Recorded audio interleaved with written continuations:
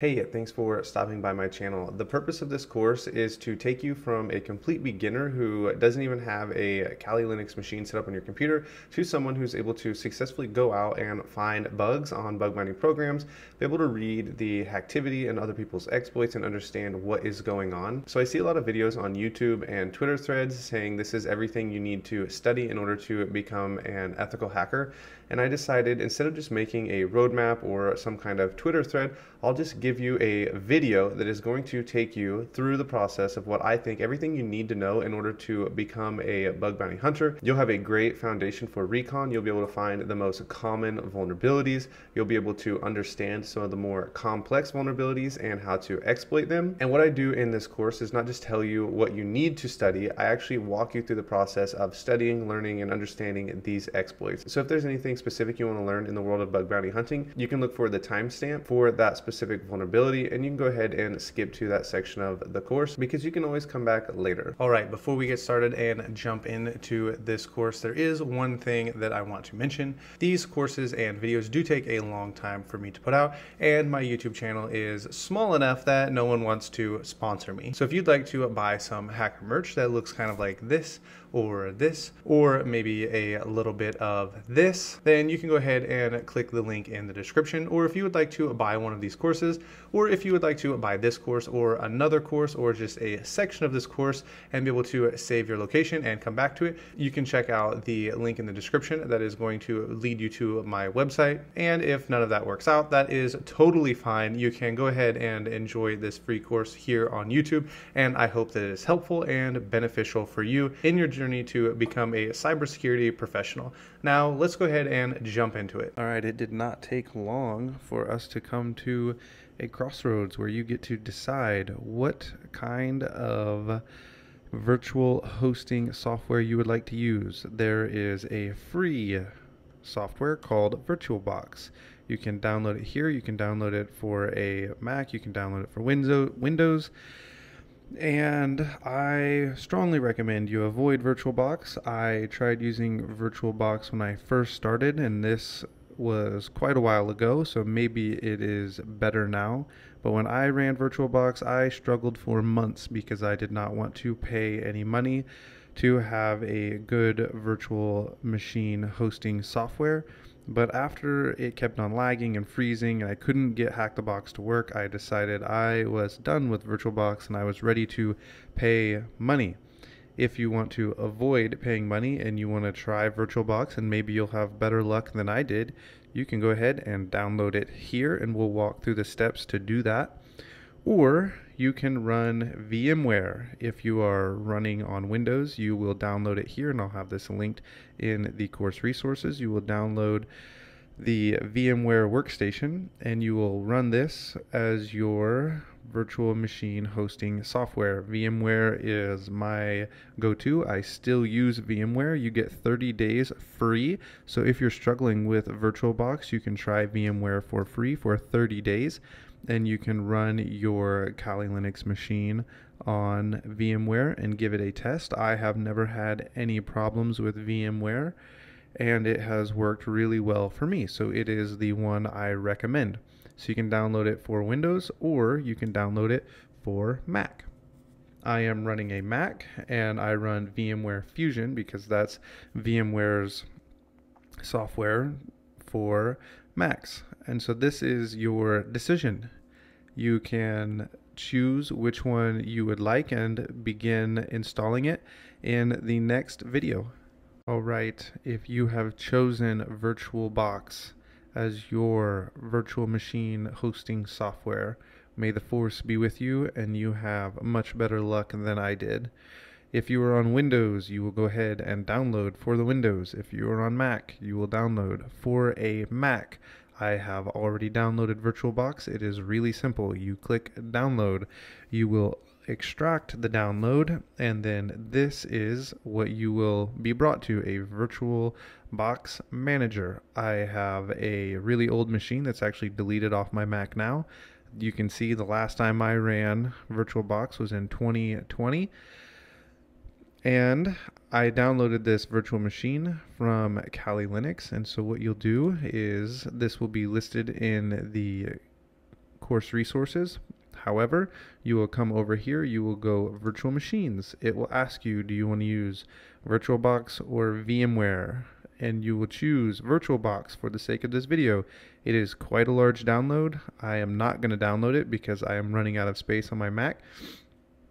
But you will hit download. It will save to your downloads if you're on a Mac. I'm assuming it'll save to your downloads if you're on a Windows as well. And then once it is finished downloading, you will open up your file that it is in. You will extract it because I think it downloads as a zip. And once you have done that and you are ready to open it, you will right click on the VirtualBox image that has finished downloading. You will right click on it and it'll say open with, and you will click open with VirtualBox, and it will bring you to this page. It might actually even try to open the machine and start it, and you can let it run and then shut it down. You'll want to shut it down because there's a few things you need to set up on it before you do within this settings tab. Okay, one thing I forgot to mention, when you launch your box or it automatically starts, you will need to click I copied it when you are prompted. It's going to ask you where the machine came from. I forget the other option. All I remember is you need to click I copied it. And if you save this machine on like an external hard drive or something, and your computer, either your Windows software or your Mac, whatever you're running, crashes, you can always grab your old virtual machine off that external hard drive, and when you put it back onto VirtualBox, it's going to ask you the same thing, and it'll ask you where the image came from, and you will select I copied it. So remember to select that. Also, you can, instead of right clicking and opening it, you can come in here and name your Linux box that you've just downloaded from Kali Linux. You can go to the place where your VirtualBox is stored and you can click on it, and then you can open it. I don't recommend that way because it is more challenging, and I remember struggling to get that to even work. It's easier just to open with, let the box start to open, either let it open all the way up, and your default credentials to log in is Kali is your username and Kali will be your password. However, shut it down once that's happened because it will begin to lag. If you don't, you'll need to come into your settings, and this will matter based on how much RAM space you have and how many CPUs. We will go over to our settings. We will want to adjust our RAM to as much as you can dedicate. I think I do somewhere around 8 to 10. I am really not sure how much I give it. I know that it's a lot, especially on VirtualBox. It's going to eat all the RAM you give it. It will also eat all your CPUs. I typically dedicate 4 to the machine. I think the one that I work on the most, I might even dedicate 8. I might even have more than that, I'm not really sure. But the more CPUs you can dedicate, especially to VirtualBox, the better, because it will use all of what you give it.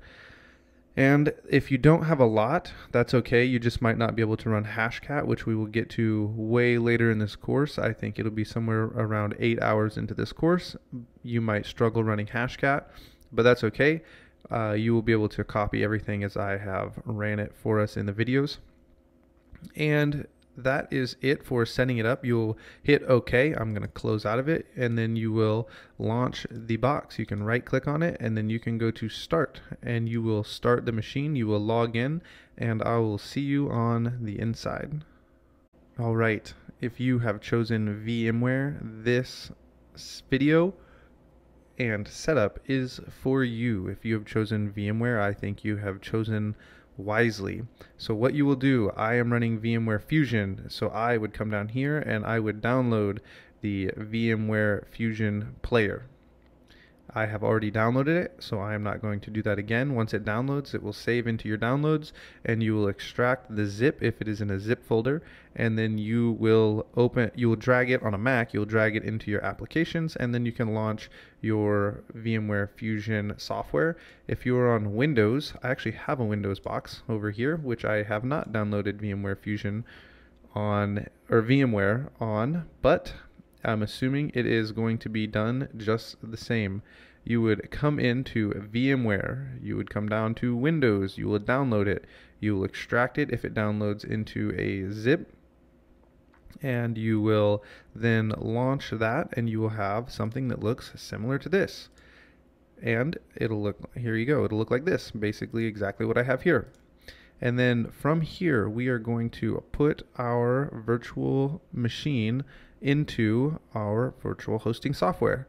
So we will go to Kali Linux. This is also linked in the course resources. We need a virtual machine, so we shall select that. If you chose VMware, you will download right here. It's 2.3 gig. I am fairly certain this is zipped, and you will need to unzip it. There's several different ways to unzip it, and you will have to go about unzipping it however you choose. Once it is unzipped, you can actually go into the downloads where it is saved, and you can just click on that unzipped image and you can just drag it over here and you can drop it, or you can right click and then select open with VMware Fusion. One thing to remember, when you open it, it's going to say, where did this image come from? And you're going to say, I copied it. It's important to click I copied it, or you will not be able to get the image to open. Now that we have the image on our box, we will want to adjust our settings. You can right click and go to settings. We will want to have our memory really high. I went ahead and just put as much RAM as I could dedicate towards it, and I have 5 processors, 5 cores dedicated to the machine as well. You will want to dedicate as much as you can spare. If you don't have a lot, that's okay. You won't be able to run Hashcat, as we will see later on. I have tried to run Hashcat with less cores and less RAM, and it will just error out and say that there is not enough space or memory dedicated to the machine, and that's fine if you don't have that. I will be able to show you all of the cracked passwords and hashes as we go through this course. But the more you have to dedicate to your machine, you will be able to faster crack passwords and hashes. But this will not be something that we encounter until at least 8 hours into the course. So you will likely forget about this, and you can just run it with however much space you have to dedicate. And with that, your default credentials, when you launch your box, you'll right click and you can resume, or it'll say start if it's in a powered off state. And your default credentials will be the username Kali and the password Kali. And with that, I will see you on the inside. In this video, we're going to talk about how to scan specific targets in bug bounty programs, as well as fuzzing our targets without getting ourselves into any trouble. I know there's a lot of interest in learning how to scan and fuzz bug bounty targets, because sometimes you'll be reading through a program's rules and it will specifically say that there is no scanning allowed. Now, there's a couple of ways to get around this, and if you watch my Shodan video, you can actually use Shodan to scan your bug bounty targets, and then you don't have to worry about anything because you're using Shodan, and that is one way to get around scanning a target and staying in the clear. Now, you can use Nmap and fuzzing tools to do this as well, and that's the purpose of this video. So we're going to go ahead and look at this, and I'm going to show you how to do this without getting yourself into any hot water and to be able to scan these targets without any issue. Before we get going too far, I want to explain to you why you're not allowed to scan these specific targets, and there's really 2 main reasons. One, the company doesn't want a bunch of bug bounty hunters using FUF, which is going to send several hundred requests per second to their server and have them get DOSed. And sometimes if you do this, you will actually get rate limited or even have your IP banned, which is why I always recommend using a VPN. But there is a way to go around this, and I'm going to show you that at the end of this video. And the second reason a lot of programs are going to tell you they don't want you scanning their network is people will use vulnerability scanners, and this is just really a big no-no. Don't use vulnerability scanners. Recently, a program went live, and then they were getting scanned so much with vulnerability scanners that they actually removed themselves from the bug bounty program. So don't use vulnerability scanners. These are the 2 big reasons why a lot of programs will say no scanning, and so just be aware of that. If you're going to fuzz for directories, make sure to slow down the amount of requests, which I'm going to show you how to do, and don't use vulnerability scanners. Now first, I want to show you how to use Nmap without getting yourself into any trouble. I've gone ahead and opened up Tenant from Hack the Box here. If you follow my channel at all, you will know this is my go-to box for web app education. And the first thing we are going to do is run an Nmap scan. So we have opened up our terminal here, and you're probably familiar by now with an Nmap scan. Now this is the typical Nmap scan that I like to run. I'm going to change the IP right here. So if you would like to jot this down, this is how I run an nmap scan if I'm doing a capture the flag, but we are not doing a capture the flag. We're going to be scanning a bug bounty program, and it's going to look a little bit different. So we still want this -A, we will want a -F, and this is only going to scan the top 100 ports. The reason I'm telling you to use the -F is because if you're new, you're probably not going to know which ports you want to look at. So I have a list of ports that I use when I run an nmap scan, because you don't want to scan all 65,535 ports. I think that's how many there are. You want to scan just a specific number of ports. A lot of networks are not going to want you going out and scanning their entire network, but it's okay to go out and scan the top 100 ports. They're probably not even going to notice, and I'll show you how to make it so that they're not going to notice and you're not going to cause any kind of intrusion, and they're not going to care. So we want to run the -F for our ports, and then you're going to want to run a -T and then a 1 or a 2. This is going to really slow down your network scan. I think that Nmap runs on a T3 automatically, and if I'm in a hurry and I just want some ports to shoot at, if I'm in a CTF, I'll run a T5. That's as fast as you can go. But if you run a T5 in a CTF, you can actually miss some ports. So if you're really nervous about running any kind of scan, you can go ahead and run a T1, and they're not going to notice that you're scanning their ports. This is going to really slow down your Nmap scan, and then this -V right here will tell you the open ports as it hits them.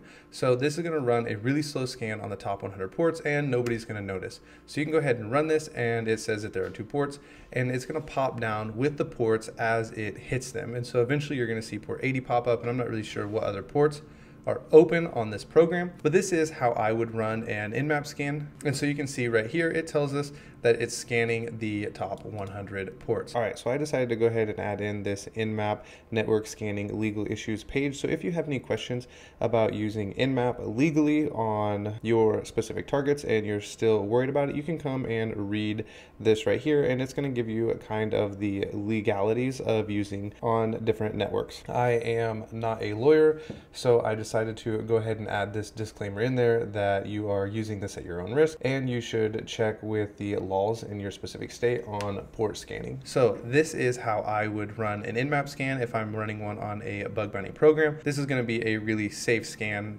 to run, and it's going to tell you the information that you want from these specific ports, which ports are open, what versions are running on your target. So you can go ahead and play around with Nmap. This is how I do it though, and now I want to show you how to fuzz for directories in a safe manner. And you may still end up getting rate limited, which is fine, especially if you have VPN. You can just switch your VPN. So we're going to go ahead and run fuff now, and this is the syntax for fuff. I'm going to show you this with this common word list right here, and then we'll go ahead and download seclist, and you can see a better word list than what is default on the Kali machine. We can actually see what we have as options here, and you will see that I'm using the FC to filter out specific codes that I don't want to see, and I think I had a 402 on here, a 403. I don't want to see the 403s, but you can leave those in if you want.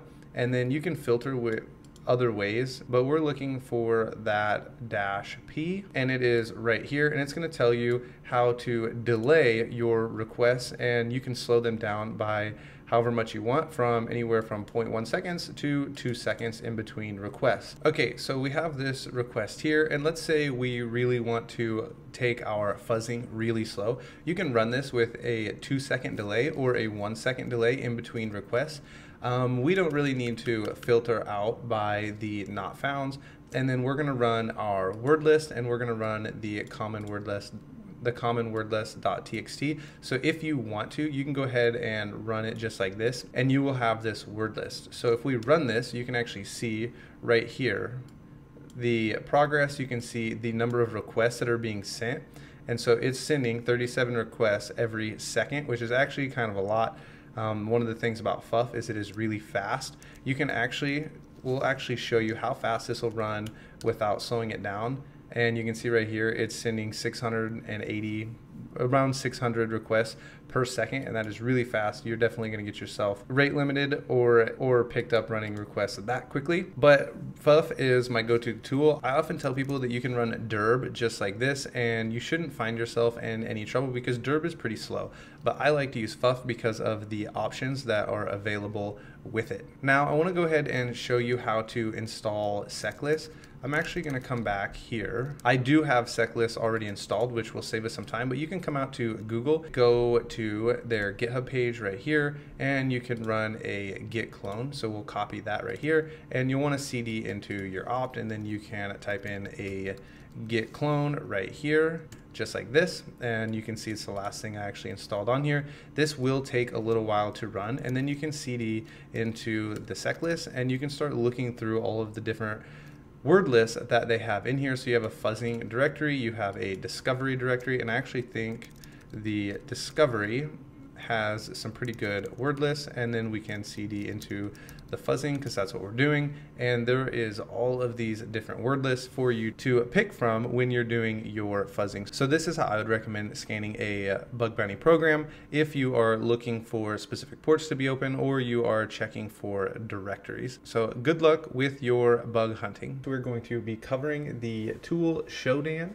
for the purpose of bug bounty hunting and searching for vulnerabilities, as well as information disclosure and how to use the tool within the command line as well as the actual browser. Shodan is an excellent tool for those who are new to the world of bug bounty hunting, or those who are timid when they read a program and it says that you should not scan a network and you don't really want to run Nmap and you're too afraid to actually scan the network. You can go check out Shodan because Shodan scans the network automatically and then stores all the information in its database. So all we have to do is know what queries to run to pull the information from Shodan and read their information from when they have crawled the network or the web browser previously, and then we have access to all of that information without having to scan the actual target, and you don't have to worry about breaking any program rules. So the way Shodan works is it actually goes out and crawls every single device that is connected to the internet, whether it be your thermostat, your refrigerator, or your web security cameras, and it'll see if there's any vulnerabilities. It'll store the information such as the software that is currently running on it, and if it has any vulnerabilities, it is now open to the web and anyone can access your information, your thermostat, your refrigerator, your webcam, or even your printers. If they have any vulnerabilities, then the whole world will know it because all they have to do is query that specific version, such as WordPress 1.4.7. And if you have a web application that is running that specific WordPress version, the whole world is going to know it because there will be a CVE on it and you will be open to a potential attack. So the way Shodan works is it just crawls all of the internet and stores all of the information that it can possibly grab for anything that is connected to the internet. So what we're going to do in this video is run queries on Shodan, but because we're going to be doing this with a free account, you're only going to be able to run a very limited amount of commands or scans. If you're actually wanting to use the Shodan scan feature, you're going to actually have to pay for it. I think it's $70 a month, which is kind of steep. I personally would rather just scan it myself with Nmap and look at the ports I specifically want and read the information that comes back that way. But I know that some of you would probably rather just pay the $70 a month and have access to the monitoring feature that we're going to cover a little bit later on. So typically when I think of the people who are going to enjoy Shodan the most, I often think that black hat hackers are going to be the ones who love Shodan the most because it stores all of the different version numbers, and if a new CVE comes out and somebody says, okay, we have this vulnerability to this specific software, they can just scan all of the internet and find out what devices are running that specific software because black hats don't really care. They can just attack anything. But this can also be helpful for bug bounty hunters as well, because if a new CV comes out, you can go out the same way as a black hat would and say, Shodan, show me all of the devices running this specific software that are vulnerable to this CVE, and then you can download all of those devices and look through them to see if there are any web applications that are running that specific software, and then see if they have a bug bounty program and report it. This is going to be kind of tedious, but it'll be really easy bugs to find and vulnerabilities to report, because all you have to do is read the downloaded file and look for open bug bounty programs on those specific web applications. So an example of Shodan being used in a really massively way, kind of for an unethical purpose, can be seen on Darknet Diaries. I forget the name of the specific episode. I think it came out a couple months ago, and the guy goes by the hacker Giraffe, where he actually used Shodan to look for vulnerable printers, and he printed subscribe to PewDiePie to over 50,000 different printers. He was able to do this really easily and really quickly because he was able to just use Shodan to look for vulnerable printers. And so in that episode of Darknet Diaries, I think you can just look up Darknet Diaries Hacker Giraffe and listen to it if you want. All that guy did specifically was go to Shodan and look for vulnerable printers, and it seems like that's kind of one of his go-to tools, is to go to Shodan, look for some vulnerable software and then look at all of the devices that happen to be vulnerable to that specific software or CVE. So let's go ahead and jump into it. Here we are. I have gone ahead and opened up a terminal, which you will want to do. And then you will also want to go to shodan.io. I'm already logged in. You'll click login over here. I personally just log in with Google. And this is a non-paid account, so we are going to be looking at basically the exact same setup that you're going to have when you first open up Shodan. The first thing we're going to do is be using Shodan from the terminal. So if you just come in here and type in Shodan and hit enter, you're going to get a bunch of options. Now these options are going to be default, and Shodan should already be installed on your Kali Linux machine. So I'm not going to actually walk you through how to install Shodan because we're going to run it straight from here first in the terminal, and then we'll go through and actually check out the browser version later on. I've decided to show both the terminal and the browser because there are some people who really like running things straight from the terminal, and you'll be able to play around with it and figure out exactly what you like. And then there are other people who like to have a graphical user interface and they'll like the browser version better. And so what we're going to do is go ahead and initialize our Shodan for the terminal, and you can see this right here, this init. So we're going to end up running a Shodan init, but we also need to have our API key. So you'll want to go ahead and log in. So you'll want to go ahead and create an account and log into Shodan just like this, and then you will click account and you'll be able to grab your API key right here. So we'll copy this and come back to our terminal, and we're going to type in Shodan init, and then you will paste in your API key and hit enter, and it tells us that it has successfully initialized. And now we are ready to start making some Shodan queries. So the first thing we can do is just run a Shodan info right here and see what it tells us about our account. So we can type in Shodan info and then hit enter, and it's going to tell us we have 0 credits available and scan credits available, and that is probably because I have already ran some queries with this over here on the website, but it's not really going to make a difference. I'm going to show you how to run these queries. I just might not get the results back that you will. Every time you make a request, whether it is over here on the actual browser or it is inside of the terminal, it is going to use one of the credits that you have, but you can always pay and subscribe to Shodan and have more credits. Most of the bug hunters who are successful will have a paid subscription to Shodan, and they really like using Shodan, and we're going to cover why it's helpful. But personally, a lot of the stuff you're going to be able to get on Shodan, you can find your own self by running some different tools, which I've covered on my channel previously, but that is not the purpose of this video. So the second thing I want to show you is often when you want to run something, like let's say we want to run this Shodan scan right here, what we can do is we can run Shodan scan and then a -h, and it's going to tell us the options for the actual scan right here. So you can run a Shodan -h, and then you can run the Shodan scan -h, and it's going to tell you the list of commands that you can run with each one of these commands that comes first. So when you're using Shodan, it'll be really helpful for you to know that you can run the -h with each one of these so that you know exactly what you're going to be getting back and exactly how to get the information that you want in the future. And a lot of your understanding from these right here is going to come from playing around with them and reading the documentation and just pressing the -h on each one of them and figuring out what exactly they do. So one of the first ways to check out Shodan is we can just say Shodan and then count, and then we'll say WordPress. And when you run this might not work for me because I don't have any credits, but when you run something like this, you can see that we just want to count the number of results for this search. So what will happen is Shodan will go out and count all of the servers that it has in its database that are running this WordPress right here, and it actually did tell us. It tells us that it has 52. But if you wanted to run something a little more specific, I spelled that wrong. That makes more sense.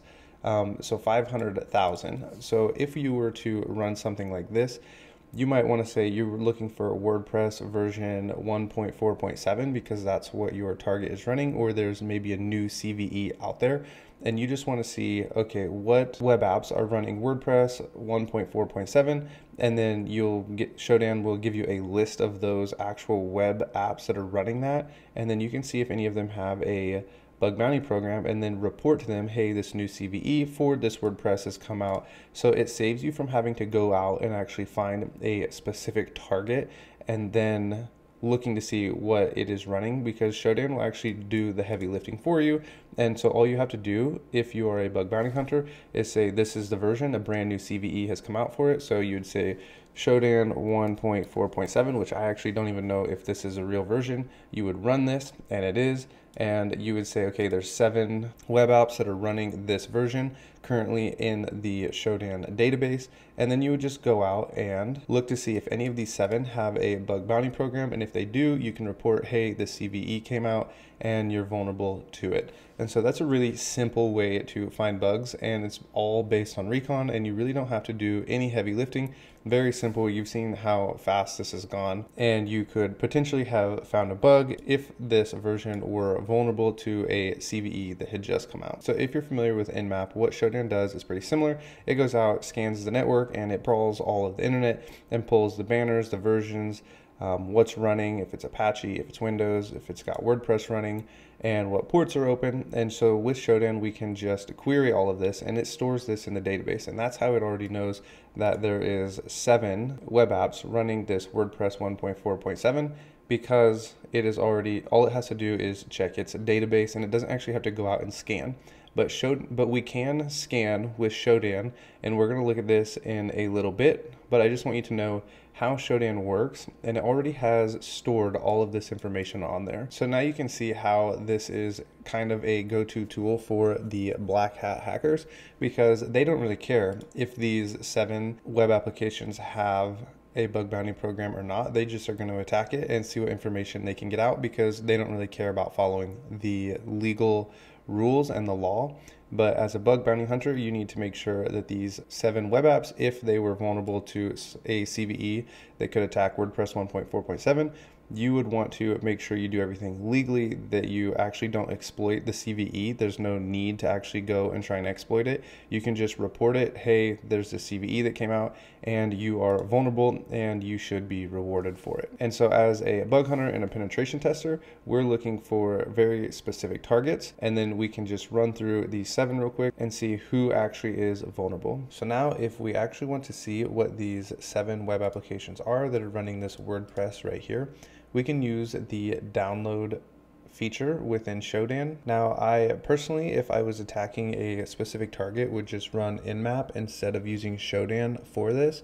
But I want you to be aware that you can actually pull down version numbers of web apps with Shodan itself. But personally, I would run Nmap just to grab the banners and the version of a specific target.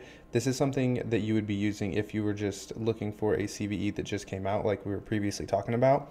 And we would use the download function for this. So we would just grab Shodan, and then we would say download, and then we're going to download the file as, let's say, WordPress file.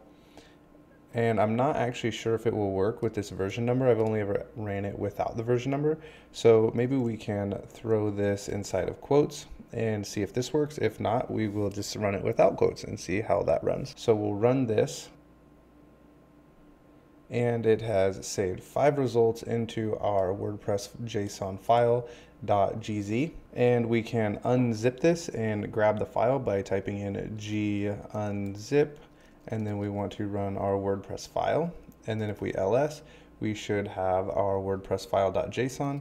And I do not have gedit installed because this is a new machine, and if you don't have gedit installed either, you can sudo apt update, and I've already done a sudo apt update recently, so I'm going to sudo apt install gedit, and this will only take a second to download. And now we can gedit our WordPress file right here, and we can look at the contents, and this looks really messy. So what you can do is actually just copy this, hit a Command A and a Command C, and then we can come over here and we can just type in beautifier like this. And we can just click on the top one and see if it will work for us. Paste in the JSON for us, and type, you can click beautify, and now we have our results right here. So it actually looks the same over here. It actually didn't make any difference. So maybe this one doesn't work for us.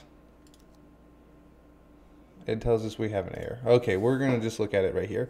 So you can actually see right here, you get a hash. You are told it's from Shodan. It'll tell you the region from where the web app is coming from.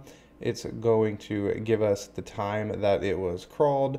We get the server that it is running on.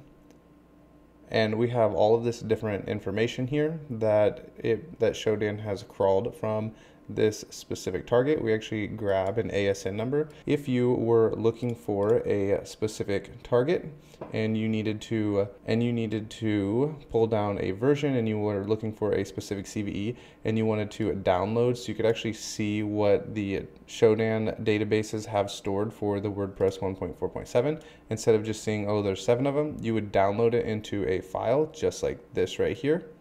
And then you would unzip it, and then you can gedit and actually look at the contents of the file and find the servers and the subdomains, the URLs, the AS numbers, and there's a lot of information in there that's going to be really helpful for you in your recon phase if these targets are actually vulnerable and they do have a bug bounty program. So one of the other things you're able to do with Shodan is to run an IP address on the Shodan crawlers. And so one of the ways to grab an IP address, so one of the ways you're going to be able to find the IP address, there's several different ways that are going to be really easy.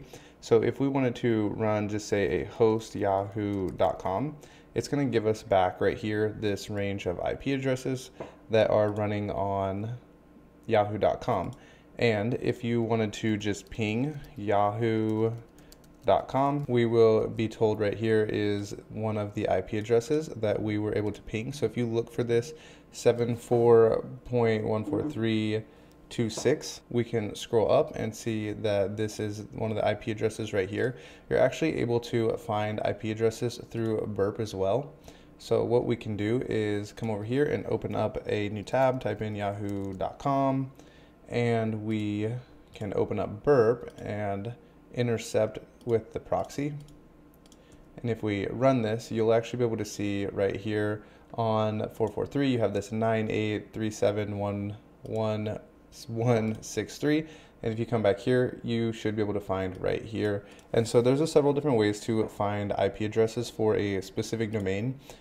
I'm actually going to close out of this, but this is one way to do that. And then you can just type in Shodan, and then we would type in host, and then we can grab one of these IP addresses that we just saw and run it within Shodan, and it's going to give us some information right here. It's going to tell us that this port 80 is open and port 443 is open, and it'll give us other information. If you specifically want to look for an SSL certification, you can find those, and it's going to tell us it's running these different versions, and you can go check to see if these SSL versions are out of date or what you can do with these within your recon phase. You also get these other host names right here that can be associated with IP ranges, and you can run a Shodan host with an IP range, and it's going to pull down a bunch more information for you within the entire range. It'll give you all of the ports that are open with the IPs. And so the difference here between what we're able to find between Google and Shodan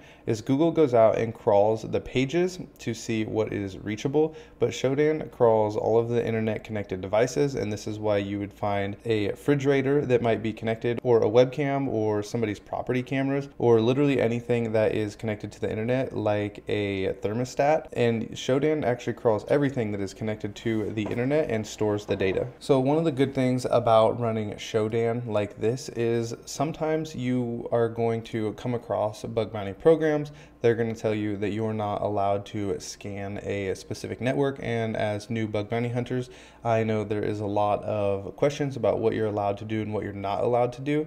And so Shodan is a great way to scan a network without actually scanning a network, because Shodan already has stored all of the information that you're going to be looking for, and you just have to go out and find it. You have to know what commands to give, such as this one right here, if you're looking for open ports. I personally would rather just run Nmap with the ports that I want to find, such as port 22, port 80, 443, 1443, 3389, or whatever other ports you might come across. But I would rather run Nmap with specific ports, but I know there are some people who really worry about this, and Shodan is a great option, such as this Shodan host right here, to grab other domains. You can grab subdomains, and you can scan for ports and IP ranges. And so this is an option if you're worried about scanning a target in order to grab subdomains and open ports. And what I like to use for running subdomains is AMAS, and I'll go ahead and link my AMAS video in the description if you would like to learn more about that. So let's go ahead and look at scanning a host instead of just looking at this right here, the Shodan host.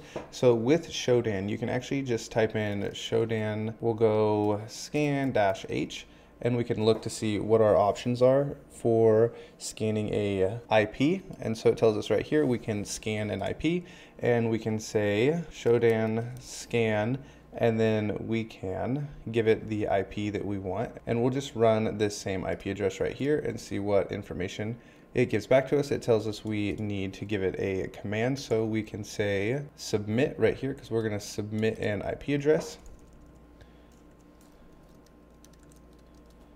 It tells us that I don't have any credits to actually run this scan submit, so I would need to actually go and pay in order to get my API key right here, some credits, but I am not going to do that. So this is another way to go ahead and scan a network or an IP address to find what is open and do a little more recon with this. You can also go out to, I can't ever remember what it's called, Hurricane Electric, I think it's bgp.he.net.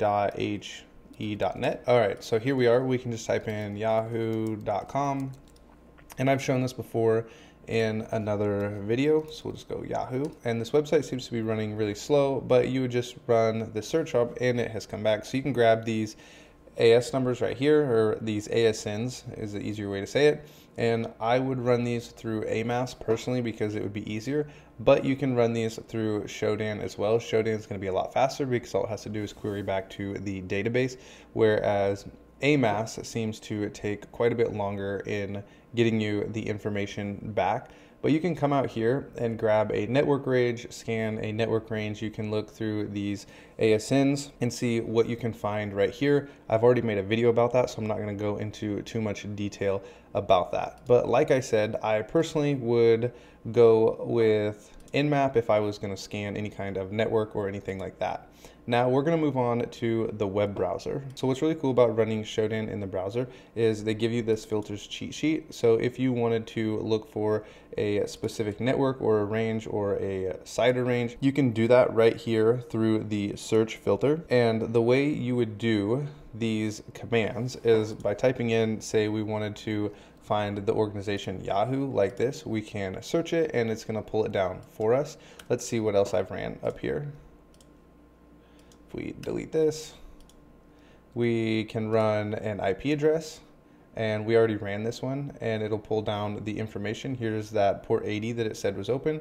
Here's port 443, and it has grabbed us all of the banners right here, and we can read through them and see what is running. You can also download the reports from here as well. One of the cool things about running through the browser is you can actually look for sensitive information disclosures if you just continue to look through here, and you'll need to read through the cheat sheet. And I would also recommend reading through like their documentation, because there's way more examples that you're going to be able to use. So if we wanted to look for something that's running Apache with a specific Apache version, you could look to see if you're able to run, maybe there is a Apache 1.7.4 that actually has a vulnerability. You can come up here and you can just type in the product Apache with the version number and see if you're able to find any vulnerabilities for that Apache version, just like this. And you would run through here and say, okay, these people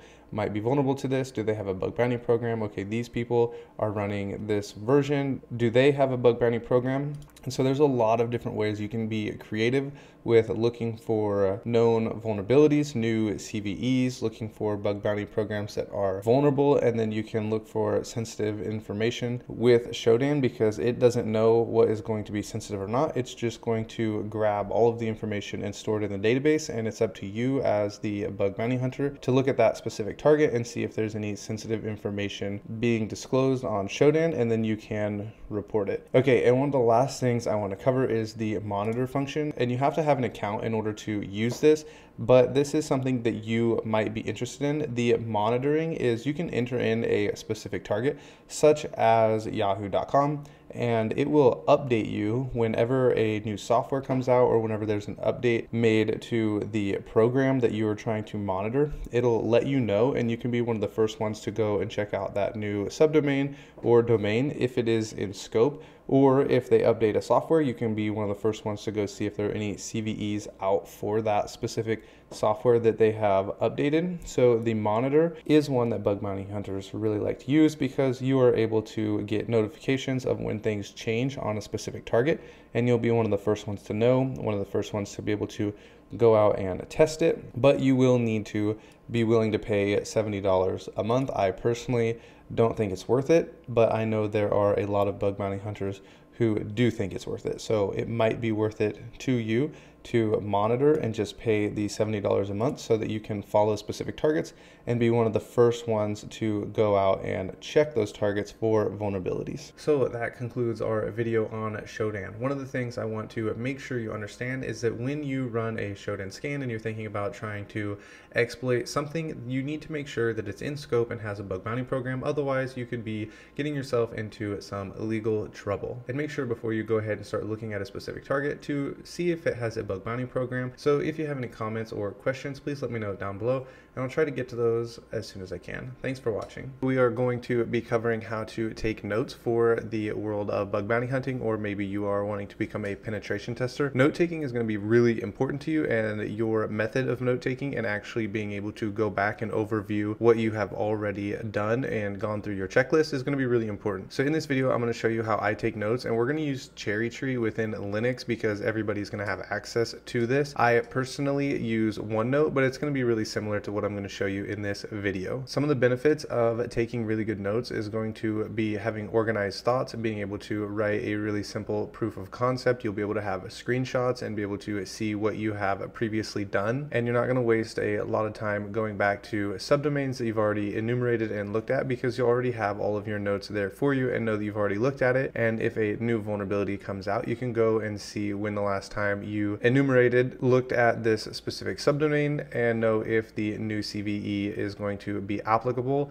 to this specific domain and the software that's running on it. So with that, let's go ahead and jump into it. So here we are on our Kali Linux machine. We can come up to the little drop down menu and we can type in Cherry Tree, and it will be automatically installed if you're running Kali Linux.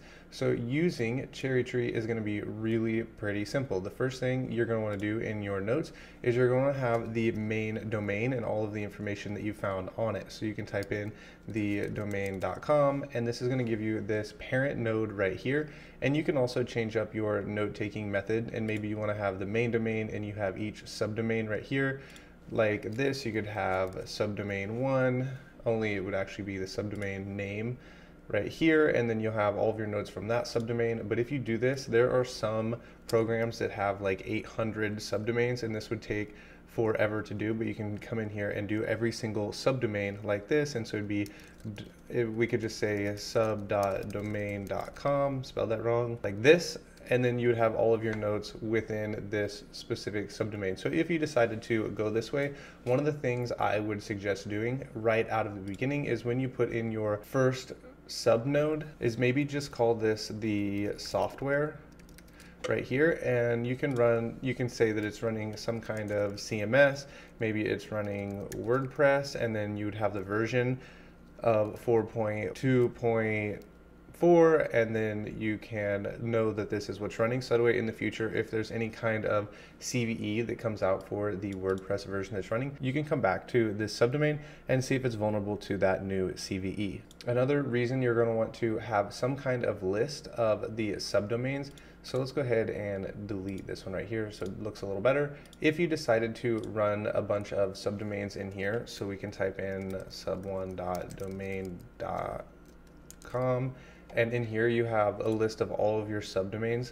You can have actually subdomains in here within this specific thing that you're looking at. So in here we could say software, and you can see how this is going to organize our research for us. And inside of the software in here, you would put your WordPress and then the version that it is running. So these are a couple different ways to kind of organize your notes. And another way to save time instead of actually going through and typing all of this out is on this box I already have Wapalyzer installed, so I could just we can come to the browser and type in like google.com and open up Wapalyzer to see what information is there. And now we could open this up right here, and I could just screenshot this and pull that screenshot over to my Kali machine, and then I can put it into Cherry Tree. So I could grab this and pull it over and put it into Cherry Tree. I actually don't have this specific Kali box set up to do that, so it's not going to work for this one.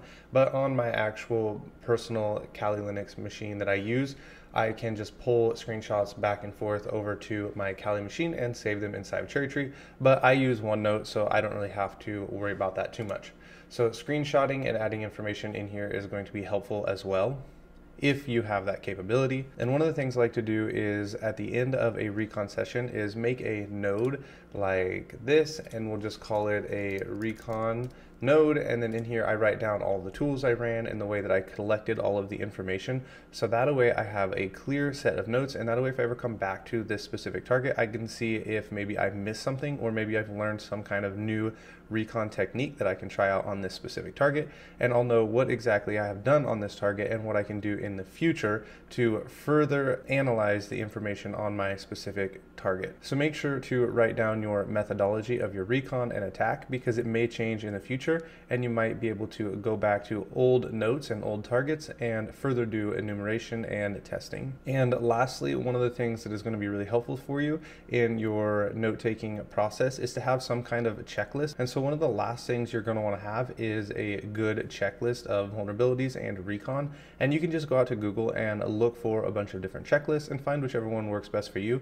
Maybe copy, paste it, and put it into a Word document and modify it and make your own. But in the meantime, you can just Google bug bounty checklist and click on one of the checklists and then look to see what is in here, and you can follow their recon. Maybe there's something in here you don't like. I used to use HTTP probe, but I decided I actually like going out and checking things manually, so I don't use this anymore. But it would be helpful for you to have something like this, some kind of checklist, so that way you don't miss any bugs or vulnerabilities or maybe hidden subdomains that you would have otherwise missed without a checklist. So this will be really helpful for you as you're working on your recon skills in the future and developing them. So there's a lot of ways to take notes. I showed you Cherry Tree only because it's in Kali Linux, and everybody who is going to be running a virtual machine is going to have access to Kali Linux, and they're going to have access to Cherry Tree. But I personally use OneNote, and maybe there's something else out there that you like to use. All right, we are going to look at a URL real quick and look at the different parts of the URL just so you can get an understanding of what is going on when you look at these. It's really important in your recon phase to be able to know what URLs look interesting that you can copy and paste into your notes so that you can come back once you have finished your recon phase and actually start testing. So I've gone ahead here and just typed out a basic example, and you're probably all familiar with the HTTPS and the HTTP protocol, and it is labeled as the schema. The www dot is not always there. This is labeled as the subdomain because sometimes this could be a subdomain listed as sub.domain, and so this is actually a subdomain, but that is the same thing as the www dot. And so right here we have the domain name, which would be like google.com, and I'm not really sure why the .com is actually listed as the top domain level, because you can use in here like .uk, .fr, for different countries, a .net, a .org for an organization, and it's still called the top domain level, but that is this portion of the URL. So all of this is pretty basic. You can fuzz this right here, the subdomain, and the most popular subdomain fuzzer that I can think of is wfuzz. I'm sure you can use other fuzzers, but wfuzz is one that seems to work really well for me when I'm doing a subdomain fuzzing. And then right here is when we start to run into the path or the location to the contents is how I have it labeled here.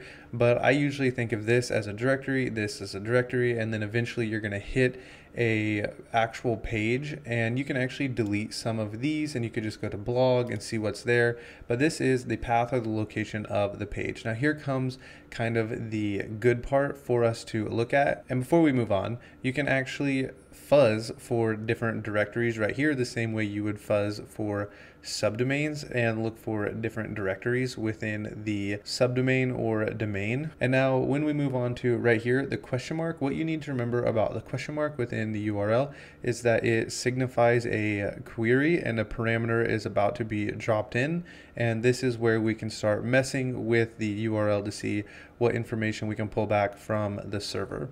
So you can try and look for an LFI, an RFI, an SSRF, and actually right back here you can look for directory traversals, but you have a parameter. Usually it'll be labeled as something other than parameter. One of the ones that automatically throw up a red flag for me is when I see a parameter that says URL and then this query. You're going to look to see if this is querying the actual server itself, and if it is, you can start to look for a server-side request forgery or something along those lines. But let's say this just has like an ID right here of 42, and you can go ahead and start changing this 42 to other numbers and see what information you can come back, and maybe see if you can access some information that you're not supposed to. So this is a URL, and one of the reasons I wanted to show you this is because when you're in your recon phase and you're not yet testing, to remember to save URLs that look really interesting to you with different parts that you're able to change or fuzz that you think might pull back some information that you should not have access to. In this video, we're going to talk about how the DNS works, or the domain name server. So if you decide you want to type in something like google.com, how does your browser know where to go and find the Google IP address to resolve the web page to you? So I Googled how DNS works and had to go through a few pages before I found something that was actually good for an example, and I thought this was a really good example, so we're going to go ahead and walk through it. So you have a person right here who types in a domain right here, and they type in dnssimple.com, and it will check the web browser's cache, which you will see right here on your local machine, to see if you have visited this page before. So if you ever go to facebook.com and you're logged in the future, next time you go to facebook.com, it automatically logs you in because you have stored your session and cookies in your cache on your actual browser, so it will automatically log you in. But if you log into facebook.com using Firefox and then you go to Chrome and you try to log into facebook.com, you're going to have to re-authenticate because it doesn't have that stored in your browser cache. So the first place when you type in a web address, it is going to go to the web browser to see if it's stored in the cache. And before we move on, here you can see right here, google.com, they have an IP address for that. The reason you have actual domain names attached to IP addresses is because it's easier for us to remember a domain name such as Facebook rather than a string of numbers for facebook.com or a bunch of other web apps. We just remember we need Google. We don't need to remember this string of numbers right here. So the purpose of a domain name is to give you an easy way to remember the contents of a specific IP address, which is going to resolve to either Google or Facebook or Wikipedia, as you see right here. So that is the purpose of the domain name. So after your browser tries to gather the information and it's not able to, we can go to the next page, and it shows the packets moving out to the ISP server, which is going to be your internet service provider, which we're told right here. And it's going to ask, how do we find this website? And it is going to tell us that the root server knows where to find the location for the .com TDL, and we've talked about the TDL before. It is the top level domain, which can be .com, .org, .edu, .uk, .fr, and many others. So those will be the top level domain servers, and it's going to tell you to go out to the root server, and the root server is going to give the information back for which TDL server you are looking for that's going to contain the information you want. So if you want the .com TDL or if you want the .org TDL, and the root server is going to pass the information on to the next server in line to give you the information. So here we are at the root server, and our packets are going to make the request, and we're going to be told that it doesn't know where to find dnssimple.com, but it's going to be able to tell us where the TLD is located, and it's going to send us on our way. So you can see here is root, and here are the TLDs, and it's going to send us to the right one. So before we move on too far, if you're wondering how this would work with, say, something like the Tor browser, my understanding of how the Tor browser works is that it's going to encrypt all of your data so that the ISP isn't actually able to track the web application that you are trying to reach, and the Tor network opens up a bunch of nodes for your encrypted data, and it doesn't actually go through this process until after it has reached the exit node. And that is how your ISP, your internet service provider, is not actually able to track where you are sending your requests to. And the same thing would work with a VPN as well. So on to the next page, and it gives a little bit of a history that we don't really care about on the TLDs. And finally, we make it to the .com TLD, and it's going to say here is the name server 1 and the name server 2, name server 3, and name server 4. I'm not actually positive, but I think all domains will have 4 name servers. So if you host with Cloudflare or Google domains, and I'm pretty sure with any other hosting companies, you're going to have this NS1, NS2, and you're going to see this when you're actually setting up your domain to resolve to a specific IP address. So it's going to send you to the name server at this point, and you get sent on your way to the next page. And here you make it to the NS1, and the NS1 says, I can give you the IP address, and then you get the IP address and you're able to resolve to that specific IP address that you queried in the beginning, such as google.com. So I hope this made sense. If not, you can watch it again, or you can read through this. You can see the URL is right here for you to go to, or you can Google around and read maybe something else that explains to you how DNS works if this was too confusing. And if not, you don't necessarily need to know all of this information to move on into the world of ethical hacking, but I thought it'd be helpful for you to understand how the web works. Alright, in this video we're going to cover a tool that is called Dig, and it will check for zone transfers. You're going to hear about zone transfers. It is a great way to find additional subdomains. You can use FUF and GoBuster and WFuzz and try and brute force for subdomains and use Sublister, but you can also use Dig. It's really quick, and if there are any subdomains, it's really helpful tool because you'll find them right away.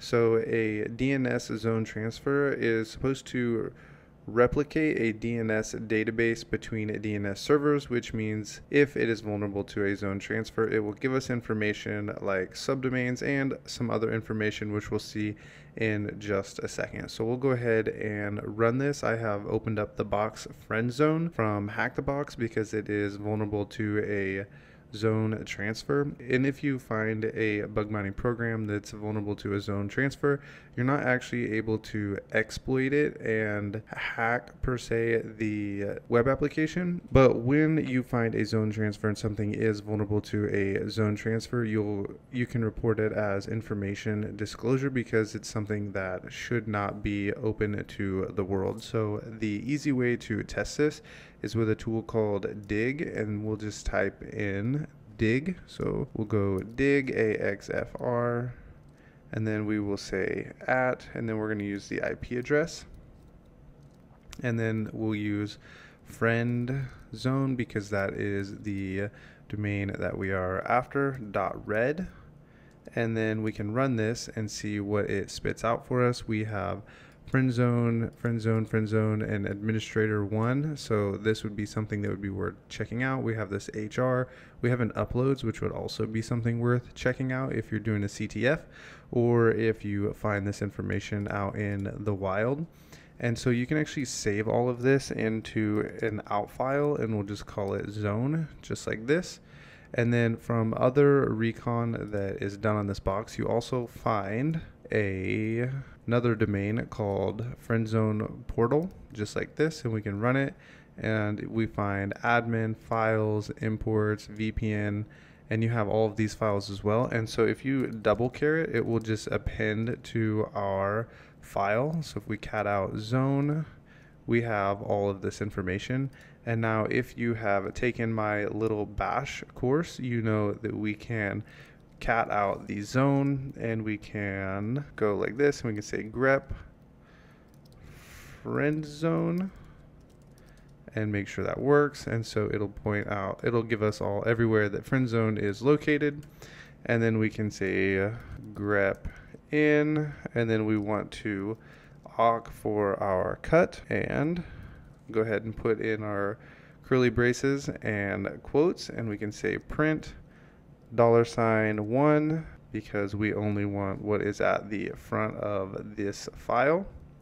And then we will see what happens. Yep, that's what I thought was going to happen. It gives us what we want, and then we can say sort -u, and this should get rid of our replications right here, and it does. It sorts it out for us, and we get rid of a lot of the repeats. And now you have this nice little happy file with just the subdomains that we have pulled down from the zone transfer. So zone transfer is something you should always look at, and if you're in a hack the box, you might have to add more of these to your Etsy host file. But out in the wild, these would be really good targets to go ahead and try to attack and find exploits on.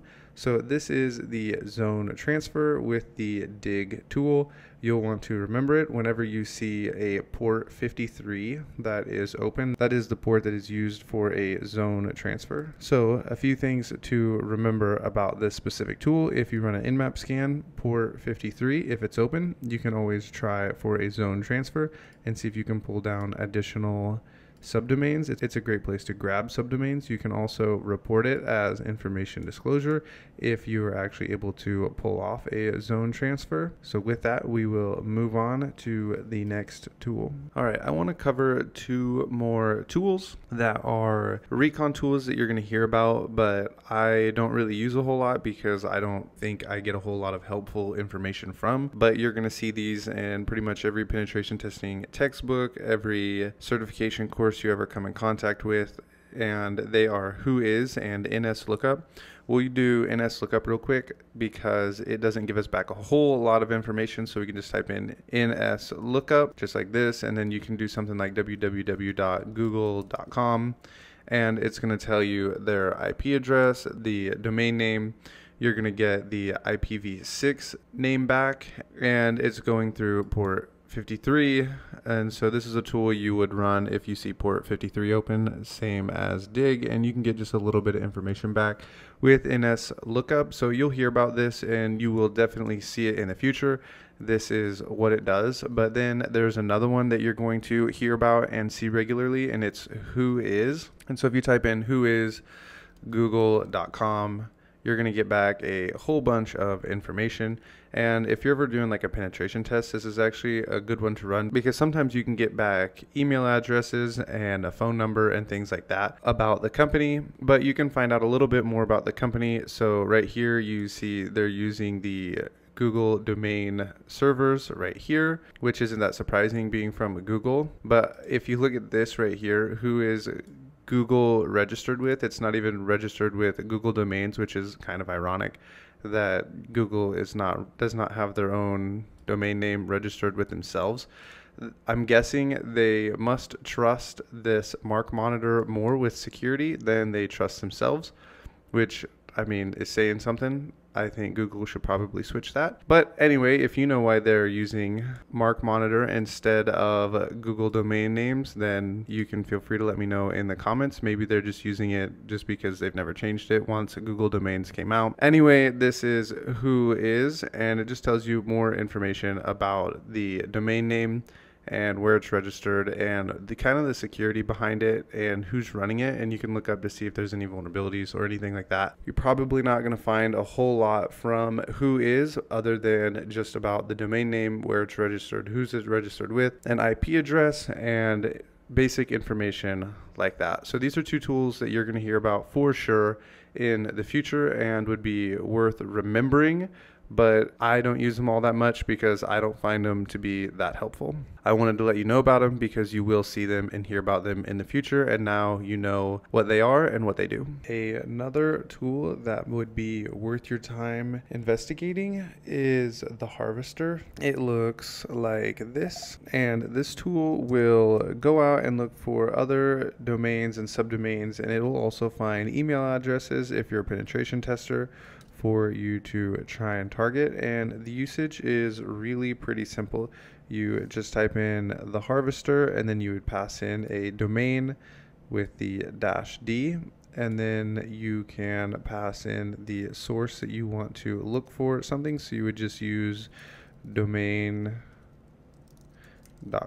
and then let's say we wanted to use Google, you can put in a -b and then google.com or any of these other options down here for the source, and it will go out and it will try to look for domains, and it will scrape all of these search engines for subdomains, email addresses, and things of that nature. So the Harvester is a penetration testing tool that you're going to hear about from time to time, and it's one to be aware of and know that it exists. You're probably not going to use it in any pursuit of certifications or CTFs, but it is a really great recon tool and one you should know about and be aware of. I'm going to be looking at CertSH. I've gone ahead and pulled it up here. This is actually the second time shooting this video because I forgot to press record the first time.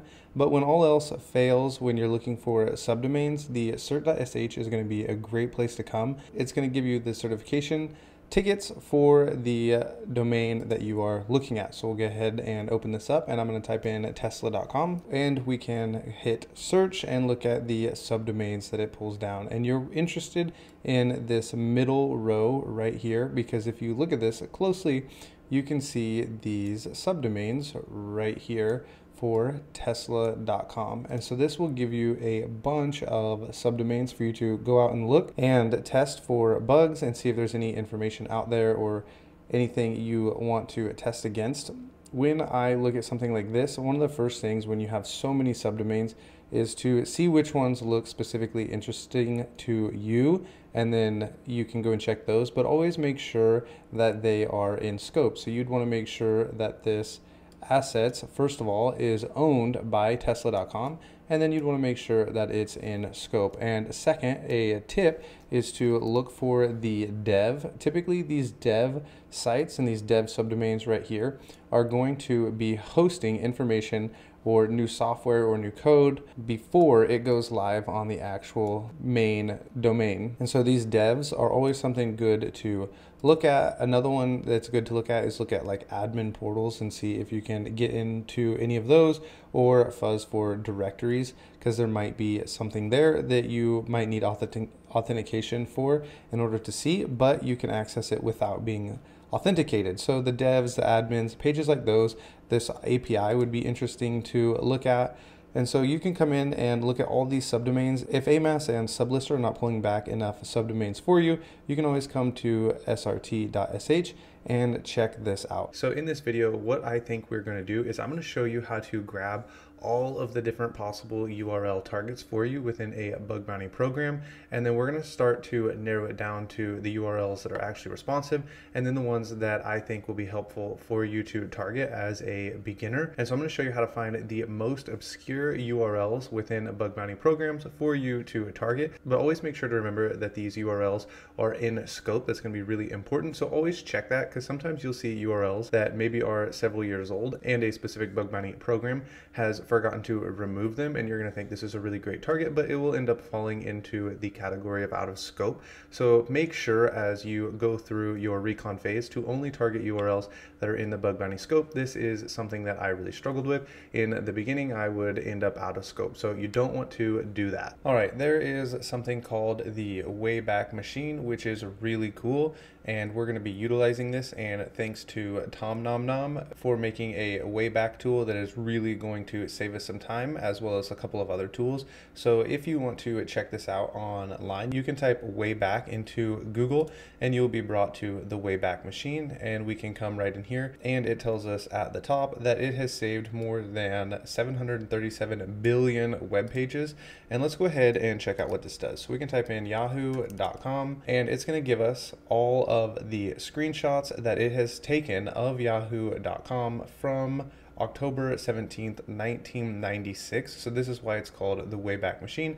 And it doesn't just take screenshots, it'll actually store the URLs, and you can go back and check out the timestamps, and it'll show you what the web page actually looked like at that time. So if we click back here to the year 2000, and let's say we want to open up February 29th, 2000, we can do this. So we'll right click, say open in new tab, and it's going to render what that page looked like for us from its archive, which is pretty cool. And so this is what the main page looks like, and some of the HTML might not render quite right, but that's okay. So we just really want to grab the URL and a lot of the links that were available at that time, just in case they are still being hosted on our specific target and they have not removed them, which does happen. Programs and companies will be hosting up specific subdomains, and then after a while that subdomain is no longer in use. And this is really common with blogs on large companies. Say that PlayStation comes out with a new video game, they'll create a subdomain all about that video game, and then they will forget about that video game, and years pass by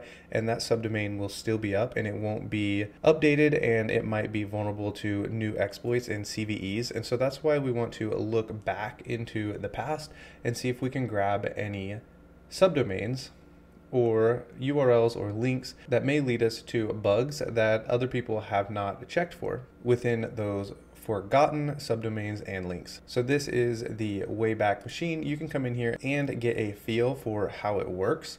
And now we're going to go ahead and install the Wayback tool by Tom Nom Nom. So what you will do is come to Google, and you're just going to type in Wayback Tom Nom Nom, and it's going to be the first tool here for us. And we're actually going to have to install the Go language before we're able to install this. So what you can do is open up a terminal and come in here and just type in Go, and if it doesn't turn green, then you do not have the Go language installed. So what we're going to need to do is run a sudo apt update just like this and let this update. And if yours doesn't update or gives you some kind of warning, you might have to run a sudo apt upgrade and then run the sudo apt update. So now that we're all update, we can run sudo apt install go lang like this, and we'll say yes. And now if we type in Go, it should turn blue for us or some other color, meaning that we have the Go language installed. So we can come back to the Tom Nom Nom site, and we can just highlight this, and it's going to, and we can just copy this right here, and it's actually going to install the tool for us. And I think it installs it in the directory go/bin. So I'll show you that in just a second. We can paste this in, and I think we're gonna have to run this as a sudo. Okay, so when I ran it with sudo, it didn't work for me. So when it actually installs the proper way, it's gonna run just like this, and you're gonna see nothing in the output. And then what you're gonna wanna do is cd over to the go bin, and it's gonna look like this. Then you'll hit enter, and you're gonna automatically come into the directory like this. And then if you ls, you're gonna see the Wayback URLs within the file here. And the way we're going to run this is with this // and then the name of the tool that we want to run. And just so you can see what it looks like, you can run a -h and see the output here. Okay, so my other VM was freezing, so I went ahead and opened up a new one, which is just fine. It will all work the same. So I went ahead and installed it on this new machine, and you're going to find it in the Go bin. And so if I run an ls, you're going to see I actually have a couple other tools in here, but I'm going to show you how to install those in just a second. But this is the tool you just installed right here. So the way we're going to run it is really simple, but first we need to create a target domain for us. So we're going to gedit, and I'm going to gedit yahoo.txt.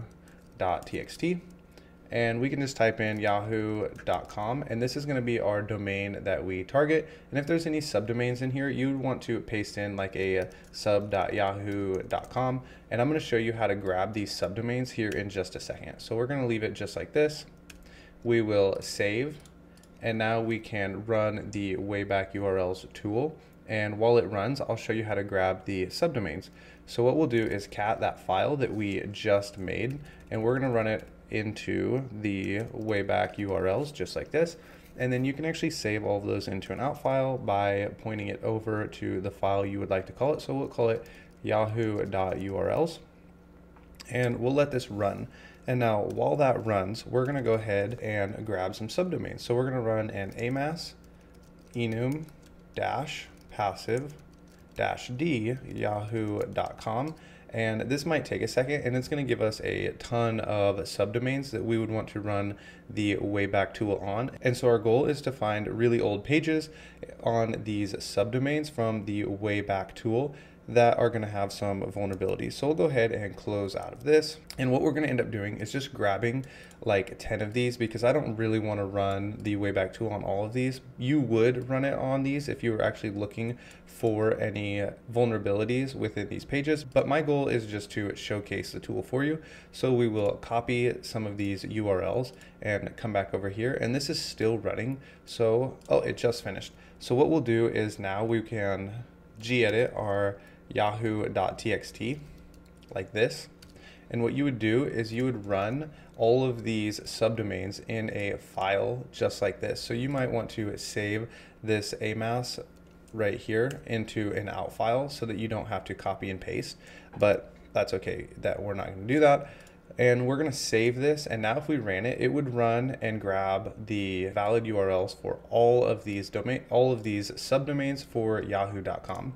So now that we have that saved, what you would do is you would run this the exact same way you did right here, and it would run this Wayback Tool on all of those subdomains that we just put in that file, and it would save them over here in the URLs for us. So what I want to show you is if we run a word count right here on this yahoo.txt, it's going to show us that's the file that we made. So we'd want to run it on the URLs, and it'll show us that we have more than 128,000 valid responses from the Wayback Tool, and we don't necessarily want to visit all of these 128,000 URLs.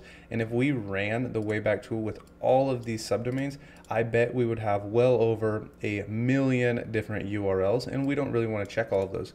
So now we want to see which ones resolve in order for us to know which ones to target. So what we would do at this point is you're going to run a sudo apt install http probe, and it's going to look like this. I already have it installed, so you can go ahead and run it, and then after you run it, you can type in http probe to make sure that it's installed, and it should turn blue for you, just like this. And the way we run it is the same way we would run the Wayback, just like this. So we're going to go ahead and cat out our Yahoo URLs, just like this. And I'm going to actually delete the valid URLs. You can save it into an out file if you want. I'm not going to. I'm just going to let it spit out to the console and then cancel it. And so we would go ahead and run this. And I think this is URLs with an S, like that. And it's going to go ahead and start running this, all of those 128,000 URLs that we pulled down from up here. And it's going to start printing the valid ones out down here in the terminal for us. So I'm going to go ahead and cancel that. The valid URLs are going to get printed out just like this into the terminal, or you could save them into an out file. And then once you have the valid URLs, you can start to look through which ones you think are juicy and you want to target. One other thing I want to show you is if we type in our HTTP robe just like this, and we run a -h just like this, you can start to see if you want to give them a timeout in milliseconds. So I think there's 1,000 milliseconds in a second. So if you wanted to run an HTTP probe and you didn't actually want to wait for it to try and resolve each one for the default of 10 seconds, which is kind of a long time, you could change this and see if the web URL resolves in like a second. That's probably what I would do. So I would run a -t and I would say 1,000 instead of 10,000. So that way it only takes a second before it moves on to the next URL. So if it went to this URL and it didn't resolve, by default, it's going to wait 10 seconds to go to the next URL. And if you're running over 1 million subdomains, that's going to take forever, especially because a lot of them are really old and are not going to resolve. So I would run it with 1,000, so that way it's 1 second. So if this did not resolve within a second, it's going to go ahead and go to the next one. So this is one of the most comprehensive ways to pull down the max number of URLs for you to target within within a bug bounty program. In this video, I'm going to show you how to find subdomains, which are going to be really important for you if you do any kind of bug bounty hunting or penetration testing, because subdomains are usually targeted the least. And usually what happens is beginners just log into the main page and try and hack on the main page, and it doesn't really work out for them and they become really frustrated. So let's go ahead and jump into it. Okay, so here we are. We have opened up a terminal, and you're going to go ahead and sudo apt update, and then you're going to type in sudo apt install sublister. And I just want to show you sublister because it's really popular, and I used to use it a lot, but I've really stopped recently because it's not pulling down as many domains as I would like. So if we just type in something like sublister and then yahoo.com, we'll see what it pulls down. So you'll type in sublister -d for the domain. Actually, we can type in a -h for help, and you can see what all it's able to do. So we're going to type in a sublister -d, and then we'll just type in yahoo.com, and it's going to go out and search all these different search engines and then bring back the results. And remember, when you see all of these subdomains that it brings back, that you need to check to make sure they're in scope. Sometimes I'll show you what I do is I just open this up and I'll be like, okay, here's a subdomain, and let's go through these subdomains, and I'll show you what I think is the best way to do this. So if you're in Firefox, you're going to want to download something called OpenList plugin, and we want it on Firefox. So we'll just go ahead and add this, and it's telling you right here what this is going to do. It's going to open multiple URLs at a time, which becomes really helpful for us. It says we want to add, we're okay with adding, and here it is. So we now have this right here, and what OpenList does is when you have all of these subdomains and you want to see what happens, you can just copy these and then you can paste them in. So we'll just grab this one because I don't think it's going to have anything on it, so we'll copy this one. We can come over to OpenList and we can just paste in a bunch of URLs. So what we would do is you'd really just copy a bunch of these instead of the same one over and over. And then when you hit open URLs, it's going to open all of these tabs for you. It's going to be a lot faster than having to open one at a time. So here they are. It opened all of those for us. So that's one way to check out the subdomains you do find, but that's not the purpose of this video. That was kind of just an afterthought that popped in my head as we were shooting this video. So you have sublister, and here's a list of subdomains that it's brought down, and you might be able to say, well, that's a decent sized list. So we'll scroll through it here. It's fine, but it's not as big as we would like. So one of the tools I've been using here recently is AMAS, and you can just type in AMAS-H and you can see exactly what it does, and it's going to tell you it's an in-depth attack surface mapping and asset directory. AMAS is really cool if you can get it to work. So sometimes AMAS can be a little bit finicky, but it'll work for us for what we're about to do. You just type in AMAS, and then we want to use enum because we're going to do enumeration right here. And then if you hit a dash, if you just hit enter with AMAS enum, it'll tell you everything you can do with the enumeration. And we're actually going to scroll up, and we're going to run a -d, and we're just going to give it a domain. And sometimes I like to run a -IP to grab the IP addresses for the discovered names, which can be really helpful. So we're just going to run AMAS enum -d, and then we'll just run yahoo.com. Actually, now that I see this is running and it's actually taking a little while, let's go ahead and close out of this. I want to run an AMAS enumeration, and I want to run a -passive, and then the domain right here, and then run this, and this should run a little bit faster than what we did have going. Okay, so AMAS is still running, but I want to show you, look at all of these subdomains that it has pulled down for us. This is going to be way more. It's so many that my terminal is actually lagging. So we'll go ahead and close out of this so that way it stops. And if we just scroll through here, look at all of these subdomains. This has way more subdomains than we had with sublister. It is an insane amount. So all of these subdomains, you'll want to check to make sure that they're in scope, but look at all of these Yahoos. Like, this is a crazy attack surface. If you can find a program that has a really wide scope, then most of the subdomains you find will be in scope, but make sure to always check. I can't believe I'm still scrolling. There has got to be like nearly 1,000 subdomains right there. So AMAS is something you'll want to check out. I love AMAS enum, and then I run the passive because I think it runs a little faster. and then Yahoo. In this video, I'm going to show you some cool Recon tools that are going to be able to help you figure out what kind of technology is running on a specific website that you may be trying to target, and an easy way to find out some version numbers and search for vulnerabilities. This can be really helpful for you to know what is being used and what technologies are running on a specific website, so that way you know what kind of attacks you should be looking for. So with that, let's go ahead and jump into it. All right, so here we are at tenant.hdb. This is a box from Hack the Box. I decided to use this because if there was something vulnerable on a live web application, I didn't want to accidentally show any information. So a few ways to find out what tech stack is being used is with a tool called Wapalizer, and it is right here. I already have the extension installed, and you just come up here and you can click this extension and it'll show you what it is running. So you're running WordPress 5.6. Go to Google and type in WordPress 5.6, and then you can type in exploit or vulnerability and just read to see if there are any vulnerabilities or anything that needs to be patched with this specific vulnerability. Sometimes inside of here, you'll see something like this database. This is really helpful for targeting SQL injection. So you have a MySQL database. So if you find any places for any inputs, which I'm not sure if there are or not, you can try to pull off some kind of SQL injection. The Wapalizer tool is really helpful in giving you the programming language. So if we're on a web application and we are testing it, if there is something like the programming language of PHP, there are some very specific ways to go about manipulating PHP or checking for PHP type juggling.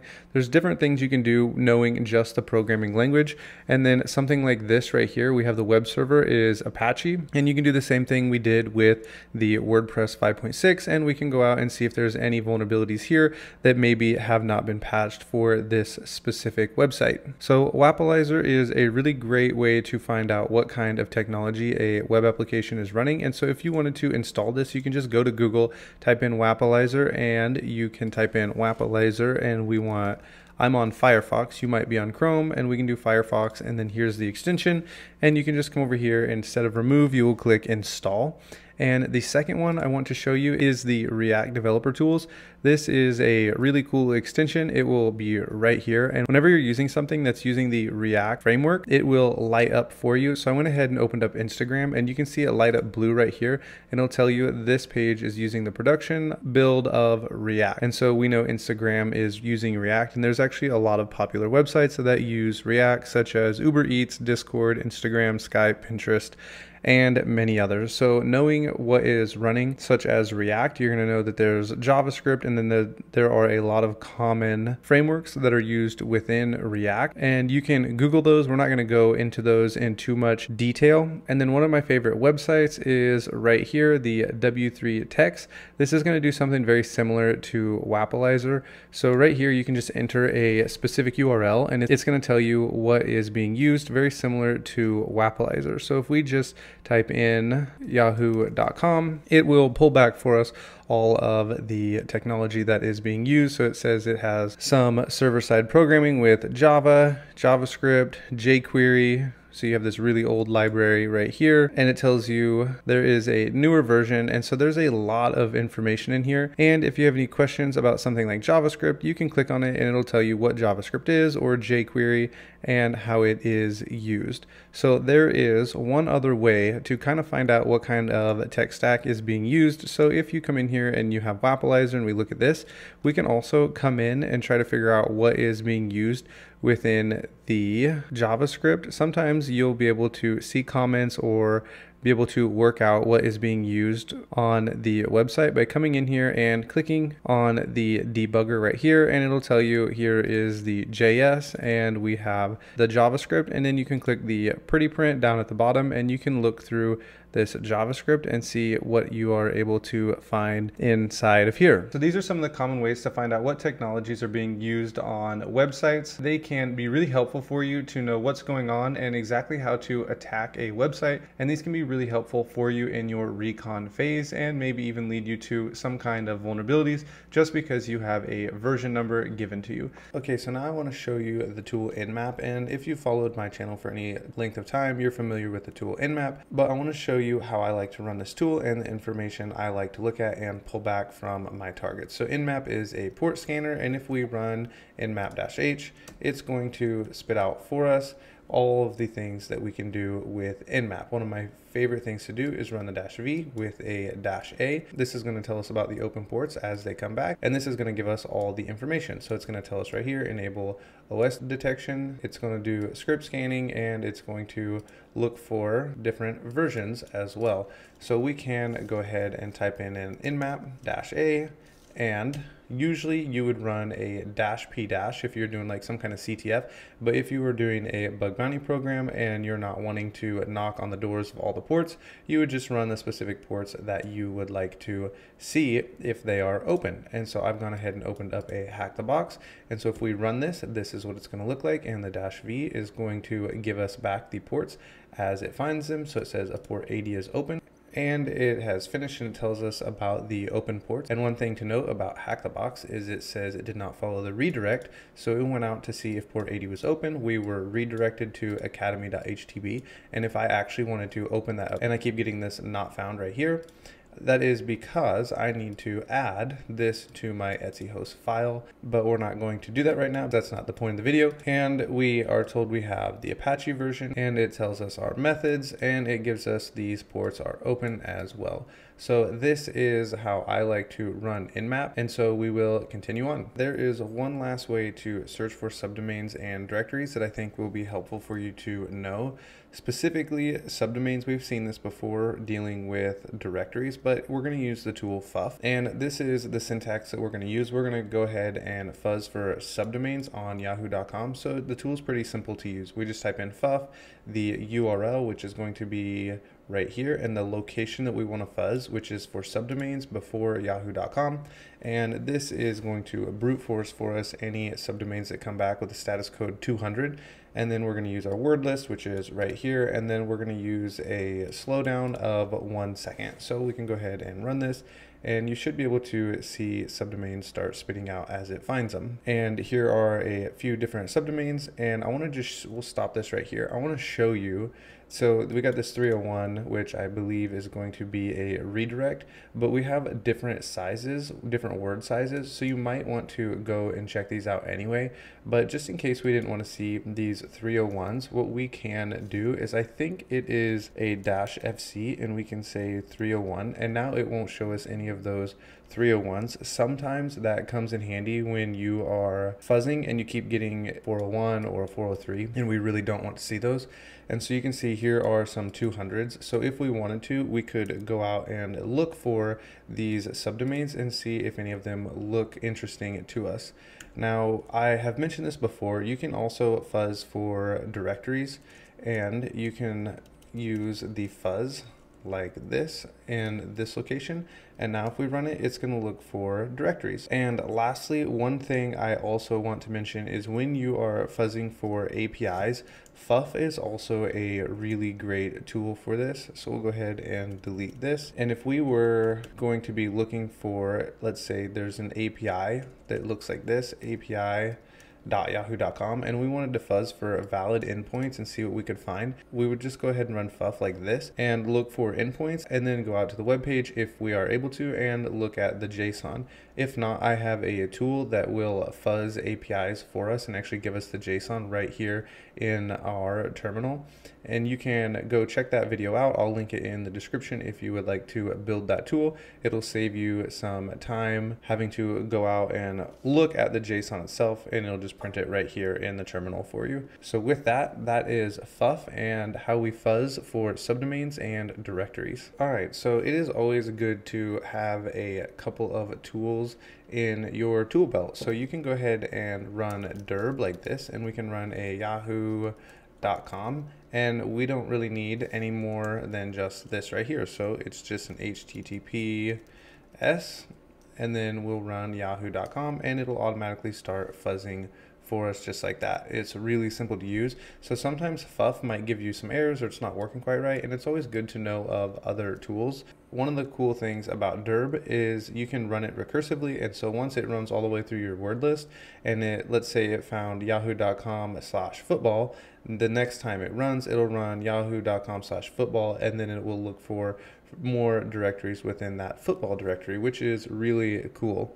So Derb is also a backup fuzzer just in case FUF isn't working for you. Another helpful tool that you're going to use, especially inside of CTFs, is WP Scan, and you're going to use this with WordPress sites. So I've gone ahead and opened up Hack the Box, and I have a tenant running here. And if you have a Hack the Box subscription and you're wanting to follow along, you will need to add tenant.htb to your Etsy host file, which I have already done. So the WP Scan tool is going to go out and look at all of the plugins on the WordPress site and see if any of them are vulnerable, if any of them are out of date.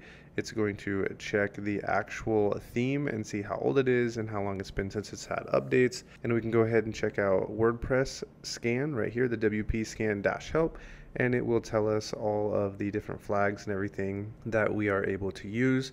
And one thing that I can never remember what it actually looks like is this right here, is the -- plugin detection. So what we will do is we'll type in WP scan -- URL http / and then we're going to go tenant.htb, and then this -e right here is going to tell it that we want to check all of the plugins. I sometimes call it all ports out of habit, but I think it's all plugins. We can actually just look. If we scroll up, we're going to enumerate all plugins right here, and we want to use the -- and then we want plugins -detection, and then we want to use aggressive, and then you can do a -o if you want to save this in a file. I pretty much never do that. I'll just open a new tab and come back. Sometimes I'll have a whole bunch of tabs open up here, and it's not always that helpful. So it will flag things like this and tell you that a version is out of date. And I told you this in the last video, but I especially am really bad with WP Scan because you get a lot of information, but you should read all the way through all of this. I remember doing a CTF about 6 months ago, and I ran a WP Scan and I just like skimmed through it, and I ended up missing a vulnerability that gave me remote code execution, and I wasted several hours of my time enumerating when I should have just read the entire scan. So make sure you read the entire scan when you run one. It might take you a little bit of extra time, but it will always be worth it because it will give you information even if you think it might not be helpful. Like right here, it doesn't flag this, but it might be worth going out and checking this version 5.6. It's insecure on this specific release, and you can go and check these different version numbers, and this might take a little while because we're running the aggressive, but that is okay. So this is WP Scan. You're going to want to run this whenever you come across WordPress web applications. It is going to be your friend. You're going to use it regularly throughout your penetration testing career, especially in the world of CTFs. And always remember, read the output. In this video, we are going to cover how to choose a bug bounty program for you to attack. One of the first things you have to do is figure out a target that you want to start doing your recon on. And sometimes people can become paralyzed by analyzing all the different targets and trying to figure out which one they want to attack first.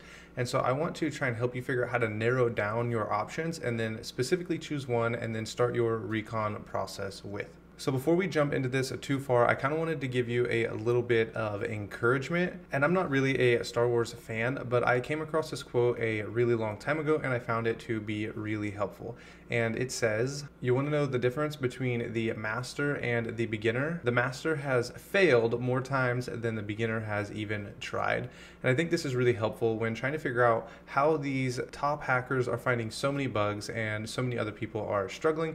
It is because they have dedicated a lot lot of time to specific platforms and to learning this craft. And so we just have to keep moving forward every day, and you'll be getting better. When life gets you down, you know what you gotta do? I don't want to know what you gotta do. Just keep swimming, just keep swimming, just keep swimming, swimming, swimming. What do? We swim. So I decided to add just keep moving forward to a t-shirt recently because it really does show the perseverance that you have to have in the field of cybersecurity. So let's go ahead and take a look at HackerOne and narrow down some potential targets. And I'm going to show you my process for doing this. So let's go ahead and jump into it. So here we are on HackerOne, and one of the first things I like to do is come into the hackers, and then we need to go to the directory so that we can start looking for different programs. And now I like to click launch date, and I like to sort by the date. I want to go from the newest first. I accidentally clicked it one too many times, and I actually believe you have to be logged out of HackerOne to have this feature work. So if you're logged in, go ahead and log out,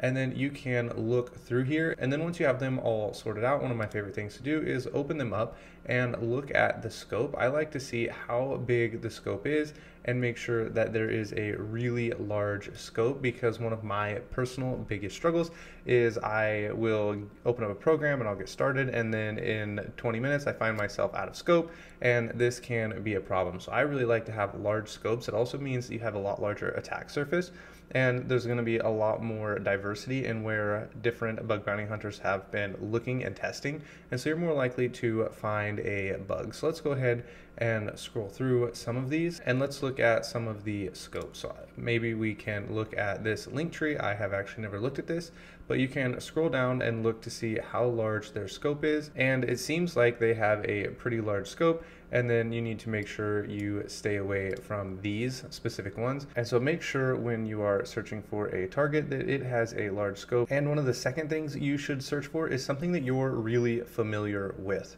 So I've noticed that there can be a lot of like currency trading programs on here, and I'm not familiar with a lot of the online currency trading programs, so that's something that I'm going to just avoid. But maybe you're into shopping and you're like, I want to check out Fossil, I want to see what kind of scope they have, and you can come in here and read about it.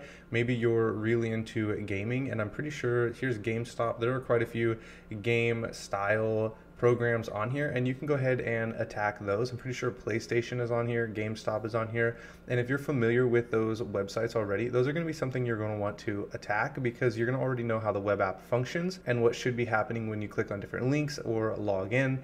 And so pick a program that you personally are familiar with and are already interested in. And a subpoint to this is pick a program that you're really interested in, because you are going to be interested in clicking through the website, seeing what's happening, what products there are, and maybe you'll be interested in looking at the projects, and it's going to help you figure out how the website functions, just because you're going to be a normal user and there's going to be things on the website that you want to look at and click through and check out the functionality, but you're also really interested in what they have to sell. This is going to really help in keeping your interest. And so pick a program that you're familiar with, or one that offers some kind of service that you're really interested in, or products that they're selling that you would be a potential buyer of. Now, the reason I told you to sort the programs by date is because the newer the program, the less likely they are going to have already been tested by a bunch of different penetration testers or bug bounty hunters. And this is really going to help you land a vulnerability before anyone else, because the web application just hasn't been picked over as much as the older programs. And another tip to this, and is really popular and probably really common knowledge,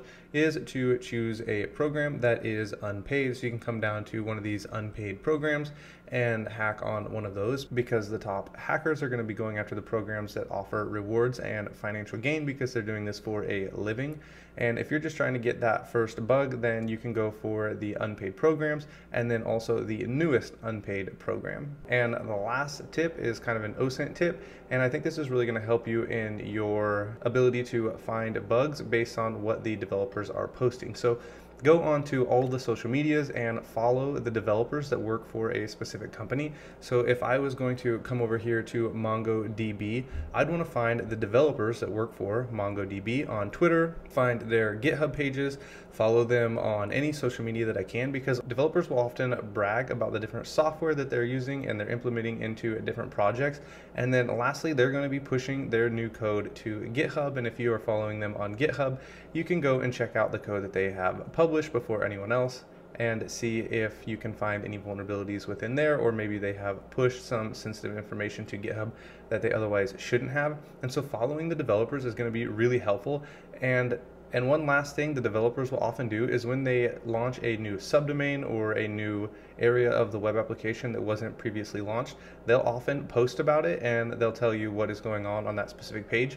And following the developers is one of my last tips in trying to choose a program. If there are a lot of developers that you have the opportunity to follow on a specific program, this is going to help you be one of the first ones to find new pages as well as code that is being pushed to GitHub.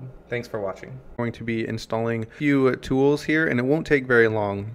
But the first thing I want you to install is gedit, and I already have installed it just like this. So if I hit enter, it will pop open this little text pad for me here, and I can write information and create files. I like to use it instead of nano or v or vim because it's just a lot easier to move around. I can actually use my mouse to click around inside of the text file. So the way to install this is type in sudo apt install, just like this, gedit. You'll hit enter your password, and it will install for you. And then the second thing I want you to install is sublister. So if we type in sublister like this, not like that, like this, you can see that it doesn't do anything for me. But if I type in sudo apt install and I hit enter, type in your password, it will go ahead and install sublister for me. And now if I type in sublister like this, it will turn blue and now be ready for me to use. And we will install FUF. I don't think FUF, oh, it is already on the Kali box, so we don't need to install any other tools. Those are the only two we need to install, and we'll go ahead and start looking at how to use the most common tools for the world of bug bounty hunting. One of the most popular tools for finding subdomains, and the way you use it is just type in sublister, just like this, and then you will type in the domain you want to pull down subdomains for. So we'll type in www. We need actually a -d in here, so we type in -d, and I think we can actually just type in yahoo.com and hit enter, and it will automatically go out and start searching for subdomains for us. One of the important things to know is that when it pulls down subdomains for us, not all of them are going to be in scope, and you should definitely check to make sure they're in scope, and some of them may not even be owned by your target. So in this case, we're looking at Yahoo, and some of these might not even be owned by Yahoo. So one of the things I like to do is, if I was to open up this URL right here, and at the bottom, I like to look to make sure that it says it is owned by Yahoo. And so this is sublister. This is a great way to pull down subdomains. There are other tools and other ways to use this, but this is one of the most common. And from here, we can actually brute force other endpoints with FUF, and we'll go ahead and check that out. So with FUF, this is one of my favorites is because when it brute forces, it goes so quickly. I actually like to slow it down, or if I do run FUF, I always use a VPN just in case my IP gets banned. I can just change my VPN to another IP address and continue on. But I usually do slow down FUF so that way the server doesn't think I'm trying to DOS it. So when you use FUF, it would look something like this. We can type in FUF-help and look at the usage. We're shown right here. You have to have a word list. And then there's some other flags in here and the URL. So what we would do is use FUF-W, and then we can go, I think we can type in user, share, word list. What are my options? derb / small.txt. We'll use this word list, and then we would type in https www.yahoo.com, and then we'd type in fuzz like this. If we hit enter, we need to have our -u right here, and if we hit enter, it'll automatically start brute forcing for us right here where we put fuzz to see if there are any extensions that we can find. A few things to note. We use the -p right here for the delays. And you can also use the filter options right here in order to filter out. Let's say we wanted to filter out by a response code, or we wanted to match a response code, we could get rid of these 302s right here, or anything that has one line or let's say one word, and we can just filter out with FUF that way. So that way the output doesn't go quite so quickly. So we can just come up here and we could say FL. So we're going to filter out. We need a flag -FL, and where we could filter out by the line right here, and we can say anything with one line, don't return it to us. And now you can see it running, and what is brought back has more than one line on it. And there's other ways to filter these out, and you can go ahead and play around with FUF. It is one of my favorites. The other one I like to use is derb because it's really simple.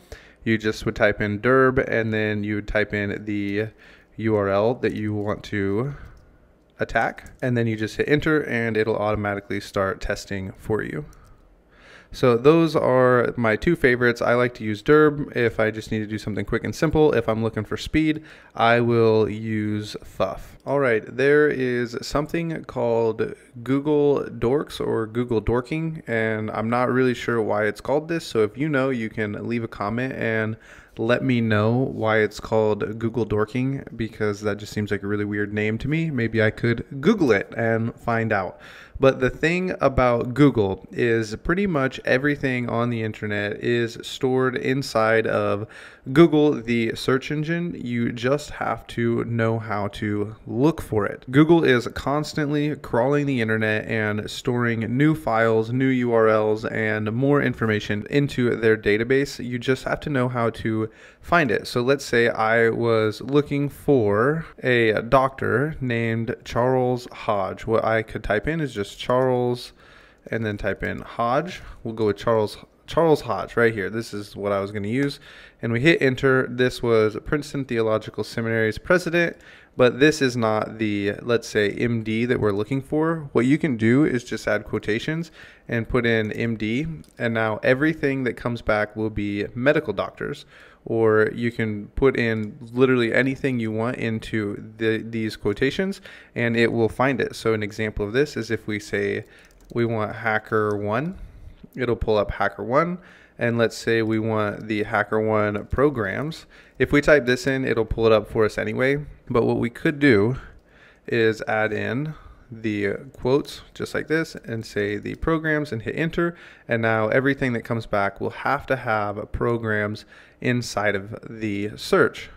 And so this is one of the ways to use the Google Dorks. You can also do this with GitHub as well. When you are searching through the GitHub code, you can type in a specific word. Like let's say we're looking for HackerOne, and then we type in quotes, and we want to look for an API. It'll pull down what has an API, and then you can come in here and you can look to see if they have an API that you can use. So using quotes within Google will help you narrow down your search and what is brought back.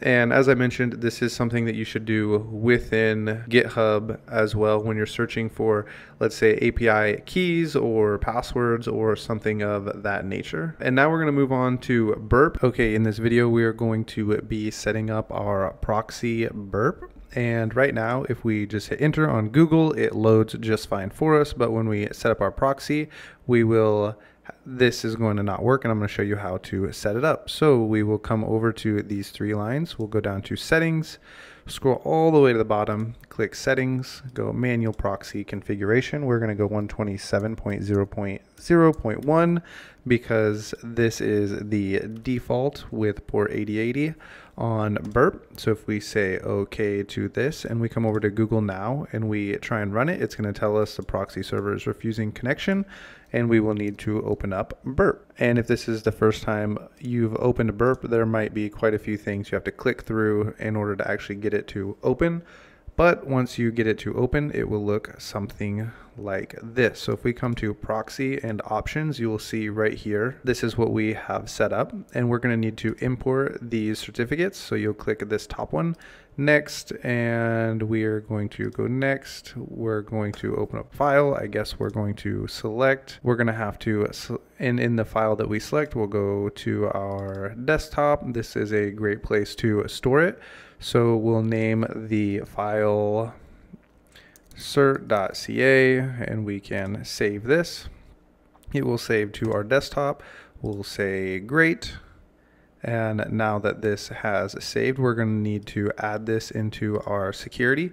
I've already added it in, so I'm not going to add it in again, but it'll look just the same. You'll scroll down once you've gone 3 lines to settings. We'll just show this again. Settings, privacy and security.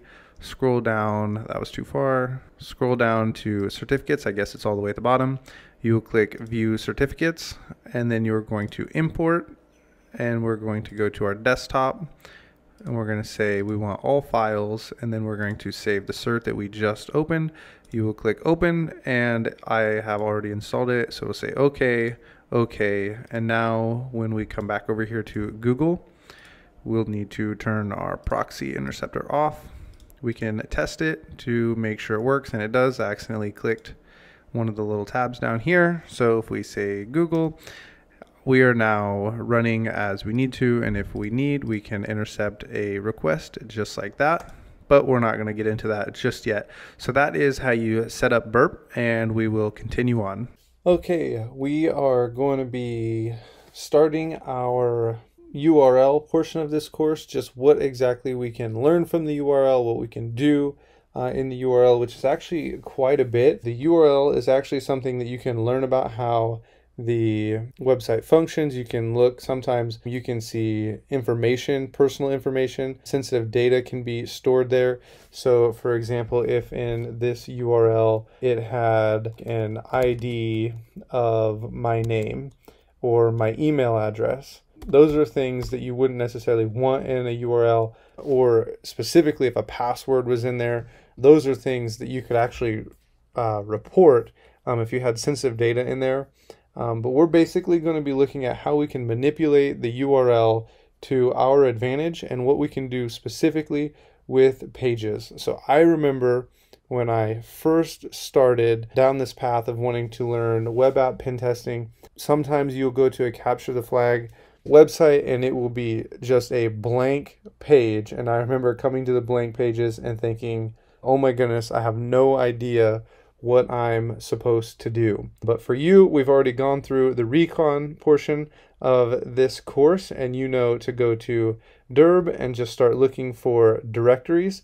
And then also, we're going to be looking at the source code. I mentioned it briefly earlier, but it's something that can be really helpful, and I'll show you why. So I made this very, very basic HTML website. What I'm about to show you is something that Derb would probably find, but if it doesn't, you can kind of see how this is going to work. You can come in here and you can just go page 1, and then you can go, okay, well, if there's a page 1, is there a page 2?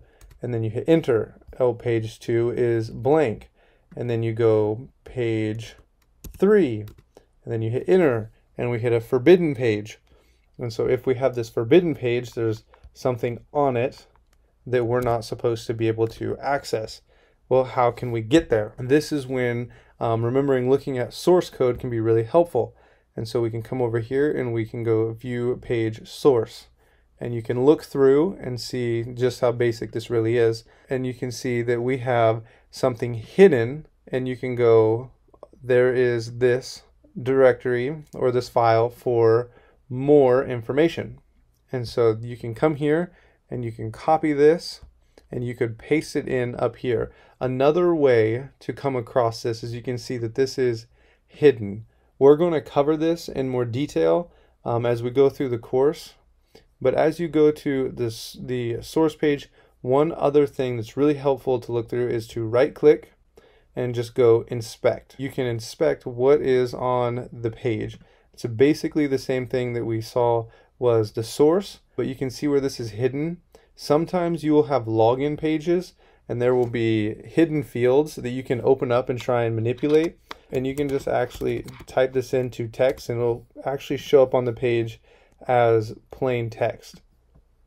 And so we have this file here. If you remember, we had page 3 was forbidden, and we're not able to enter into it. But we can try. This HTML actually won't be on any websites. I just didn't take the time to remove it. And so we'll ignore it and act like it isn't there. But if we remember from this right here, we have this edit 3, which I'm guessing is our page 3. And then this is the forbidden page where you can access files. Now, we're actually going to go and practice something very similar to this. And when you do this, what you're going to need to do is go to Google. I would encourage making a new Gmail account and then going and signing up on HackerOne, and then we're going to be using Hacker 101 to practice what we just saw for us to be able to gain some practice. It is a CTF. Okay, we are going to set up our HackerOne account. You can actually come into Google and type in Hacker 101. This is going to be their capture the flag practice area, and you can actually click this, and what will happen for you, I've already logged in, but what will happen for you is it's going to say, it'll bring you to a login page. Once you reach the login page, you will have to go and create your own account with HackerOne. And once you create your account with HackerOne, you can navigate back to Google, type in Hacker 101, and then click on the Hacker CTF, and then it will bring you back to login. You will click the blue button, and then you will log in, and it will bring you to this page. And if it doesn't bring you to this page, you'll have a navigation bar very similar to this one, and you will just click on CTF, and then you will be at this page. But you're going to have to register in order to reach this page. And then what I want you to do as we begin working with actual vulnerable websites is go ahead and click go. This is going to be the very first challenge I have for you. Once it loads, you're going to be brought to this page. And the way HackerOne has set up their training program is that you will have flags, and then it'll have a bunch of random numbers. And once you reach that flag, you will know you have found the area of the website that you were not supposed to find or is supposed to be vulnerable. And so with that, I want to have you pause this video and see if what you've learned in the last lesson, you can figure out how to find the flag all on your own. So with that, pause the video and give that challenge a go. Okay, if you got it, that is great. If not, I'm going to go ahead and reveal to you how to find this specific flag. Before you do, I would challenge you to go back and watch the previous video and just see the steps that I walk through, and then go ahead and come back here and give it a try, because I am certain with what we have covered, you can find this flag on your own. So the way we find this very first flag is by coming in here and just right clicking and then going to view page source. And then we can look at the page source and we can see what is in here. And it has a background image, and then here it is, background.png. Just a little bit ago, actually came in here to try this, and my guess was this is going to be a file that we were not supposed to be able to access. And so copied this, came over and pasted at the end of our URL. We're going to paste it and then hit enter, and then here is our flag. We're going to move on into the next video, and I'm going to help you get set up on what you're looking for, and then I'm going to turn you loose and see if you can find the next flag on your own. Okay, we are ready for challenge number 2. We are going to come into the first easy program we can enter. We're going to only find one of these 4 flags. We'll actually come back later. We're going to go ahead and click go and pull open this vulnerable website, and I'm going to turn you loose once this loads, because everything that we have done so far, that we have covered, should give you everything you need to know to find the flag that we're looking for in this specific capture the flag. And so with that, I want you to go ahead and click around in the website and see if you can find the flag. And so we can go ahead and pause the video now and see if you can solve the first challenge. I believe we've covered most everything you need to know to find this flag. And so the first thing that we would do is just start clicking around, and you could maybe make a page and see what happens. We've got a page here. We're on page 9. And so we can go back, we can edit this page, and we can see we can edit our page 9. We can go back, we can click on the markdown test and click the button. It doesn't really do anything. Can come in and view the page source. And we can look around. There's not really a whole lot here for us. And so we can go back and we can go to home, we can go to testing, and just as we continue to click around, a couple of things that stand out to me in our URL is that we have this page. So we can come into, let's just go into the page that we created. We can come in here and just go page 1, page 2, page 3, not found. Well, we know there has to be at least 9 because we have created page 9. So we'll go to 4, 5, and then we hit the forbidden page. If you remember in the example that I showed earlier, we have seen a forbidden page before, and then we'll keep going.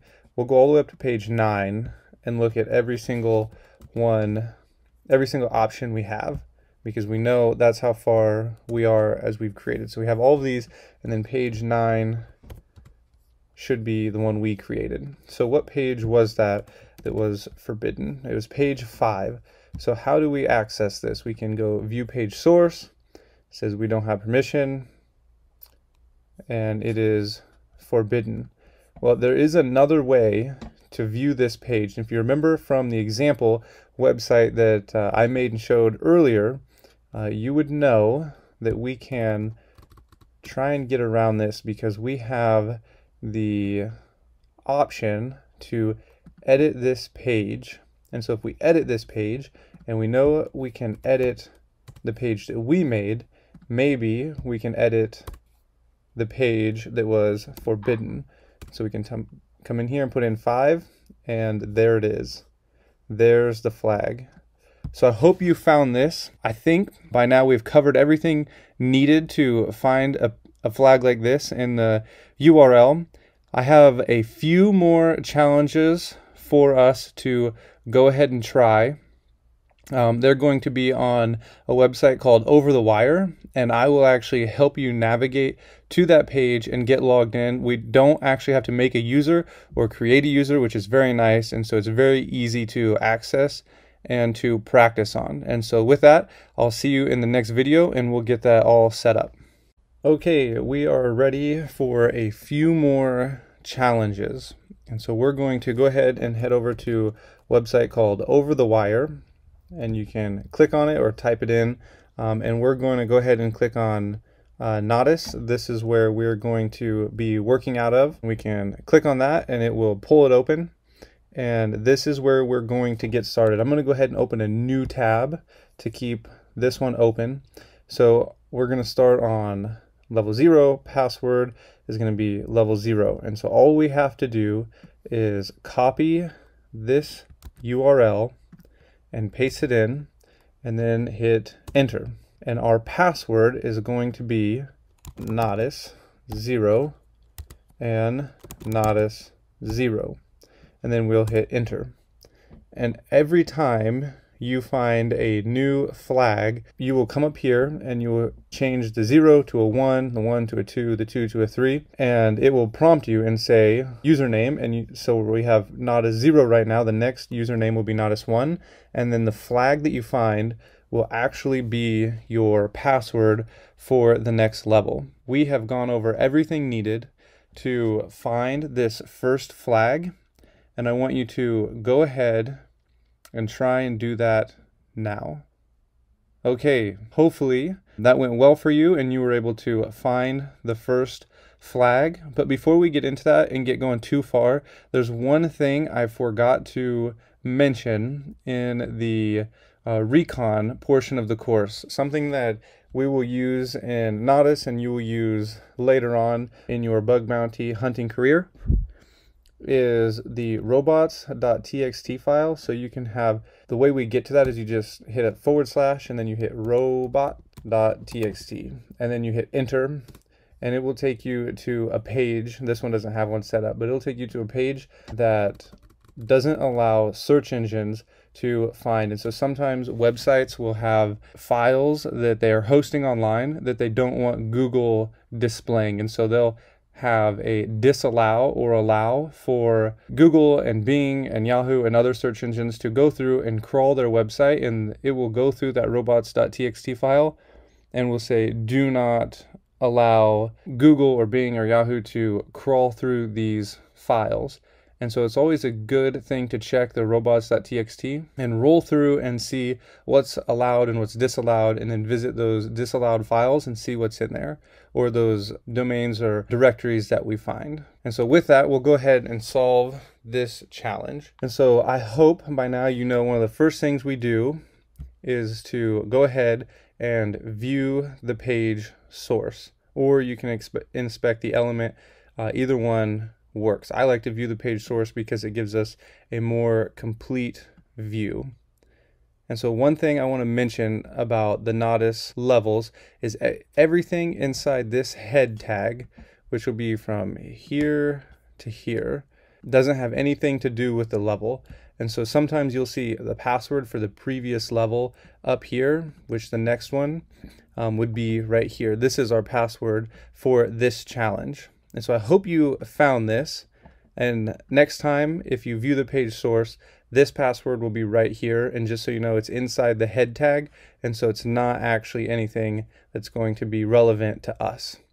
And so here's the password for the next level, so you can go ahead and copy this, and the way we get to the next level, if you remember, is come up here, go to Nodus, change this to 1, it will prompt us for the username, which is going to be Nodus1, and then our password, which we just found in that flag, and we hit enter, and that takes us to the next level.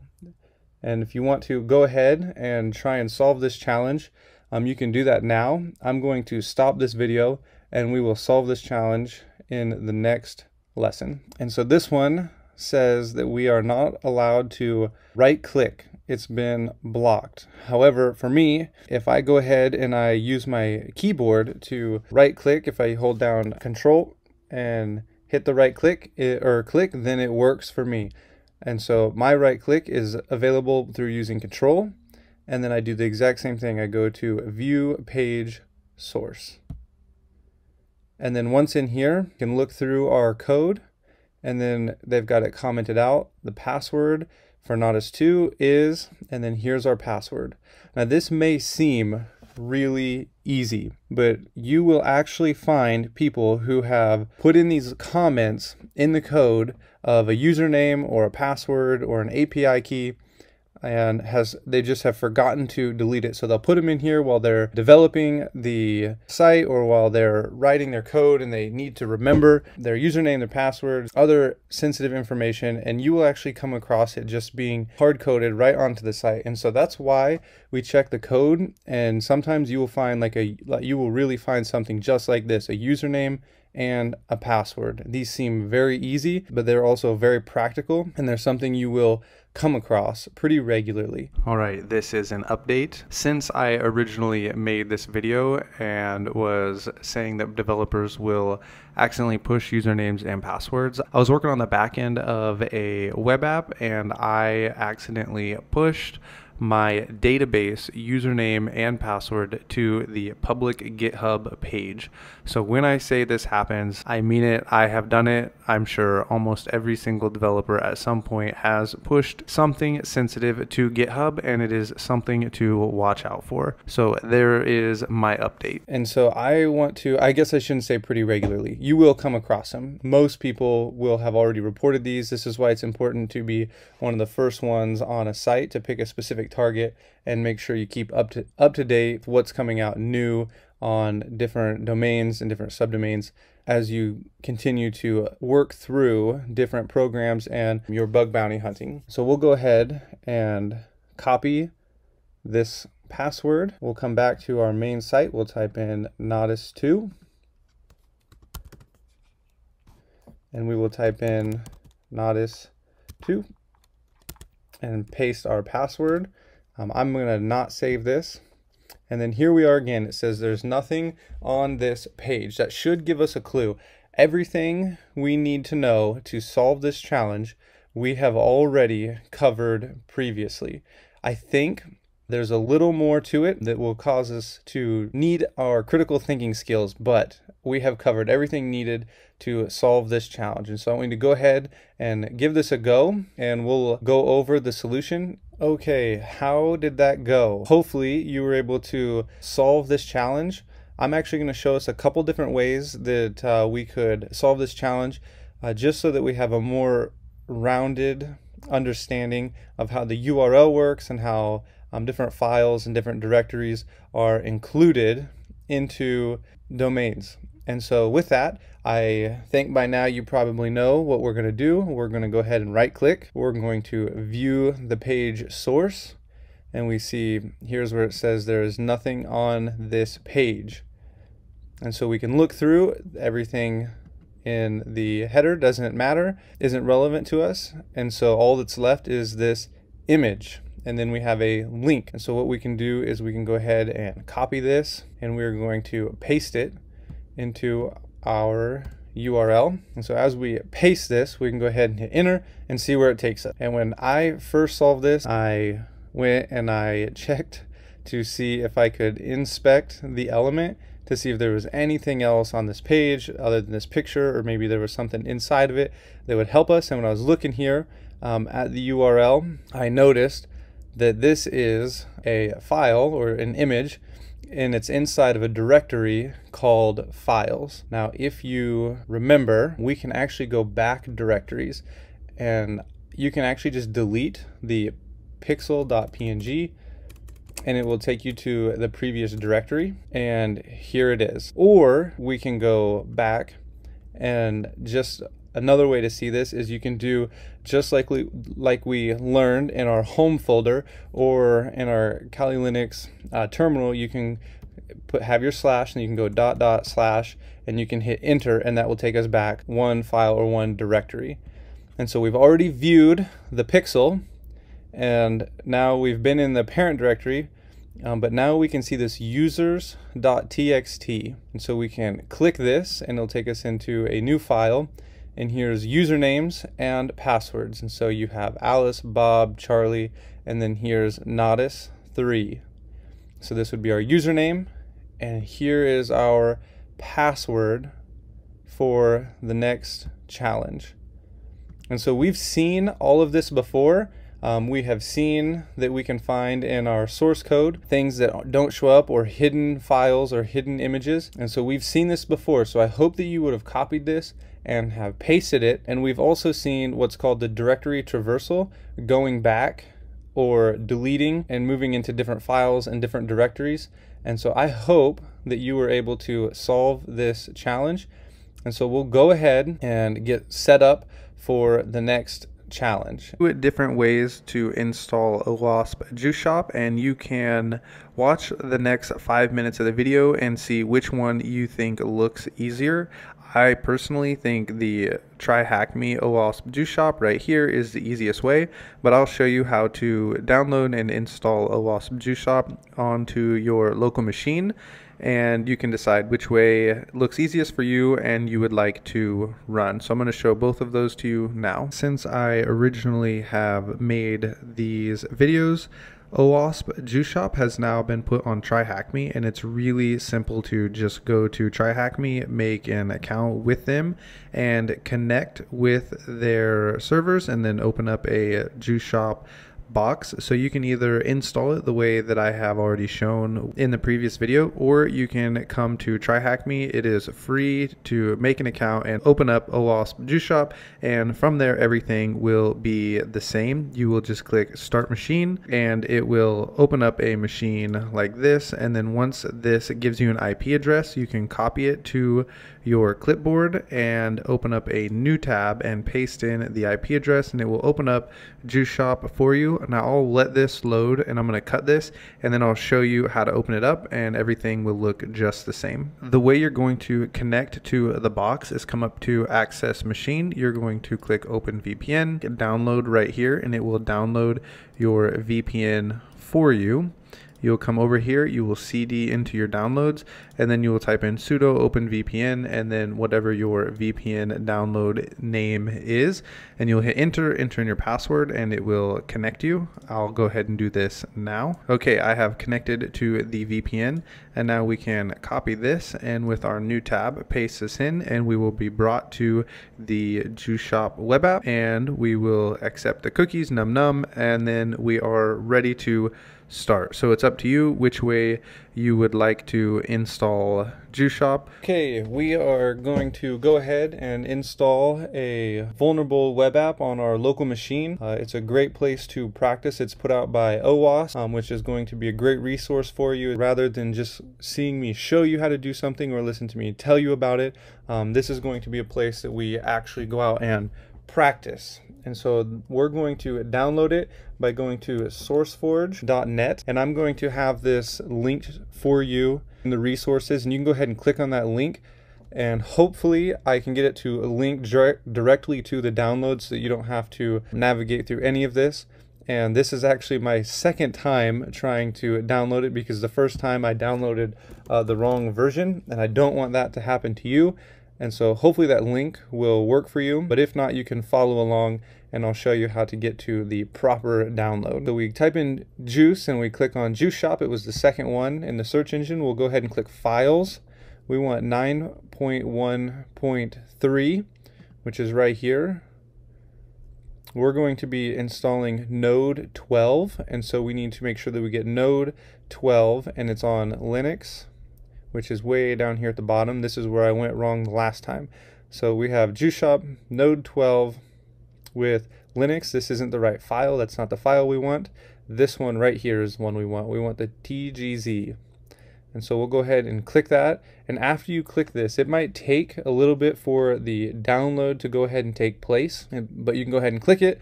Your download will begin shortly. And then once it downloads, we'll go ahead and save it, and it will automatically save to our downloads. And so I'm going to go ahead and pause the video and I'll resume it once the download has popped up. Okay, there's our download. We're going to go ahead and click Save File, and this is going to save it to our downloads. We can go ahead and click OK. I'm going to go ahead and close out of SourceForge because we no longer need that. And then we're going to navigate over to our terminal. I am in the home directory, so I'm going to go ahead and CD into our downloads.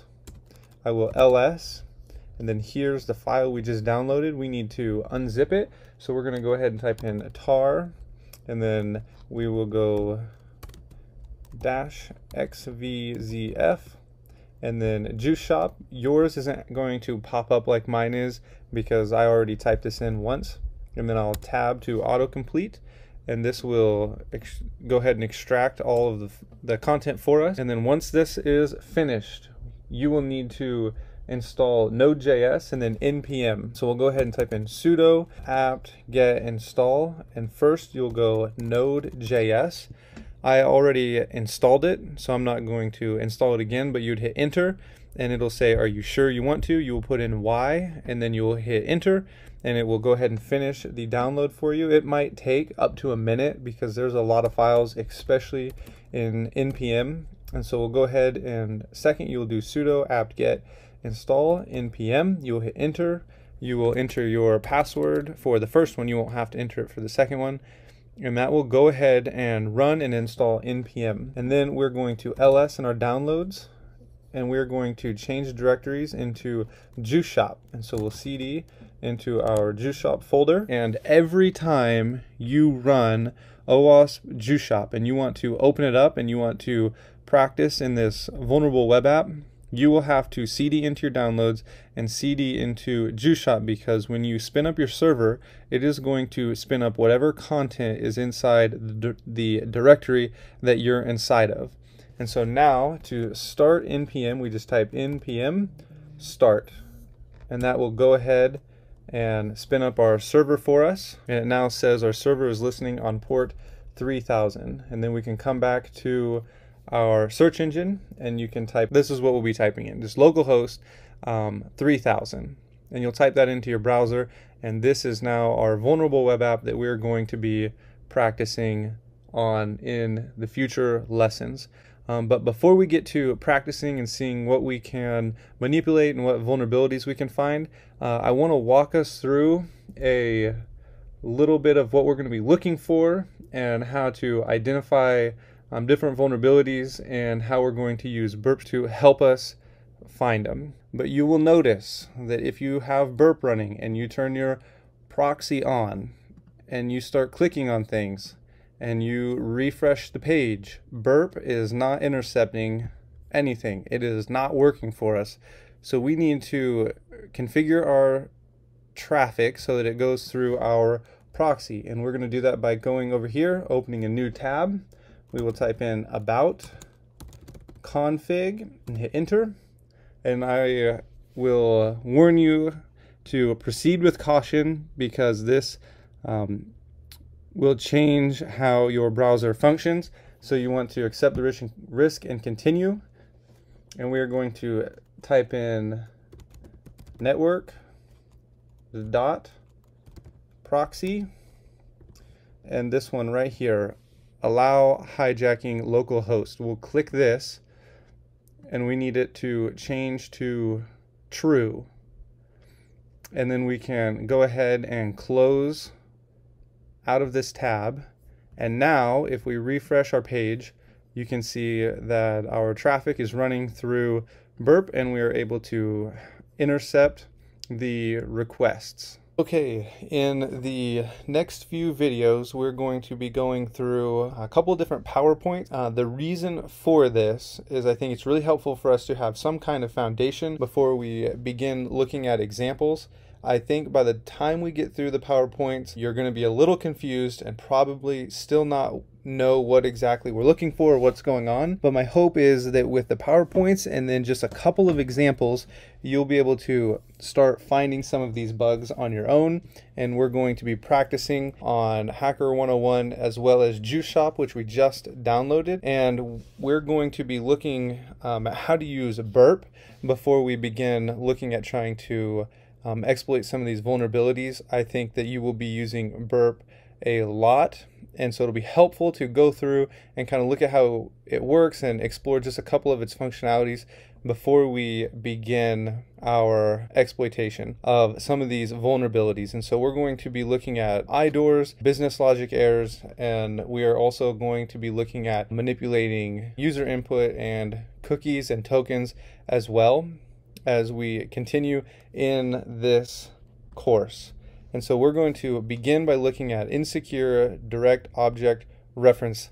These are called IDORs. That really doesn't tell us a whole lot, but they're really simple to understand once we get going. These IDORs are going to be just parameters that we can change, so that we can bypass specific functions on a web app. With IDORs or business logic errors, you can bypass payment options, you can reverse payment options so that you're the one getting paid, you can put things into other people's carts. There's a lot of different ways you can use IDORs, and when you're out hunting on your own, you're going to have to be creative because there are many different ways that you can exploit IDORs. You can skip login pages, you can access someone else's account.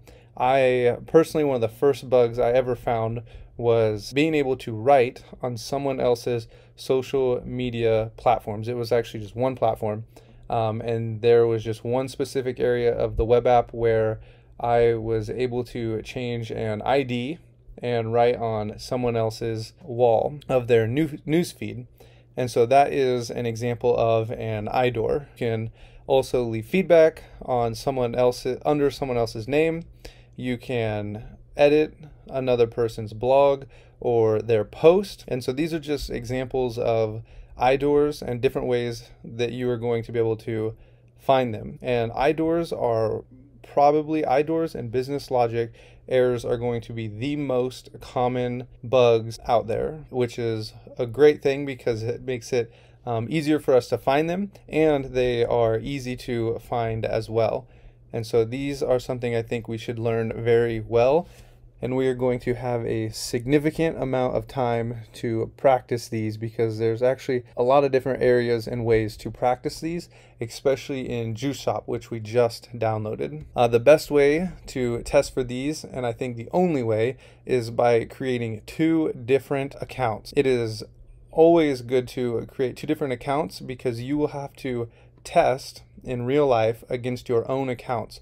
You cannot test on someone else's account. So you can't write actually on someone else's wall. This would be out of scope, or you can't leave feedback as a different user. These will always be out of scope. You don't want to ever mess with the functionality of the application or the people who use it. You will only use your own accounts to test against, and it also makes it easier to use your own account because you already have a second ID number that you can use on your attacker account. So you'll have an attacker account and a victim account that you will use, and so you don't want to test on someone else's account.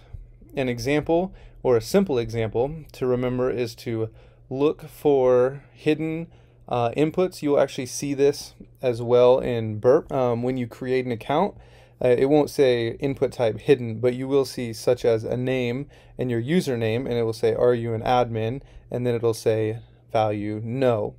An easy way to show one of these errors is just to change this value to yes or true, and you will automatically have admin privileges. And we're actually going to be able to test this out in JuiceShop, something just like this. So you'll get to see this in action. And so we're always looking for parameters and things that we can change to get us somewhere that we should not be. One of the other places that you will find IDORs is in cookies. A lot of times cookies and tokens will host user information. So that's how websites will keep you authenticated. Not all of them, but some of them will be through cookies. And so you will have inside cookies, maybe you'll see something in your cookie like user ID and then a number, and you can change the number to something else to see if you can access that account. For example, if you had 2 accounts, you would take the user ID of your victim account and you would replace it on your attacker account and see if you can access parts of that application that you shouldn't under another user. If you were getting malicious with this, you would change the value to 0 or 1 and see if you could gain admin privileges to the web app. And another way to test for this is to see if you can log in, save your cookies first or your tokens, and then log out, and then see if you can log in and delete your previous cookies or tokens and then repaste in your new ones and see if they have been terminated or ended. If they haven't, this would be a logic error, because when the session has ended, so should the cookies or tokens. And so you can see what to manipulate and where you can manipulate different things within cookies and tokens as well. These aren't specifically IDORs, but they're similar. They're similar enough that I think they can be included together. And so when we're testing, we're going to be using Burp. This is going to be where we're at the most. Sometimes you will be able to see these in a URL. For example, if we have this example here, www.website.com, and let's say you have an invoice, you just purchased something, and it says your invoice number is 12. In a URL, you can just change this 12 to an 11 and see if you can access another customer's invoice. And if you could, this would be a sensitive information disclosure. It's something you shouldn't be able to access. And that would be a simple IDOR.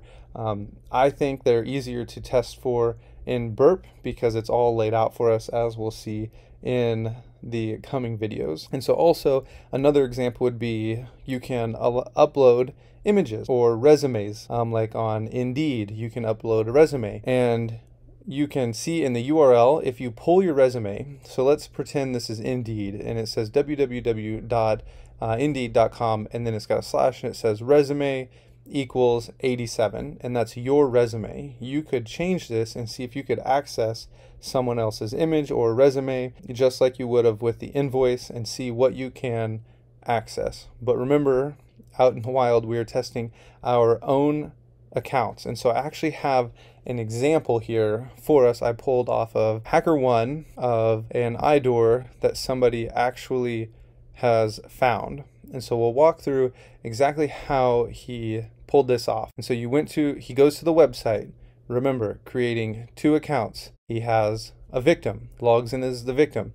He creates a blog on the site. He saves it. And then what he ends up doing is going into the victim account or the attacker account, and he does the same thing, makes the blog. And then from there, he clicks the save button and then goes to the edit user profile and saves it, opens up Burp. And then what happens is he can change the ID with the victim's ID. And this would be a clear IDOR accessing something that you shouldn't be able to. And we've seen things similar to this with the URLs earlier in changing URLs. And then he forwards the request to go to the victim's account and the website information.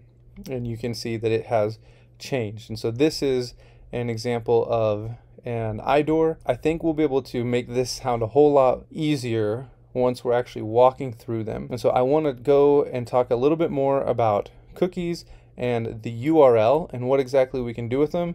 Then we're going to look at how to use Burp to find IDORs, and then I want to turn you loose and let you try and find an IDOR on your own. In this video, we're going to talk a little more about URLs and what we can do with them, cookies and tokens, and then we're going to look at something called CyberChef, and then we'll move into Burp and exactly how it is going to help us in its functionality.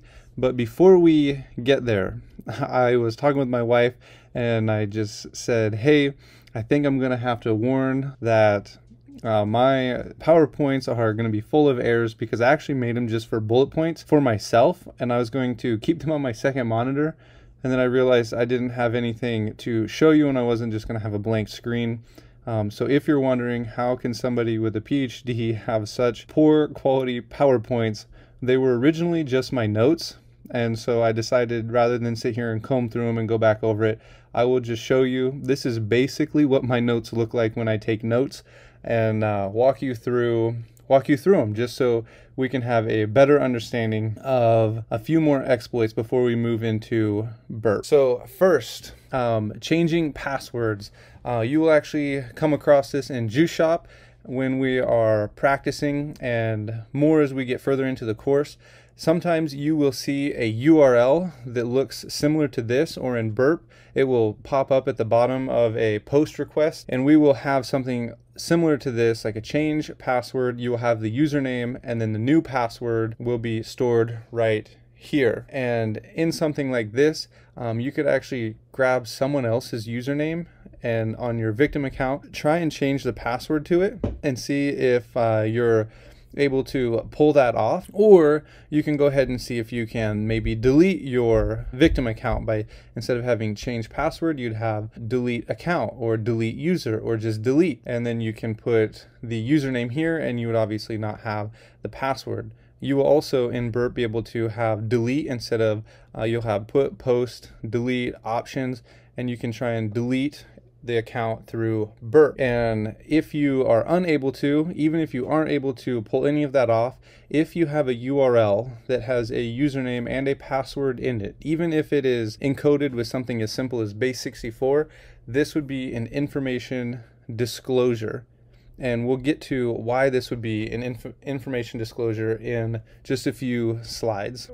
We talked about this a little bit in the last PowerPoint, in the last video. If you have a website, something similar to this, which I actually just copied this out of the OWASP guide and the OWASP pen testing guide, as well as another image that we're going to come to here in a second. Sometimes you'll come to something like this. If you are logged out, and you copy and paste in a URL that requires you to be authenticated, and it says authenticated no, and it does not allow you to view the site, you can just change this authentication here to yes or true and see if you are able to access the site and see what you can gain access to. And then we can check the logout functionality. And this is why it is an information disclosure if you have a username and a password in the URL, because it is possible for you to log out on your computer and then close the browser, and you'll be able to open up the browser, and it has cached the previous page that you were in, and you can go back into the history and open that page. And if it opens, even if you're not able to go to any other links because you're not authenticated anymore, but if it opens that URL and your username and password is in there, it would be an information disclosure. Or if you log out and you don't close the browser, it's possible to hit the back arrow or the back button and go to the previous page and have the information there. And this can also be more than just information disclosure. If you're able to hit the back button after you've logged out and then browse the site again and it re-authenticate you, this is something that's listed in the OWASP guide. It's something that happens. It's not very common, but it's something to check for. And you might be thinking this isn't a very big deal, because that's what I originally thought I was. Okay, we are going to, in this video, go through some of the functionality of Burp. And so I'm going to go ahead and have you navigate over to Hacker 101 and get into their CTF. And we're going to open up Postbook. And you can go ahead and click Go and pull it open. And when you're there, the first page you'll come to will look like this. And so we'll go ahead and come over on Burp. You can turn your intercept on and make sure that you are sending all of your traffic through your proxy by coming over here. We'll go to Preferences, scroll down to Settings, and make sure that you have Manual Proxy Configuration, and then it looks like this. And once you have that done, you can click OK, and your proxy should now be set up to intercept your traffic. And just to give it a test, you can refresh the page and make sure that it pulls through here, and you can forward all of the requests we intercept, or you can just turn it back off and then turn it back on. But we are going to come in here and we are going to sign up. And so we'll go ahead and click sign up, and you can just see what's going on in here. We have our signup.php. You can see it's pulling that from our URL. We have a GET request. We'll forward that, and we'll come back over here, and this is where you're going to make your username. And we can just type in test, and password can be test, and you can submit your query. And then in here you can see your username and your password. And if you wanted to actually try and mess with this and see what we can do with it, we would send it to repeater. So you just right click and click send to repeater, and over here we can send this request as many times as we would like to. And so in here we can change the username and click test1 and then send it, and we are getting a 302 in response. So let's go ahead and shut this off and see we have successfully signed up. And I think we actually created the test1 account as well.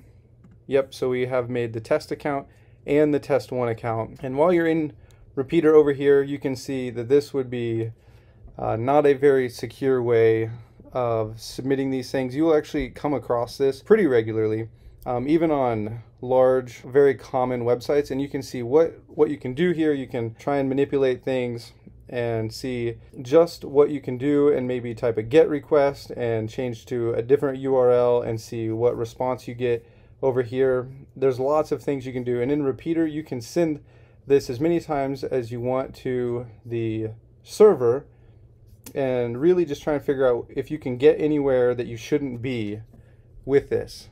And so we're going to go ahead and come back to our proxy, turn it on. Now we are going to just create a post. We'll go hello world, create post. We have a user ID of 5, and remember, every time we see ID we should be thinking IDOR. What can we change? Where can we go? What can we get with this? And we have the body of the message over here. We have a cookie over here. You could bring this over to CyberChef and see if maybe there's anything in there. If you remember, we just go magic, and then we would paste it in, and you could see we didn't get anything out of our cookie. And so that's okay. We would come back here. We can send this to, it says we get a redirect. You can follow the redirect, and then come down here and see what your response is, and it says we need to sign in. So you have to be authenticated, so the cookie is necessary, something that we have to have in order to continue on for authentication purposes. But as you can see, this is kind of how I would just go about testing at the beginning. Just see what I can do with this ID, what I can do with burp with body, see where I can get, where I can go, see what responses come back. And with that, I think I've given you a pretty good clue here with this user ID. There is an IDOR in Postbook. I'm going to give you the challenge now to open up burp, come in, make an account or 2 accounts,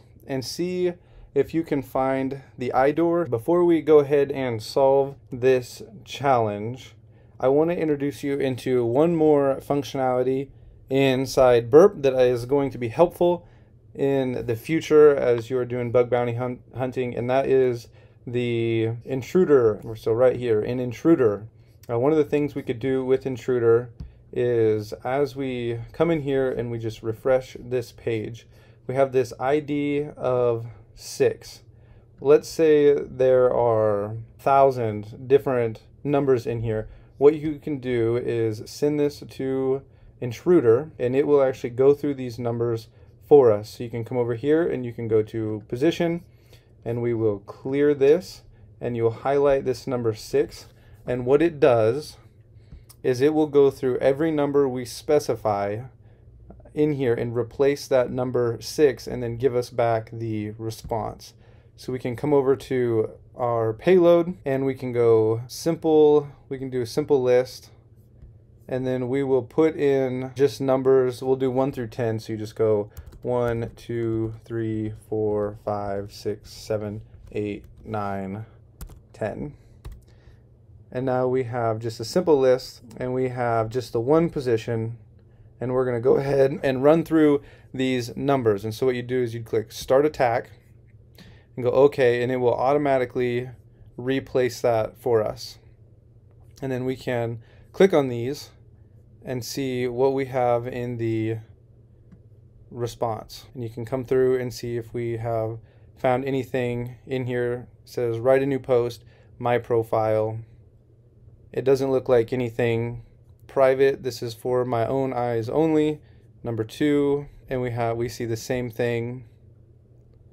And this one actually has someone put in actual content, and then you can go down to number 3, and you can see how this would make it easier. So you don't actually have to go through and do 1, 2, 3, 4 manually. You can, but you don't have to. And so what we would do if we wanted to get more malicious with this, as we're looking for an IDOR, we can come back into our proxy here, and you can turn it off, or you can use burp. I'm going to use the URL just because it's what we're used to, but I would encourage you to actually try this with burp. I'm going to show you how I would do it with the URL, and then you can actually come in here and see if you can run this exploit and find the flag with burp and without using the URL. And so what we do is the exact same thing. You can come in here and you can just go 1, and then somebody posted this.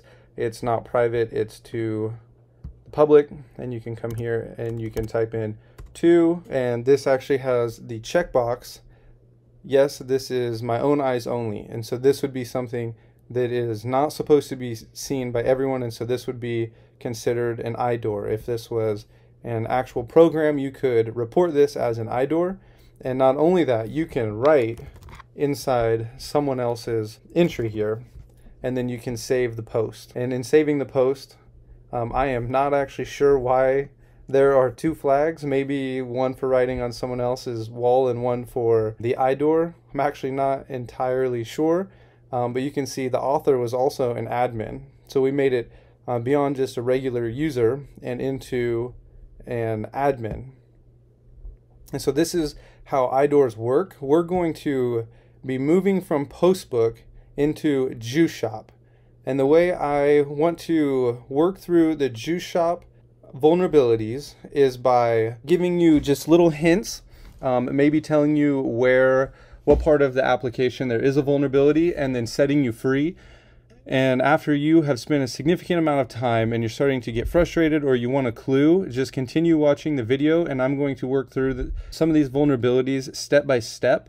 but I want you to give it a shot and try and figure out where the vulnerability is and see if you can solve the challenges on your own. And only if you're really struggling, come back and get another clue and then pause the video again and see if you can figure out the rest of the challenge on your own, kind of like we have been doing. But from this point on, it's going to be a lot more difficult for me to show you very specific vulnerabilities on multiple websites, because at this point, Juice Shop is going to be our main place of working, because there's not a whole lot of options when it comes to practicing specific vulnerabilities and then me showing them to you. So I want to give you clues of where they might be located in the application and then set you free to try and exploit them, and then only when necessary help you with another clue. And so with that, you can actually continue playing around in Postbook and see just what else you can do in finding IDORs. Okay, we are ready to find our first IDOR on our vulnerable web application. So you can come in here and try and find it on your own, or I can give you a tip on how to get started. If you want to try it completely on your own, you can go ahead and pause the video now, browse the application, intercept your traffic with Burp, and see if you can find the IDOR. Your first tip is going to be, we'll find the IDOR in leaving customer feedback under someone else's user. So you can go ahead and try and find that now if you want, or keep playing the video for the next tip. Okay, the next tip is going to be creating an account. I already created one. I figured you didn't want to sit through me creating an account, so you can actually just come up here, click on the account setting, the account tab, go to login, create a login, and once you're logged in, try and find how you can leave feedback as someone else. We are going to go ahead and solve this challenge. If at any time you feel like we have gone far enough and you have enough clues, you can pause the video and try and solve it on your own from that point forward. But we're going to come over here to this menu. We are going to click customer feedback. Now, I want to give you another helpful tip. If math is not your strong suit, you can actually open up and inspect the element. You can come to network, and then you can refresh this. And in our network, we will get a whole bunch of GET requests, and we will look through and find the one. Since this is called CAPTCHA, we're going to find the one that is labeled with CAPTCHA, and in there it will have for us the answer. And you see this request. We are going to look at the scoreboard at the end of this video, and I'll kind of talk through what this is, but we're going to go to this as soon as we solve this IDOR. But as we continue scrolling through and we're looking for the CAPTCHA right here, you can go to the response. Our answer is going to be 11. So it will solve for you whatever math problem you have. And that's the easiest way to get through these. And so our answer is going to be 11. It has our user name. We can leave a comment. I like to just leave hello world. We will give it a rating, and then make sure to intercept when you submit this. And so we'll hit submit, and now we have our user ID. If you want, you can go ahead and pause the video and see if you can figure out what to do from here. What we will do is we're going to send this to the repeater. We can come up here, open it up. We can send this request to make sure it goes through. It says it was created, so we have successfully left feedback. But we want to leave feedback as someone else. And so what we do is we can change our ID to, let's just go 14. Just pick an arbitrary number that's less than the one we were using or the one we were assigned. And then we can send it, and it says it was created. So now we should be able to turn off our proxy intercept, come back to our web application and it tells us we successfully solved the challenge of forging feedback. So this is an example of an IDOR where we are leaving feedback under some other user's name. And now I want to go to the scoreboard real quick. This is where you can see the challenges. And you can see all of the challenges that are available on this web application. All right, I was playing around with the comment section in the products, and I realized you can actually leave feedback as someone else other than coming over here to our customer feedback. You can actually leave feedback from a different user right here on these products, and maybe you actually figured that out in the last one, and if you did, that's awesome. And if not, you can go ahead and try and solve this challenge on your own, and then we will go through it together. So if you want to give that a shot, you can go ahead and do that now. Okay, we are going to just open up one of the items that already has a review, so that we have a name that we can leave feedback under.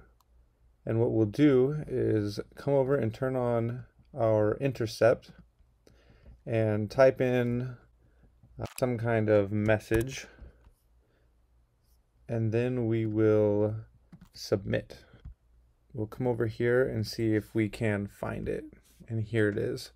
We can send this to our repeater. You can come over here and send this, and it says it was created. So we have the message, and then we have the author. So instead of having our name in here, we can put in Bender at Juice Shop. Was it dash? I think that is how it was written. And then we should be able to send this, and we'll actually just put in something else here and send it, and it says it was created.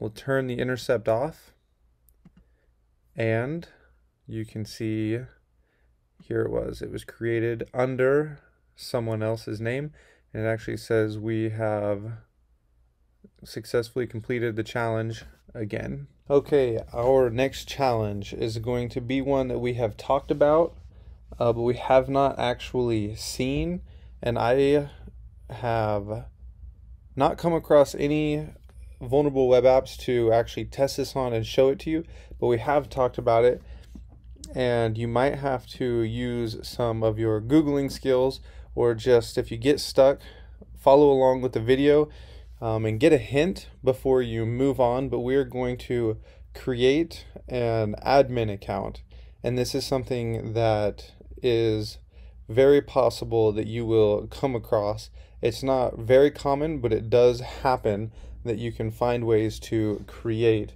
an admin account or escalate your privileges. So we're going to go ahead and make sure our intercept is off, and what I need you to do is go ahead and create an account and see if you can figure out how to get the account enrolled as an admin. And so you can go ahead and try that now. I think what I will have to do is log out, and I'm going to make a new account just the same, and I will come in here and go not yet a customer. This time we'll go John at john.com, and as soon as you get this done, we will turn on our intercept and we will register the account. Now what we're going to do here is we're going to send this to repeater, and over here is where we'll work on escalating the privileges to an admin. So we'll send this, and just to get a response to see what we have here. So our role is a customer, and this tells us that we're going to need to change the role. And so I actually just did this a few hours ago. I was just working through the application, and I'm going to show you exactly what happened to me, because this will give you a really good idea of just the trial and error that we go through when we're testing applications. So I came in here, I typed in role just like this, and I typed in admin. And if you send it, since this user has already been created over here, we're actually going to have to change this to 1. And if we send it, we can see we've now created another user, but the role is still customer. And so I changed this to administrator, and it still didn't work. So I tried to change this to user admin, and then change this over here again, and we are still a customer.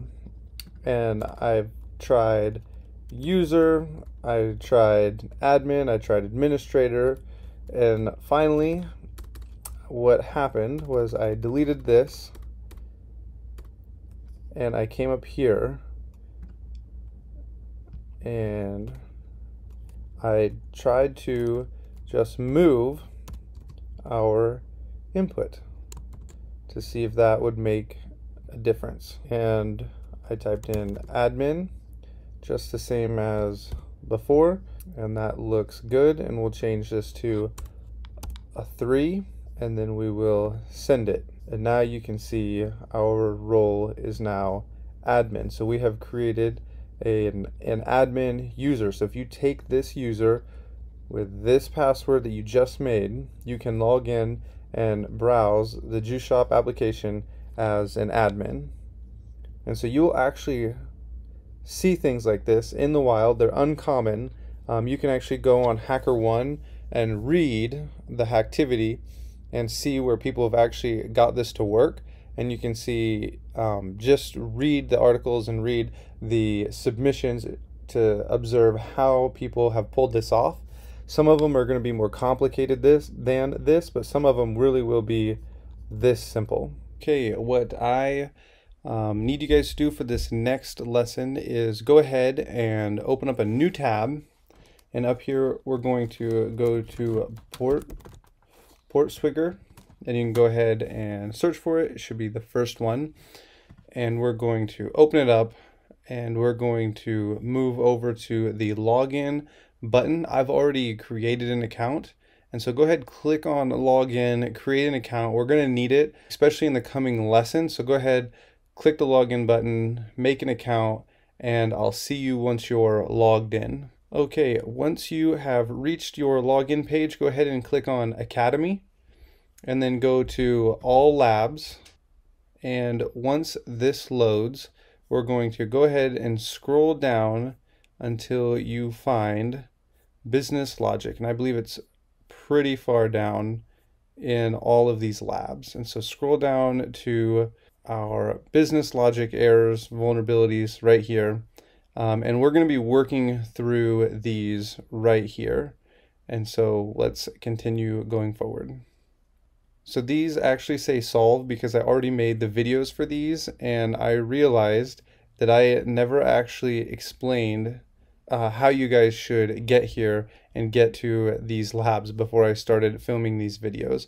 So I'm going to edit the video, and these are going to turn into unsolved. Okay, we are going to look at a few business logic vulnerabilities. And so these are very similar to the IDORs that we have been looking at.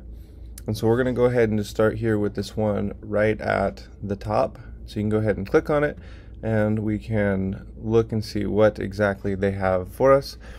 And it says that it doesn't validate user input, and we're to buy this lightweight jacket. So you can go ahead and open up the lab, and this is where it brings us. It said we needed to log in, so we will go ahead and do that. And it gave us the login credentials, so we'll log in. And now we are supposed to buy this jacket. So I guess we can go ahead and view the details and add it to the cart. let's actually come in here, turn the intercept on. We'll add it to the cart, and it tells us our price right here. I don't know exactly how much we're allowed to spend, but I think we should be able to. Let's see if we can make this a negative number. And we'll go ahead and forward that, and then we'll just turn that off. And it did not add it to our cart. We have $100 to spend on this jacket, and this jacket is way over $100, $1,300. So we'll go ahead and see if we can turn the intercept on, add this to cart, and let's just change our price here and see if that works. Okay, we're allowed to add it to our cart. So we have no need to apply a coupon, and we should be able to place our order. And it says we have solved the challenge. So things like this and business logic errors, IDORs and business logic errors, they're going to be things that you have the opportunity to find. These are pretty common that you'll find these business logic vulnerabilities. They happen when developers get lazy or they're just not really paying attention to what they're doing. I've actually seen really advanced developers make very simple mistakes that made their web applications vulnerable just because they weren't paying attention. And so you can find these. They're pretty common. I know there's at least one bug bounty hunter that this is all they do. They look through Burp, they look for business logic errors and what they can change just to find stuff that they shouldn't be able to. And vulnerabilities, these are pretty simple, and they do take a long time to find, but you can find them just by doing really simple things, by just changing numbers and inputs. Sometimes you will find stuff that has been encoded. It'll say, like, you'd have the lightweight jacket. Let's actually go back. I'll just show you. Sometimes we will add things to our cart like this, and you would have this, it'd say price, and it would look like this instead. We'll encode it, base 64. You'd have this sitting inside your price instead of that number.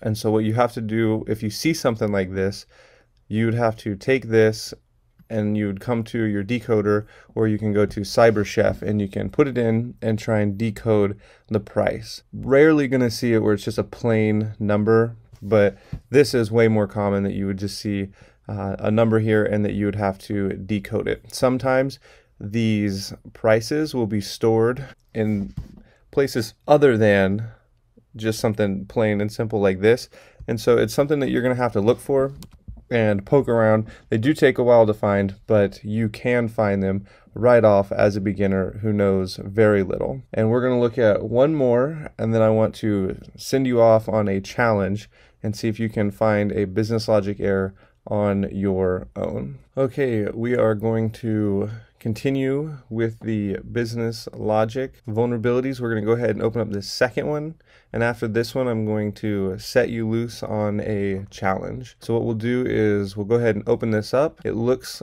like the same as the one before. We need to buy this jacket, and we have our login user right here. So we'll go ahead and log in, and we'll try and proceed with buying the jacket. Okay, here's our jacket. So we'll go ahead and view details. We'll add it to the cart. We're going to do the exact same thing we did in the last one, and I'm going to do it the exact same way by starting out. Oh, we don't have a price. So we got our product ID, our product, and here's our value. Let's get two of them. And I'm assuming we have the same amount of money in our cart as we had the last time to spend. So we'll go ahead and just put the negative sign in front of the 2, and we'll see if it allows us to put in a negative number. And we were. So in our cart, if we go look at it, it says we have negative $2,600. That means they are going to pay us. See if it'll go down by using these buttons. It does. So you wouldn't even have had to have done this in Burp. You could have just come over here and click this button, and it means they're going to pay us this amount of money. So when we place our order, we're definitely going to be able to buy our jacket, and our store credit is going to increase. Our price is not allowed to be less than 0. At least they have that in place. So we'll go ahead and, okay, made our cart empty. We're going to have to go back and put that back in our cart. So what I think we'll do is we'll add this to our cart as well. I'm not sure how many of these we're going to have to add. We'll go ahead and add one in, so that way we can buy our jacket, because that is our challenge. We'll go ahead and make sure that's negative. Forward, turn that off, and now we should have 2 negative items in our cart. It has to be above 0 but less than 100. So what we can do is we can just continue to subtract these. Oh, we'll add these. We'll go ahead and add these until we hit our price. Okay, it went back to 0 and removed it from our cart. So we'll go back over here. Back over here. Let's find something a little more expensive so we don't have to add that so many times.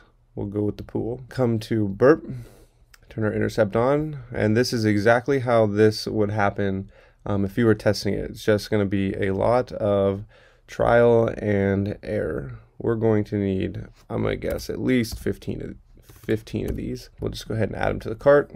We don't need to intercept that. And go back to our cart, and there our total is now $76. So what we did is we just added 15 of these pools, which got us close to $1,500, and then $1,500. And then what we did is we went ahead and added our jacket in at a negative price, because it wouldn't let us purchase anything at a negative number, and we only have $100 to spend. And so this should solve the challenge this time. So we'll go ahead and place our order. So I just wanted to add that you saw me make a lot of mistakes and a lot of trial and error in this video, and I want to thank you for being patient, but I also decided not to edit out all of the clicking that I had to do and the failures from this video, because I wanted you to see what it's realistically like as you test web applications, and as you're on the hunt. You will be doing what I just did the majority of your time, just trying to see if things work, and as they fail, you just go on and you try something new, and you try a different way to try and exploit the application or the vulnerability. And so I want to just encourage you that as you become frustrated or things aren't working, to just keep pushing on and see if you can find that vulnerability. Okay, it is time for your challenge. So if you navigate over to Juice Shop and get it running, what I want you to do is try and solve the challenge to where you actually are being paid $200 or $300 or $400 or more from this application. We just worked through 2 labs that are similar to this. So you can go ahead and try and solve this challenge, and when it's done, you should get the green bar at the top of your screen that'll tell you that you have completed the challenge. So I want you to go ahead and pause this video and give that a try. Okay, how did that go? We're going to go ahead and walk through this in the same manner in which I would solve this. So go ahead and add something to your basket, and then we'll check our basket. And then at this point, what I would do is I'd go ahead and turn the intercept on and walk through the whole checkout process and see if there's anywhere that I am able to modify, and see if I can modify this in any way, shape, or form. And what I think I'm going to do is I don't actually want to walk through and have you watch me put all of that information in just to solve this challenge. So we'll go ahead and see if we can actually modify this before we get there. So it says we have basket ID of 5. We're buying product number 4. Let's see if it will let us do what we did in the previous challenge and put in a negative amount. Let's try 99, turn the intercept off. It says we were able to add those to our basket, and they're going to pay us. That didn't work. Okay, they're going to pay us if we do that. So we'll go ahead and we'll try that again. $100 wasn't enough, so we'll come back to our products. We'll add to our basket. I forgot to turn burp on. We'll add this to our basket. We'll forward. Here's our quantity. I wonder if the rest of our content's at the end of this string. Well, we have our quantity, so what we'll do is we'll type in negative, and we'll do 200 this time. And we'll forward that and go to our basket, and that's more like it. We're going to get paid $400. So what you do at this point. So for the next few minutes, I'm going to show you a little bit of a walkthrough and explain SQL injection from the Nodus website. And I don't want you to actually go there or try and do this walkthrough. We're going to have plenty of practice when I have you create an account with Portswigger and we walk through the Portswigger SQL injection labs. And so for just the next few minutes, as we go through the Nodus example, and then I'm going to show you what the code actually looks like in a MySQL database. And I actually wrote a React app that's hooked up to a Node.js backend with MySQL as the database, so you can kind of see what the code looks like. Not that you need to memorize it, but it might help a little bit. Then we are going to move from there into Portswigger and try to walk through the SQL injections together. So for the next few minutes, as I am on the Nodus website, just try and follow along and maybe catch a few nuggets of detail to understand. And then as I walk you through the actual back end of a SQL database, I hope that you can understand it and maybe even do a few of the Portswigger walkthroughs with me, and then come back and then watch the MySQL database explanation again, and hopefully it will begin to click. This is one of those attacks that is really common, and so it's something that you should know. And up front, I'm just going to tell you, it might take you watching this and going through these labs several times to fully grasp the SQL injection, but that's okay. It takes time to become an ethical hacker. So with that, let's jump into it. Okay, we are going to begin working through some SQL injection. This is something that you can find. There are bug bounty hunters that dedicate their time only to looking for SQL injection. So if this is something that you find interesting, you can become really proficient at it, and this can be something that you primarily search for. So this is something I suggest learning, and learning well. It's easy to look for. You don't really need to know a whole lot about SQL databases in order to find these, but it does help. In the bug bounty world, it's actually a lot easier than if you find these on a capture the flag, because all you have to do is put in a time delay to have a proof of concept. But in a capture the flag, you'll have to know a little more than what we're going to go over here. But for the sake of not going through and learning how to program in SQL databases, I think it would take just too much time. And so we're going to go through how to find these if you were to start looking on bug bounty programs. And I went ahead and opened up Nodus 15. You don't have to go through this or work through this. I'm only going through this to show you what it's going to look like, and then we're going to actually go over to Portswigger and we're going to work through their practice SQL injections. And so just to give you an idea of what we're doing, when you come to a login form such as this one of the best things you should do and you should regularly check for is just to put in a single quote, and then you would hit enter and see what happens. And it says this user does not exist. What we're looking for is an error in the query. So I would go and I would do a double quote next, and I would hit check existence. And if you can hit an error, this is what we're looking for. And I'll actually show you in Burp, because this is where you're probably going to be sending your request through. So you'll hit check existence. You would send this to your repeater. And I'm actually just going to go ahead and change this so you can see it. And then you would hit send.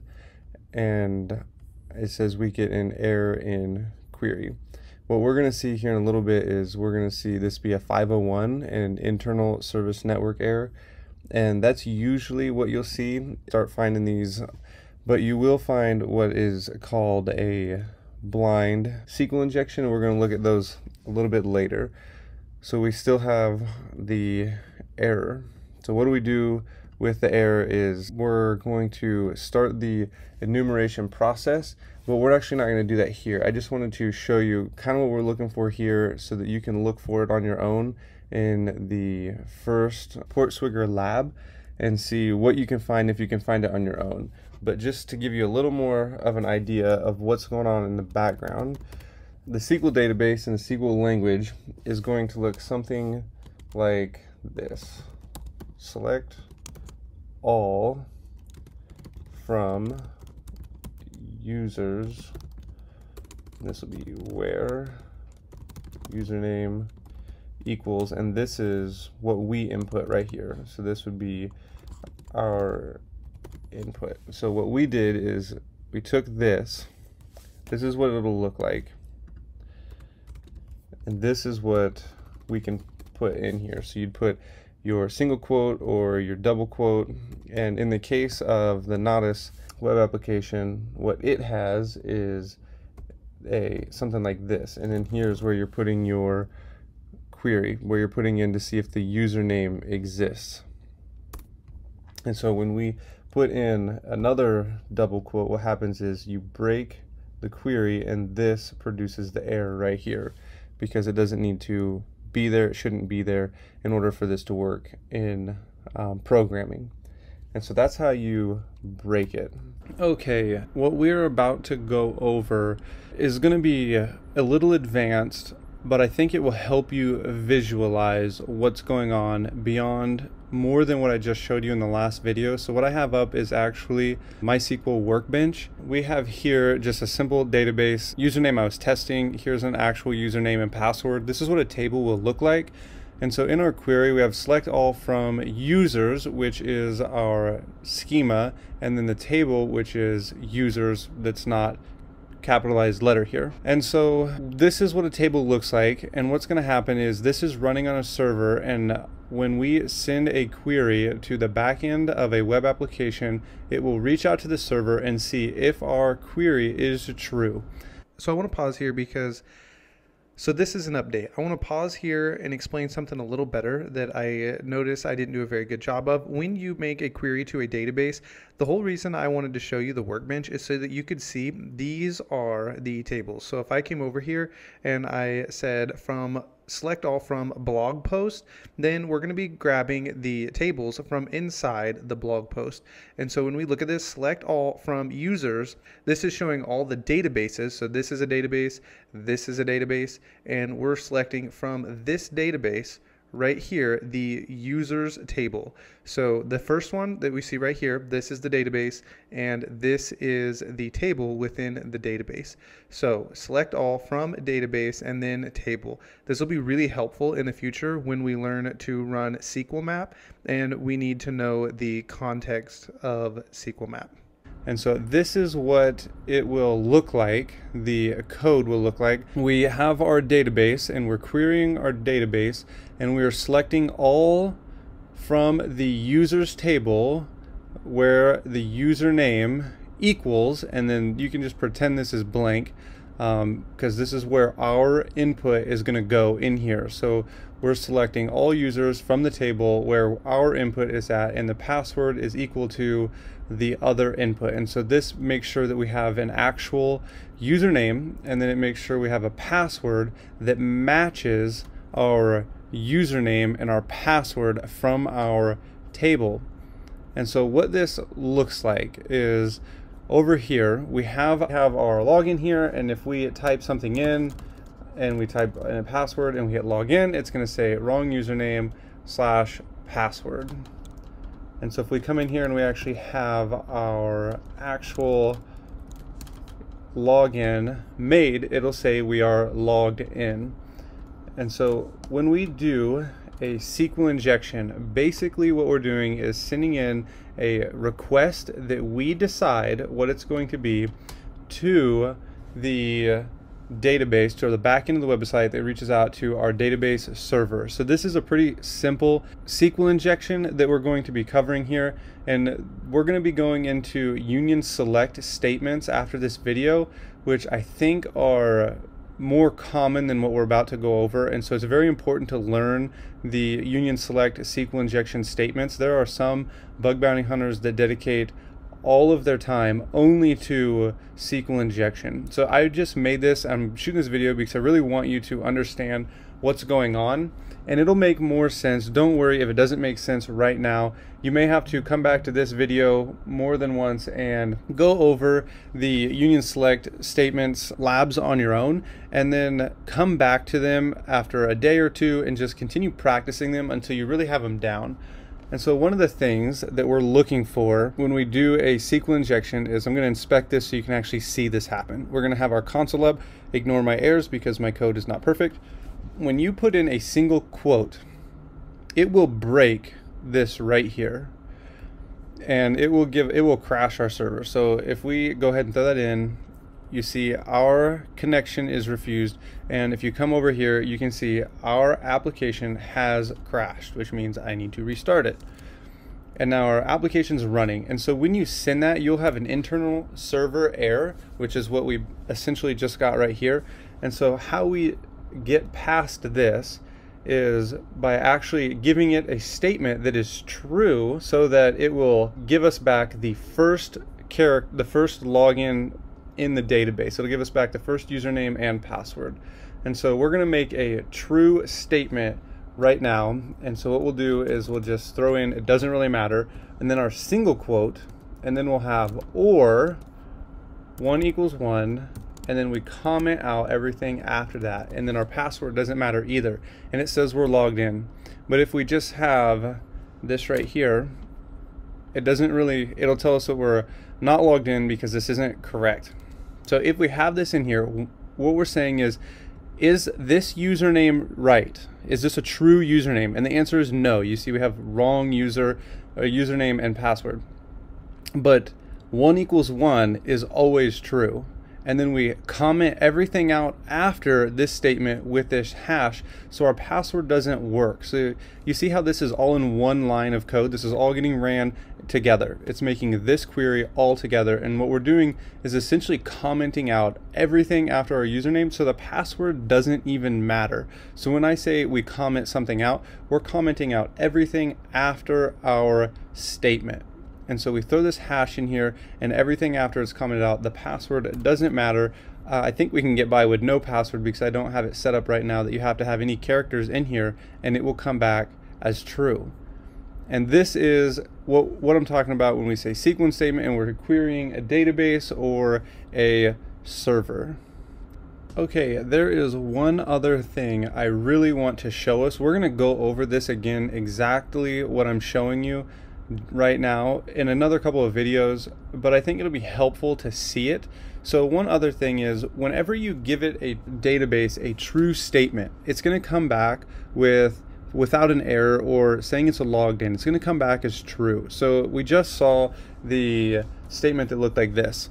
We had our username, and then we had or 1 equals 1, and 1 equals 1 is always true, and so it comes back as logged in or it comes back as true. There are other things we can do to get information from a database. See, we want these username and passwords, and we have an ID. So we have 3 columns here that have information in them. Let's say we know the table is users, and we want to know how many columns we have. What we'll do is to pull down something true. If we want to pull down the number of columns because we don't actually know how many there are, and we want to just find out some information from this database, you can actually come in here just like we did before, put in our random username that doesn't really matter, and then this is what I mean when I say a union select statement. So we're going to connect union to our statement here. So we have select all from users where username equals these things, and then we're going to add to it. We want to add a union select, if I can spell, we're going to select null, and this will tell us, is there one column in our table? And we send this, we're going to crash the server. I'll go ahead and send it so you can see we crash the server.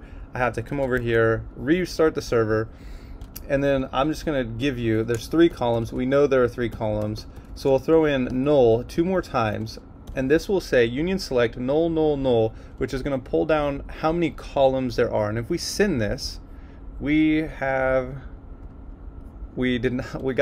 crashed the server because we didn't comment out the rest of the string that we were querying. So here we go. We'll log in. Now we have no undefined came back, which means we have no errors. So we'd know there are 3 columns. And so this is going to come up in one of our very first SQL injections that we're going to be doing on the Portswigger web application. And there are labs that they have set up for us to practice on, and you feel free to continue practicing in there, but this is something we're going to be doing, and we're going to be going in a lot more detail, and you'll have to pay attention to this comment because it will change between 2 dashes without the semicolon based on the type of database that we're using. So I do apologize if this seems confusing. Hopefully it becomes more clear. It's in the top 10 most common vulnerabilities. I think it's in the top 5 most common vulnerabilities. Looking a little difficult right now because you've never seen it before. But by the end of this module in the course, if it's still unclear, you can go back and try it again and go back through this module, and it will become more clear, and you will memorize how to find these vulnerabilities. So with that, I will see you in the next video. Okay, we are here on portswigger.net. You can go ahead, I actually went ahead and logged in and created a new account.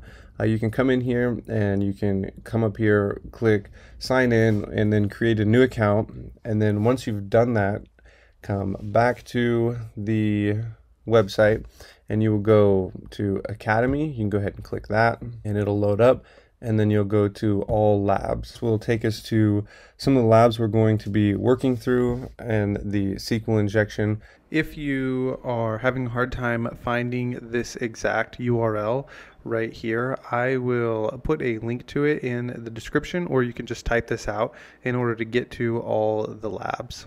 There's a whole bunch of them. We're not going to be going through all of them because some of them get kind of repetitive, and it has been a while since I have done these, at least a year. And so I actually thought what would be good, I'm not going to rehash any of these before we go through them, so you are going to see me make mistakes and you'll get to see my thought process, and you'll kind of just get to see how I work through these. And so if you want, you can go ahead and open up the first one.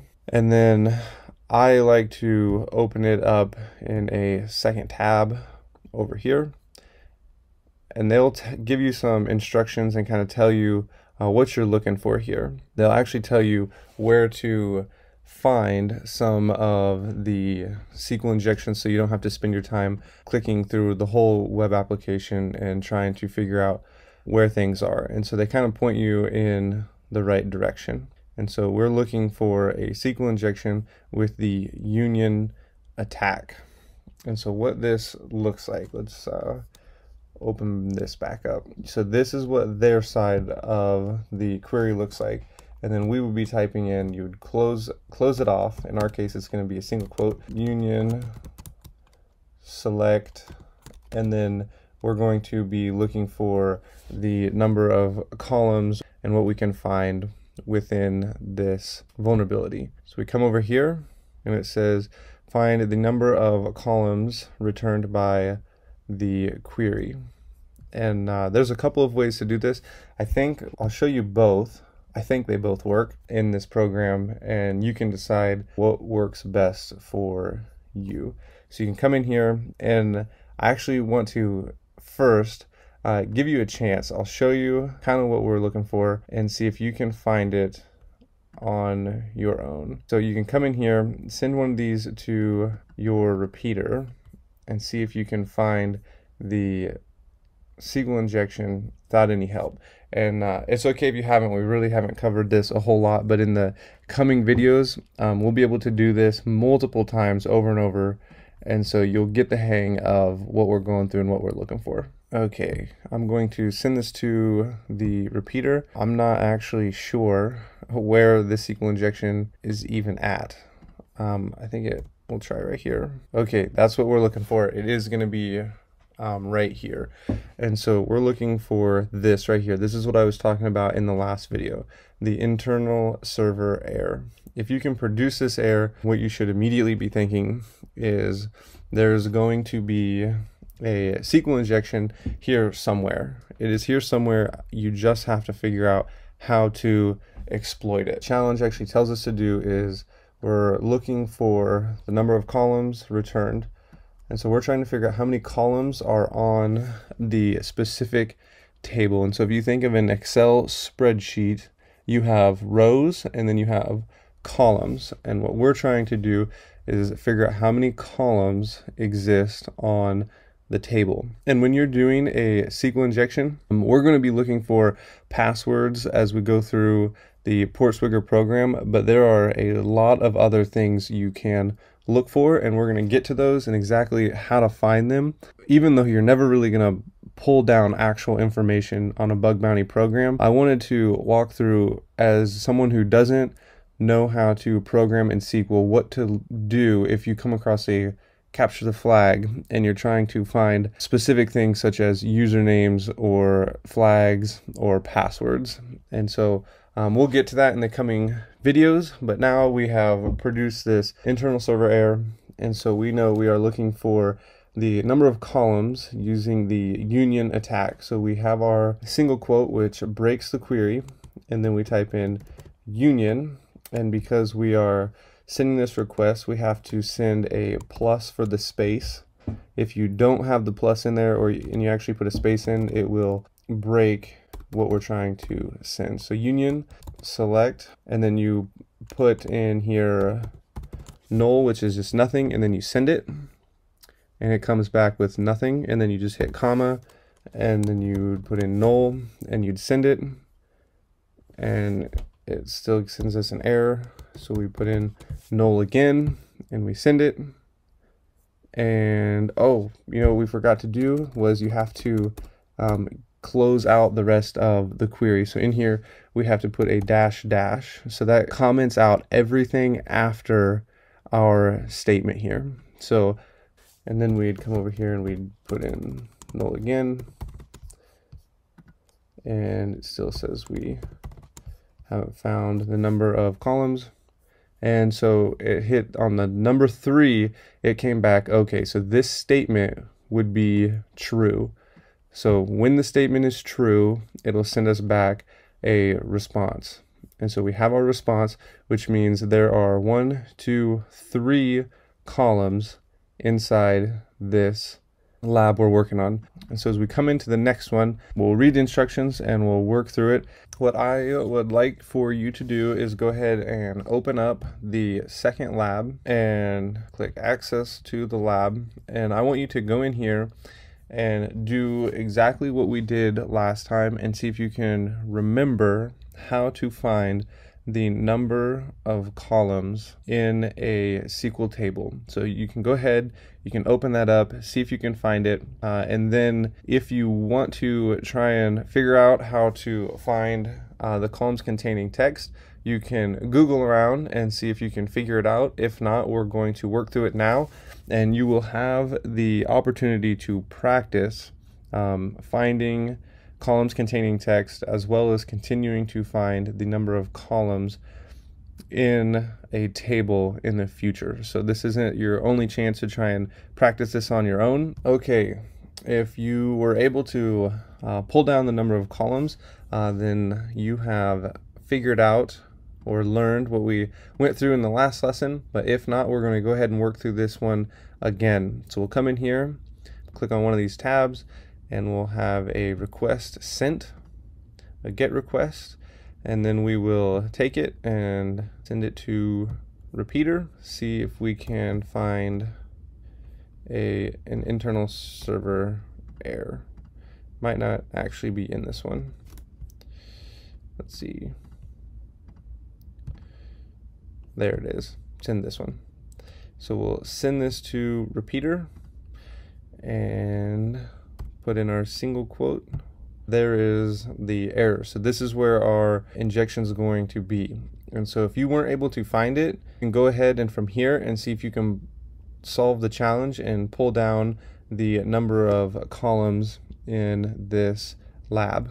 So you can go ahead and give that a try now. What we do here, if you remember, is we type in union and our plus, then we select, and then we have our plus, and then we type in our first null value for the column, and then we comment everything else out after the request is sent. And it says we still have an error. And so we try this in. You actually don't have to have these in all caps. It's just kind of common practice for what people usually do, is have things in all caps. I'm not really even sure why. So if you know why, you can go ahead and let me know. So we pulled this down. We found 1, 2, 3 columns. And so if you made it this far, good job. Congratulations. You have learned how to pull down the number of columns, but now we're supposed to pull down which column has text or which ones take text. And so you would put in your single quotes, and then you put in a string and then send it. And that one came back as an error, so we'll try the next column. And it is the second column contains text, and we'll go ahead and try the final column as well. Whoops. Okay, so it would be the center column is the one we would go after to try and pull down information, which is not actually available in this lab, but it is going to be available in the coming labs. So in the next lab, I want you to try and go through this, find the category of where you're going to find your error, and then try and pull down union, select the number of columns, which column contains text, and then we'll work through how to actually pull down the information from that column. All right, I did not notice after I had closed the video that the lab still said it was unsolved. And for those of you that is bothered when a lab goes unsolved or you want to see them all solved, I'm going to go ahead and do that now. So we'll go ahead and I'll show you where to find that. If you want, you can go ahead and try and find it. I actually think this is a good challenge. I think you'll be able to find it. Just go ahead and go into perform the SQL injection, find the one that contains a string, and then look through the response and read through it and see if you can find the answer to solve the challenge. This here solves the challenge for you. So now the challenge is solved, and I will see you in the next lesson. Okay, we are back with the third SQL injection challenge. You can go ahead and click on it and read through the prompt. I'm actually going to give you the challenge to see if you can pull down which column or columns contain characters and will accept a string. And then I'm going to walk you through pulling down data from the table. And then I would suggest practicing, so after we go through it on this lab, to try and go through it again without the video before you move on to the next lesson, so that you can continue practicing things as you see it happening. So we'll go ahead and enter into the lab, and it's going to be pretty much the same. So if you want to go ahead now, I'm going to wait a few seconds and you can pause the video and see if you can complete the challenge and pull down which column or columns contain a string before we go ahead and continue learning how to enumerate the table columns. So by now this should be pretty familiar to you. We're going to come in here, we're going to look for our request that I apparently passed. We'll send this to repeater.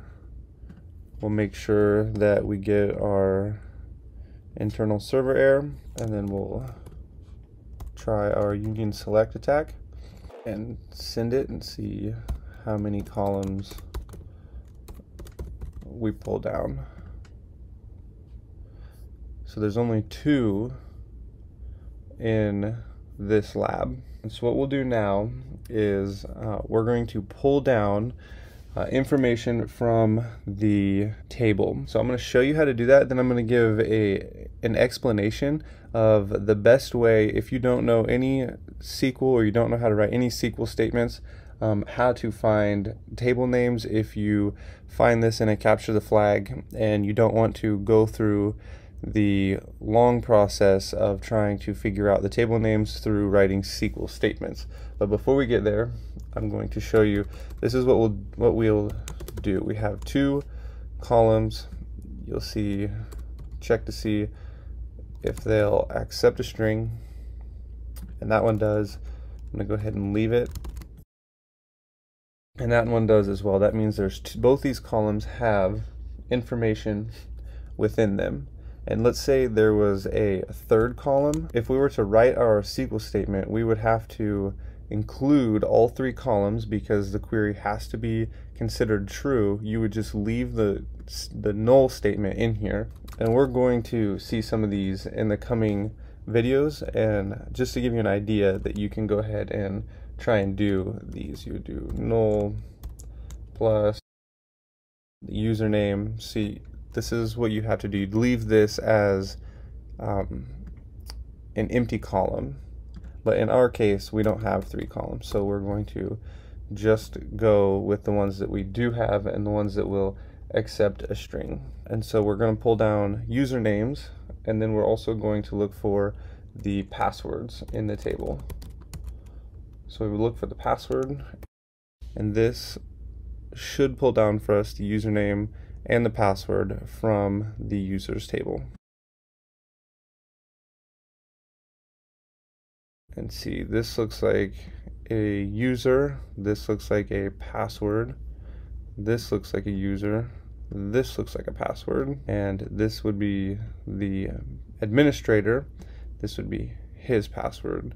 So in our response, we have pulled down the usernames and the passwords that are within the table, and this would give us access. If we wanted to, you could log in as these people. If this was a real website, you would have access to their accounts. You can go ahead and turn your proxy off so that the web page loads, and then you will have the usernames here and the passwords, and you can come over to log in and you can give them a try and see if you're able to log in and see if this solves the challenge.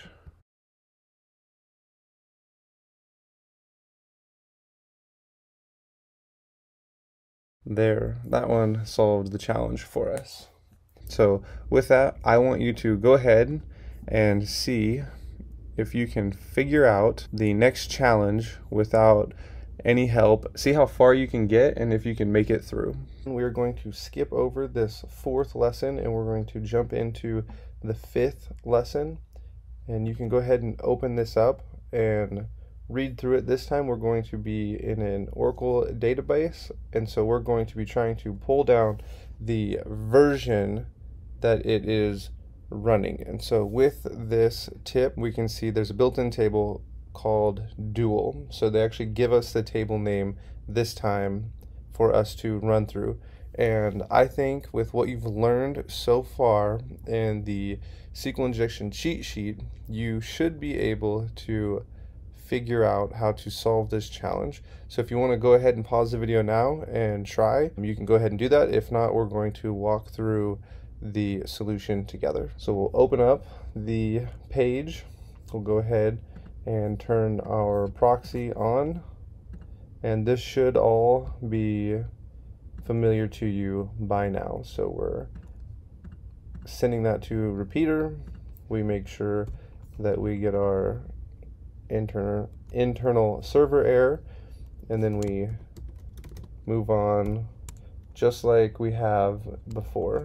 So we type in union, select, and then we'll check for a single column. But if you remember, the table name we were told is called dual. And so we can send that, and we still have an error, so let's try for a second column, and we see that there are two columns and the table name of dual. So we'll come in here and make sure they can receive a string, and they can. So what we'll do now is we're looking for, if you remember, the version name. We're trying to pull down the version name inside the response. So we'll come back to burp, and since these can receive string, we type in here banner, and then if you remember from the previous lesson, if we have multiple columns that can receive a string and we're not actually going to use one, we have to leave it with null, so that way that column receives an input. We just don't want anything from it yet at this point. And then for Oracle, the way you pull down a version is $, and then just the word version. And we'll see if that sends it for us. I saw this change in the background to solved. So that gets us our information that we need. And so we should be able to scroll through here and we find it right in here. Okay, in this lesson we're going to go ahead and open up this one, the MySQL and Microsoft. I will just go ahead and tell you they are trying to pull a quick one on us, because instead of using the typical dash right here that we use in Microsoft to close out or to cancel or to comment out everything after your query, you will use a hashtag, and that will stump me. I will come across that and I can sometimes not figure out what's going on, and I can spend a significant amount of time trying to figure it out, and in the end I was using the wrong comment. And so that's one thing to be aware of. And in this lab, we're going to inject an attack. We're going to pull down the type and version of MySQL that's being used. And so this is very, very similar to the last one. And when you go ahead and open up the lab, we are looking to make the database retrieve the string. So I'm actually not entirely sure how to get this to say solved. So we're gonna be figuring this out together for, I guess, the first time. So I'm guessing what we're supposed to do is use our union select attack, pull down the response that we get right here, and try and find the version, which will look something like this, that it's using, and then go back and put it into a string, and it should give us the problem solved up here. So if you would like to go ahead and give this a try on your own, you can go ahead and do that, and I'll give you a few seconds and you can pause the video and then we'll walk through it together. We're going to continue the same way we have been. Turn on the proxy, pick a category, send it to repeater, turn the proxy off. I'm going to lower this so when it comes through as solved we can see it. We'll see if we get our error, and we do. Try it for null, and then don't forget the way we comment out is with the hash or the pound symbol. It has more than one column and it has two columns. So what we will do is we will make sure they can both receive a string, and they do. And so the way we pull down the version in Microsoft MySQL is a little different than the way we did it with the Oracle one. We'll go with the two @ symbols. You type in version, and if you looked through the cheat sheet, you would know this is how you pull down the version for Microsoft. And so what we do is we type in null, because you have to have both columns filled, and then we'll send it. And we came back with a positive response, and so we'll look and see if we can, oh, it solved it for us. It already said solved. I thought we were going to have to find a version number and send it through as a string right here. Okay, at this point things are going to become progressively more difficult in pulling down usernames and passwords, especially once we get to the blind SQL injection, because this is something that we have not seen before. So we're going to be preparing for that by going into this lab right here. You can go ahead and open it up, and we are going to be pulling down the username and passwords, and we're going to log in as the administrator to solve this challenge. I think you can go ahead if you want and practice pulling down how many columns there are and which ones actually receive a string. And you can go ahead and pause and do that if you would like. If not, we're going to go ahead and solve it together. So we'll turn on the interceptor, and we're going to be seeing some new information that we haven't seen before. It's going to seem strange, but I'm going to do my best to explain exactly how the SQL statements work, the default tables, and what we're looking for. So we'll go ahead, send that to repeater, turn that off, send that, make sure we get our error, determine how many columns there are.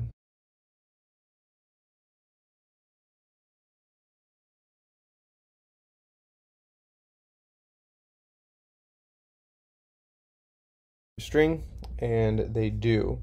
So at this point, things are going to be a little bit different than what we've been doing.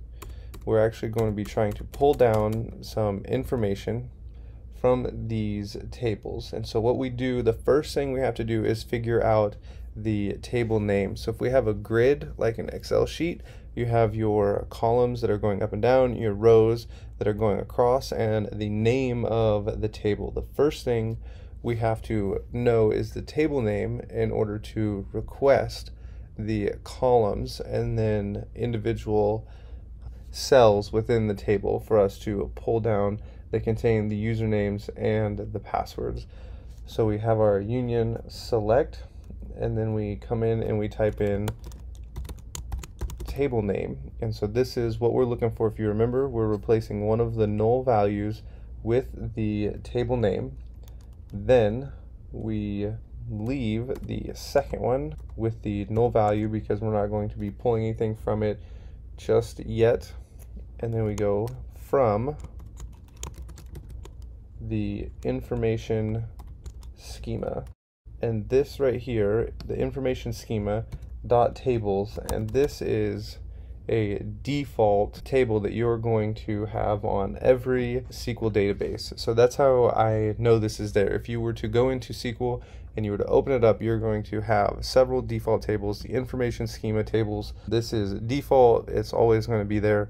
And so this is how we know what to put in for our injection. Then we send it, and we have an error, which means I'm guessing I have a typo schema. There was my typo. And we pull down and we'll look through our response and see pull down the table names that we have here, and there are a bunch of table names. But if you remember, the one we're looking for, we're trying to log in as the administrator, so we're going to need the users table right here. Users, this is the name of users table. I would suggest copying it and having a text file open because we're going to need this information. So now we're going to look for the column name, so we can delete this. So the table column is what we're looking for now. So we're going to, actually, I deleted the wrong part of the request. Instead of the table, we're looking for the column name. And we're going to leave this in the information schema dot columns. And this looks right. And now we're going to add to this because now we're looking for the columns from a very specific table. So now we add a plus and we'll say where the table name equals and then our users table that we just pulled down. So we'll type in table name and then we do equals and then our double quotes. I think I've actually already got that copied still. And then we paste in our users table. So what we have going on is our union select. So everything that's coming before this doesn't really matter. We're adding a query onto it. We're looking for the column name. We have our second value retrieving null because we're not looking for anything from it just yet, from the information schema, which is one of the defaults within the SQL database. And we found the table, so now we're looking for columns where the table name, so we're pulling down the table name, equals users. This is going to give us the columns within the table that is named users with some random characters. And so we should be able to send this. So now we should be able to scroll down, and we have column names. So the passwords column and the users column. And so now we should be able to change our query and pull down the passwords and the username. So I'm going to go ahead and copy these. We have the username and the password columns. These are the ones that we are interested in. And now we're going to change our union statement. So now instead of pulling down a column name, we are going to be looking for the username and the password. So we can delete our null and we can insert the password column, and here we'll put in the username column in the first slot instead of the column name, and we're looking for the username, the password.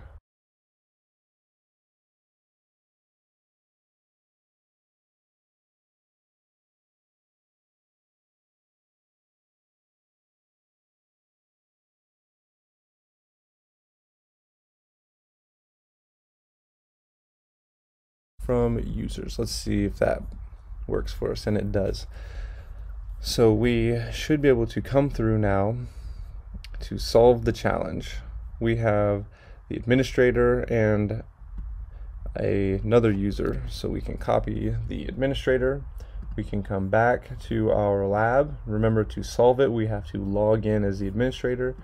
We can paste in the administrator, and then we can come back to burp and copy our password, and this should solve the challenge for us. Okay, now that was very, I don't want to say complicated, but it was a big jump from where we have been coming and where we've been coming from. And so as we get ready to go into blind SQL injections, it's going to become even more complicated. So you might have to go through this lab several times and make sure that you really understand what's happening. Make sure that everything that's built up to this point is working together. The next lab, I believe, is an Oracle lab. Okay, so you can try and solve this one. It's going to be similar to the one that we just did, only you can use the SQL cheat sheet. We'll go ahead and walk through it again just so we can have one more practice before we get into the blind SQL injections, because these are going to use everything we just learned in this lesson plus quite a bit more. We're going to be looking at new aspects within burp and exactly how to use the intruder tool within the burp program. So I think it's very important at this point, if I can stress it enough, we're going to have quite a bit of practice going into the blind SQL injection, but it's a lot more difficult than what we just went through if you've never done this before. So go through this again if you have to. Make sure you understand what's happening and what's going on. I want you to try and solve this lab completely on your own. I'm going to give you 2 clues before you start, but other than that, you have already learned everything necessary for solving this challenge. We'll go ahead and open up the lab, and if you remember, when we do go through an Oracle database, you have to use from dual when you're trying to pull down the number of columns within the table. And so since we're looking for we're going to have to log in as the administrator, that should give you a clue to at least how many columns are going to be within the table.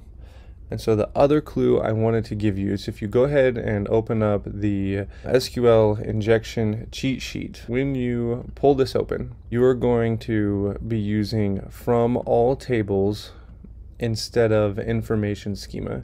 So in the last lesson, we used information schema as our default. Well, that's not what we're going to be using this time. This time we're going to use all tables. Everything should be the same as it was last time. The only difference is we're going to be using all tables instead of information schema. And so you can go ahead with that information and try and solve this lab. And if you have gotten stuck, we're going to go ahead and walk through this together now. So the first thing is turn your interceptor on. We're going to go through the normal procedures here. We're send it to repeater, turn the intercept off, and make sure that we have our error appear, which we do. So this is telling us we have a SQL injection. We are going to pull down the number of columns. I know there's at least 2 because we were told that we have to log in as the administrator, which means there's at least a username and passwords column. So we have at least 2 of those.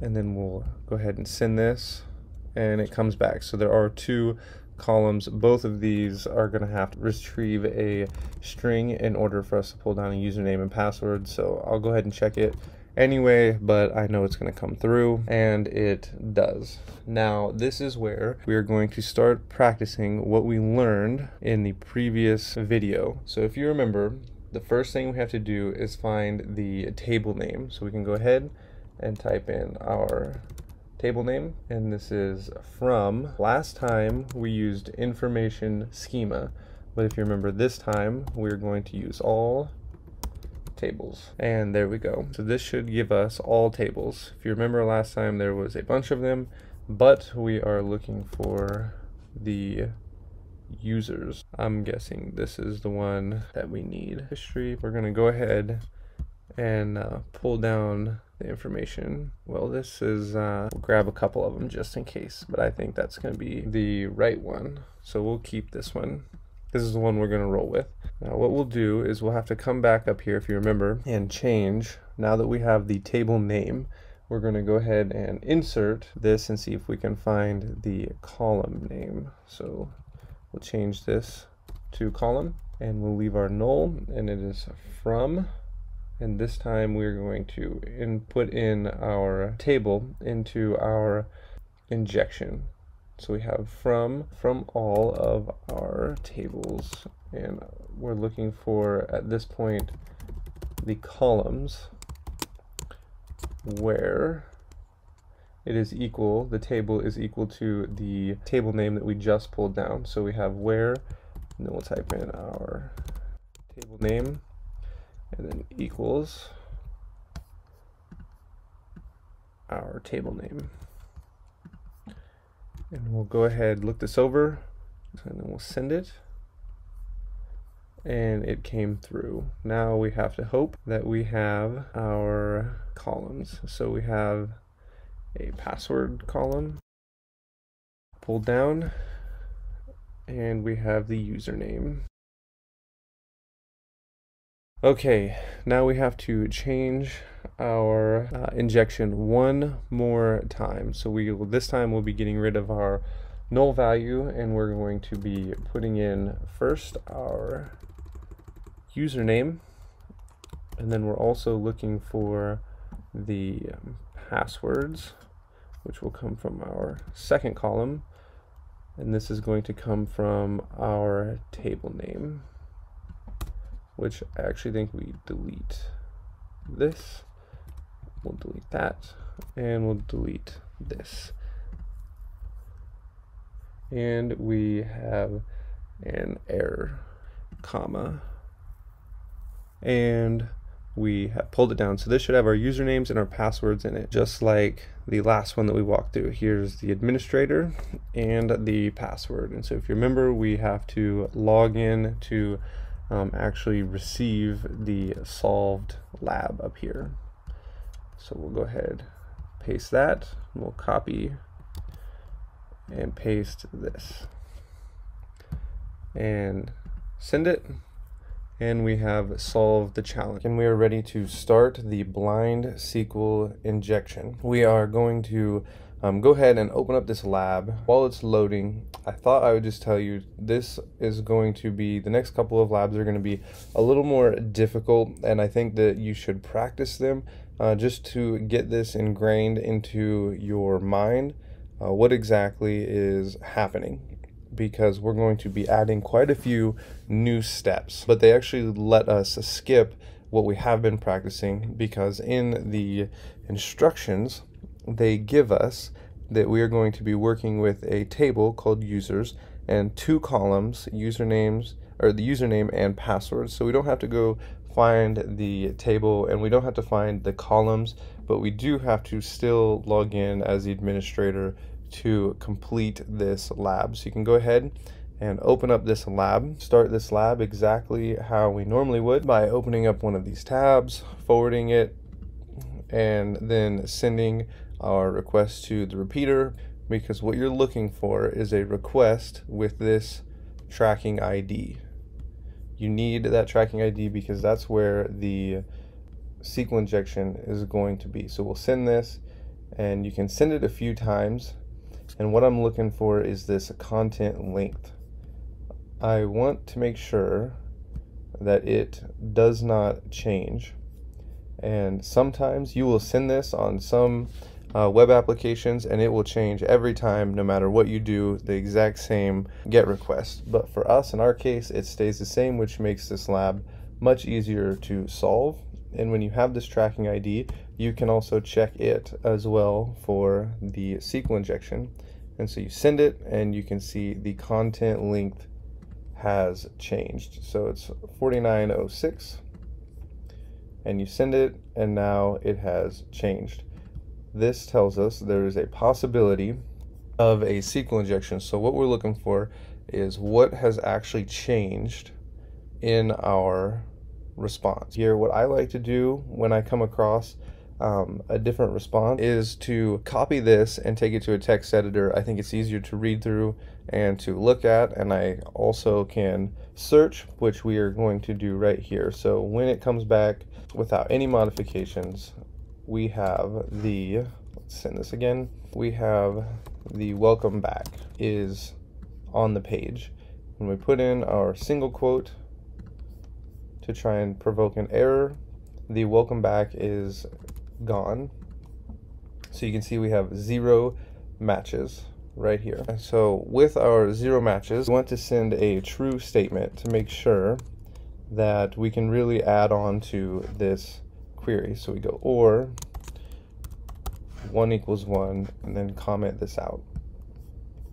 That comes back as true. So we know that we can give some kind of request and see what comes back true, what is actually true and is on the database will come back with this welcome back, which is what we're going to have to pay attention to. And so because we've already been told what the table name is and the column names, we can go ahead and start to look for information from this table. So we'll type in our usual union select, and this is where it changes, because we're going to now add a character into our query. So we're going union select from, and then we're going to go to our users table where the username, username is equal to, and then remember we were told we need to log in as administrator, so the username we're looking for, and we are going to send this and see if it comes back as true, and it does. So we have this, and now what we can do is we can actually add on to it, and we can look for the length of the password. And so you can come in here and you can look to see how long the password is, and you can pull down the length of the password, and you can come in here and you can go plus and plus length, and then we add in the password, and then you would add is it greater than, and then you can start right here and you can start sending to see is it greater than 1, is it greater than 2, is it greater than 3, and you can send this to the burp repeater and just continue seeing is it greater than and looking through this. What I am going to do is I'm actually going to skip this process for the sake of time, because we're going to have to go into a burp intruder and start looking for the actual password. And so what we're going to do is we're going to send this query over to the intruder and see what we can pull back. So I'm going to go ahead and take this query here, and what we're going to do is we're going to take this and we're going to add into it the characters that we're looking for. And so you would add in that you're looking for the first character and only one character inside the query, and then you're going to start with the character A. Now at this point, I'm sure this is the first time you've ever seen anything like this. It looks very strange, and it is going to feel really strange doing things like this. It's new and it's kind of confusing, so we'll send this not to repeater, to intruder. And so we have this new string that we're sending. So we have our normal union select, and then we have a string from users where the username equals administrator. So we're looking on the table name users under the column username for the administrator's password, and we are looking for the actual password at this point. And this actually, I just noticed, we're not looking for the length of the password, we're going to be looking for the substring. So we'll come over to intruder, we'll look at our positions because we've already sent this over here. We'll clear where it wants us to start querying, and we are looking for the substring in the password. And so we will go ahead and set this up. What we do at this point is, as we set up our payload, you will add the whatever those symbols are to tell it this is where we want to shoot through, or we're going to use the cluster bomb. So this is where we're going to be going through and sorting to make sure we have the right characters. And then we'll add right here, because if you remember, this selects the first character, and then it's going to go through the first character for all of the characters that we give it. But then we want it to go through the second character as well, and then the third and the fourth and the fifth, until we reach the end and we have the password. I don't have the professional version of Burp on this system, and so this is actually going to go really slow. And once it starts, I'm going to go ahead and pause the video so you don't have to wait for it to pull down the password, because it will actually take a while without the professional version of Burp. And so what we're going to do now is we're going to set up our payloads. And so if you remember, payload 1 is going to go to this position, and payload 2 is going to go to this position. So the first payload, we're going through numbers. So we will find numbers, and we're going to go from 1, and this is when I guess it would have been helpful. I'm just going to go really far. This is when it would have been helpful to see how many characters were in the password, so you would have known how far you needed to go. And then we're going to go by a step of 1. So it's going to go up 1 character once it goes through all 30 characters. And then position 2, we are going to be going through the alphabet. See if it has the alphabets in here for us. I believe it does.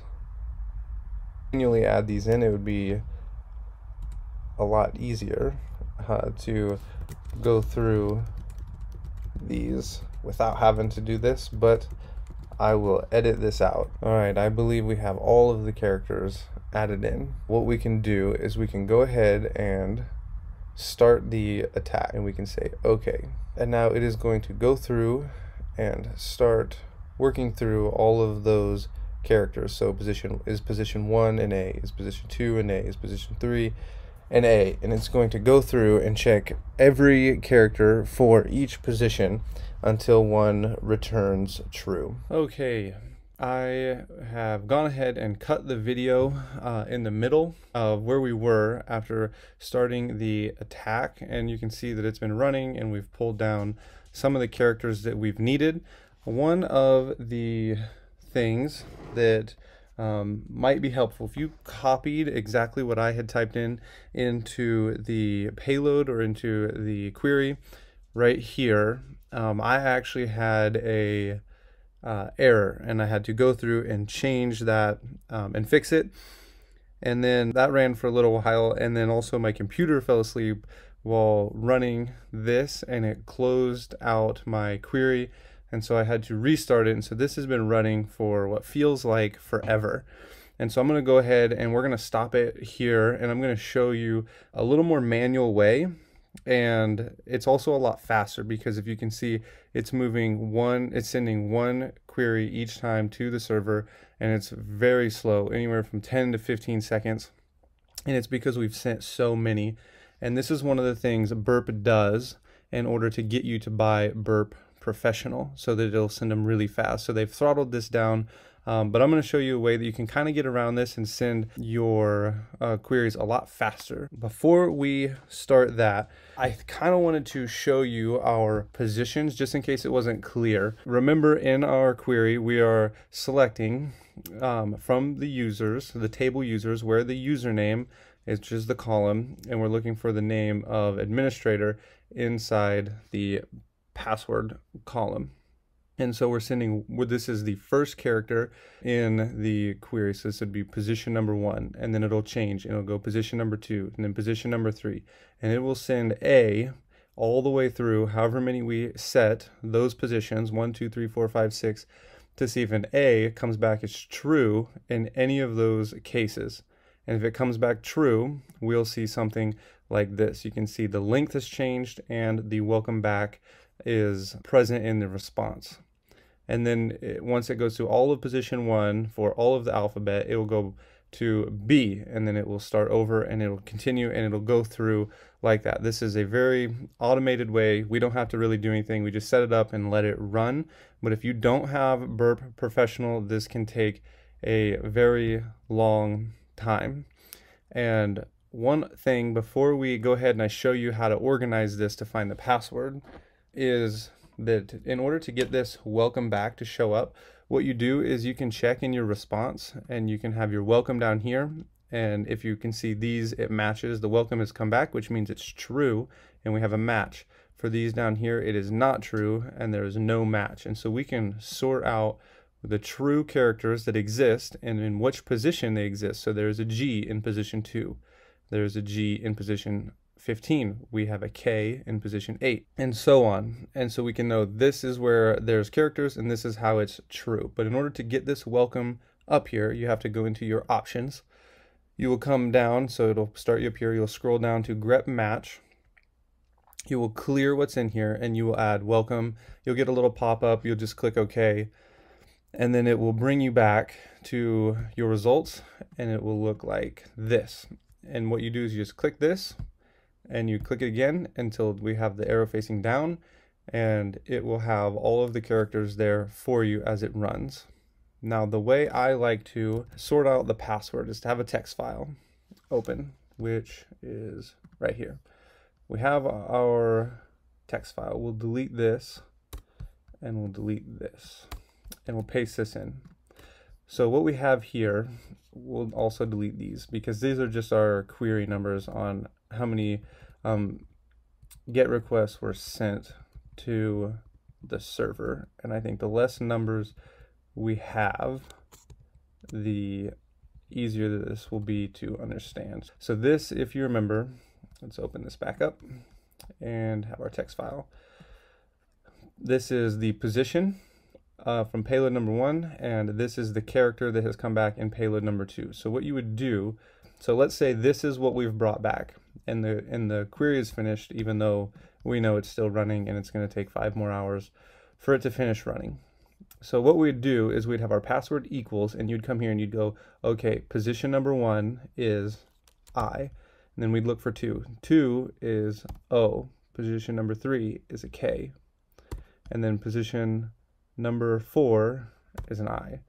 and position number 5, L, and position 6 is a G, and then you'd go along and you would just continue doing this all the way through. So we go 6, and then we go 7, and then 8 is a C, 9 is N, and by the time you've gone through all of this, this is your password.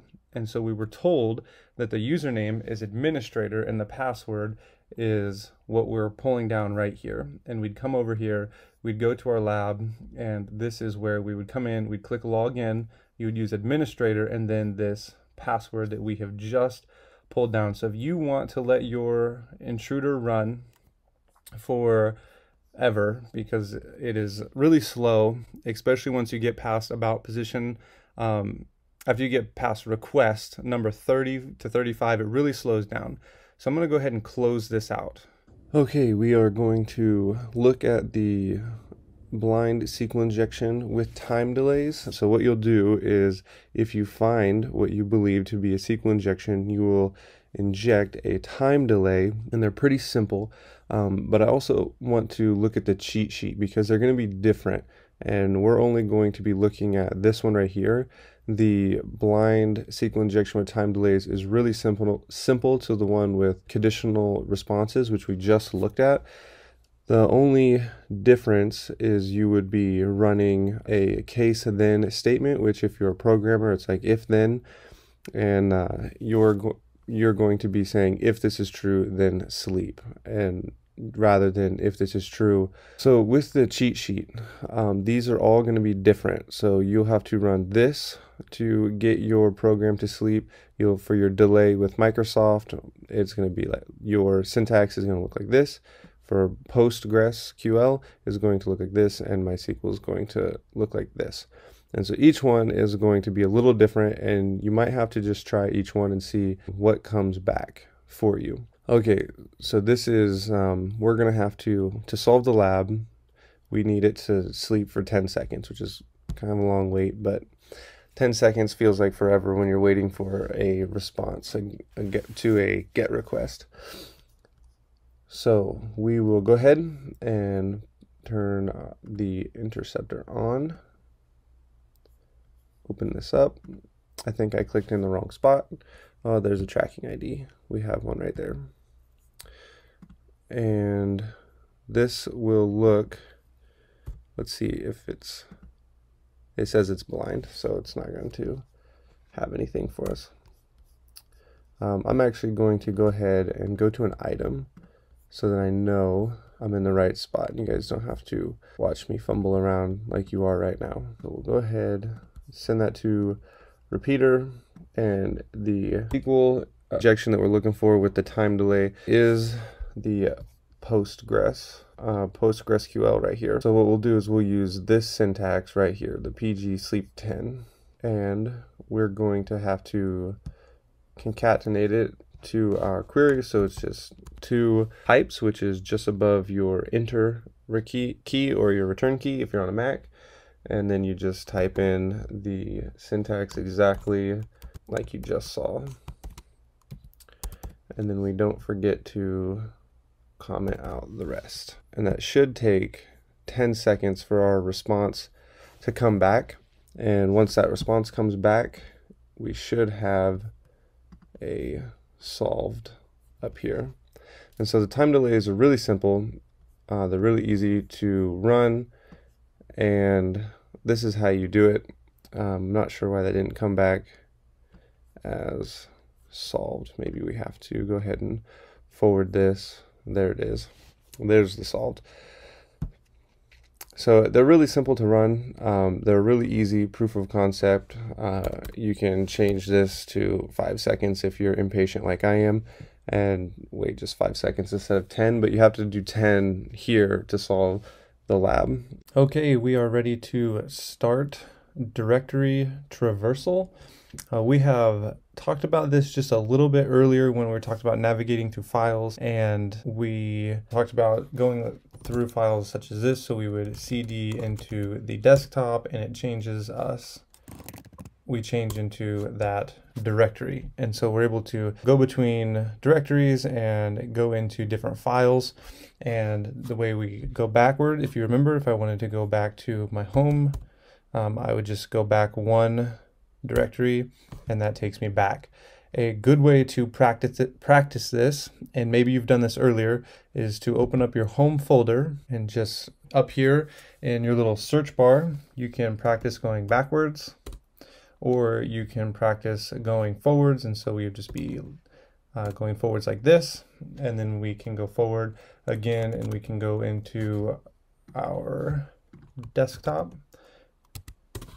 And then if we wanted to go back, we would just do 2 dots and a slash. And so in directory traversal, we will be going through files only in our browser.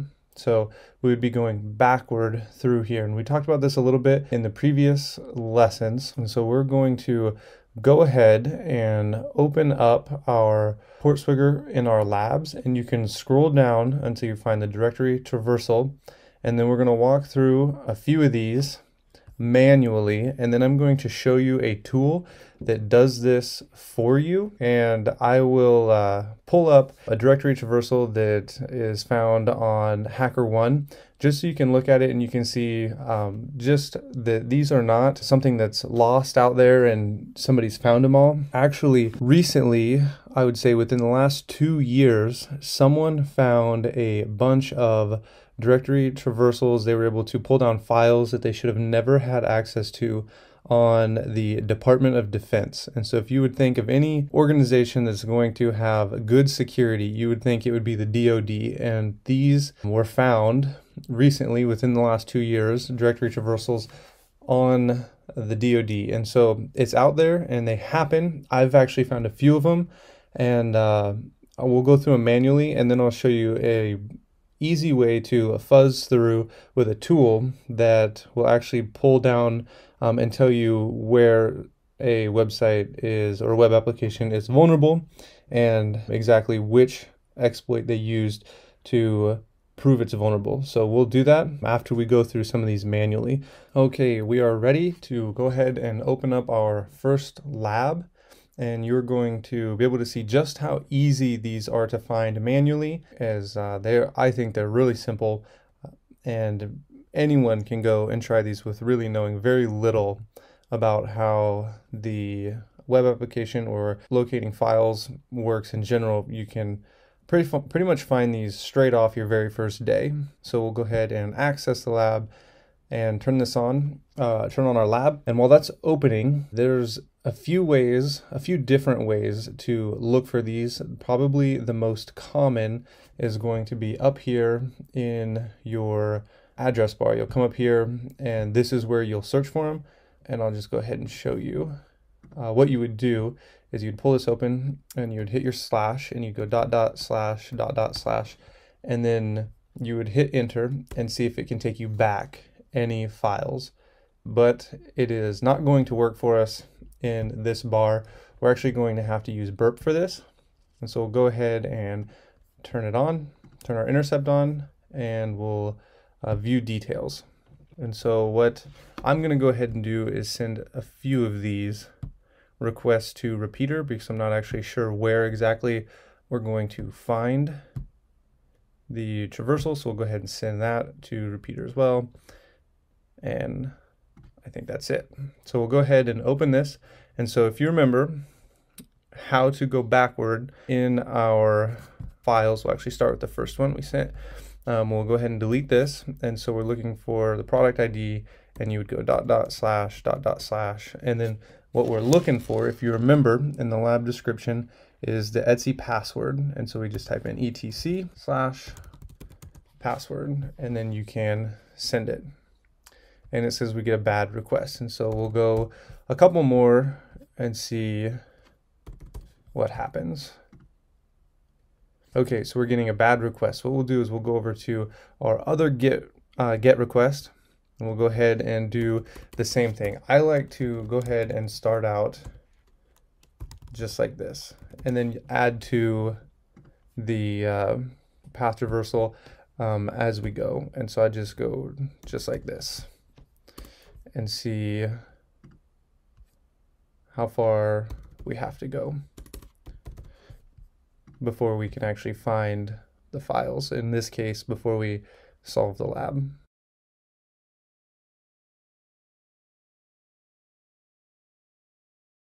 Okay, so there it solved it.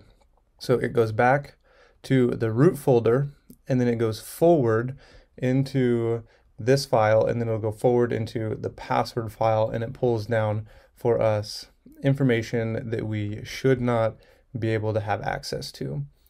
And so for us, this should solve the lab for us. So each one of these just goes back one file, and it goes back until it hits the root folder, and then it'll go forward into this directory, into this file. And that will give us information that we should not otherwise have access to. Okay, we are ready to go ahead and solve our second lab on path traversal. So you can go ahead, I think with what you have learned so far in the very first lab, you should be able to solve the second lab on the directory traversal. So if you want to go ahead and give it a try, you can open up the lab, which I've already done. And you will be looking for the same file we were looking for last time, the Etsy password file, and that will solve the lab for you. And so you can go ahead and pause the video now and see if you can solve this challenge. Okay, how did that go? Hopefully you were able to solve it without any trouble. If not, we're going to go ahead and walk through it now. We'll go ahead and turn on our interceptor, and we will click one of the view details just to make sure we can pull down the same GET request we had last time, which was not the product ID. It was the image file name. So we'll go ahead and send that to repeater. And while we're over here, we're going to start out just the same way we did last time. We're going to come in here and start with our Etsy password.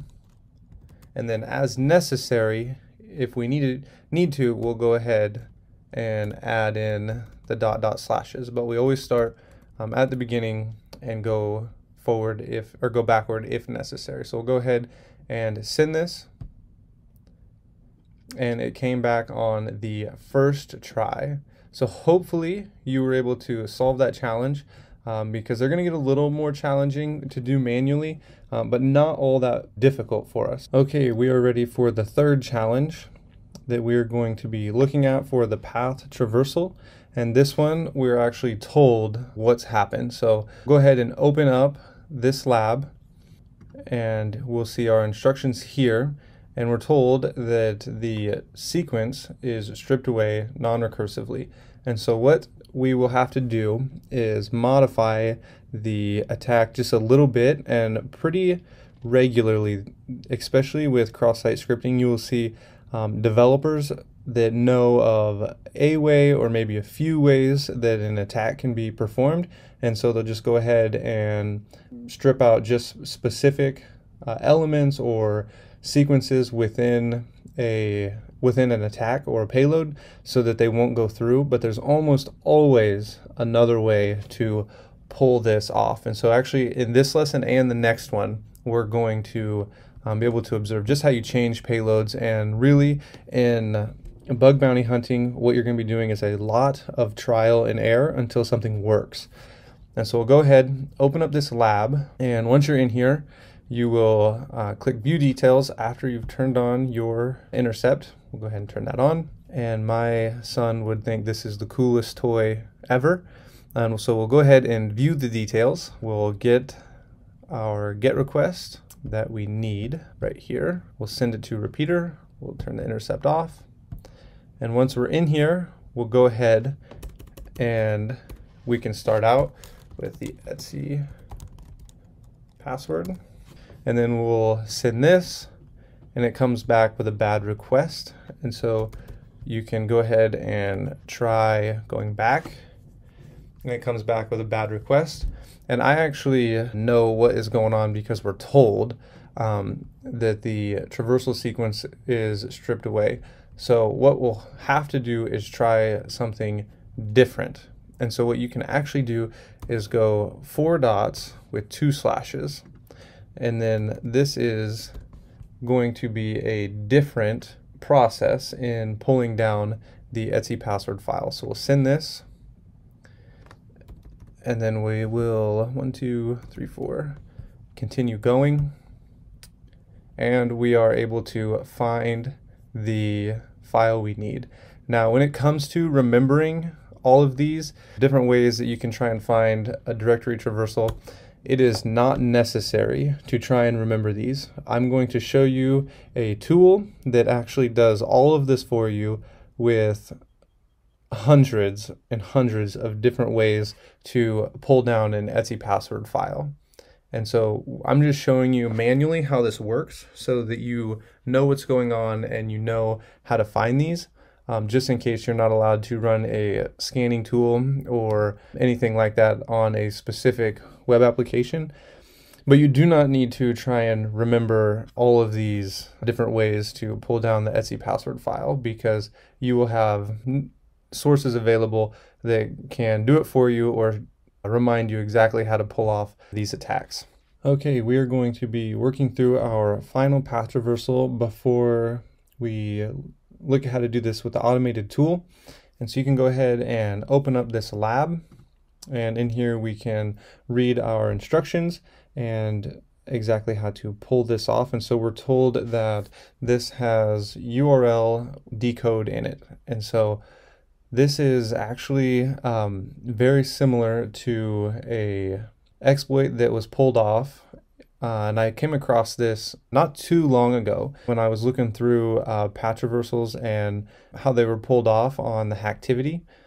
And so we have, this was done June 9th, 2018. So quite a while ago, a couple years, but this is going to be pretty much the exact same exploit we're going to be doing in this lab. So just to show you that these labs aren't just theoretical, but they actually do help you perform these exploits. And so you can see here, this is the URL encoding. And so a simple way to look at URL encoding is you can come over here to the decoder, you can type in some gibberish, and then you can encode it as URL, and you will see the URL encoding pull down here.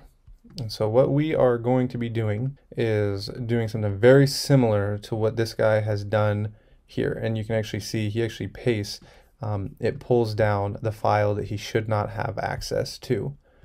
So what we are going to do is come in here, you open up the lab, click access the lab, same as we've been doing in the last few lessons. We'll open up burp, turn on the intercept, and we will view details of one of the files. We will look for the GET request with the image file name, send it to repeater.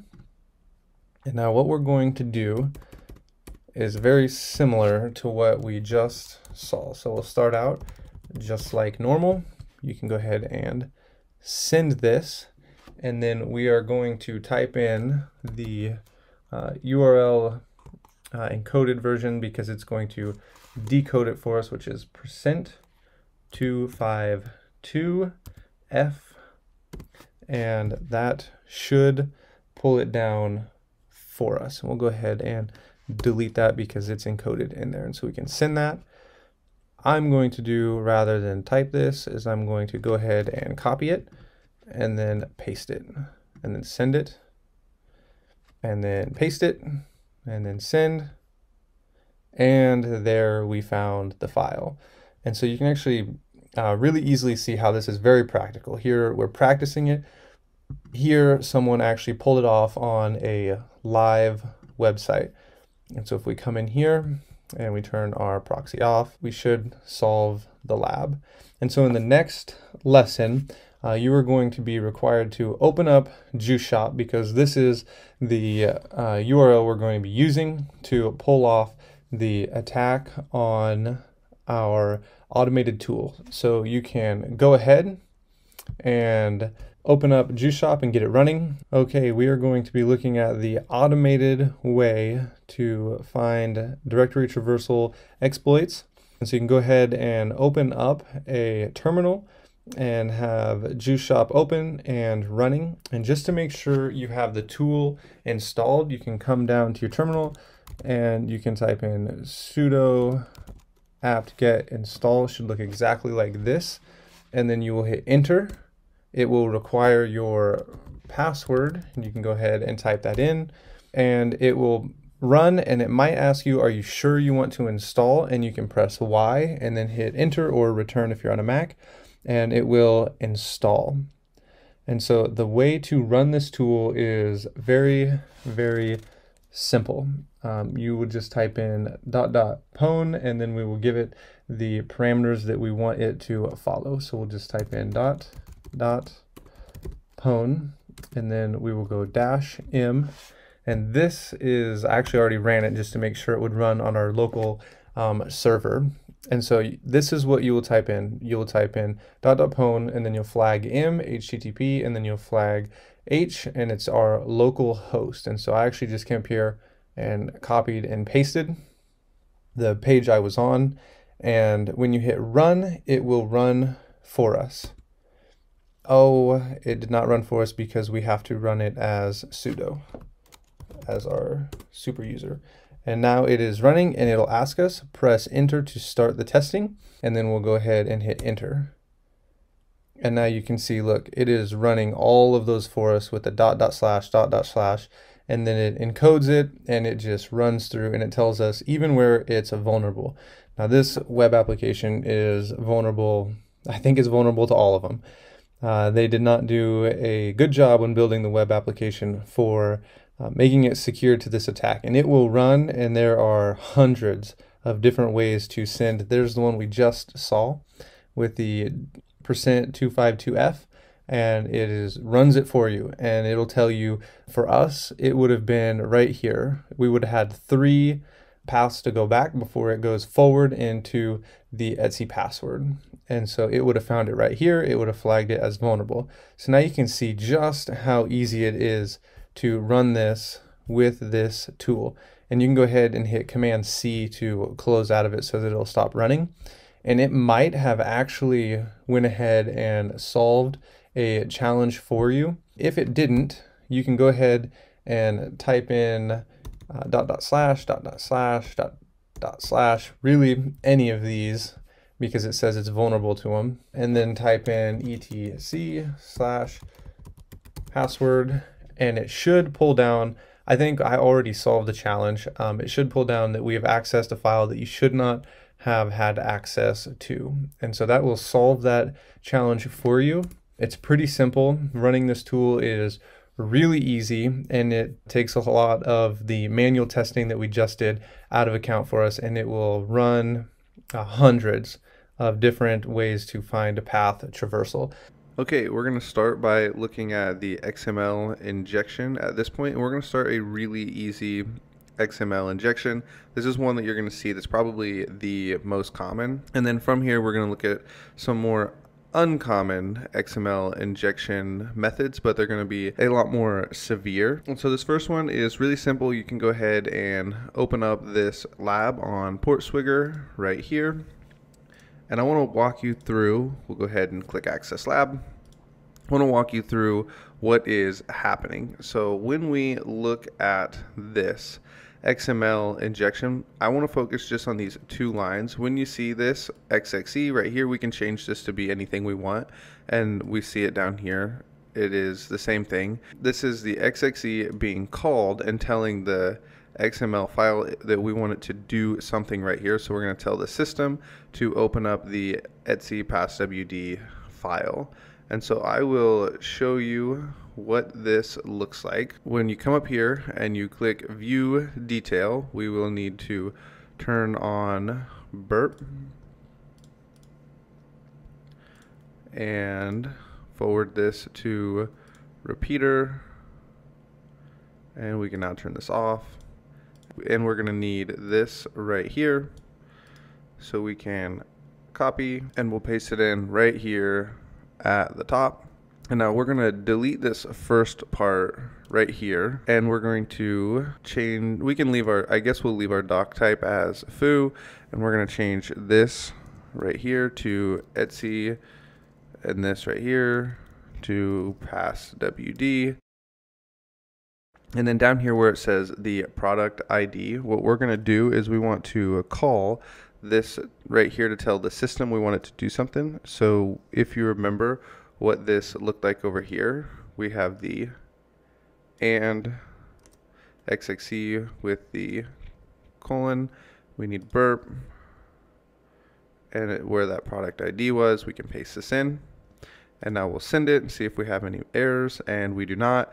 And it provides for us the Etsy passwd file. This is a pretty big vulnerability. This is something you shouldn't be able to look at. This is something you shouldn't be able to look at, and it will give us users that are on the system. So from here, we're going to move on to Try Hack Me, and we have a Juice Shop, which is a really great place to practice a lot of web application vulnerabilities. And we will hop over here and pop open a machine, and I'll show you a file upload XML injection. We'll come over to OWASP Juice Shop. You will need to click on login and create an account. So I'm going to create an account, and then we'll be back at the home page, and I'll show you where to start from there. Okay, so we are all logged in, and we are now at the front page. We'll come up here to the 3 lines.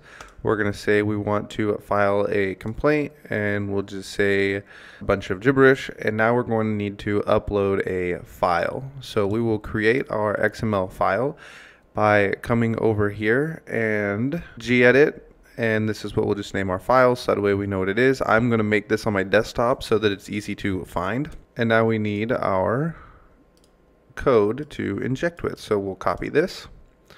We can move it over here to our file, and then we'll just change this to Etsy passwd and save it, close it, and come back over here to Juice Shop and click Browse. We go to our desktop. We want all files, XXE, open. We need burp to intercept this, so we'll come back to our proxy, intercept, and submit. Send this to repeater. I actually don't remember which one this is, so we're going to send a couple of them.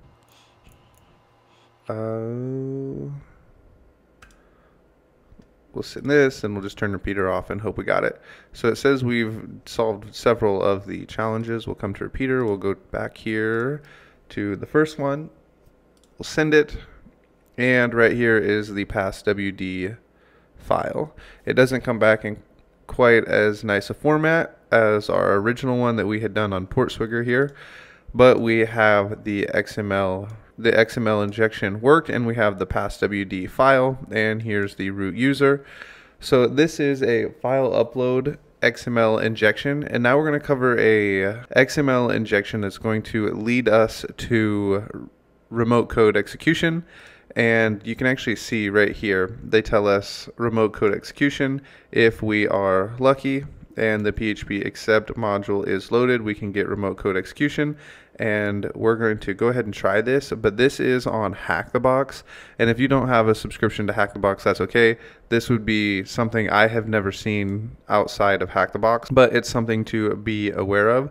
So we'll go ahead and I'll open up Hack the Box, launch the box, and get all set up, and then I'll walk you through an XML injection with Hack the Box. All right, I have popped open here for us the Hack the Box machine. This is the landing page, and if you run a Dirtbuster or FUF, you will find this db.php, and then we have the portal.php, and we click this, and we are brought to this page.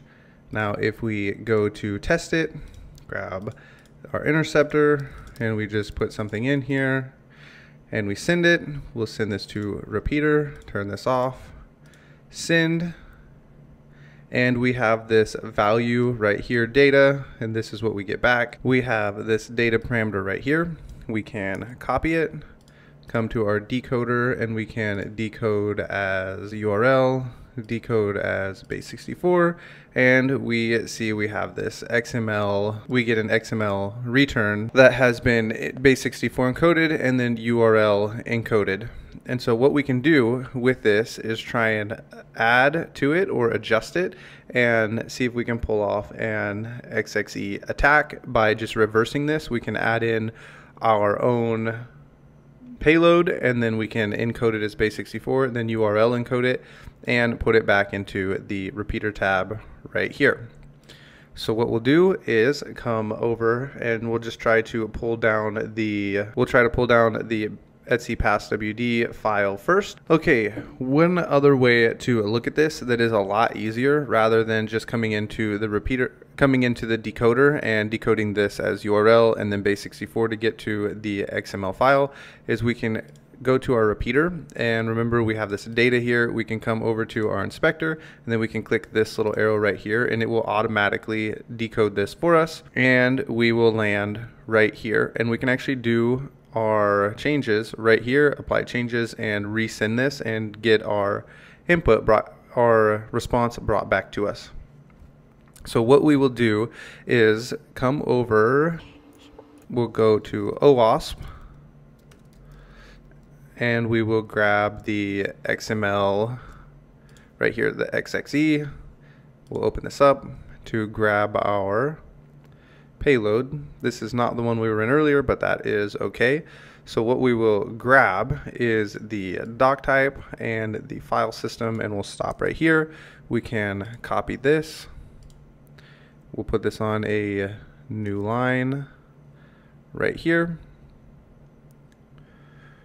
We'll actually try to see if this will let us put this all on one line so that it looks better for us. Now that we have this on, well, not one line, but it's a little better. Here we go. There we go. Now it's on one line.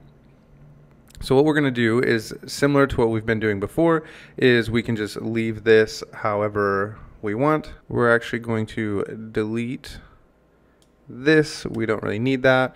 And it looks a little better for us. This goes on a different line. Guess we'll leave it. Okay, so here we go. What we can do at this point is type in etc/passwd, and then down here we need to call the XXE. So we can go our and symbol, XXE, and our semicolon, and apply changes. And if we send this response, you can see right here we have the passwd file brought down for us. And so one of the things we always should look at, especially when we are on a hack-the-box, some kind of CTF, or even a pen test or a bug bounty program, you really wouldn't do this, but you would look for the users, because you may be able to attack some of them. So we have the development user, here's the user ID, we have root obviously up here, and what you can do is just look for the ones that have bin bash, and those are the ones that will have a shell available on them. So we have development and root, and a quick look, I'm not really seeing any others. And now what we can do is try to pull down that db.php file, but in order to do that you will have to use a PHP wrapper, and those are something I would suggest learning, because you will see them every now and then whenever you see a PHP system running. A lot of times you can think PHP wrapper and see if you can pull down information that you should not be able to. And there's a lot of different places you can use those PHP wrappers, but one of those places is going to be right here. So instead of pulling down a file, what we're going to do is we're going to type in here PHP, and we can delete all of this and type in filter/convert.base64-encode/resource equals, and instead of the etc passwd file, what we're going to be looking for is the db.php, and you can find this typically if you're familiar with doing CTFs or any kind of pen testing. You will know that you can find the files you can find the files for a web application inside of var/www/html/db.php, and this is pretty standard for where you're going to find files on a Linux system. And we can apply changes. We can copy this, we can go to the decoder, paste this in, and as we decode it with base64, it tells us that we have this in our response. So this would be what was brought back with our PHP filter, and we have a username right here. We have the database name. We have a password right here, and we should be able to SSH in as the development user using this password right here, because we know it's really common for people to reuse their passwords, and this will actually lead to remote code execution. So if we come over here and we say SSH, and then we say, make sure we had that user right. I think it was development at 10, 10, 11, 100. We might have to grab that user again. We'll say yes. And come over to the decoder, grab the password, and paste that in. And it worked. So this is how you can get remote code execution on the box on a server using XXE.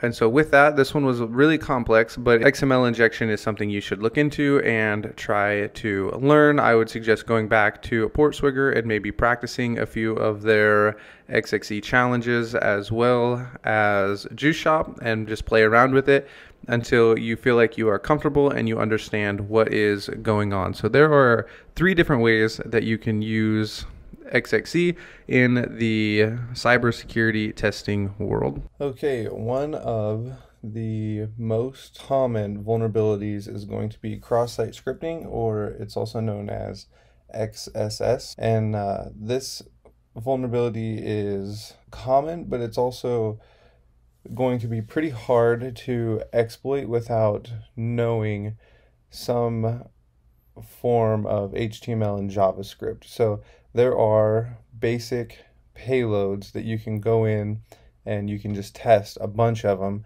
And I'm going to show you a list that I found. It's got over 6,500 different ways to try and exploit this, but most of the time you're going to have to inspect the page and modify the content. But we'll get to that in just a little bit. I'm going to show you just a couple of cross-site scripting examples here, and then I kind of want to show you the code of what's going on. I think you'll be able to understand it even if you know zero programming. So with that, we'll go ahead and I'll show you an example of what cross-site scripting is, and then I'll explain why it's so dangerous. And so this is going to be the most basic, simple form of cross-site scripting. And so all we want to do is have an alert pop up. And if you can pop up an alert on a bug bounty program, you will be able to submit that for a vulnerability.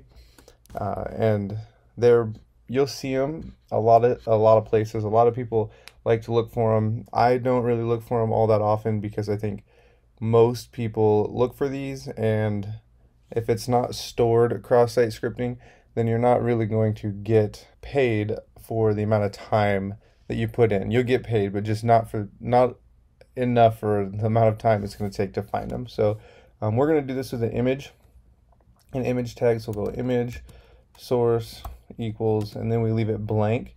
And when this is blank, it's going to make an error on the page. And so on error, we want to alert, which is going to give us the ability to pull off the cross-site scripting. And we're just going to alert 1, and then we will close the tag. And I have made a mistake somewhere. Let's go ahead and delete this equal sign. There it is. So we have the alert pop up and it says localhost 1. Now what you can do with a cross-site scripting and why it's so dangerous is not because you can just pop things up on somebody's screen, but what you're able to do is you could make this look really fancy, and you could say log into Wi-Fi or log into this page, or you were accidentally logged out, and people can type in their username and their password, and then all of a sudden you have their credentials. You can put alert document.cookie right here, and then all of a sudden you can steal their session. And so there's quite a few different ways that you can use this to get malicious with it. And so that's why it's so dangerous, but it's also really common. It's going to be in the top 10 vulnerabilities that you're going to find on pretty much any list. And so right here is a different version. So right here is just plain as can be. You can type whatever you want and nothing's going to get blacklisted. So right here, I have made a little, it's really short. It only has the image tag, but you can type your script. The image has been blacklisted. So what I mean by that is if you watch what happens, I finish typing image and it automatically deletes it. This will happen on programs that you're going to test. That they'll have characters that are blacklisted. I have come across it. I come across it regularly. I have come across blacklisted characters when I was trying to do a SQL injection. So you'll come across blacklisted characters. What you'll do is you can go out and you can find encoders and you can encode your payloads in order to fit your specific needs. And in this case, it's pretty simple. All you have to do is go I and make a capital M and a G, and it doesn't get deleted. Or you could go capital I, M, G. And this is a way that you'll find, especially on Capture the Flags, to bypass blacklisted characters or words. Is you just change it a little bit, or you can encode it and you can bypass the filter. And so we could do the exact same thing that we had done before. So we'll go on error equal alert, and then we'll just do alert 1, and then we'll close it off. And there's the alert. So all we really had to do was just change the image tag, because the image had been blacklisted, but we were allowed to pull up a different version of the image tag. And so what this looks like, here we have banned characters. So you can have banned characters such as these. People will ban these characters so that you can't inject your code into it. But I will show you. So in this case, I actually ban this character, the backslash. So no matter how many times I push it, it's not going to come in. But you can still ban this. You will find the backslash ban, because if you can't close a tag, then it's going to be really hard to pull off a cross-site scripting. Not impossible, but you can still do it. So what this looks like is I am just replacing the image with an empty string. And over here we have the banned characters. You can see right here, you're not allowed to use those, and I replace them with an empty string. And so this is what a blacklist would look like. You just have a bunch of characters listed that are blacklisted, and you're not allowed to type them in. So when you have a banned backslash, which you're probably only going to see in Capture the Flags, something like this. But what you can do is you can actually make a button tag like this. If I can get that right, there we go. And then you can just type something in here. And then what you can do is you can type in on click equal, and then you do the same thing. You put your alert, and we'll put our 1, and we don't have to have a closing tag. We don't have to close that. So we click it, and there's the alert. And you will see this in one of our practice, when we practice the cross-site scriptings. So those are just a few ways you can pull off the cross-site scripting. I want to show you a page that has a ton of cross-site scripting payloads, and here it is. You can actually just Google cross-site scripting payloads, which we'll go ahead and I'll just do it right now and walk you through it. We'll just type in payloads, and just click the first one, and here's going to be a list, so you can get an idea of how many are out there and different ways you can do a cross-site scripting. And so this is why I'm telling you there's a lot of different ways to do these. We'll actually see one similar to this in just a few lessons, because we're going to have to close off a tag, and then we're going to have a character blocked, and then we'll actually be able to insert the payload. So there's a ton of different ways to pull these off. It's going to require some knowledge of HTML and JavaScript, or you can, if you're on a capture the flag, you can just go to burp intruder, and you can just send this entire list until you are able to receive a solved challenge. But with that, this is a basic introduction into cross-site scripting, and we'll get a little more hands-on, and I'll have you guys start practicing writing your own payloads in the coming lessons. Okay, for this challenge, I want you to come to the HackerOne or the Hacker 101 CTF. This is HackerOne's practice site for us to practice what we've learned.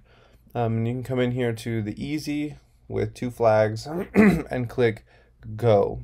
If you would like the challenge, we have already saw the XSS in this challenge. I showed it to you in the last lesson. So if you want to go ahead and look for it on your own, you can go ahead and do that. I think you have the knowledge to solve this challenge all on your own without any help, but I will do a walkthrough here in just a second.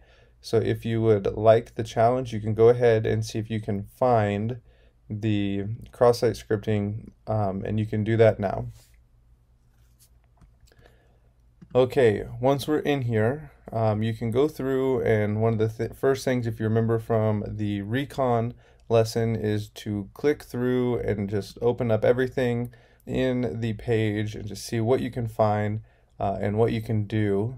I actually just thought of another way to try and solve this challenge that I might try and see if it works. And then you can come back and you can go back to the home page, you can create a new page, and you can just click through and see what you can find. But in the markdown, they actually give us a clue as to how to solve this challenge. You have this random button here, it doesn't do anything, but if you edit this page, we have the tag for a button. So if you were unable to find this, you can go ahead and try and solve the challenge now. Because if you remember, if we have a button, we can come in here and we can go on click, and then we can put in our alert, and then we can put in 1. And so we have our on click here, and it's closed off, and we should be able to save this. And on our click, we are given the alert.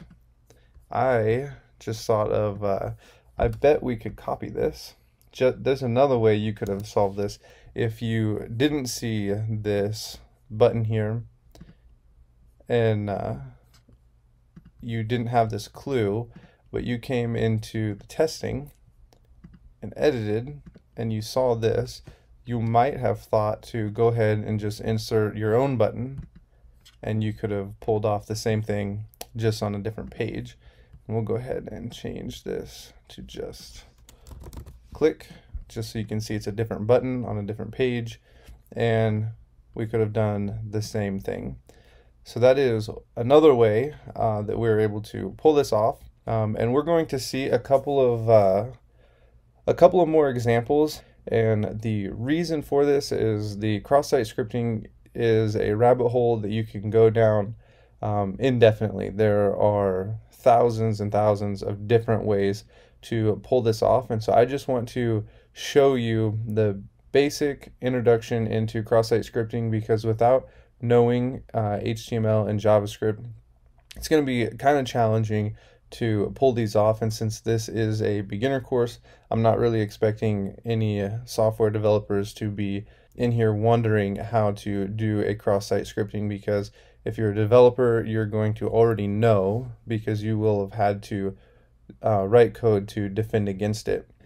Okay, we are going to come back to Portswigger, and we're just going to do a few of these just so you get an idea of how cross-site scripting works and how people can attack it, and just a little more understanding of seeing these in context of how they relate to pulling off these vulnerabilities, especially to beginners, as you can just copy and paste some of these into search engines and search bars, and you will see them on HackerOne in the Hacktivity, and just so you understand what's going on. So we'll go ahead and open up this first lab here, and we will be told what we are supposed to do. So we're supposed to call the alert function in order to solve the lab.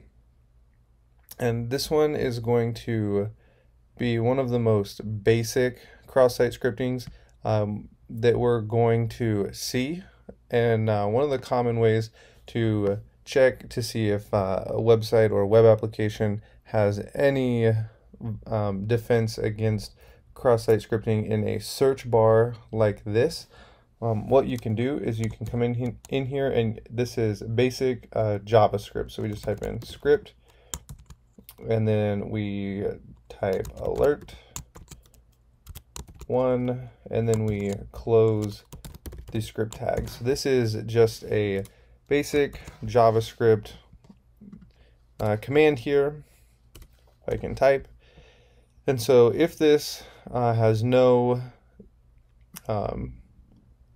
sanitization, then this should work. And you can try these in search bars. You can try them and post this script to any kind of social media outlet for the web application and see if it pulls back any cross-site scripting. So we'll go ahead and search this, and it says we have timed out because I opened the lab before I started this video. So we'll go ahead and reopen the lab and let that load.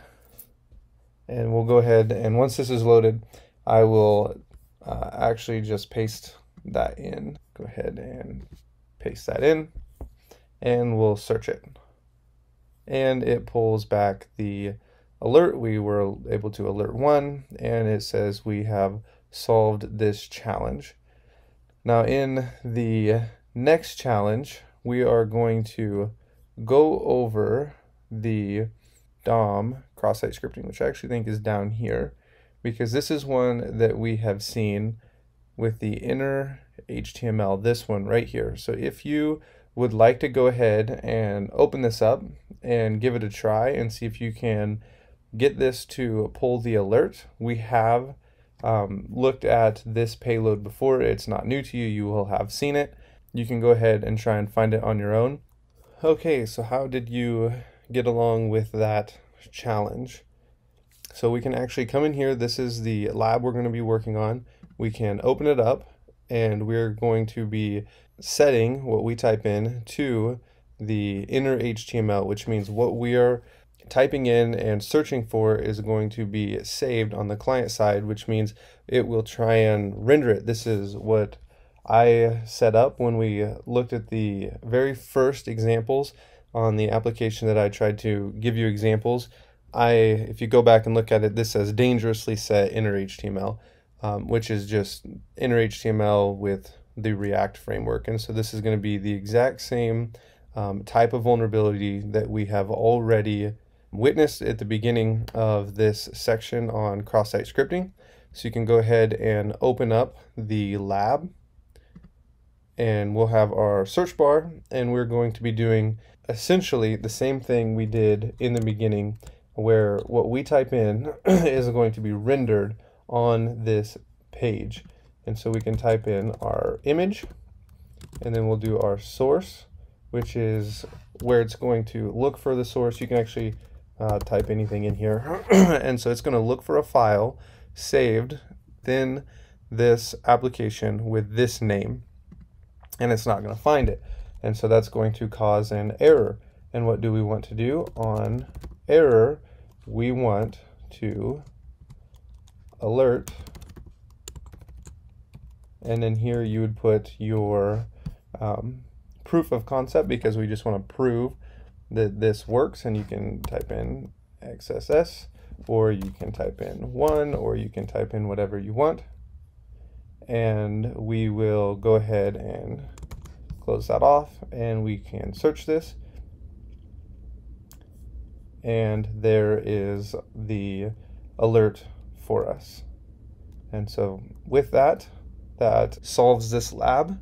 And we are going to try one more, and I'm going to show you kind of, this is a little more towards the intermediate level of cross-site scripting, but it's just a way for you to know more about cross-site scripting. And if you come across it and you really think there is a cross-site scripting vulnerability in a website, just how you can work through that and maybe do some more research on your own to try and exploit it. Okay, this next lab is going to be one that is going to give an example of what it looks like to start looking for cross-site scripting in a little more of an intermediate or advanced way. This is going to be probably the most common way that this is going to be found, because you're going to have to inspect the element and know how to break out of the HTML or the string that you're stuck in order to pull off JavaScript and run it within the application. So we're actually going to go ahead and open up this one right here, and it'll be over here. It'll tell us what we need to do, and we just need to break out of the JavaScript string and call the alert function. So I went ahead and opened this up, and the most common way to do something like this is type in something that you can remember what you typed, or something really easy to find. So we'll type in 1, 2, 3, 4, and we'll hit search. And now what we'll do is inspect the element, or you can view page source. We'll actually do that. That'll be a lot easier to see. So we'll view page source, and then we find our 1, 2, 3, 4, 5, but this is not where we're going to be breaking out of this. See, this is a script tag. The search term right here, we searched for 1, 2, 3, 4, 5, and we have the closing script tag here. So in order to close out of this, we can actually put a script tag up here in our search query, and it will close all this off. This script tag will match this script tag, and then we should be able to open up a new script tag, and it will run in the order. It'll run all of this in the order that it is laid out, and then we should be able to put in our payload. So we'll come back to our lab, and what we should be able to do is close off the previous script tag. So that will close this tag, and everything before it will be inside that tag. And then we should be able to come in here and type in our own payload. And so we'll go script alert, and we will just alert 1, and then we can close off our payload. And look at it, make sure it looks right. And that should work. And then we'll go ahead and search it, and there is the alert, which means we've solved the challenge. And everything after that script tag will get rendered on the page because it doesn't have an opening tag, if you're wondering why this showed up. So we'll go ahead and we'll look at the page source, and I'll show you the difference. See, here is where we closed off that script tag, and then here we put in our payload, and then because this script doesn't have an opening tag, this just gets rendered on the page as plain HTML. So if you are unfamiliar with programming, this probably doesn't make a whole lot of sense to you, but when it comes to cross-site scripting, it's kind of going to be necessary to understand HTML and basic JavaScript in order to pull this off. But the reason I included this in this beginner course is because cross-site scripting is one of the most common vulnerabilities, and so I wanted you to be aware of it, and maybe you can practice it and see if you can get better, or if you want to, before you take the intermediate course, is go learn some basic HTML and some basic JavaScript. It won't take long. You can learn HTML in a week. You can learn CSS, which is how to make a website look pretty, in a very short amount of time, a couple of days, and then you can learn basic JavaScript probably in another week. It doesn't take long. It's pretty simple to learn. And so I wanted to show you cross-site scripting. I want you to be aware of it. Like, look at how many cross-site scripting labs exist on Portswigger, and I think they actually have, yeah, DOM vulnerabilities, so even more cross-site scripting. So there's a bunch of cross-site scripting. It's really common, but it does take some programming knowledge to solve. And so with that, I will see you in the next video. Hey, thanks for stopping by my channel. In this video, we're going to cover everything I think that you need to know as you are starting your bug bounty journey within the realm of HTML and JavaScript. This is just an introductory course, so if you find this video helpful, please let me know if you'd like me to expand this course into a full HTML and JavaScript course for the purpose of bug bounty hunting and ethical hacking. My goal for you in this course is to come away with the ability to read HTML when you inspect the source code or you view the page source. I want you to be able to understand what's going on, what are all the tags and the links that are within the HTML, and I want you to be able to understand how it all fits together. And so I'm going to walk you through how to actually write some HTML, and then from there we're going to move on to view the CSS and how it organizes and beautifies the HTML. And then after that, I'm going to cover some very basic JavaScript. My goal isn't to teach you how to code in JavaScript, but rather just be able to understand what the JavaScript is doing when you see it. I want you to be able to recognize the variables, the for loops, the while loops, and what exactly the JavaScript is doing when you come across it. So with that, let's go ahead and jump into it. Okay, so here we are at codepin.io. We're going to be starting out with basic HTML and how to understand it. So you can come over here and go to this web application and click Start Coding, and it will load up for us what we need.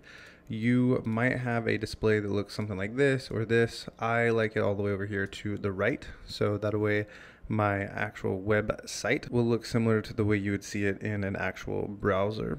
So we can come over here and minimize this, and we can minimize this because we're not going to be dealing with CSS or JavaScript just yet. And basic HTML and tags, I want to show how HTML tags look. So HTML, what is HTML? It is the hypertext markup language, and it's the language of the internet. There's also XML, which is another markup language, but we're not going to deal with that just yet because we are on HTML. So when you come to HTML, you can make static websites. They won't look very nice, but you can make them, and you can do this with just HTML. And so let's just start coding along, and you'll be able to understand it as we go. So let's say we're making a journal entry to a book, or we're just making a table of contents.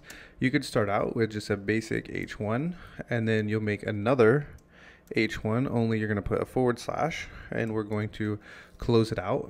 And then in here we can say this is a title, and then it will render for us over here.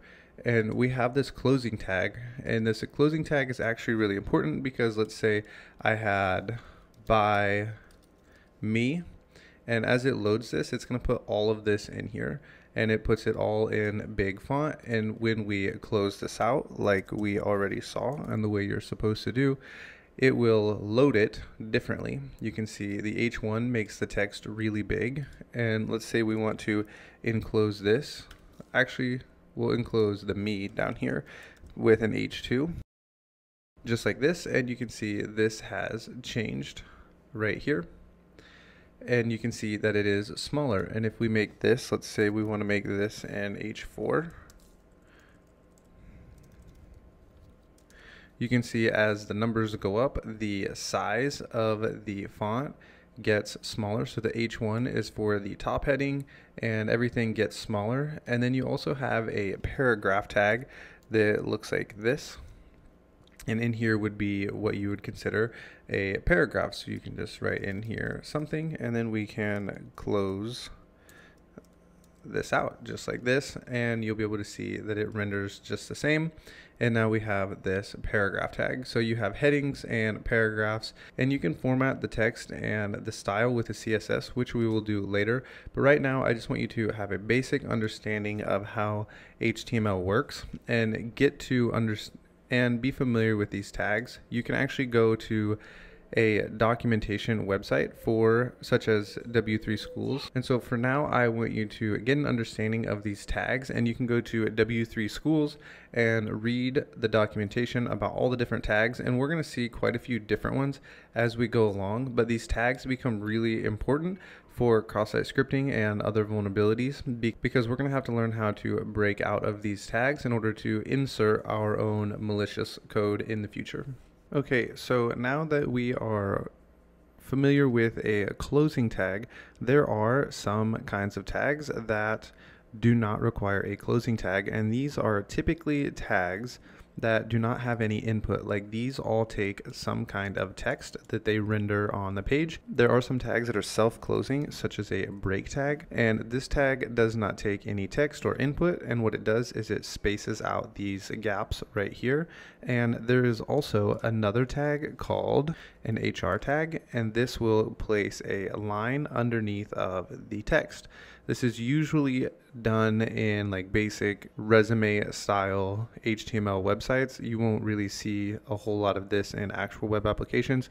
And if you do, usually stuff like this is done with a border inside of CSS in a div. But this is something to be aware of, that there are self-closing tags within HTML, and you will probably see these. I want you to be familiar with all the different kinds of tags you are going to be seeing when you're looking through source code and you're looking for vulnerabilities, as well as trying to figure out how to get a cross-site scripting to work. And it is always helpful to be familiar with the tags because some tags may be blacklisted while others are not, and they can be helpful in helping you break out of an HTML element in order to get a cross-site scripting to work. And another thing to be aware of, if you see something like we just saw with the HR and we see this pop up on the screen and we decide we want to add a size to it and we want to make it bigger or smaller, and you can see this is running in pixels, so if we do 39, that's going to be really big. I meant to make it just 9. You can see that our line shows up, and I think you can also add a shadow, but I don't remember how to do that with an HR tag. If you ever see this and you're wondering, wow, I really like how this looks, I would like to be able to make a tag that looks just like this one on a web application. You can inspect and you can actually just look to see exactly where it is at. Let me see if I can. We'll grab this, inspect, and right here you see the HR size 3. And it's really important to be familiar with inspecting specific things because it's possible in the future that you're going to have an input field and you are able to search. It renders within the HTML, and you're going to need to be able to inspect to see where the word is within the HTML so that you know exactly what you need to do in order to break out of it to get your malicious code to run. We'll get more into that in the future, but for now, let's continue with HTML and what it looks like and becoming more familiar with it. We're going to move on from here, and we're actually going to install a text editor. I'm going to have you install Visual Studio Code if you're new, or you can use whatever text editor you would like, but I'm going to be using VS Code. So what we can do is come over here and we can just type in VS Code just like this, and you will come to this page right here. You can click download, and you can download it for whatever OS system you are using, and you can go ahead and download it and then install it. It's pretty simple to install and open up. And when you are here, you will want to make a new folder. I'm just going to leave it.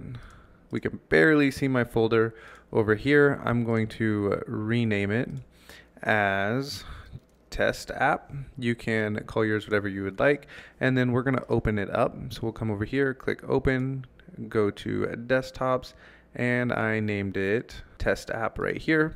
and I can open this, and it will open over here just like this, and we can open up a new file and say index.html, and when we hit enter, it's going to open up our index.html. Because we're in VS Code, right here's where you go to install plugins. I'm just going to have you install one plugin right now, and we're going to type in boilerplate. I think you could just type in boil, yes, and it goes ahead and opens this up. We want HTML boilerplate, and you'll hit install right here. I already have it installed. And then when we come back to our index.html, if we just type in HTML, we can go down to this 5 right here and hit enter, and we'll be given the boilerplate. And now you can delete this right here. This is how we want to keep this, so we can save this right here. And a helpful tip to render what we have going on in a browser, we can just right click and we can just say we want to open with Google Chrome, and it will open up a page for us like this. I actually want to put this page over here so you can see it. And if we just come over to our body right here and we just type in, and let's make it in H1, and we'll just say hello world, save this. And if we come over here and refresh our page, it will render for us our hello world. So now that we know everything is working, we're going to begin looking at a little more in-depth advanced HTML that we will need to know in order to break out of our HTML to perform cross-site scripting and insert JavaScript. So with that, I'll see you in the next video. All right, so we have our own little web application running over here, and now we're going to enter a little bit in here. So instead of this H1, we can enter our name, and we'll make like an entry that we would see into something kind of like a Wikipedia page. So you have a name, and then you're gonna want a title, and the title is gonna be what goes on up here, like create a plan or a React app. We're gonna go ahead and name it, and this actually goes inside the head tag. And so we can open this up, title. I guess I probably shouldn't open that up, because if I close it off, I think it'll automatically close it for me. And we can say Ryan's site, and then we'll save it. And then if you come over here and refresh this, it should refresh for us. We got your site and your name, and you can add in a paragraph tag. So we can say, what do we want to say about ourselves right here inside this paragraph? And we can say, I am learning to become a hacker. So this is true for all of us here, and maybe we want to make this hacker right here, we want it to be italicized and bold. So we can come in here and we can say we want all of this to be emphasized, and it closes that off there for us. And we'll paste it over here, and we'll save this, and maybe we want the word hacker to be bold, so we can come in here and say we want this to be strong, and we can move this as well. And now if we save this and refresh our page over here, it has all become italicized. I'm not sure why this didn't become bold for me. I believe that's supposed to be bold, but that's okay if it doesn't work for us. My goal right now is for you to be understanding that there are different tags, and we can actually add in a break tag. Like say we decide we want this word hacker right here to be on the next line. We can add in a break, and we can refresh it, and now we have it on the next line. And maybe we decide after this that we want a line underneath everything, and so we'll say we want the HR in here for the line break, and if we refresh this, we now have our line. So we're starting to get a entry form here, kind of like a Wikipedia page. I actually should look at a Wikipedia page so I know what they actually look like. But anyway, my goal for us is to begin to understand these tags, and we're going to look at a few more tags, and then we're going to start looking at what goes inside these tags, because sometimes you'll be inside of something that looks like this, and you're going to have to figure out how to break out of this tag, because your entry input will be saved inside of a source or inside of something within a tag. And so we're going to learn more about inputs over here in just a little bit. For now, we're going to look at a few more tags that are going to be really common, and you're going to see a lot when you look at page source. Now that I'm about to close this out, I actually see that I spelled the word strong wrong here. So if we save that and now we come over here and we refresh our page, it becomes bold for us there. So inside of our HTML and our tags, we will need to spell things correctly. Otherwise, the interpreter will not know what we're doing or how to translate it into the web page. Okay, with that, I will see you in the next video. Now I want us to look at lists, and in the next video we're going to look at image tags, which are going to be really important because they're a main way to get an XSS to work, and so those will be coming up. But for now, we have our little web app that looks like this, and underneath the HR we're going to add in a list, and the way to add in a list can be done with a UL, and you just add in an LI like this. And now we're going to type into our list, and we're going to go ahead and put in I have learned about tags. And in our next one, dang it, in the Python text editor, you can hit tab and it'll go past your tag for you, and then you can go down to the next line. So we'll add another list just like this, and we're going to say I have learned about lists, and then we can say lastly, next I will learn about image tags. And now if we save this, come over to our page and refresh it, we have these bullet points just like this. And if we wanted them to be numbers, it's pretty simple. You just would change this to an OL like so, and I forgot to save it, and now we can refresh the page and we have 1, 2, 3. So these are lists and tags. You'll see these sometimes. You'll be able to have inputs, and one of the really popular places to see something like this is inside of some kind of task manager or something. You will see these in live programs or maybe in a penetration test, where you're testing some kind of application that is supposed to help you schedule, and you'll be able to input lists and things like this. And maybe there will be some way for you to inject either over here or over here, but these are the LI tags and this is the OL. So when you see these in a page source, you now know what is going to be going on. Now we're going to move on to the image tag, and we're going to pop our first cross-site scripting, only we're going to use an alert because we're not going to be injecting it into anything. But I want you to see how it works, because you're going to see these image cross-site scriptings a lot in the future. They are really popular if you can get one to store for the cross-site scripting to pop every single time the page loads. So with that, we will move on in the next video. A few more things to go over and learn before we are ready to start practicing cross-site scripting elsewhere. And the first thing we need to cover is an image tag. The image tag is going to be one that you're going to see a lot in CTFs and practicing cross-site scripting, because it will automatically render on the page whenever it is loaded, or if there's some kind of submit button for an on error to cause an event. So with that, we will just start out with a basic understanding of inserting an image. So if you just type in IMG, it should load for you. You have this alt, which is what's going to load if the source doesn't work. So we can just say Ryan, because I'm going to use my image, and if we save this and we'll say the source is lost, so obviously there's not going to be any source. If we come over here and we refresh the page, we see Ryan, and it tells us the little image is not found. But if we go out to, say, Google, and we type in who am I, and we type in PhD security, and then we go to images, here I am right here, and we can copy the image address right here. Make sure, I'm trying to read those, make sure that's right.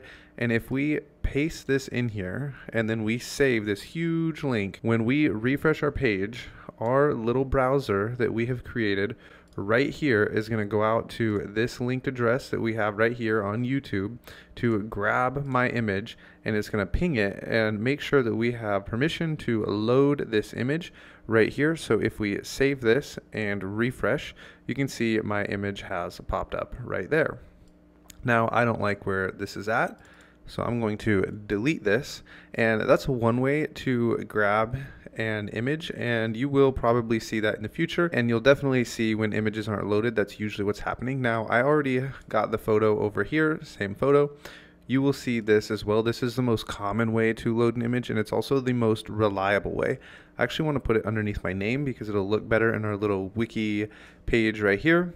So if we do our same thing and we say image, and the source is just ryan.png because it is already loaded right here for us, and we save it, we can put in the alt, would just say my name, and we save it and we refresh it. You see it moves up here, and that is because it's grabbing the link right here. Now, I think the most popular way to perform a cross-site scripting, especially in CTFs that don't have any kind of blacklisting, is going to look just like this. Source, you just put some mumbo jumbo in there, that's not going to work. And then an alt, doesn't really matter. What you're going to see is an on error, and then it's going to do something, and usually the do something is going to be alert and 1, and then save this, refresh our page, and you see the cross-site scripting pops right there for us. And you'll see something like, sometimes people will put in a 1, sometimes people will put in XSS, and sometimes you can just see a 1, 2, 3, save it, we got too many closing brackets, and on our page over here, refresh, we see this page says 1, 2, 3, and that is going to be probably the most common cross-site scripting that you're going to see in beginner CTFs. And the reason you're going to see it done like that in the beginning is because this is really easy and your input isn't being stored anywhere. We're going to get a little more complicated as we go along with the cross-site scripting. This is how you're going to see images loaded in HTML, and this is how you're going to see a lot of cross-site scriptings performed. You're going to see this image payload all over the place. So if we come back to our payloads, look, we have image, image, image, and you always see this on error, and here's an on click. And you're just going to see a lot of these image tags. Here's another image tag. And so you're going to want to be familiar with understanding the image tag and then how to perform the cross-site scripting with it. As we go along, things are going to get more interesting and a lot more fun to try and break out of. I know cross-site scripting doesn't pay a lot of money usually, but it is a lot of fun to break out of the HTML tags and bypass the bad characters. So with that, we're going to look at hrefs and hyperlinks in the next section, and then we're going to start looking at getting cross-site scripting to work for us. And then after that, we're going to start looking at cross-site scripting and breaking out of HTML tags. So with that, I will see you in the next video. Okay, so we're here with our code for our very simple website that we have going on right here. And so far we have just a static website with nothing really going on. And I want to move on into hrefs, and we're going to build this inside of an anchor tag. So right now, if we refresh this page right here, we're going to get our XSS. So we're going to go ahead and comment this out. I think you can just click at the end of the line. Yes, you can. You can click at the end of the line, and on a Mac you hit command / or command ? And it comments out the line there for us.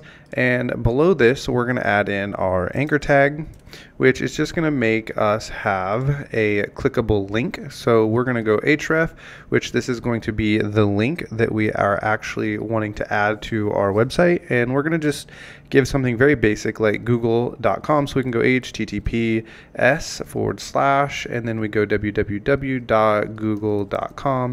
And if we save this and then we come over here and refresh, you will see our link when we add it in over here, Google.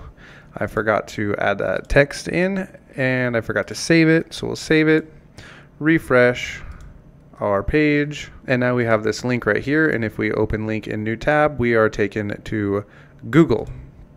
So this is really simple, and you can actually, I've actually been seeing these little anchor tags also inside of the source right here become a place for cross-site scripting. I'm not really sure why developers have been making it so your user input, say there's like an input box, or you can just come up here and you would do something like this and just add in a parameter of something equals and then XSS or script right here. I've been seeing at least twice in the last month that right there, that XSS would get stored either right here or right here, and all we have to do is break out of these little links or the source or the href in order to get our cross-site scripting to work. So we'll just pretend for now rather than actually build an input, because that's going to require some JavaScript in order to get it to be saved inside of this link.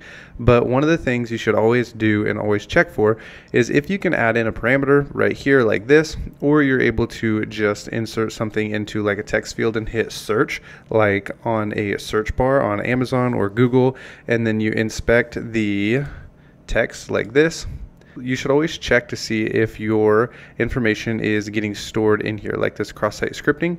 You should always come in here and look for the cross-site scripting or your keyword that you were able to put into the input. So I want to just show you like how to break out of this for cross-site scripting. Let's say we're able to add a parameter and it adds it into this google.com. The most recent one that I saw, it was actually appending what I put in as a parameter down inside of a page one. It was like something like this, page one equals, and this was at the foot of the application, so it would have looked something like this right here. And if we save this, comment that out, and then we come back over here and we refresh this, it was down here at the bottom and it was like page one, and within this page one it had my little cross-site scripting payload that I was adding in right here. And so we'll pretend that is what we have going on, is that we're able to add in a parameter and it's getting stored right here, and we need to break out of this in order to get our cross-site scripting to work. Because if you just come in here and type in script alert and then you close this out, nothing is going to happen. And I'll show you, we might even get an error. We come over here, we refresh it, and nothing happens. You click on it, nothing happens. We're not able to, because what's going on right now is we're not breaking out of the current HTML. And there's a couple of different ways to go about this, and this is all going to be trial and error. And sometimes when I come across something like this in the wild, I'll just copy this and I will paste it into a text editor just like this, because the colors are going to change when the payload is ready to work. So you should be aware of copying this and bring it into a code sandbox or some kind of text editor to play around with it. But I think this one is going to be pretty easy to break out of. You just add in some quotations right here in order to close this out, and then you can add a closing tag. And now if we save this and we come over here and we refresh the page, we get our cross-site scripting to work. And they really are this easy to find in the wild, especially if you're off the beaten path where payloads have not been tested and people haven't been looking for cross-site scriptings like this. The one that I found really was this simple. All I had to do was come up here into the URL and I just added in a random parameter. So you can just add in, for the sake of example, a CB, like a cache buster, even though we're not doing web cache poisoning. And then you can just add in a parameter of payload, and then we would say equals. And the way you would get this to store is you would type in our script that we put in just like this in order to close off this anchor tag. And then we just add in our payload. And so you'd go like this and you'd say script, spell it right, script, and then we would have alert, and then we would close off our payload just like this. And then you submit this. This is how it worked for me, and this right here was getting stored inside of the href just like this. So that is one way to pull off a cross-site scripting inside of a anchor tag. And sometimes you'll see these inside of something like this, because if you're familiar with Burp and you see the header tags and it sends a refer header showing where you came from in order to get to the next page, it'll have in the previous website that you've come from. And I actually came across a website that was storing the previous URL inside the HTML in a hidden input field, and all I had to do was copy it and then basically do the exact same thing we were doing earlier and just add in our script just like this in order to get the alert to work. So you can look out for these in a lot of different places, such as an href or inside of a source.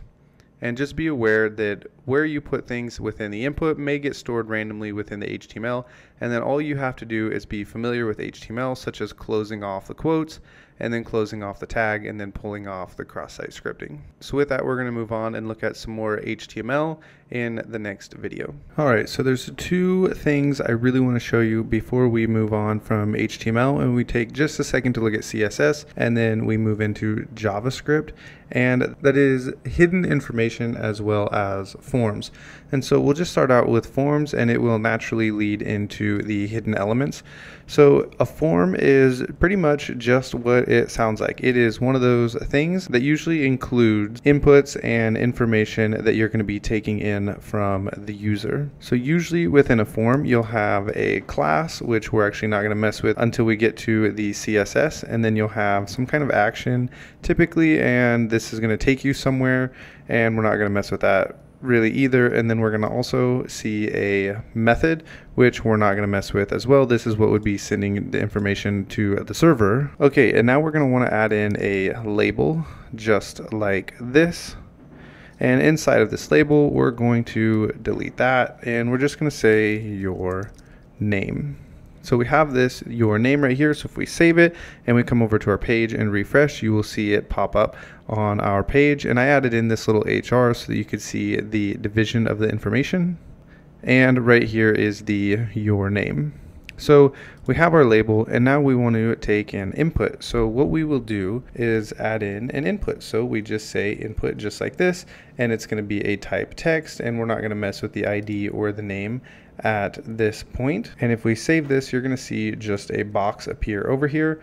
And so it says your name, and then we have this text box.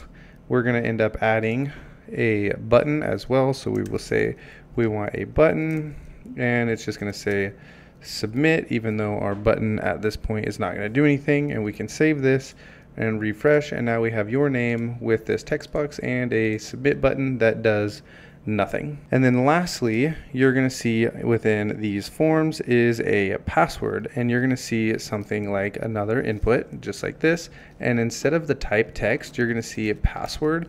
And if you save this and we come back over to our page and we look at this, actually we're going to go ahead and add in a break because we want this on a new line. So we save this, we refresh it, and that's pretty ugly. And you'll see we have these little hidden dots just like here. This is to secure the password, and you'll see these a lot on web applications, but now they've started adding in this little eye over here for you to be able to see what you're typing in, because if you know any HTML and CSS at all, you know that you can just right click this and you can inspect, and then you can come in here and just change this password to text and then look at it just like this, and you can see the information that is being typed in here. And this is why people, when they use public computers, should never save their password, because if you use a public computer and you log in and you accidentally hit save password, then the next user can come in here and repopulate the password and look at your email and password and have your information, which would be very bad. So don't use public computers to enter in literally any of your data that is important to you. So there's one more thing I want to show you, and that is the hidden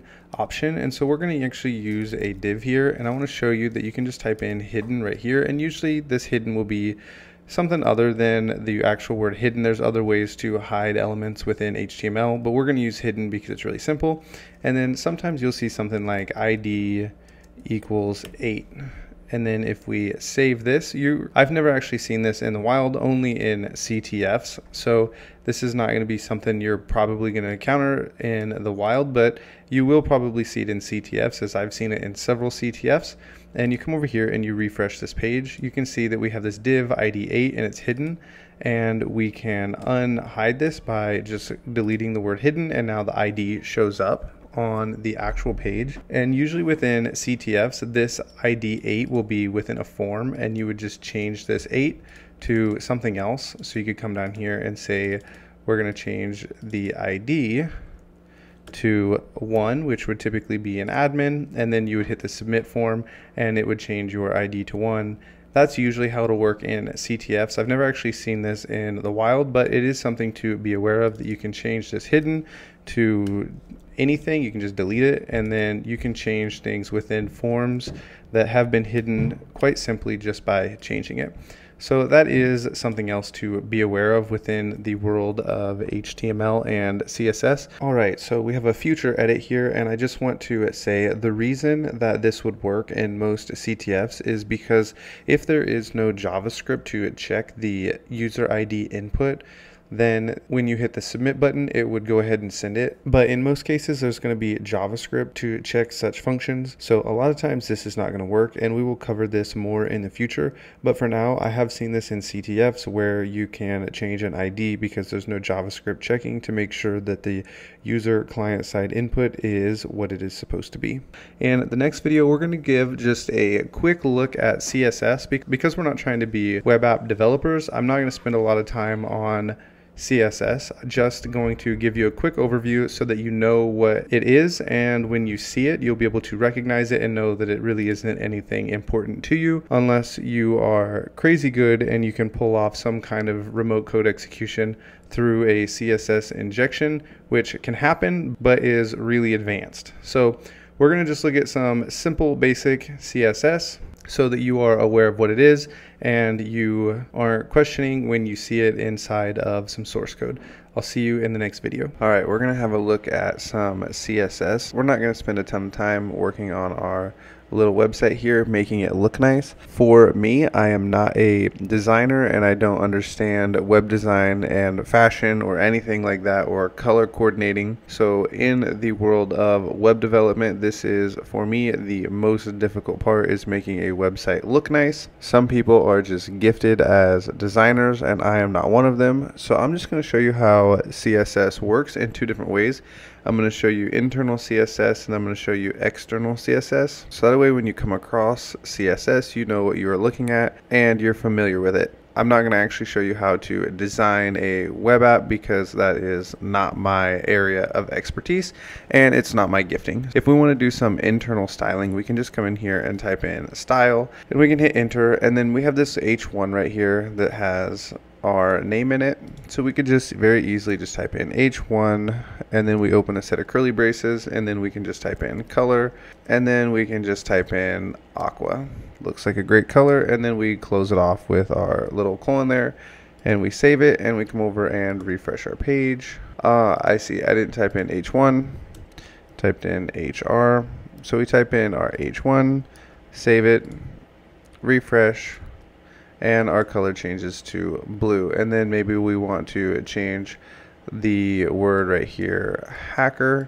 There's another way you can go around doing internal styling, and you can just come in here and say that you want a color, and then we say we want pink, and then we can save it this way, and then if we refresh it, our color works. So there's several different ways you're going to see internal CSS, and this right here is the most common.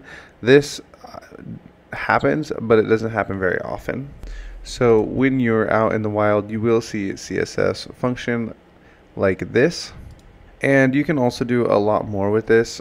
We're not going to cover it, so you could come in here to this H1 and you could type in something like padding, and you can say padding left, and then we could say like 200 pixels, and then if we were to save this and come back over and refresh it, you'll see that the name moved. I'm not sure if there is a centered option. Let's check it out. There is not. So there's something called bootstraps that would really help you with your styling if you were trying to become an actual developer, but we're not going to spend a ton of time with that. So you can do things like the padding left. You could do a padding for the bottom if we wanted some space between our information here, and you could say 100 pixels, and you could save this, and if you came over here and refresh it, we'll get a padding over here. So this is a little bit of styling, and one thing to be familiar with is a lot of times things are going to be broken up into divs. So you would have something like this right here, you would have a div, and we'll just copy this and cut, and we can paste that right here. And then we'll put another one, we'll put this right here, and then we'll put one down here between our list that we have right here. And then if we were to put something inside of here, like we say this div, we want to style it, and we say style, and then we want color, and then we're going to make this entire color red. It's going to be very bold, and then we decided to make a different div, and we wanted the entire color to be, let's say we'll make this entire color pink, and we save this and we refresh our page. You're going to see that everything within those divs actually changes colors, except this overwrites what was written inside the div. So we can actually just go ahead and close this out right here. And now if we come back and refresh, you can see everything becomes red and pink within the specific div. And so this is an introduction to internal CSS. You can style it either up here like this, or you can do some internal CSS. And so the divs are going to be like, you can, within HTML and CSS, you can think of everything as being inside little boxes. And there's actually a Chrome extension. It'll actually show you all of the boxes, and it's called Pesticide, and you can install it if you want. I'm not going to show it because the point of our course is not to learn how to be designers. The point is for us to understand CSS well enough to know what we're looking at so that we can figure out how we can exploit web applications when we come across it. So with that, in the next video we're going to look at external CSS. Okay, in this video we're going to look at an external style sheet, and then I'm going to show you why this was important for you to learn. So the first thing we're going to do is we can just go ahead and delete these inline styles that we put in right here, so that way we have our blank page like we did before. And we can just go ahead and delete the style altogether, and then if we save this and go back to our page and refresh, everything is back to how it was before. Now what we are going to do is come right here, and we're going to add a folder just like this, and we're going to call it CSS. And then inside this folder we're going to add a new page, and we're going to call it style.css. And you can see our Visual Studio has recognized it as a style sheet. Come back to our index.html, and inside of the head tag up here we can type in link, and it tells us that it has this style sheet, and we have the href2, and we want to link our CSS style sheet just like this, and it auto saved for us, and we can now save it. And now you can come over to your style sheet, and if we wanted to do like we did before, we can type in the h1, and we can type in color, and we can say red. And if we save this and come back over to our page and refresh this, our name is now red because that was the h1. We can do something like we did before with these divs, and we can say we want to give the div a color. So we could say div1, we want to have a color of blue. So we can come in here, we put our period before the div, and this is going to tell it that this is going to be our keyword. And we can say color, and we want blue, just like this, and then we'll make a div2, so we'll say period div2, I forgot this was div1, and we can say we want the color of pink. We'll go div1 right here, and we can say style div1, and I just realized that this is supposed to say class because we've given it a class name over here. And then if we give our second div a class of div2, and we save this, and we come over here and refresh it, we now have the colors have changed within our div, and our name color has changed. So this would be a form of external CSS, and I want to show you why it was important for you to know this. And it's important to know that this file was named CSS, and then we called it style.css. If we come back over here and we just check out this color palette and we inspect the page, and then you come over here to the sources, you can actually click on this CSS right here. Yours might not be all in line like this. You can click on the CSS, click on the style page, and then click the pretty right here to make it look pretty. And you can see just like this, what they have done, it is organized just like ours. So this would be an anchor tag, which would be clickable, and they have red, green, blue, not sure what the A is, and then they have the text decoration, none. And so you can see their style sheet is called CSS, just like ours, and style.css, and then it is formatted exactly the same way, and this would be an external style sheet. And then if you come back to looking at the elements, you can see the class right here, the class names for how they decided to name their classes and organize what they look like based on the CSS. So now when you come in here and you inspect a page and you come across a CSS file, you'll know what you're looking at, and you'll also be familiar with seeing class inside of the divs, seeing these class names. And that is going to wrap up for us the CSS internal and external. I will see you in the next video. Okay, we're going to be moving into a section on JavaScript. And so as we go through JavaScript, it will be helpful for you to have a great place to practice your JavaScript, and a really easy place to practice JavaScript is within the Chrome developer tools. So I would suggest, if you do not have Chrome installed, go ahead and install Chrome, because we're going to be using it throughout the portion of our JavaScript course. So an easy way to practice JavaScript is just come over to your web app that we have running within Chrome. We can go to inspect, and then we will go to sources. You are going to be on this page right here. We're going to hit these two arrows right here, and we're going to say snippets, and then we'll say new snippet, and then you can just call this index.js, which is the file name within your code that you would have it named over here. And then you can actually just type in your JavaScript right over here, and then when you're done, you can run it just like this by hitting play, and it'll hit up an alert for us. And then if we want to do something like a console.log, and then we want to log something, it will actually pop open the console for us right down here, and it will tell us what we have logged. So this is going to become more familiar with you as we are going along. But this is where we're going to be practicing our JavaScript. And if you're unfamiliar with JavaScript entirely, JavaScript is the scripting language of the internet. So if you were wanting to become a web application penetration tester or a bug bounty hunter, JavaScript is going to be something you're going to want to learn, because it is the language of the internet.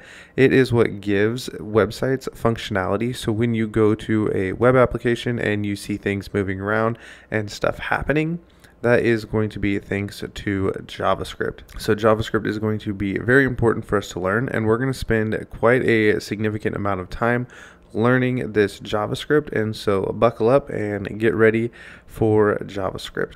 One thing that is important to know about JavaScript and really any scripting language is syntax. So you saw me type in alert just like this, and then we can type in the word hello, and then if we close this off, this is not going to work for us. We're actually going to get an error, and if we open up our console, it tells us that we have an error right here. The reason is because these characters within this alert need to be within side quotations, because this is considered a string. So JavaScript wants to interpret whatever's inside of here either as integers, such as 1, 2, 3, and this will run for us and it will work because these are integers, or you're going to need to have strings inside here. So if we type in some characters, we will need them inside of a string. And now if we run this, it will work for us. So we have this alert right here. What is this alert? This alert is calling a function within a JavaScript, and in the future we're going to make our own custom functions. But for now, all you need to know is this alert is a function, and it is going to pop up the string of characters that are put within here that are being passed within the function. And then I believe we need this within Chrome Developer Tools to close off our alert, and I guess we do not. But typically when you close something off, you will close it off with a semicolon just like this. So it's best practice to go ahead and start putting it in there now as we are practicing. So with that, I will see you in the next lesson. Before we make it too far into our JavaScript lesson, I think it's helpful to know there are several different types of data types, and we've already saw this one right here with a string. But if we pull open the console here, which is really great, it is going to be a very useful tool to us as we're learning our JavaScript. We can type in something called type of, just like this, and then we can put whatever we want inside of our brackets right here, and we can say we want to put in 1 2 3, and it tells us this is a number. And if we put in a string right here like this, we don't even have to type anything in, and it tells us this is a string. And then we also have one other type of data type that will be really helpful to us, especially when we're running while loops, and that is true false, and it will tell us this is a Boolean. So you have strings, integers, and Booleans, and we're going to be using all of these as we move into our JavaScript, and it will be helpful for you to remember these. You're also going to see these within different exploit write-ups within the world of hacking, and so it's important to know that you have integers, strings, and Booleans, because you will come across these in the future. And if you ever do any kind of programming, or you're writing up the code for your own exploits or modifying exploits, you will need to know what is going on and what kind of data types you are dealing with. So with that, there is one more area of JavaScript that I want to cover before we start trying to write any kind of code or do any kind of exercises, and that is variables. So with that, we will check those out in the next video. Okay, so here we are with our variables, and there's a couple different ways I want to show you how to use variables. The very first thing I want to tell you about variables is that it stores some information for you. A variable is going to store some kind of data that we can later come back and say we want this variable, what information is within it, and it will tell us the information that is in it. So for example, if I say var equals 2 plus 3, and then we have to name our variable, and we'll just call it num. So we have this var num equals 2 plus 3. We need to close off our JavaScript here. 2 plus 3. There we go. Get rid of that error. And if we run this, it's going to tell us that we have nothing happening because we need to console log this. So we go console.log, and we're going to log the number. So this is our variable being passed through the console log function, and if we run this, we get the number 5 down here. So this number contains the information 2 plus 3, which is going to be 5, and the console.log just prints the variable down here for us. So we have this right here, and when we run it, we get our number. But how can we take information from the user and use it? There is a function called the prompt, and if you're very familiar with cross-site scripting at this point, then you have for sure seen this in cross-site scripting payloads. A prompt is also another way to view a cross-site scripting instead of an alert. And so you can say prompt, and then we can pass in our information here that we want, and we can say what is your name, question mark, and we can close this off. And if we run this, it should give us this little alert here, and we can say Ryan, okay, and then it prints down here for us.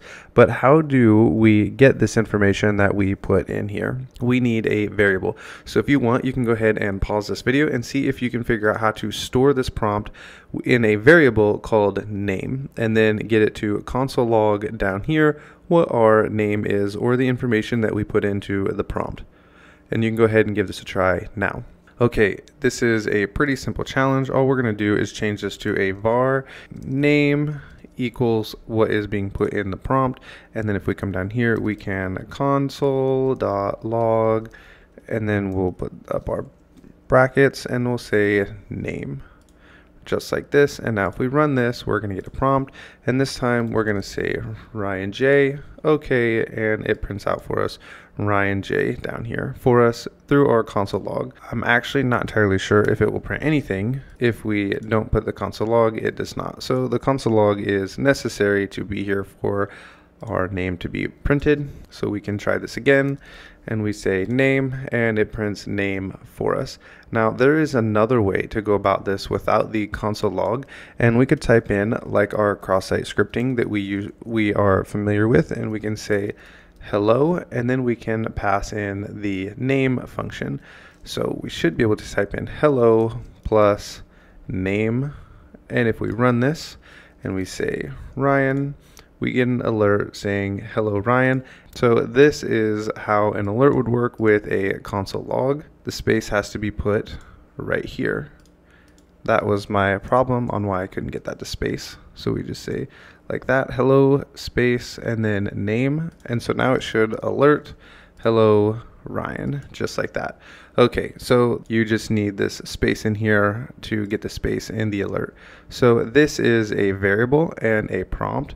And so I want you to get used to looking at these types of variables and information. So just go ahead and play around and maybe do some simple math, store it in a variable, display it in an alert, maybe do a couple console logs before going on to the next video. So that way you're familiar with variables and how they work. Okay, so in this video we're going to cover the while loop, and in the next video we're going to cover the for loop. And I decided to start with the while loop because it is quite a bit easier to understand, and we're going to just make a simple while loop and we're going to count to 100. So we can say I equals 0, and then we'll say while I is less than or equal to 100, we want it to do something, and we want to console log I. So we'll go console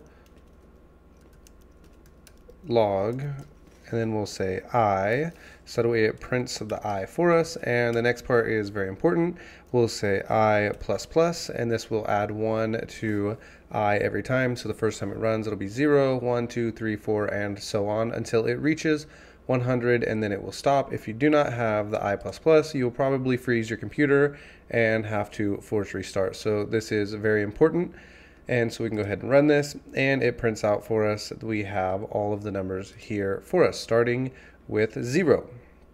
And so this is the while loop. It runs a function or whatever is inside of the while loop until it has reached the total destination. And sometimes you can have a while loop running with taking user input, and when the user input says to quit, you can shut the while loop off. But we're not going to go into that because I don't think it's something you need to know in order to be an ethical hacker. And with that, we will move into the for loop. Okay, so the for loop is going to look a little more daunting and scary, but it really isn't once you understand how for loops work. So if you're coming from another programming languages, for loops are really simple, but in JavaScript, they're a little more difficult because JavaScript is the language of the web. It's not made to run for loops in a simple manner like Python. So if we run a for loop and we're just going to run a simple counter like we just saw, we can say something like for, and it's going to ask us, do we want to run a for loop? And we're going to say yes, and it gives us the boilerplate for a for loop. So we'll just leave this index instead of I, and so we're just going to say that I equals 0, and as long as it is less than 100, we're going to go ahead and say I, or index in this case, plus plus, and then we can just console log this. And then we'll say index, just like this. And now if we run this, we're going to get an output down here of counting to a specific number. So in the world of programming, I almost always use for loops. I rarely use while loops, but I just wanted you to see these for loops and while loops so that you can read them when you're looking through JavaScript code for vulnerabilities. So I just want to show you how to enumerate APIs, because this is something that isn't covered in any courses or any certifications that I know of. So if you come in to your terminal and you have an API like this, and you come in here and you type in like V1, or you're typing in basically anything, you're just trying to figure out how do you get further down the line, you're just looking for endpoints. The tool I like to use for API fuzzing is Fuff. So it looks just like this. If I can get here, Fuff, there we go. And I actually ran this just to make sure it was going to work before I did the video. So I like to run Fuff, and then you give it the URL, and this is the API, and then we're going to be fuzzing for an endpoint, and then you give it a word list that you want to use. GoBuster and Derb and a lot of those your usual fuzzing tools just don't work with APIs. So I like Fuff because it does work. And you run this, and you see it pulls down docs and API. So if you were to do this like in a live program, you'd come in here and you just type in API, and then it says we have V1. So you can just type in V1, and then you'll have user, and you can kind of see if we wanted to look for more endpoints, we could just close out of this and we would just move our fuzzer over. So you would just go like this, and then it would fuzz right here, and it would look for more endpoints over on this point. So that's how this fuzzing APIs work. If you're interested, you can go ahead and do the box, hack the box. It's actually really simple. You just create a username using the API. So you'll use burp, you'll just intercept the request, and it'll send you back a JSON of what you need, and then you can turn your request into a post request and make a username and password and log in. So this is API fuzzing. You'll see these on bug bounty programs, and sometimes you'll come across them in hack the box machines, but this is something that's not really covered. So I wanted to make a quick video on API fuzzing and bug bounty. So sometimes you can find an API URL like this, and you can just start fuzzing away and see what information you can come back with and manipulating the request. So that is API fuzzing. We're going to cover server-side request forgery. The purpose of this video is to show you what is going on inside of server-side request forgery and walk through a couple of examples so maybe you can understand what is happening. So the way we're going to go about this is I'm going to show you a flowchart, and the flowchart might not make a whole lot of sense in the beginning, but I want to show it to you so that way you kind of see what is happening. And then we're going to walk through two different examples and then come back to the flowchart, and at that point the server-side request forgery should make a lot of sense to you, and you should be able to start looking for these bugs as you are browsing through programs, and you'll be able to submit a proof of concept that makes sense to the person who receives your bug report. With that, let's jump into it. Or with a very simple basic flowchart. I tried to make it as simple as possible so that you guys could understand exactly what's going on and that it wouldn't be too busy with too much going on. So this would be us, the user, and you can also change this to the hacker or the attacker. And so the attacker sends a URL request to the website. So we're manipulating the URL, and then the website makes this request that you weren't supposed to be able to make to the server, and then the server sends the data back to the website, and then you can view it as the attacker. So this is how the flow works. If you were just a regular user, we would just have user here, and you would send a request, and it's just as any request that's going to the website, and the website would pull the information from the server, and the data would be sent back to the website, and you would see the request that the website made to the server. The problem with the server-side request forgery comes in when you have the ability to manipulate this URL request. So let's say the URL wants to reach back to the home or root directory, and you're able to grab a file off of the server instead of the actual directory right here. So with that, we're going to go ahead and move into an example. So we are going to be using this example from Love on Hack the Box. I'm not going to walk through all of the recon and what gets you to this point, but rather just what is going on with the URL. So in here we have the web application that's going to reach out to the server through this URL form right here. And if you're ever doing a CTF or any kind of certification and you see something like this, this is a dead giveaway that there is a server-side request forgery anytime you see a URL right here. But most of the time the URL is going to look like this up here, and you're going to have something like this, and then it will pass in a parameter like a URL equals, and then it'll have a file right here such as the root directory or some kind of file. So we could just put in here some file, and then what you would do is you would manipulate this right here, and you could pull down files a different way, but instead of having it right here inside of the URL, this web application has it right here. And because this is an easy box on Hack the Box, that's probably the reason they put the URL request down here in a submit format instead of being in the URL, and you have to deal with it inside of burp. So this is how you're normally going to see it. It'll be up here in the URL, something like this. And in the next example we're going to see, it's also not going to be up here, but it's going to submit a URL request, and we'll be able to see it in burp, and we'll be able to manipulate it just like we would up here, only we're going to do it in burp.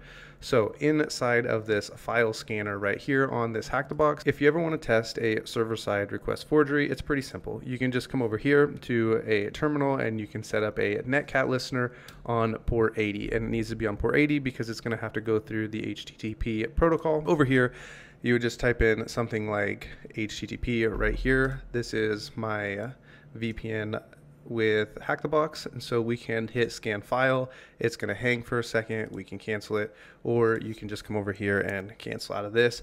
You can see that it reached out to my little Netcat listener here on port 80. And so we know that this is trying to grab a URL, and you can check to see if it's grabbing a file from the server by typing in the actual IP address. So in this case, for this Hack the Box, the IP address is http / and it's 10.10.10.239, just like this. And if we scan this, it's actually going to bring back the web page right here. So if we went to this IP address right here, we said http, and then we said 10.10.10.239, and then we come here, you'll see this voting system right here. This is also on this server, so I actually had to add this to the Etsy host file, and if you're not familiar with that, what that is, that's okay. So because we're able to pull down this voting system by pointing this machine to itself, we know that we are able to pull information from the server. And I want to show you why this is so bad and it's such a detrimental vulnerability, because if I were to come in here and we scanned and we searched through all of these files like you would in order to get remote code execution on this box, you can grab files off of this server. And in the case of this specific box on Hack the Box, you're able to grab a password file. So you would have to go through and scan the network, but just to show you, we're not going to do that. We can grab, so this is the local host and it's on port 5000, and we can hit scan file. I was missing this dot here. We can hit scan file, and it's going to pull this information from the server, and it's going to tell us that you have the credentials for admin right here. So this would probably be the admin, and then you have the password right here. So this is why server-side request forgery is so bad, is you can pull information that you shouldn't be able to access from the file. So we're going to move on to a port swigger right here, and they have a basic SSRF against a local server. It's going to tell us to solve this lab. We're going to change the URL access of the admin interface at this location, and we're going to delete this user right here. So let's open up the lab, and the way we're going to go about solving this is, I forgot where it told us this is located. I think it said inside of a check the stock feature. So if you come over here and we open up burp, we can turn, actually we need to be inside here. Now we can turn intercept on, and we can check the stock, and we'll send this to repeater, and then we can just turn this off. Okay, before we change any of this, we're going to send this to repeater so you can see what we get back. This is the normal request. This is what we get back. We get back a response of okay. But if we just delete this whole thing right here and we paste in the local host, and then we go to the admin and we send this, we're going to get back a different page, and we're actually told that we've reached the basic SSRF against the local server. And I think we're supposed to actually delete the user Carlos right here. And so the way we would go about doing this, actually before we delete him, I want to try something just because I just showed it. We can go 127.0.0.1, and this should send us to the local host as well. See if we get back the same thing, and we did. So this is what we would do, is you can type in localhost right here, or 127.0.0.1, and then we're on the admin page. Now what we need to do is delete the user Carlos, and I'm guessing this is supposed to be done from the admin panel. I suppose you could read through here and maybe it might tell us what we can do from the admin panel. Oh, it tells us right here. It says we need to delete the user Carlos. So you could actually just copy this right here. Look, it says we can delete these users. It actually tells us we can delete a bunch of users, and we can paste this in here. We got too many admins going on. We can delete that all the way back. Now, if we hit delete, this right here should pop up to solved. So if we send this, it tells us not found. I think we have to follow the redirect, turn the proxy off,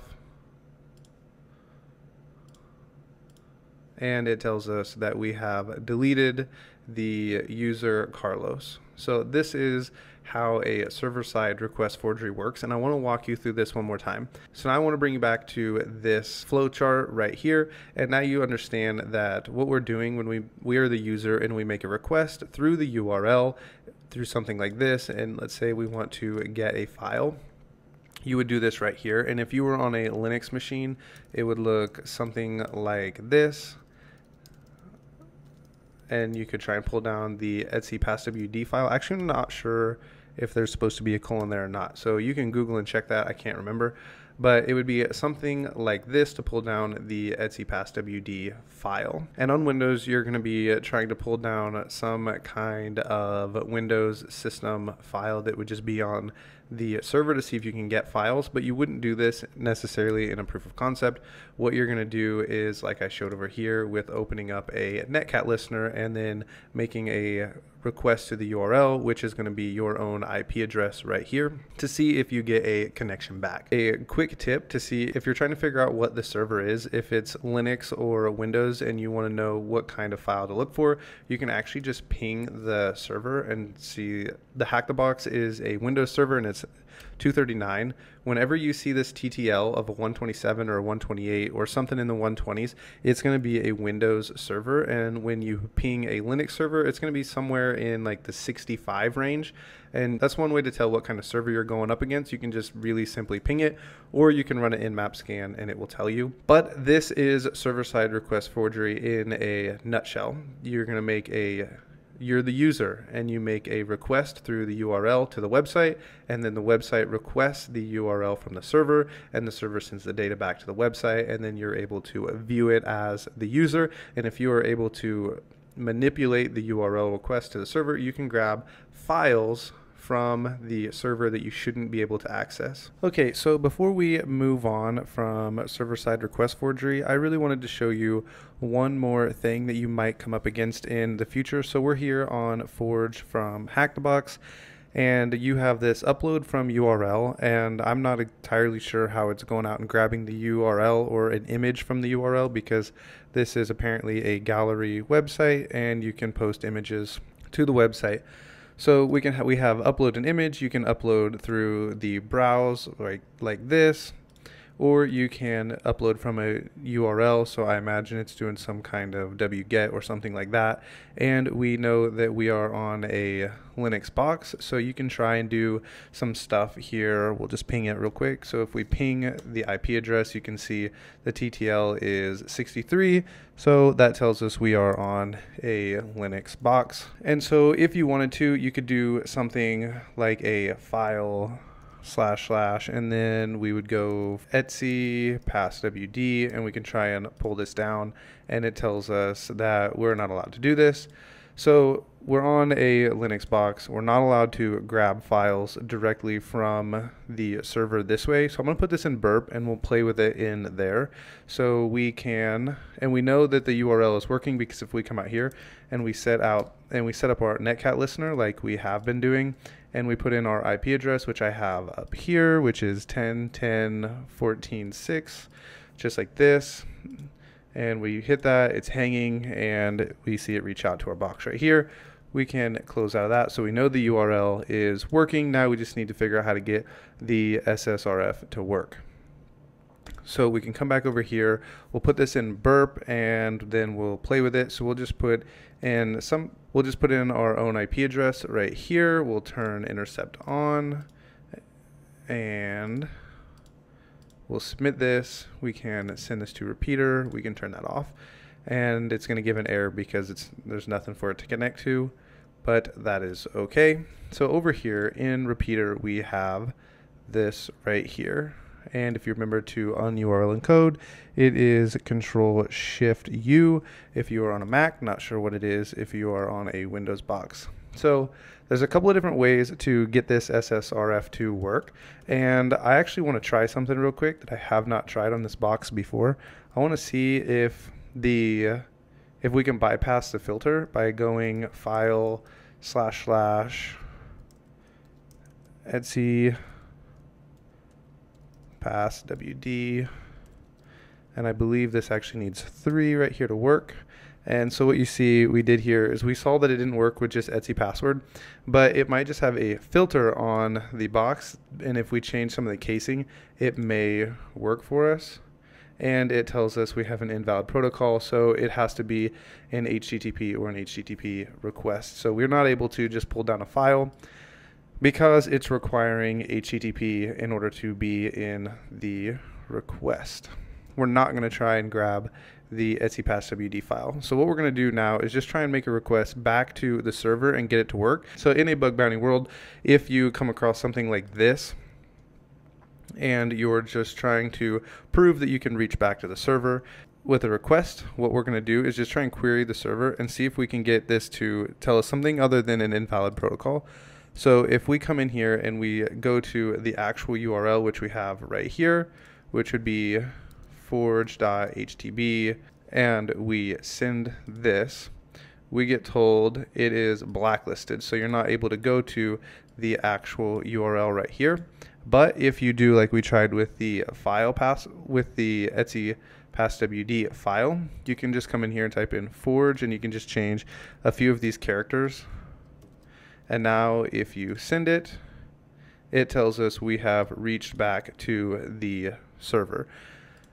And we are not getting a blacklisted message any longer. So this is one way to try and bypass like a blacklist or something on a server. And if you come in here and you do a 127.0.0.1 and you send this like we were doing earlier, it is blacklisted, but the actual IP address, so if you wanted to get the IP address of this right here, it tells us that this right here is blacklisted. But if we actually wanted to get the IP address, let's say we're on like Yahoo or something and we want to know the actual IP address of what we have going on right here, Burp will actually tell us what the IP address is really easy. You can just come over to your proxy and turn your proxy on, and for that, and we can come to our URL upload. You can just type something in here, doesn't matter what it is, submit it, and when you hit this, it'll tell us like the request is being sent to forge.htb, but the IP address is 10.10.11.111,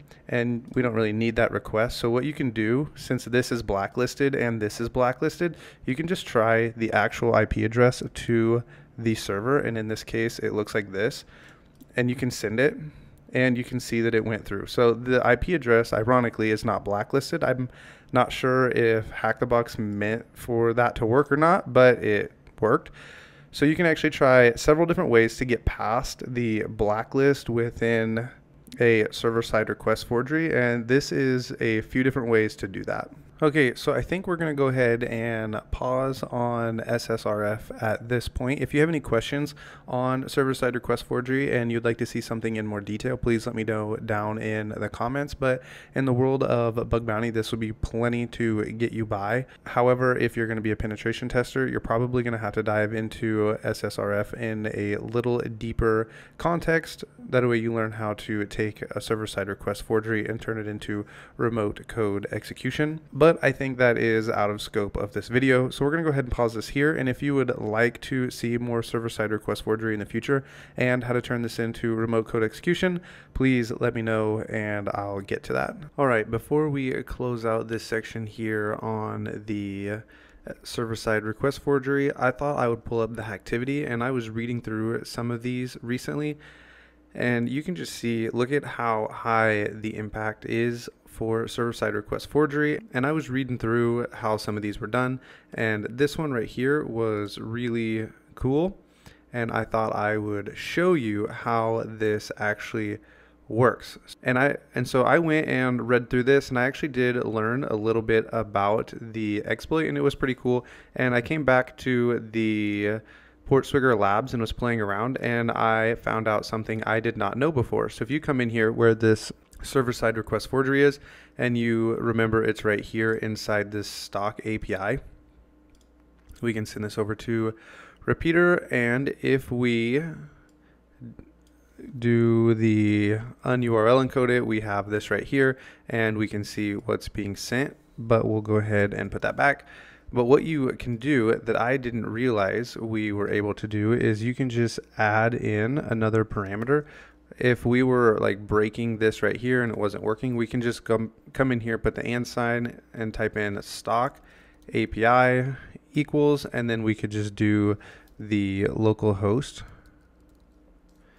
And then we can go /admin because we're supposed to pull down the /admin panel, and we can send that, and we need HTTP // and it works for us, and it pulls down the information we needed in order to delete the user Carlos. So I didn't know beforehand that we can just add in new parameters right here. And so I thought this was something that was really cool, that you can add in extra parameters in here in addition to the one that's already there. So you don't actually have to delete this first one. You can just pull down a second one. And then also reading through the hacktivity, I noticed, I think what we'll do is just delete this first one so that way it looks nicer so you can see it. And so we'll send this, and we don't get quite as big of a page back. When you're doing something like searching for an SSRF, I noticed a few of the hacktivities were they had hit a line like this that's accepting in a parameter, or even up here in the URL. And what they just started doing was they would say and URL equals, and then they'd put in 127.1, and then you could just leave it like that, and they were sending this. And it would be easier to test for this if you had it in repeater. So we can grab this, send it to repeater, not sequencer, send this over, turn that off. And then if you send this, you'll see it doesn't actually pull anything back for us. And you can search for the word delete over here as if we were going to delete the user, and there is nothing. But you could search, you can try this URL, you can try URLs and send that to see if this is a parameter that will actually reach out to the server. Usually it's going to be saved as a URLs or a URL, something like this. And this is not vulnerable. This actual lab is not vulnerable with the URL parameter because the URL parameter is not the one that's making the request out to the server.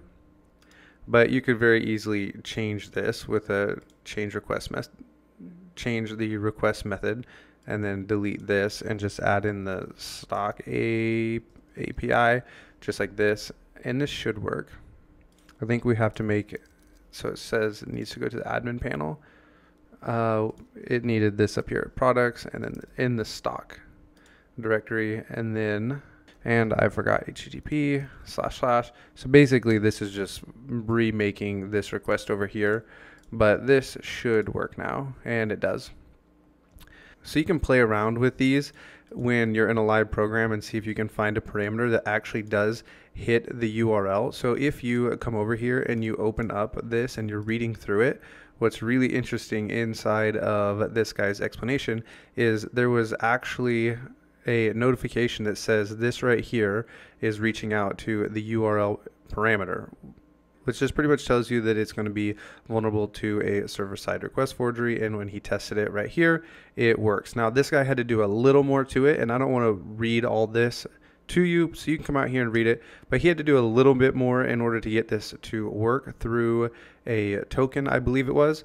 But it was a pretty cool server-side request forgery, and you can come over to the hacktivity now that you understand how server-side request forgery works, and you can read through some of these and see if you can learn additional ways to pull off server-side request forgery.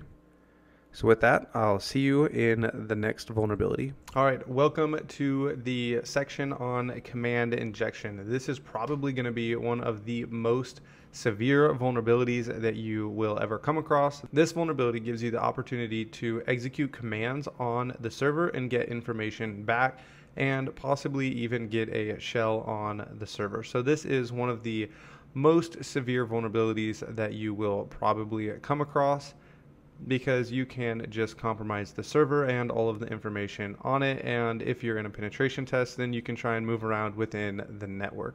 So let's go ahead and dive into command injection. Okay, we are going to be talking a little bit about command injection, and there's not really a whole lot of places to practice command injection that I know of. Really, it's just try hack me and then port swigger, which we'll come to here in a little bit in practice on. So with command injection, what we are able to do is put commands into the server, and then it tell us back.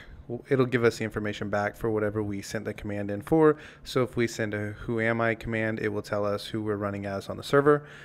And so it says here, a command injection vulnerability is also known as remote code execution because an attacker can trick the application into executing a series of payloads that they provide without direct access to the machine. So this might sound a little confusing, but it's going to make a lot of sense here in just a second. And so their example here is the who am I command. And I'm going to go ahead and launch this box. And then once it is loaded, I will bring you back. Okay, so this is now loaded up and ready for us to practice some command injection. But before we do, I want to show you kind of what is happening. If we come over to a terminal here, and the first thing I want to do is copy this to make sure we know what kind of commands to send through to the server. But really, you could just put in an who am I, and you could probably figure it out by that. But we can also type in ping and then the IP address that we just copied, and then you can hit enter, and we see that the TTL is 61. So we know that this is going to be a Linux server that we are up against. So now it tells us to use this handy web application to test the availability of a device by entering its IP address, and it's just going to go out and reach to an IP address. So a way to test this is to see if we wanted to check our device. We could come over here and set this up, and my IP address is up here, so we could say 10.2.42.96 and execute and see if we can get it to reach out. And it sent a ping out to our box, and it did not connect, but it pinged our box. So this is just sending a ping. It's not actually trying to connect. So what we can do with this now is you can just type in 127.0.1 and you can execute it, and it's going to tell us, it's going to give us back another ping of the box. And I guess I didn't need to ping it because it tells us right here it's going to be a Linux box. So some of the things we can do, I actually played around with this. That's why you can see these in here. I wanted to see all the different commands that it actually let me send. So I wasn't just sitting here testing everything for the first time. So here's a couple of the command injections that you're going to need to know. If you come in here and we type in 127.0.1, you can do an and sign like this. 0.0.0.1, we can put in an and sign just like this, and then we can do a who am I, and it'll execute. And you can see that it says we are www data, but we still get this ping right here. And it is possible in the coming lessons that we just don't want to see all of this ping right here. So what you can actually do is just put in a bunch of mumbo jumbo, and then you can use a double pipe and do the who and then do the who am I, and it skips the ping and we get the www data. But if we run this command right here and we don't double pipe it, you only do one pipe. Oh, it still works. Okay, I was going to say that it doesn't work, but it worked for us. So we still get the www data. So sometimes it won't work with one pipe, and you'll want to send through two pipes, and then sometimes you'll also have to have like a pipe afterwards and run it, and that time it doesn't work for us. So you will in the wild just have to play around with this. So we get the who am I, and it tells us we're www data, and you can type in ID and see how we're sending commands through. So if we come back over here and I type in ID, you can see we get this back. So we're actually communicating with the server, and this would be a very, very bad thing in the real world. So there's one more thing I wanted to show you, and that is this ping right here. If you were doing a blind command injection and you wanted to know if you could reach the server but you weren't getting any information back, you could run the regular whatever's up here. Sometimes it's not going to be something like this. You're not going to be pinging a server. It'll usually be a parameter with an equal sign, and then you'll put a command in over here. But you can ping, and the -C with the 10 is going to tell it to delay 10 seconds. So we'll actually put in 5 seconds so we don't have to wait quite so long. And it's going to ping itself. So if you watch down here, we have the seconds, and we'll hit it when it hits 10 seconds and wait for it and see if it comes back in 5 seconds. If so, then that works, and it did. So we pinged it, and that's how you do a time delay, which we're going to see in just a little bit. You can also run these with this and sign right here. There will be times that you'll need to try this, and you can actually, if you're getting stuck on command injection, what you can do is go out to Google and just type in command injection bypass and just look for different windows, command injection bypass. Maybe you'll have to do some URL encoding or something of that nature, and you can just bypass whatever filters they have. So you can also do with this, you can do two and signs just like this, and it should still work for us. And we'll send that over and see if it takes 5 seconds and it comes back. And then I want to try one more thing. I actually have not tried this yet, but because this didn't reach back on our netcat, I want to try this again. We'll set up a netcat listener, and we're going to set it up on port 4000 and see if we can actually get this to connect back to us. So if we do this right here, we can do our pipe.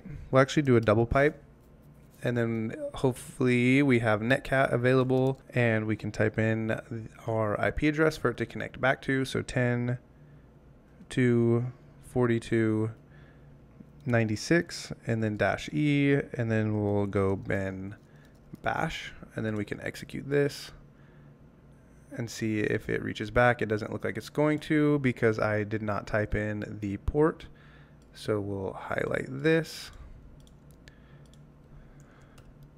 We need to put a port in here, and I think I did 4000. Execute. It was port 4000, and it did not reach out, so maybe this doesn't work. We'll try one more time, and then we'll move on. And I want to show you one other thing you can try with this. So netcat doesn't work, didn't reach out to us. So one thing you can also do in this command injection, like if you were going to capture the flag, one thing I would do is I would come in here and I would type which Python and see if we could get a Python reverse shell. And we can close out of that. And let's do something like this so we can get just what we want back.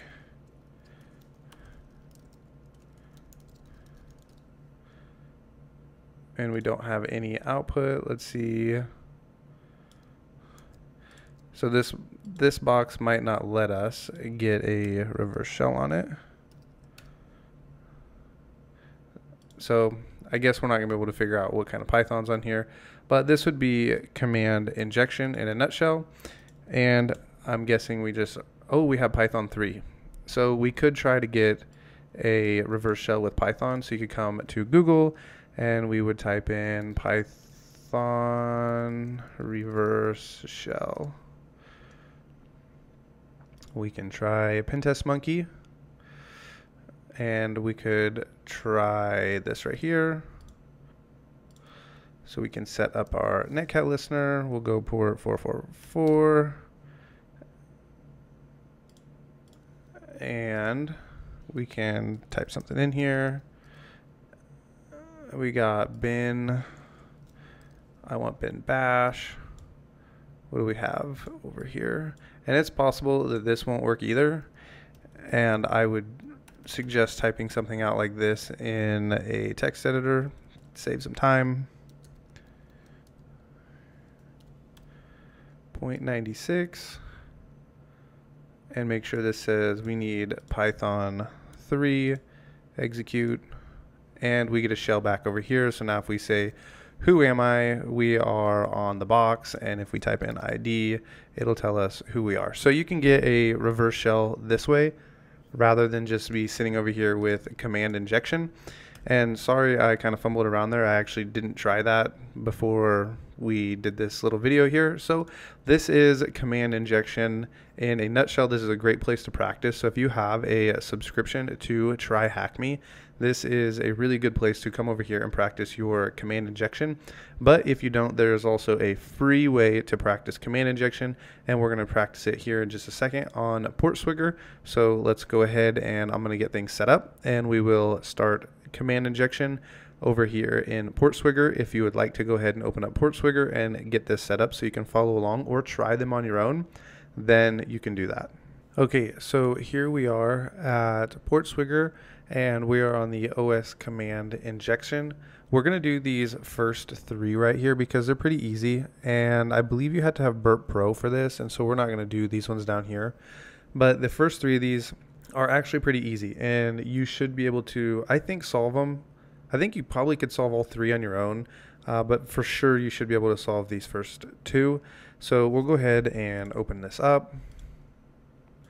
And it tells us this lab contains an OS command injection vulnerability in the product ID checker. The application executes the shell containing the user supplied product store ID. So we've seen stuff like this in the past. So we'll access this lab. And it tells us we are not solved because we haven't done anything. So when we have finished this, this should say solved up here. So we can see what Burp is doing. It's doing nothing. It's not hooked up. So down here in the check stock, like we've been doing and following the instructions right here in the product stock checker, we can forward that. We're going to check stock, forward, and right here is what we need. Send that to repeater. We can turn that off. And now we have the product ID and the store ID, and this is going to be where the command injection is at. So if you would like to try and solve this command injection by yourself, I would go ahead and give you this challenge. We have found the location, and I think you can figure it out. It's right here. You should try and see if you can figure out some of the command injection commands that you just saw previously and give it a shot. But if not, here we go. So we have this product ID right here of 1, and what we were doing in some of the last ones was we were able to put this and sign in here, but because of the location of the command injection in this post request, we're not going to be able to use those. We will have to use a pipe, and so you can type in a pipe right here and do something like a who am I, and we can send this and see what happens. And it tells us who we are. So that probably right there solved this for us, and it did. But while we're here, let's play around with this. Let's see what happens if we do 2 pipes and we send this. It does nothing. What happens if we do 2 pipes at the end and send it? Nothing comes back. What happens if we just do 1 and 1? And this is just something that I would encourage you to do as you come across things like this. So we actually have it come back with a pipe at the end and the beginning. What happens if we change this to very clearly a product ID we don't have and it still works? What happens if the product ID is wrong and we have 2 pipes and we send it? Nothing. Now what about this store ID right here? What if we try 2 pipes and we go, who am I? It gives us a syntax error. What about 2 pipes? And we send it. It gives us the same thing. We can come over here and maybe we can say an ID. It tells us who we are. And so you can really just play around with this and see what happens. What if we put a crazy ID number in here? It still works. And then you can just mess around with this and see what works and what doesn't. If we check a who am I, syntax error, we could go which Python like we did before, and this is black because it needs to be URL encoded, which is a +sign, and we don't get anything back. And I don't think that you're able to get remote code execution on this. So here we go. This would be your command injection right here.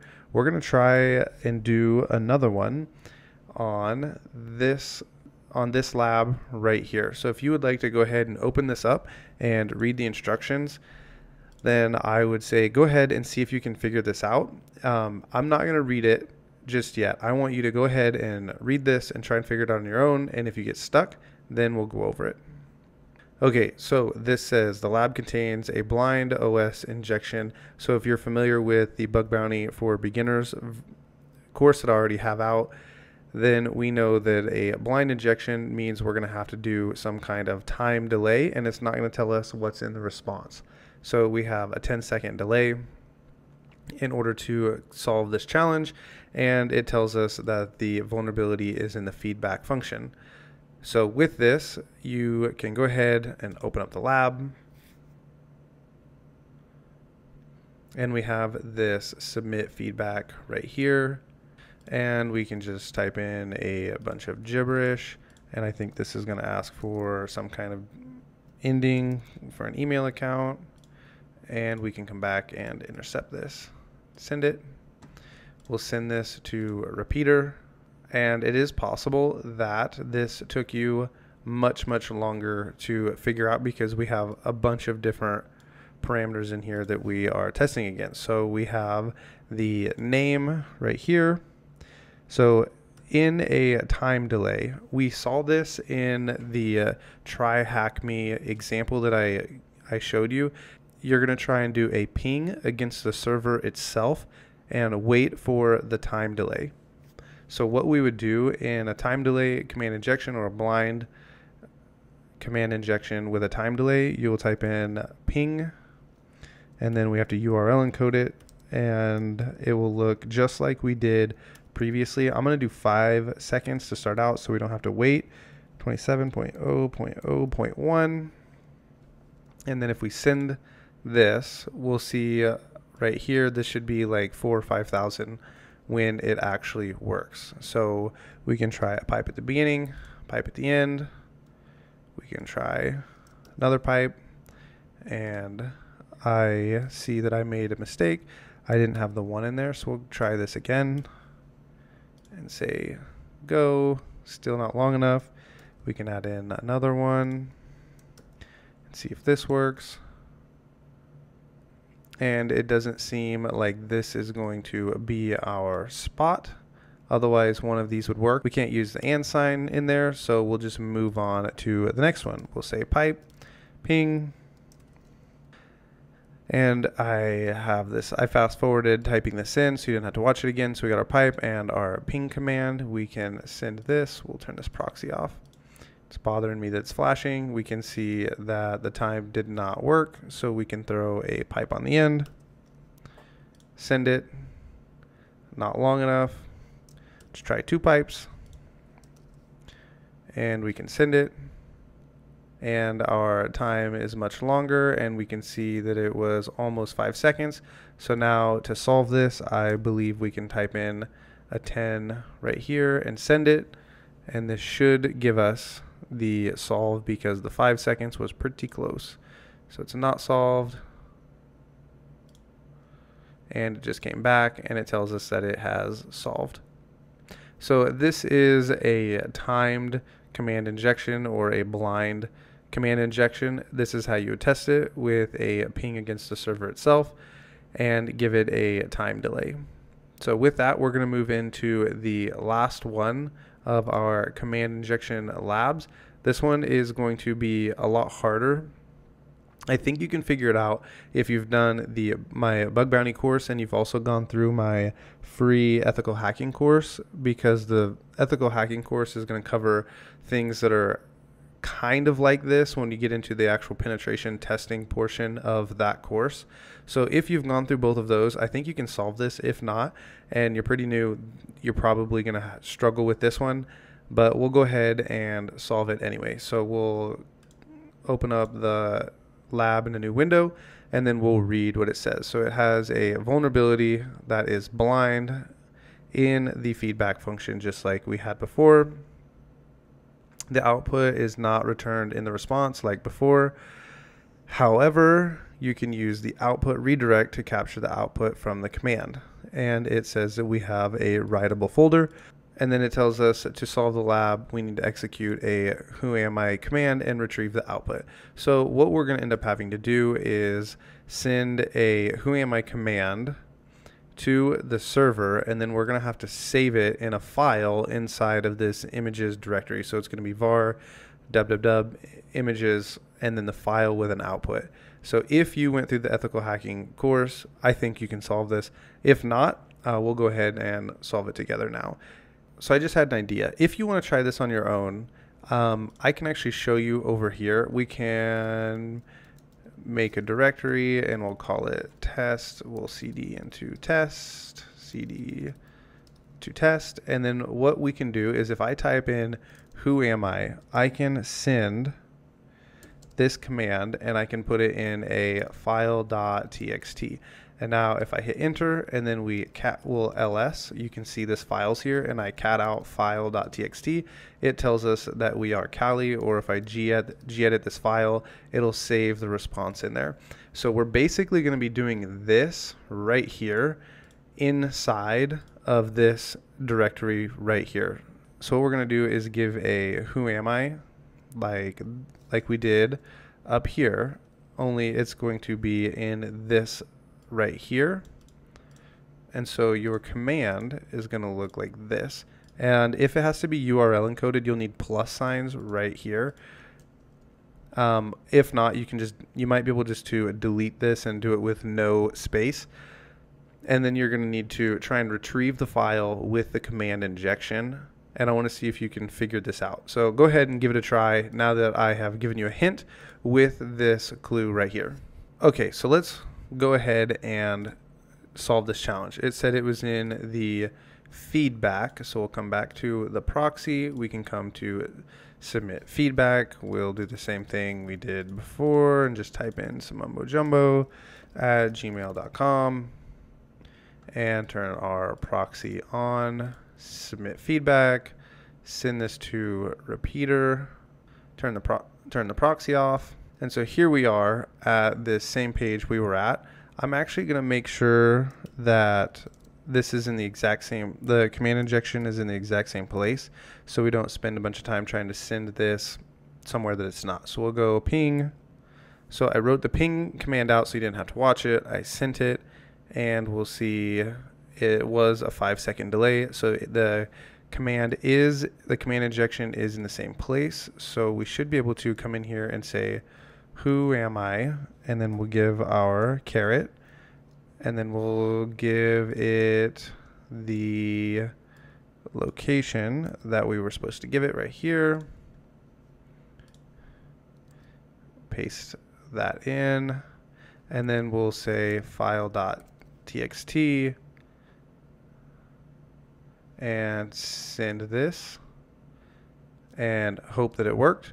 And now I think the way to check this is going to be, we'll need, I think it'll be file, and then we'll want to read this file.txt. So we'll send this. Okay, since this right here isn't working, we're going to just go ahead and assume this is not going to be in the right directory. So what we can do with this right here is we know we had to send it into the var www, and then I think it was images, and then it was our output.txt, which is where we, and then it was our file.txt, which is where we put our command who am I, right? That's what it says. We do, yes, it's in the images. So what we're going to probably have to do at this point is find the images, because we're not able to pull anything from here. So what we'll do is go to the home page and see if we can pull an image somewhere around here. See, we have the products, we have the product ID.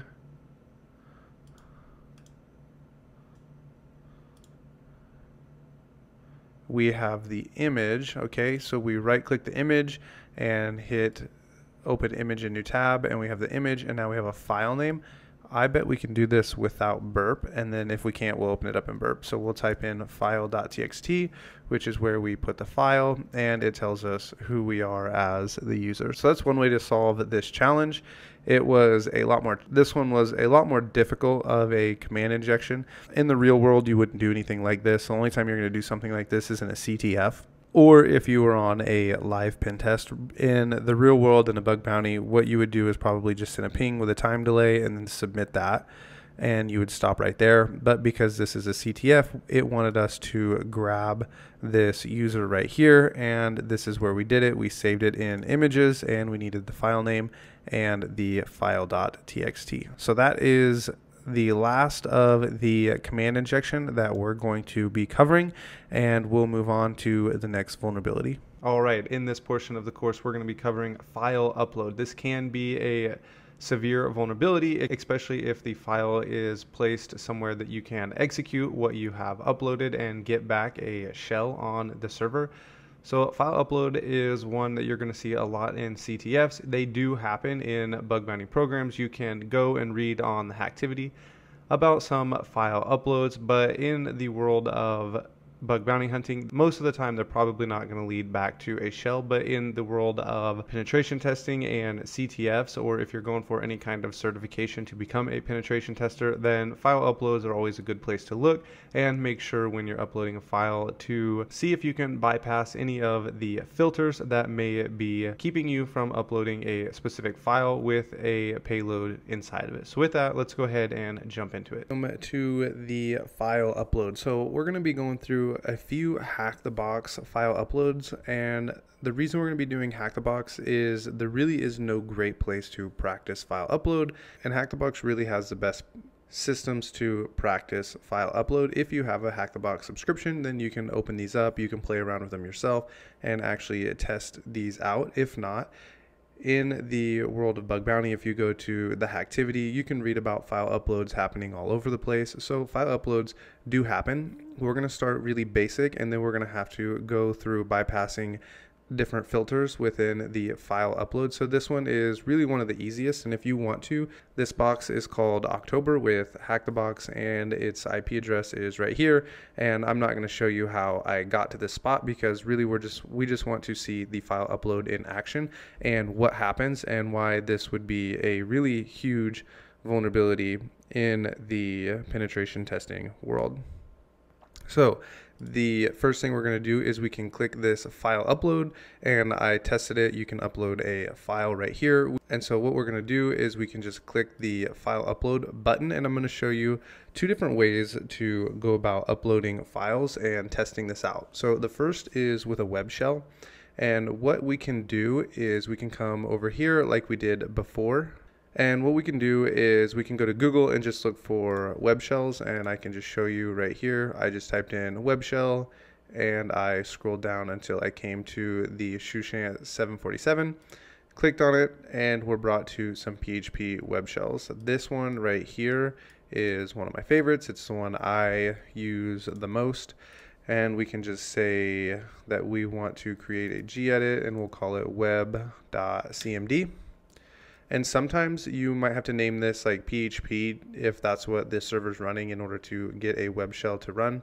But we're going to run with CMD, and we'll test this out. We may have to change that to PHP, I'm not really sure. And so we can come back over here. We can upload our web shell just like this. And if we go to the URL, this is a good sign that it didn't give us an error. Now we had to pass in a parameter because we have this right here. It's going to call our web shell when we pass in the parameter CMD. So we can come over here, go question mark, CMD equals, and now we should be able to type in a command here. And if our web shell works, we will receive an output on the page. So we can type in who am I and run it. And this doesn't seem to work. So we will rename this. We'll just go move. So we will type in our web shell, and we will just move it from webcmd to web PHP 5. And the reason I went with PHP 5 is because right here, I should have saw this the first time, it says PHP 5. So we can save this, and now we can upload, and we'll re-upload our web shell just like this. And now we can click on it, click here, move that out of the way, and we can put our parameter in here. So we want a CMD who am I, and now it tells us we are ww data, and you can use this right here to try and get a reverse shell back over here. But I think what we will do is we will just use the pentest monkey PHP reverse shell. So we'll just say PHP reverse shell, and it should be the first one. And so what you can do is go to raw, Command A, Command C. We will come over here and we will just say gedit, and then we'll call it shell.php5. We can paste this in, and then we'll need to change our port because we're listening on port 444. And over here we are listening on 10. My IP address is 10.10.14.6. We can save this, come back over here.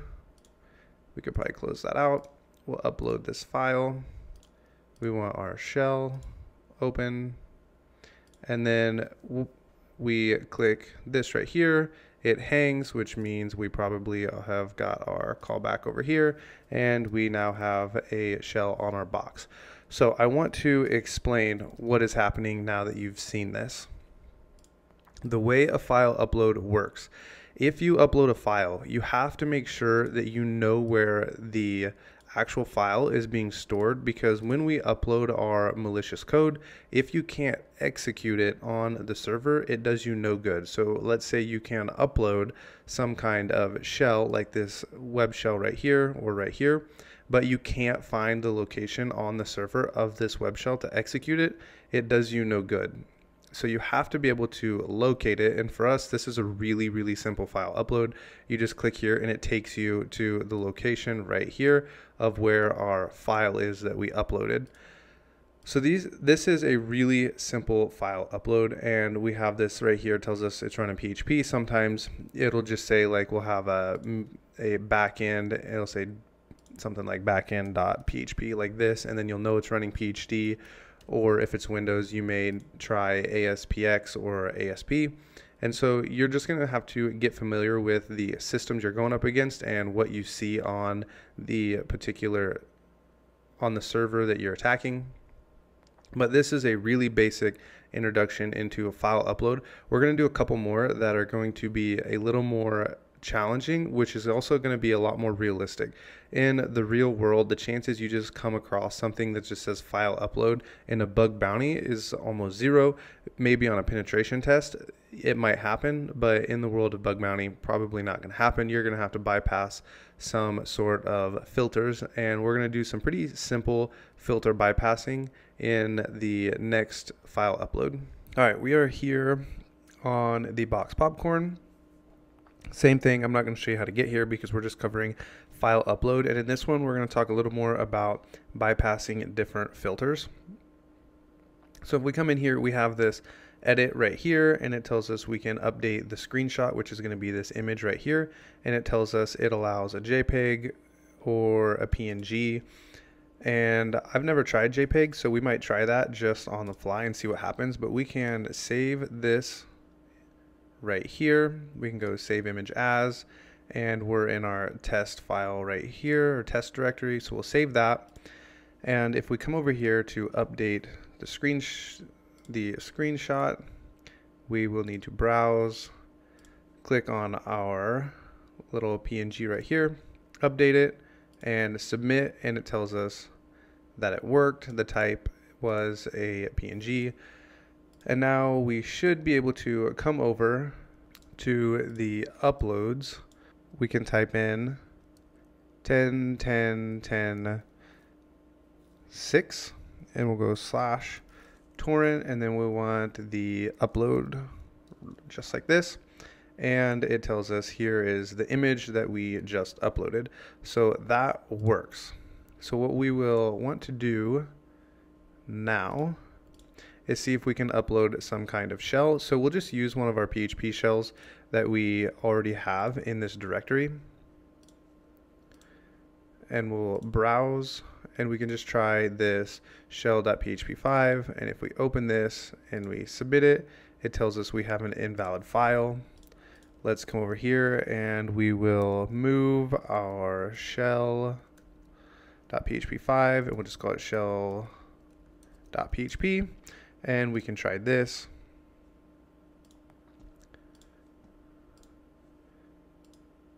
And it says invalid file. Now what we can try and do is intercept the request and see what the difference is between these. So if we come to update this and we want to update this image again and we upload it, and now we turn our intercept on and we submit this, we can look at the difference, and we'll send this to Repeater just to save it. And we know that this is going to go through, tells us that it worked.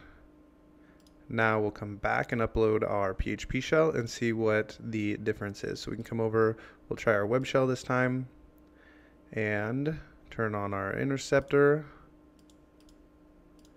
send it, we'll send that to Repeater, and we can turn this off now, and we can come over to Repeater and look at these and see what the difference is. So when you come over here and you look at this, right here is what we're looking at. So we have a content type of image, PNG, the file name, which was the link that we downloaded, and then it tells us it's a PNG file, and we have all this mumbo jumbo right here. And so what we can do is just copy some of this, and we can copy, and now we can come over here and we have a file type of web.php, and then we have our little web shell that we used before, and we could just paste this in up above. And so our content type has now changed, and we have these bytes to try and confuse it, and then we have this image, or we have our web shell right here. So I want to show you a little bit of how a server would read this file type. If we come in here and we just say gedit and we want to make a we'll make a file.gif, and we'll see what happens. And we'll just put in some letters, and we save this, we close it, and we go file, and then we say file.gif. It tells us that it is actually text. So if we then come into our file.gif, there is something called magic bytes that we can add in here to try and trick it. The way a GIF starts is with a GIF 89 or 87A, and if we save something like this and run file on it, now it tells us we have a GIF, an image type, and the version. So this is how a server would read this. If you upload something, it's going to run something like a file on it to see if it really is a GIF or if it just has text in it. And so when we copy all of this right here with the PNG, basically what we're trying to do is trick it by putting something in like this GIF 87A, so that way when it reads it, it will read it as a PNG. And we'll actually try this GIF because I've never actually tried it on this box, so I don't know if it will work or not. And we'll just try the file upload on the fly. So if we send this over, it tells us that it looks like it uploaded. So we can see what it looks like. It did upload. So I'm kind of surprised that worked. We'll go check it out. So if we come over to our uploads, we refresh the page, and we open this up, it looks like it worked. We should be able to pass in our parameter of cmd equals, and we can say who am I, and it tells us right here www data. So that actually worked. I was expecting it to not work, and sometimes when you hit a file like this and it does not work, it might check for just a .png inside the file and then the .php. And if you just go out to Google and you read about different ways to bypass filters for file upload, you're going to have a lot of information, and that's really what I would recommend you to do. This is just the tip of the iceberg on how file upload works. So I'm just showing you some basic ways to bypass it, but I would also recommend going out to Google and reading about how to bypass a PNG file upload filter or a JPEG and see all the different ways you can bypass this. So if we come in here and we send this and it renders, it tells us this worked as well. So we can actually go back, and if we refresh this right here, and it tells us that this worked. So there's one other thing. Let's play around with the JPEG. So if we come in here and we close out of this, let's actually just play with it in repeater and see what happens. So if we say it's an image and we say, actually, let's try the GIF because we already have that set up, and we just leave this like this, and we delete all of this, and we just type in the 87A with GIF at the front. Let's see if this works. It says invalid file. So let's take our PHP shell. We'll copy this, and let's see if we can just say, let's gedit this file, and we'll call it file PHP, and we'll add in the GIF 87A, and then we'll put our PHP in here, and we'll save this. And then we're also going to need our GIF file, so we have that in there too, so that way we can make sure that our content type right here is right. So we'll go to proxy, so that way it is ready. We can try this upload, browse. Let's upload the file with the GIF. We'll open, make sure that we catch this, send it to repeater. It looks like that is how it goes. I actually want to turn this off. It says that it worked. Okay, so it does accept the GIF as well. Now let's upload our reverse shell that we saved in file.php. And we'll send this on over to repeater, see how we have this application type is different. So we can turn this off and see if we can get this to work as well. So we'll send this, and it says invalid file, and when we send this, it says that it worked. So what we can try and do is just grab this like we did before. We'll copy it and paste this in. Should be able to delete this. Does that actually have a semicolon in it? It does, so should work like that. If we send it, it says that it worked. So let's go see if we can find that. Here's the GIF. It says it didn't work. That's not surprising because it's not actually an image. We need our other PHP shell. Here's our GIF with our PHP in it. So let's try and pass in the same parameter, equals who am I, and if we send this, it tells us this GIF works and it cannot execute the command within the file. Let's try and just delete this and see if we can get a who am I this way. We'll send that, come back, refresh, check out this PHP, and it tells us we're www data. So it does let us inject a command with a GIF, but for some reason I wasn't able to get the web shell to work.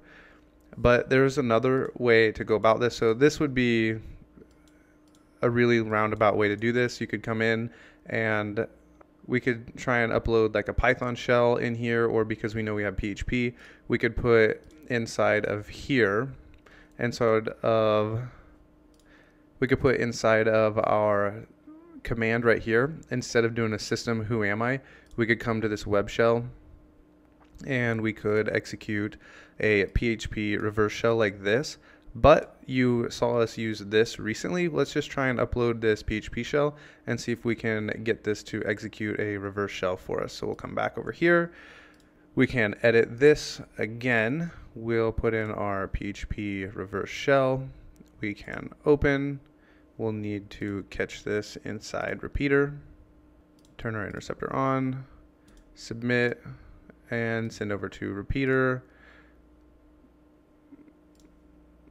We can turn this off, come to repeater, it tells us we have an invalid file, which we expect. We have the shell.php, and we'll just use the one with the PNG because we know that it's going to work for us. So we can come over here and we can just highlight this, paste in the PNG. Now, if we send this, it tells us that this worked. We can set up a netcat listener over here, netcat, and I think we originally made that on port 4444, and now that's listening. So now when we open up that file, it should execute on the server, and it will give us a shell back. We can see our PHP file, we can see the size has changed. So we open this up and it's hanging, and we have a shell return back to us, and it's going to tell us I am www data. So that is file upload. So there's a bunch of different ways you can play with this. If you have Hack the Box, I would recommend coming into Popcorn, because you have a lot of different ways to play with this. You have the JPEG and the GIF, the PNG, and so you can just come in here and play around with these and see all the different ways you can get a reverse shell from a file upload. And I would recommend, because we were not able to get the GIF web shell to work, you could play around with that and see if you could get a web shell rather than just executing commands one at a time, and then maybe see if you can get a reverse shell from the web shell, because there will be times that you have to do that inside of CTFs. But in the world of bug bounty, you really wouldn't be trying to get a reverse shell. You could just simply do a web shell and a who am I for a proof of concept. And file uploads are something you're going to see, so you can read about those in Hack the Box, and I would definitely recommend going out to Google and continuing your research on file uploads. But like I said, there's really not a lot of places to practice file upload, and it's because if there's a file upload that is going to be vulnerable on a server, you can get remote code execution. And for this reason, Hack the Box is really the only place that is really good for file upload. TryHackMe has a little bit of file upload, but I don't think it's as good as Hack the Box when it comes to practicing this specific vulnerability. TryHackMe is really great in other areas, but Hack the Box is really good for file upload. So with that, I will see you in the next vulnerability. Okay, welcome to the local file inclusion and the remote file inclusion, also known as LFI and RFI portion of this course. The LFI is going to be one that is more common than the RFI, and the LFI is going to give us the opportunity or the ability to read local files on the server, which could lead to a compromise of sensitive information or data that we're not supposed to be able to access, and files on the server that we should not be able to access. The RFI is going to give us the ability to host up our own files and then have the server reach out to our server that we make on our Kali machine and then execute that file, and will lead to remote code execution on the server. So we're going to jump into the LFI and the RFI now. Let's get started. Welcome to the LFI RFI, so the local file inclusion or the remote file inclusion portion of this course. We're going to be using TryHackMe for our example, and TryHackMe is just too good to pass up when it comes to practicing LFI and RFI. If you can afford a TryHackMe membership, then it is worth it just to come in here and practice your LFI and RFI along with other things. And when it comes to Hack the Box doesn't have any really good place to practice and RFI. So sadly, if you have only a Hack the Box membership, you're not going to be able to practice this.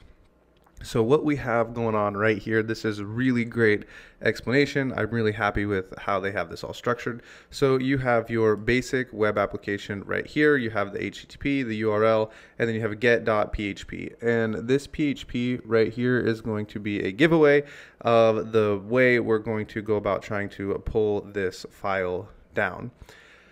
So oftentimes you're not going to see a .php, but sometimes you will. And when you see a .php and then a file equals, just like this, you can think you can try for an LFI.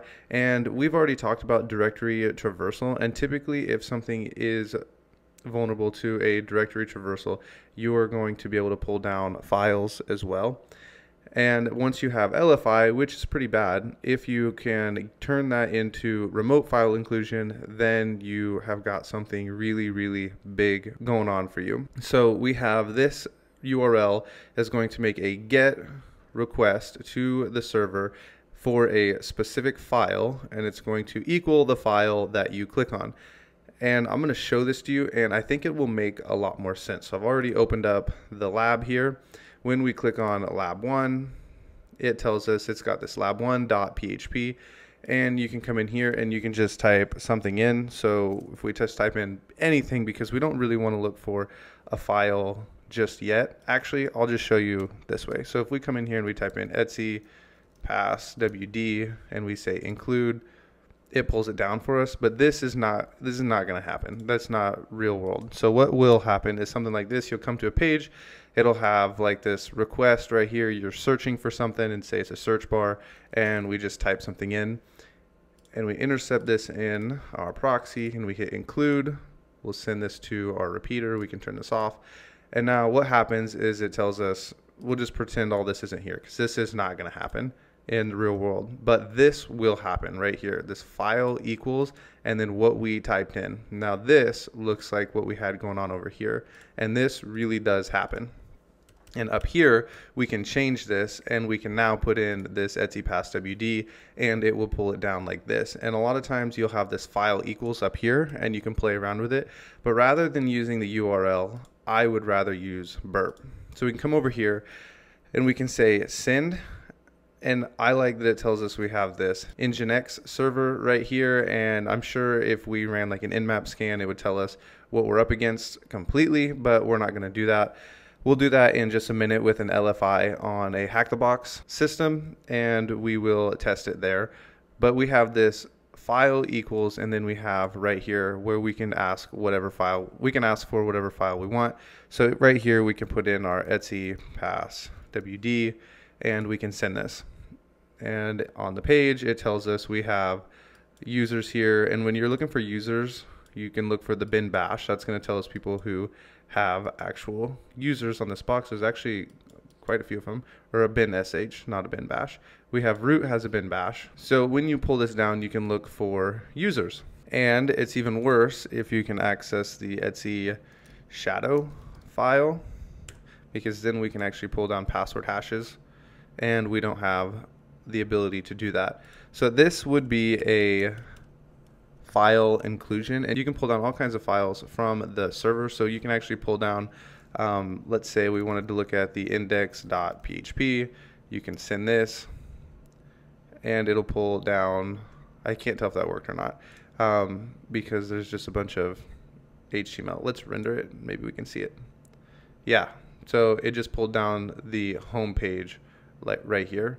So you can look at different pages in here. So let's say you were able to you were to do some kind of fuzzing on this page, and you were looking for different directories, and you had a directory that you weren't allowed to look at, like a hidden directory. In here you could probably include this in the file, and it will pull down that hidden page below right here. And because we're able to do this local file inclusion, when you have local file inclusion, it's a great vulnerability to find. It's one that it's a pretty severe vulnerability, but if you can turn this into a remote file inclusion, then it becomes something more. So right now we have what's called local file inclusion. We're able to get local files that are hosted on the target server. But if you're able to have remote file inclusion, that means we can include files from our box over here. So if you look at what we have in this file, we have a shell.php right here and a web shell over here. If I have remote file inclusion, I can have this GET request reach out to my server over here that I can host up, and I can host up this file right here, and it will go get that file and then execute it, and then I can have remote code execution on this server, and I will own this network. So what this looks like, an easy way to test for this, like if you were to do this in a bug bounty program and you were just looking for a proof of concept, you would just type in sudo python2 with a simple server, and then we would just put in our IP address and see if it reaches out to us. So we can go http 10.2.42.96, and we can send this and see if we get a hit over here, and we do. So this means we can actually get remote code execution on this server. So what we can do now is close out of this. We'll rehost up those files, and I've already edited the .php, so you wouldn't have to watch me change the IP address right here. So it's all set up and ready. So we can host this back up. We can come over here and say netcat port 444. And if we send this right here, we want it to grab shell.php.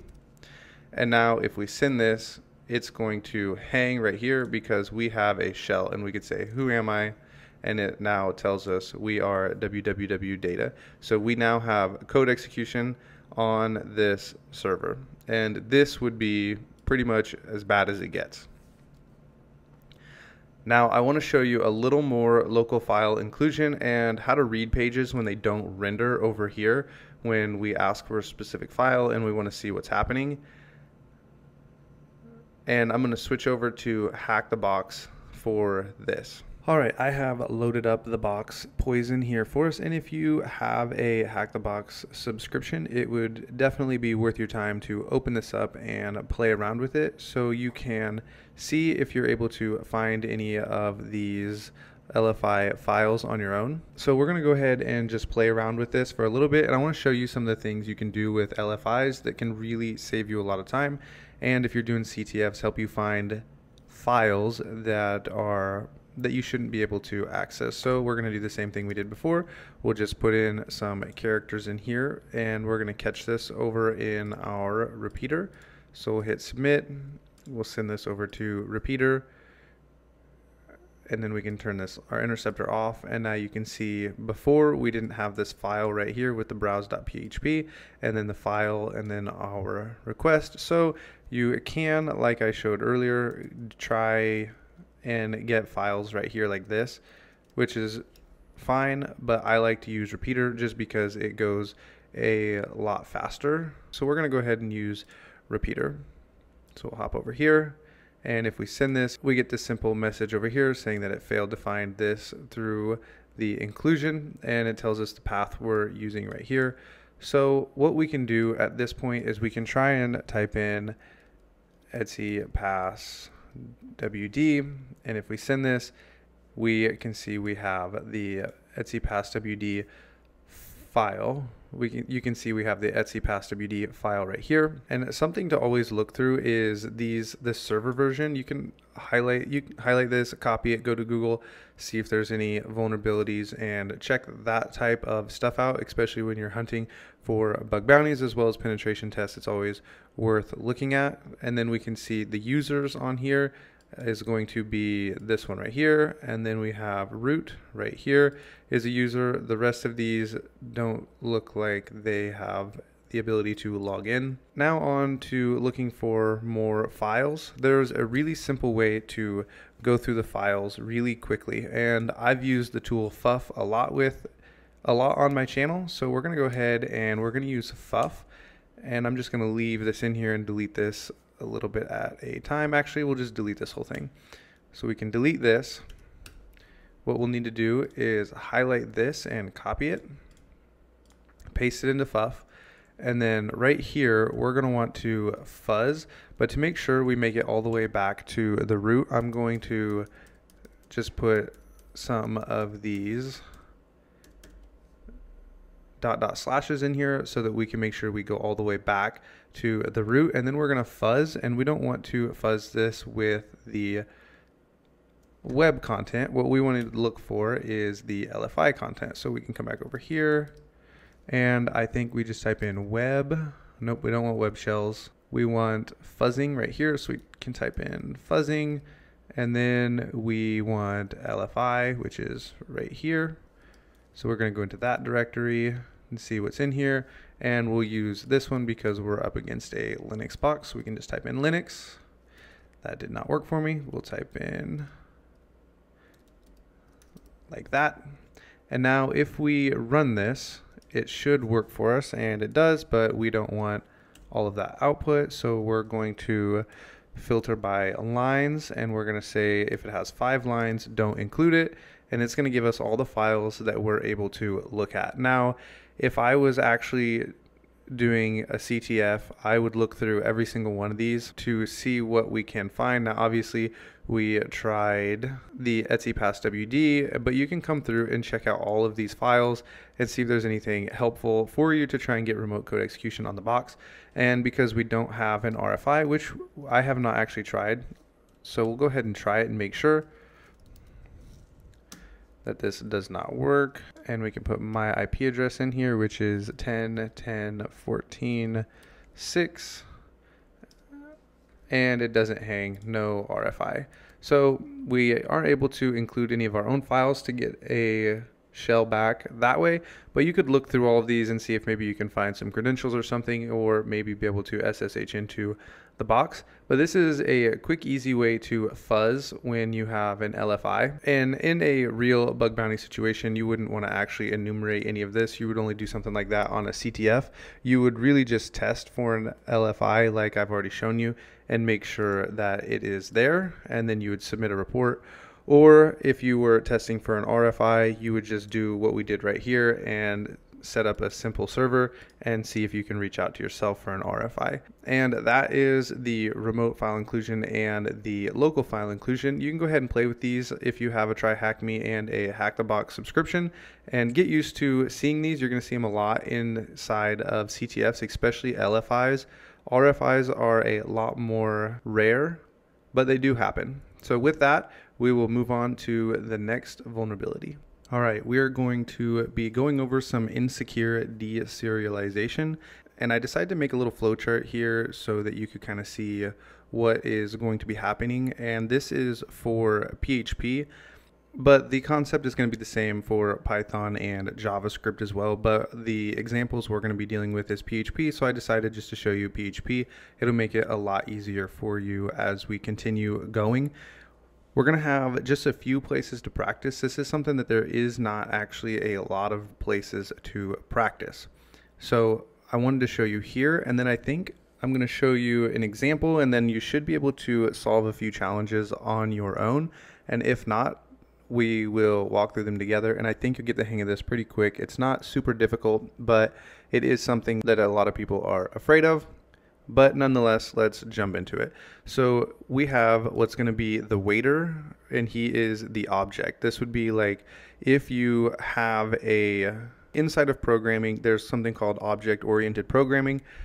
And I don't want to get too much into it, but just know that like this is the object, and the object can contain different things within inside of it. So you have the waiter, and he carries a plate. And so with the waiter, the question would be, does the waiter have a plate? And it's true or false. This would be a Boolean, and within PHP it's represented as just a B, and then it'll say B equals, and it'll be 1 or a 0, so that'll be either true or false. So does the waiter have a plate? And it would say true, and so in this case it would say waiter have a plate, B equals 1, and so you'd say here the waiter has a plate. And then if he has the plate, we come down here and it says like, what is on the plate? Well, on the plate, there may be a username, and the username, when you see these quotation marks like this, is stored as a string. And so the username has a string. And so within a object, you would see something like S username, and then it would have the name, and the S is going to stand for the string. And then you will have like maybe the person that is being, and maybe the object is going to contain an age. And so on the plate there's going to be more data, and it is going to be an age, and it's going to be 25, and it is an integer because it's a number. And so this would be represented as an I, so it'd be like I age equals 25. And it sounds confusing, but we're going to see what this looks like here in just a minute, and it will all make sense. And I'll come back to this and show it to you once we get a look at the full picture of what this looks like inside of a cookie. So let's take just a step forward, just a little tiny step forward, and look at how you're going to go about exploiting this, and then we'll go ahead and exploit some of these insecure deserialized objects. All right, so I have opened up a Try Hack Me box here, and sadly it's not a real great example for an insecure deserialization vulnerability because I already created a username with the name. My password is name, and if we log in, it brings us to this page. But in the real world, if you came to something like this and you just fuzzed this with a fuzzer, like something like fuff or GoBuster or derb, and you would find this directory called admin, and bam, you're here and you're in the administrator dashboard, which is kind of a bummer because you're just automatically in here and it tells you like, here's the flag, and you've made it inside of the dashboard. And so what we can do from in here, I want to test this in here, and then we'll go back to our user profile and we can just inspect this like we normally would. We'll come over to the memory, which is where the cookie is going to be stored. We'll come over to the storage, sorry, not the memory, where the cookie is going to be stored, and it's going to say we have a password, our session ID, and our username and our user type. And in changing these cookies right here, you can manipulate the user type and the username. Now inside of Burp, this also wouldn't be in plain text like it is right here, but if we intercept this and we refresh this and we say forward, we'll come and we have our interceptor on, and we'll come to the my profile page again, and we forward this to right here, and we send this to repeater. You can get a look at this. Like, here's a username, admin, password right here. Like, this is what we changed, and we have this base64 cookie right here. Let's see if we can decode it.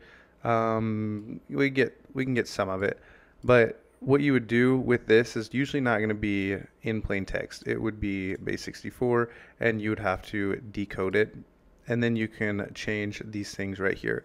So with that, I want to send you over to PortSwigger, and we're going to go to the insecure deserialization right here, and we're going to walk through some of these, and you're going to get the hang of them pretty quick. They're not as challenging as you might think. So we're going to do this first one right here, and if you want, you can go ahead and give it a try and see if you can figure out how to pull this off. But I want to walk through this one right here, and then we're going to go back to the flowchart because I think it's going to make a lot more sense once we do.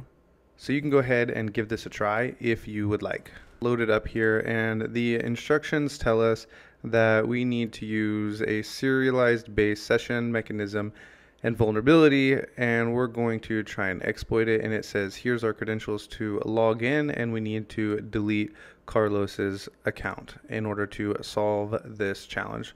So what we'll do is we can just come over here, and we'll need to make an account, and I'm going to call my account name and my password name.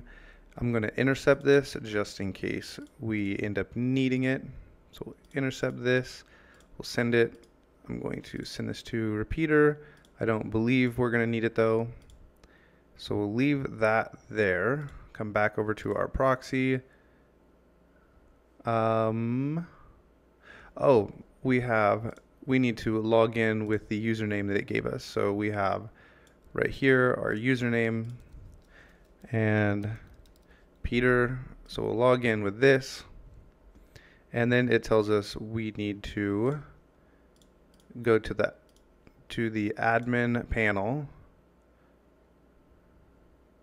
We need to use the session cookie to go to the administrator panel or privileges and delete Carlos. Okay, so what we can do here at this point is you're going to come to this my account, but we're going to need to intercept the request.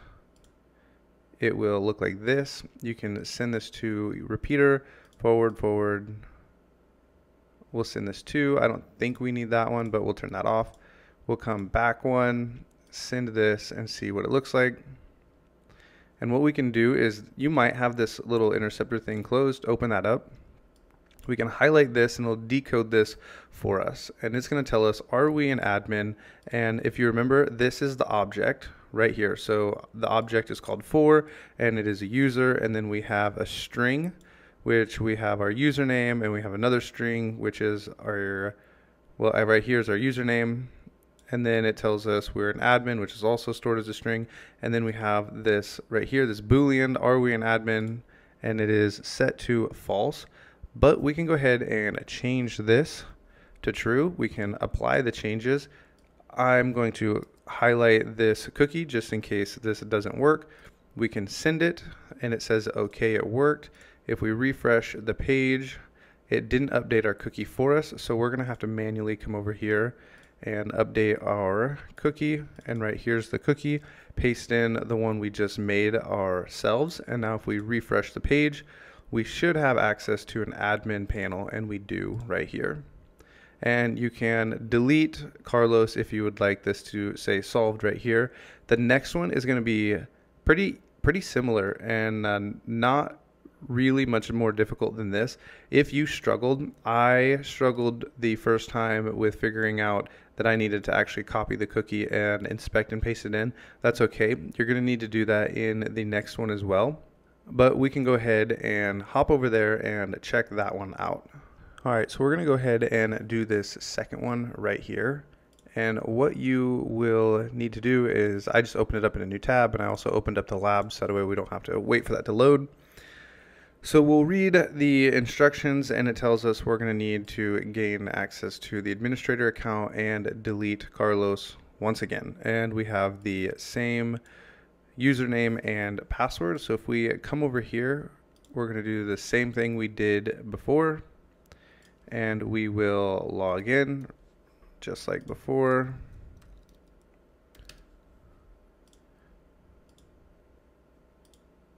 And now that this has logged us in, we'll come to our proxy. We're going to intercept the request, check out the My Account page, send this to repeater, come over here, send it, see what happens. We get a 200 OK. And now we're going to mess with this cookie once again. And you can see it looks like there is a lot more going on in here than last time. But you can break it down just like before. We have our object, and then we have a string with our username right here. We have the username, and then it tells us we have this string right here with our access token in it, and then we have this going on right here. So what we would need to do with this at this point is this access token is obviously going to be bad for us, because it is going to be telling us what we can access and what we can't access. So if we just delete that, and then we just put in here the B1 to make this true, we can apply the changes. We can actually send this to make sure we don't get an error, and it says 200 OK, which means this token should work for us right here. And so we can, I'm going to copy it out of the box just to make sure I don't get anything wrong. And now what we'll need to do is come back to our page. If we refresh this, nothing happens. Even though we sent it from burp, we'll have to inspect and check out the cookie over here, change our cookie, and then refresh the page. And we have the admin panel. So this looks really easy, but this one actually took me like, I would say almost 15 minutes to figure out what exactly was going on inside of repeater. I am not I'm not real great with PHP. And so when I was trying to figure this out, I finally got this to go.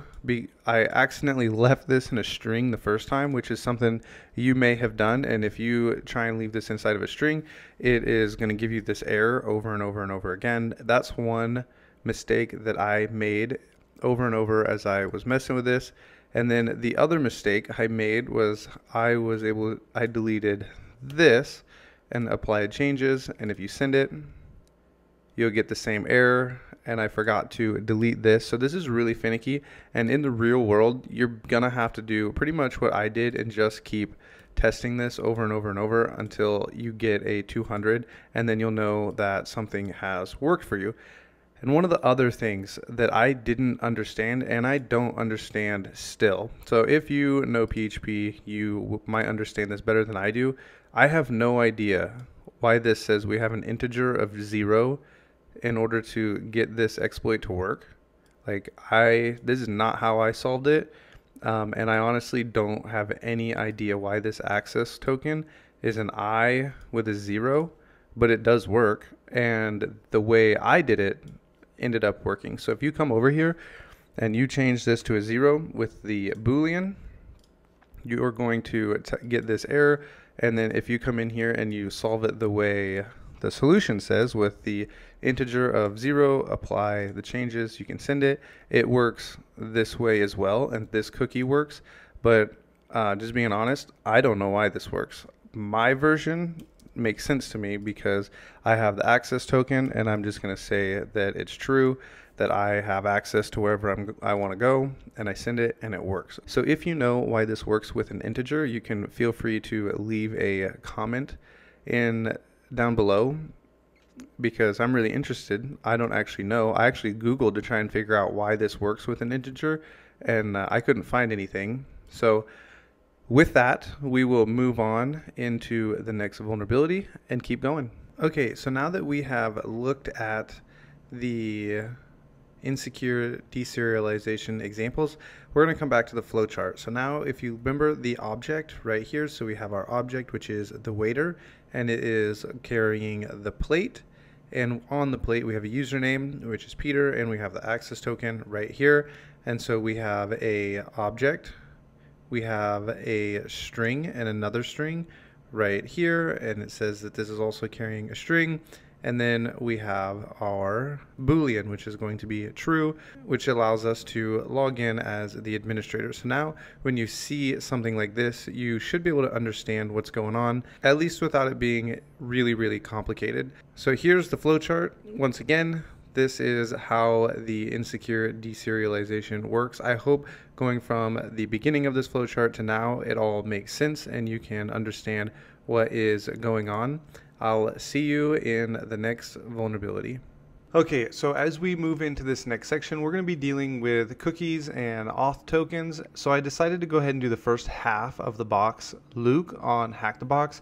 It's going to be dealing with a JSON web token, and I decided to show you this because I wanted you to see walking through the process of finding a token and changing it, and just how to understand what is going on. And then after we look at this box, I'm going to set you loose on 2 labs, and you'll be able to practice manipulating these tokens on your own, and then we'll do walkthroughs with those as well. I thought it'd actually be helpful to go through the first half of the box, Luke, so that you could see a little bit of the enumeration. And I've had a few people asking to do more with APIs, and this box will actually show you how you can communicate with an API. I'm going to show you with the actual command line, as well as enumerating an API with burp as well. And so we'll go ahead and jump into this. Alright, I have already set up the box and I have it running, so we should be able to ping. The IP address is 137, and we can see it's a Linux box right here,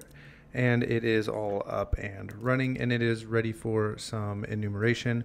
We can run an nmap scan like this, and so we can go ahead and run this nmap scan, and we can see port 80 comes back really quick. So we can run a GoBuster, or we can try and use FUF on this box.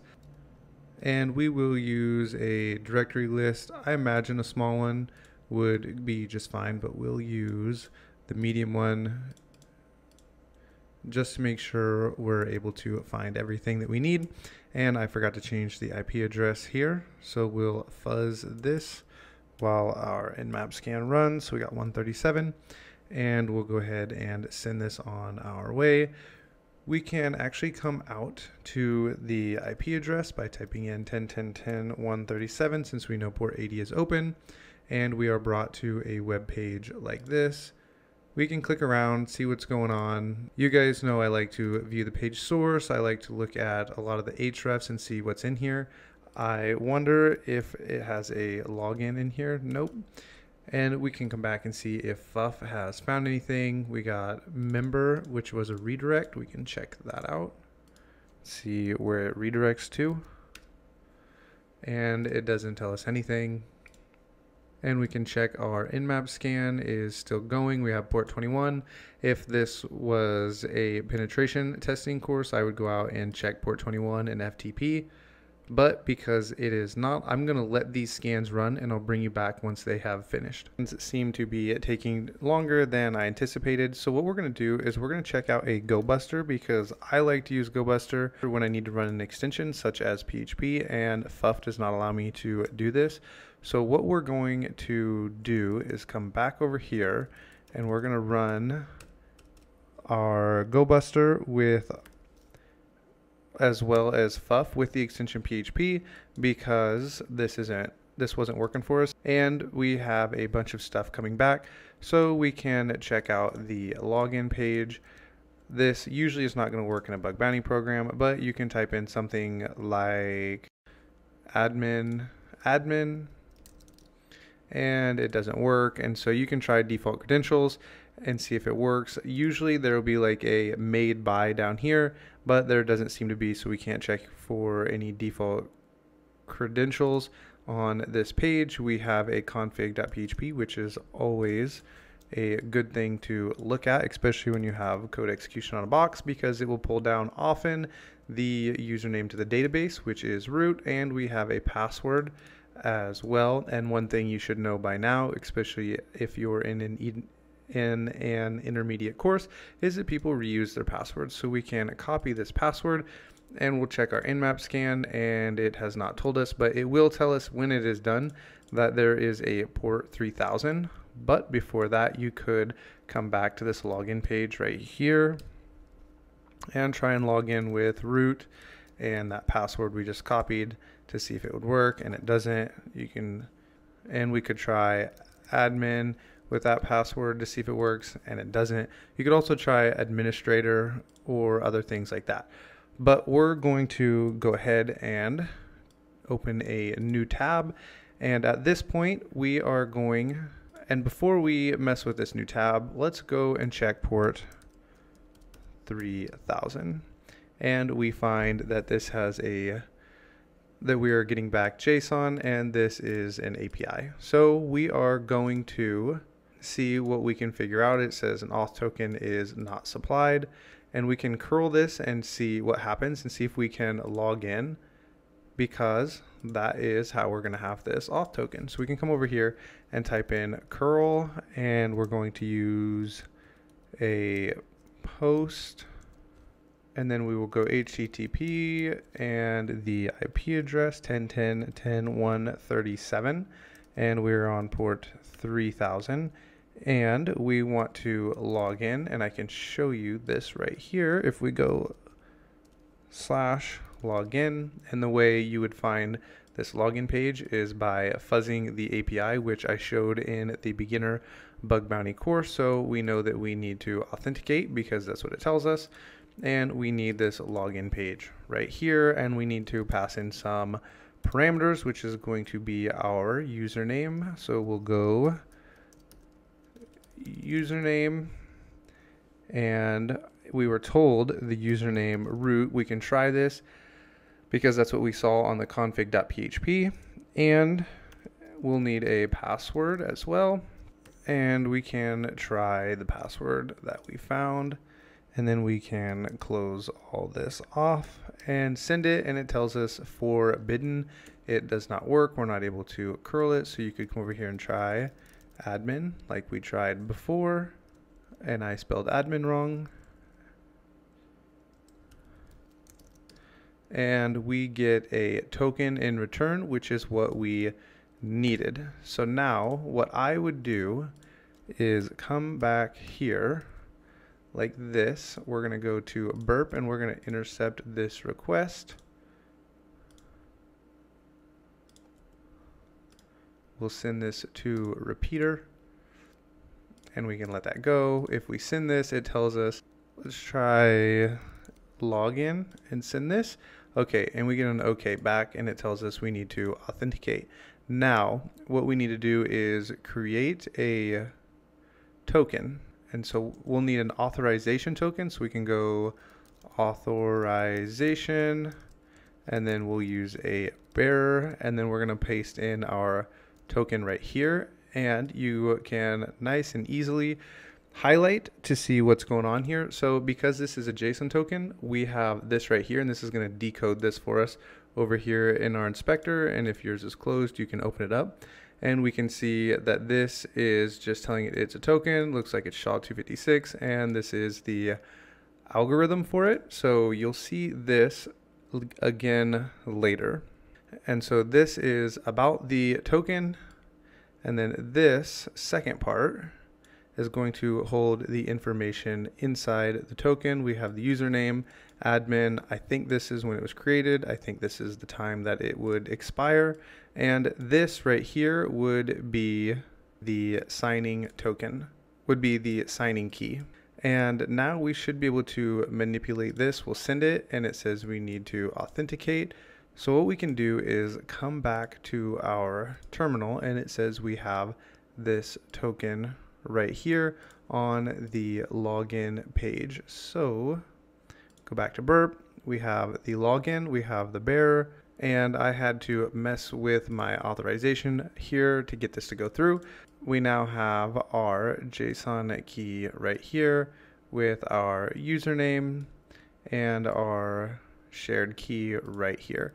So now that we have this, we should be able to, now that we have this, we should be able to start enumerating the endpoints of the API, and we can check out. And if you remember over here, where did we run that? Over here, we have all of these different things. And as we enumerate these endpoints, one of the first places we should check is something like users, and we can send this, and it says we get the users back on the box. And because we have this right here, and because we now have control over what is going on, we can go users, and then we could try and see if maybe there is an endpoint with this person. So we can copy this, paste it in, send it, and we now have a password for this user. And we can also go back and maybe see if this person has a password. We can copy it.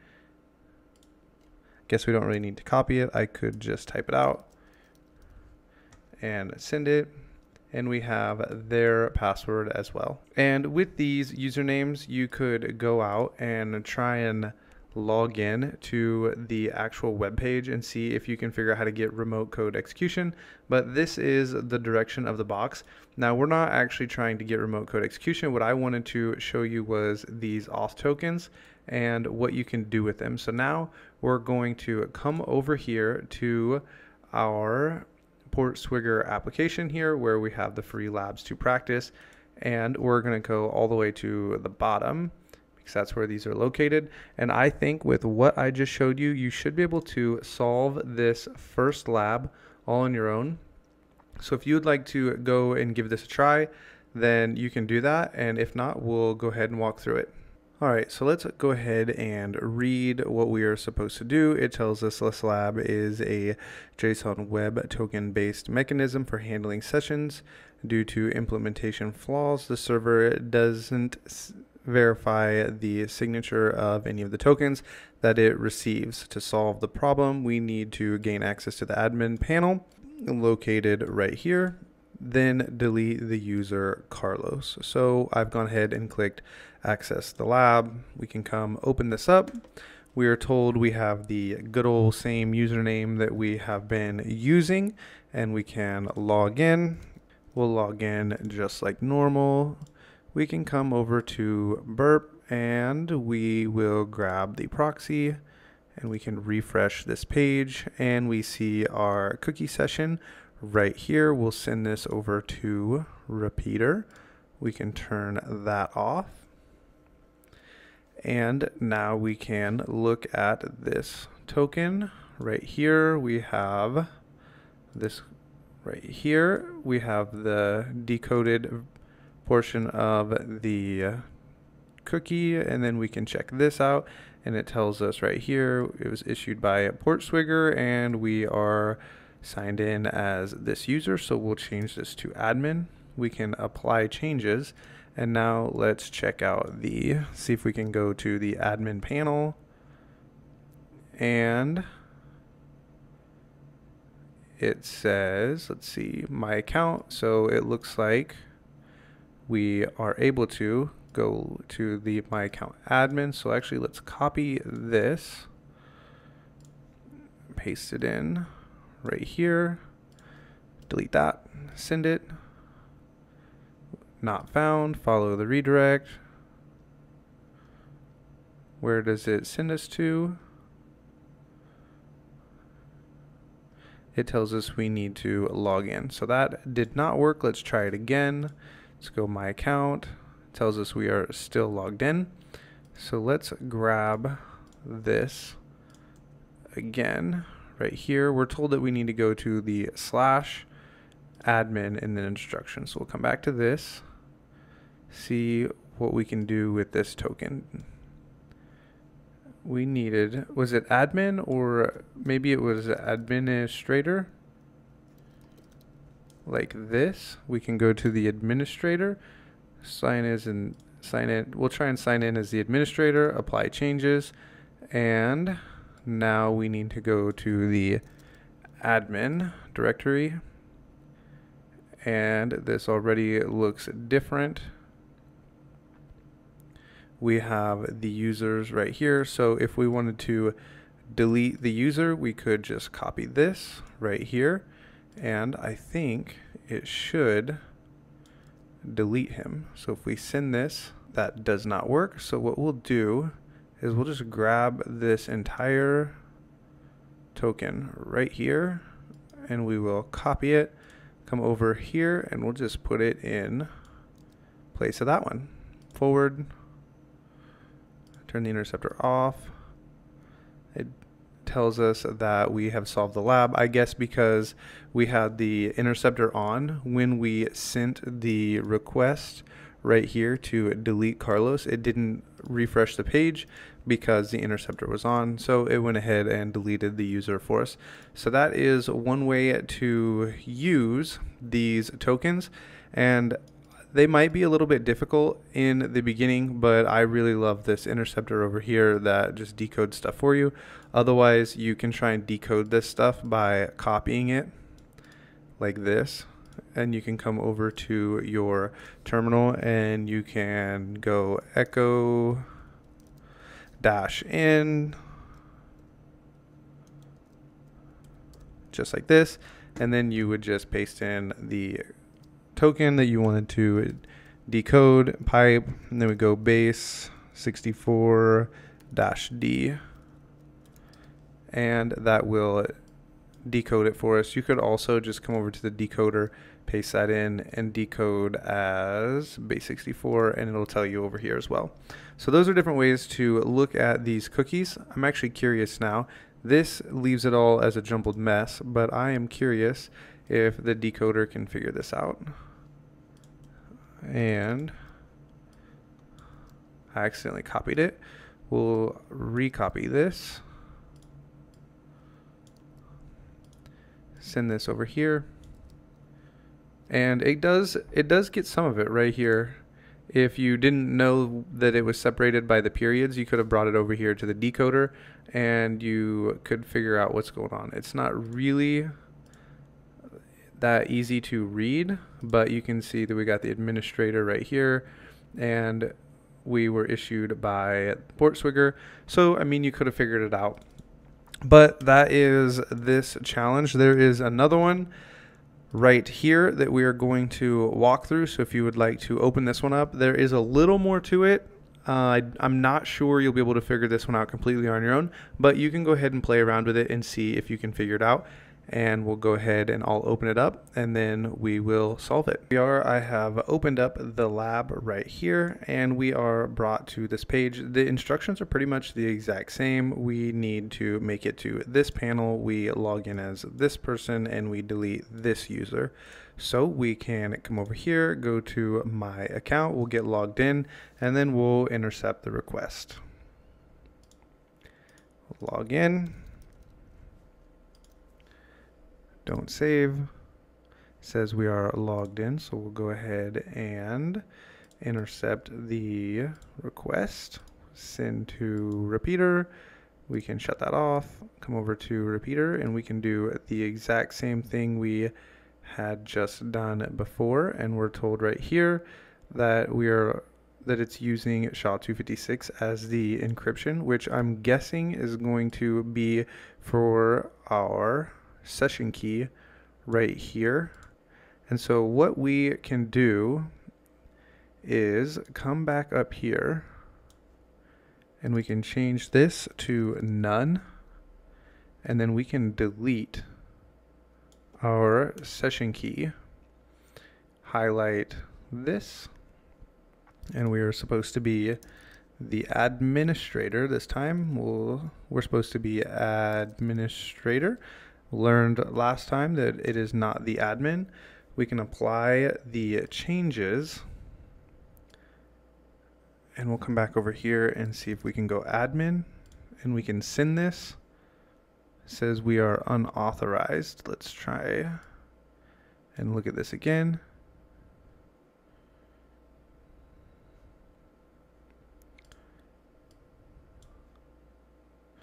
I did not apply the changes right here, so we can say none, apply, send this, and we have made it. And from here we know what we need to do with highlighting this and going over here and trying to delete it. But I want to try this a little different this time.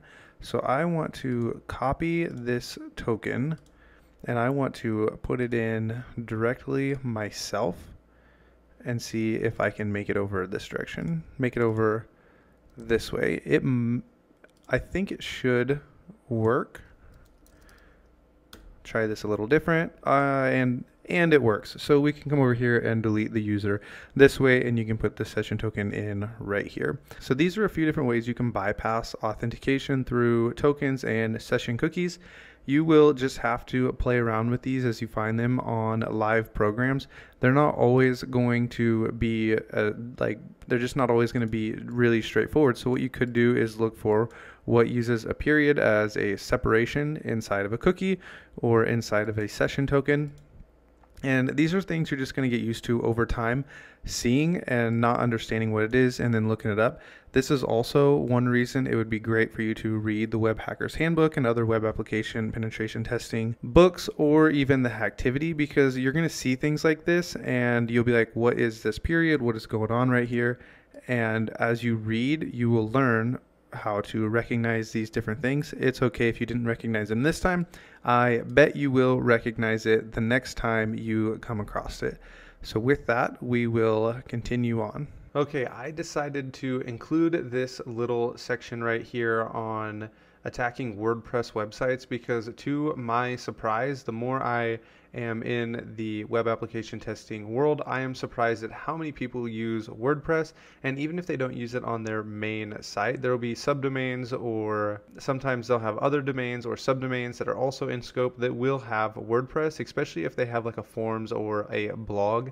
So WordPress is something that you should be aware of and know how to enumerate and attack it. And so we're going to do a few hack the box WordPress walkthroughs now, just until we get remote code execution or find vulnerable files, so that way you can see how you should attack WordPress. And WordPress is becoming more common, so I decided to include this in here because I don't think a lot of people in the bug bounty world attack WordPress the way a penetration tester would. So we're going to look at these from a penetration tester perspective and how you would go about attacking them, but also along the way you can look for bugs as you enumerate WordPress sites. So let's go ahead and jump into this. All right, I have spun up the box tenant for us to walk through.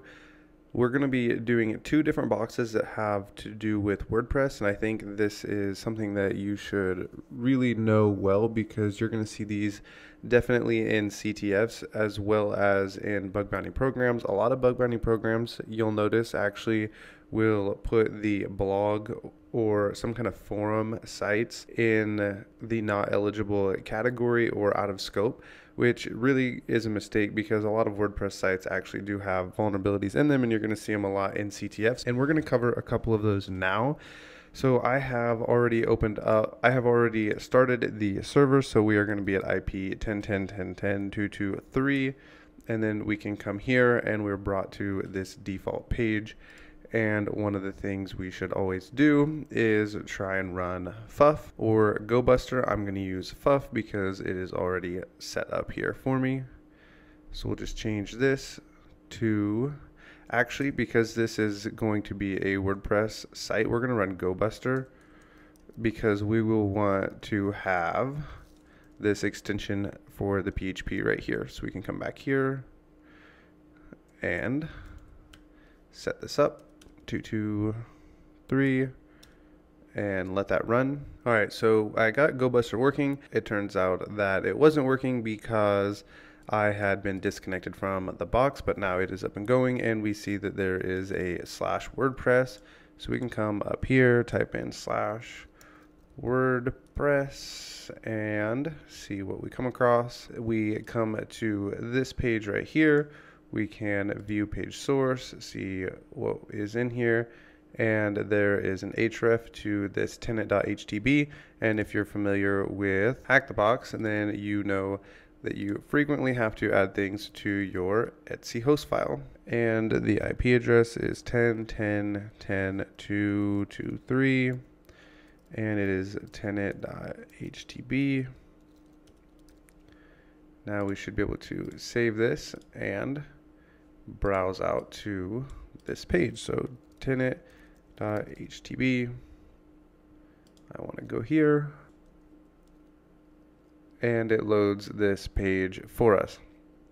Now, one of the first things you're going to want to do anytime you come to a WordPress page or a blog page in general is just look at these posts here, and you can see you have protagonist as an author, which could possibly be a user. We can look at this one, same user, same author, and we can look here, same author. There is a comment by Neil. You could put this in your back pocket as a potential user, and then it says, did you remove Satyr PHP file from the backup? I'm not really sure why somebody would ever write this right here rather than let the person know elsewhere, but you could try and come in here and type in the satyr.php and see if anything is there. It doesn't look like it, but you could come over to where we know we have this WordPress, and we could say wp-login.php, and you could try and log in with admin or admin administrator. I think you actually can come over here and do an admin.php. Nope. Let's see if it's just /admin. And there is this login page. It tells us it just redirected us here to the login page. So not able to do anything with this. And we'll just come back to that main page. We can come back over here to this. There was no satyr.php, but we could try it over here. And we can run it, and it tells us that it's grabbing users from a text file, which would be interesting. I wonder if you can go users.txt, nothing, and you go back, and it just tells us success. We're not able to actually grab any of those users. So he said it was from a backup file, and often when you see a backup file, it's going to be a .back, and it works for us. So we can save that to our downloads, and we can CD to desktop. We can move. I'm not sure what that saved as. Saved as satyr.back. So we can come over here, move, and then we'll go and we'll move this to the current working directory, which is going to be our desktop. Now, if we ls, we have it right here. We can cat that file out and look to see what's going on. Now, when I saw this, I had to go straight out to Google and look up serialization for PHP because I am not really familiar with it. And when you come out to Google and you just look up serialization for PHP, and then you can just click this top one, and when you look through here, it looks really similar to what we just saw. And then it actually walks us through how this works. So when I saw this, I was like, okay, this must be what is happening. And you're going to have a serialized object, and so you might even be able to go and type in object like this, and let's see what happens if we get it into a JSON. This is Stack Overflow, and you can just look through here. This is what I did to figure this out, remembering that you're going to have to use your Google skills, and this looks even more like what we just saw right here.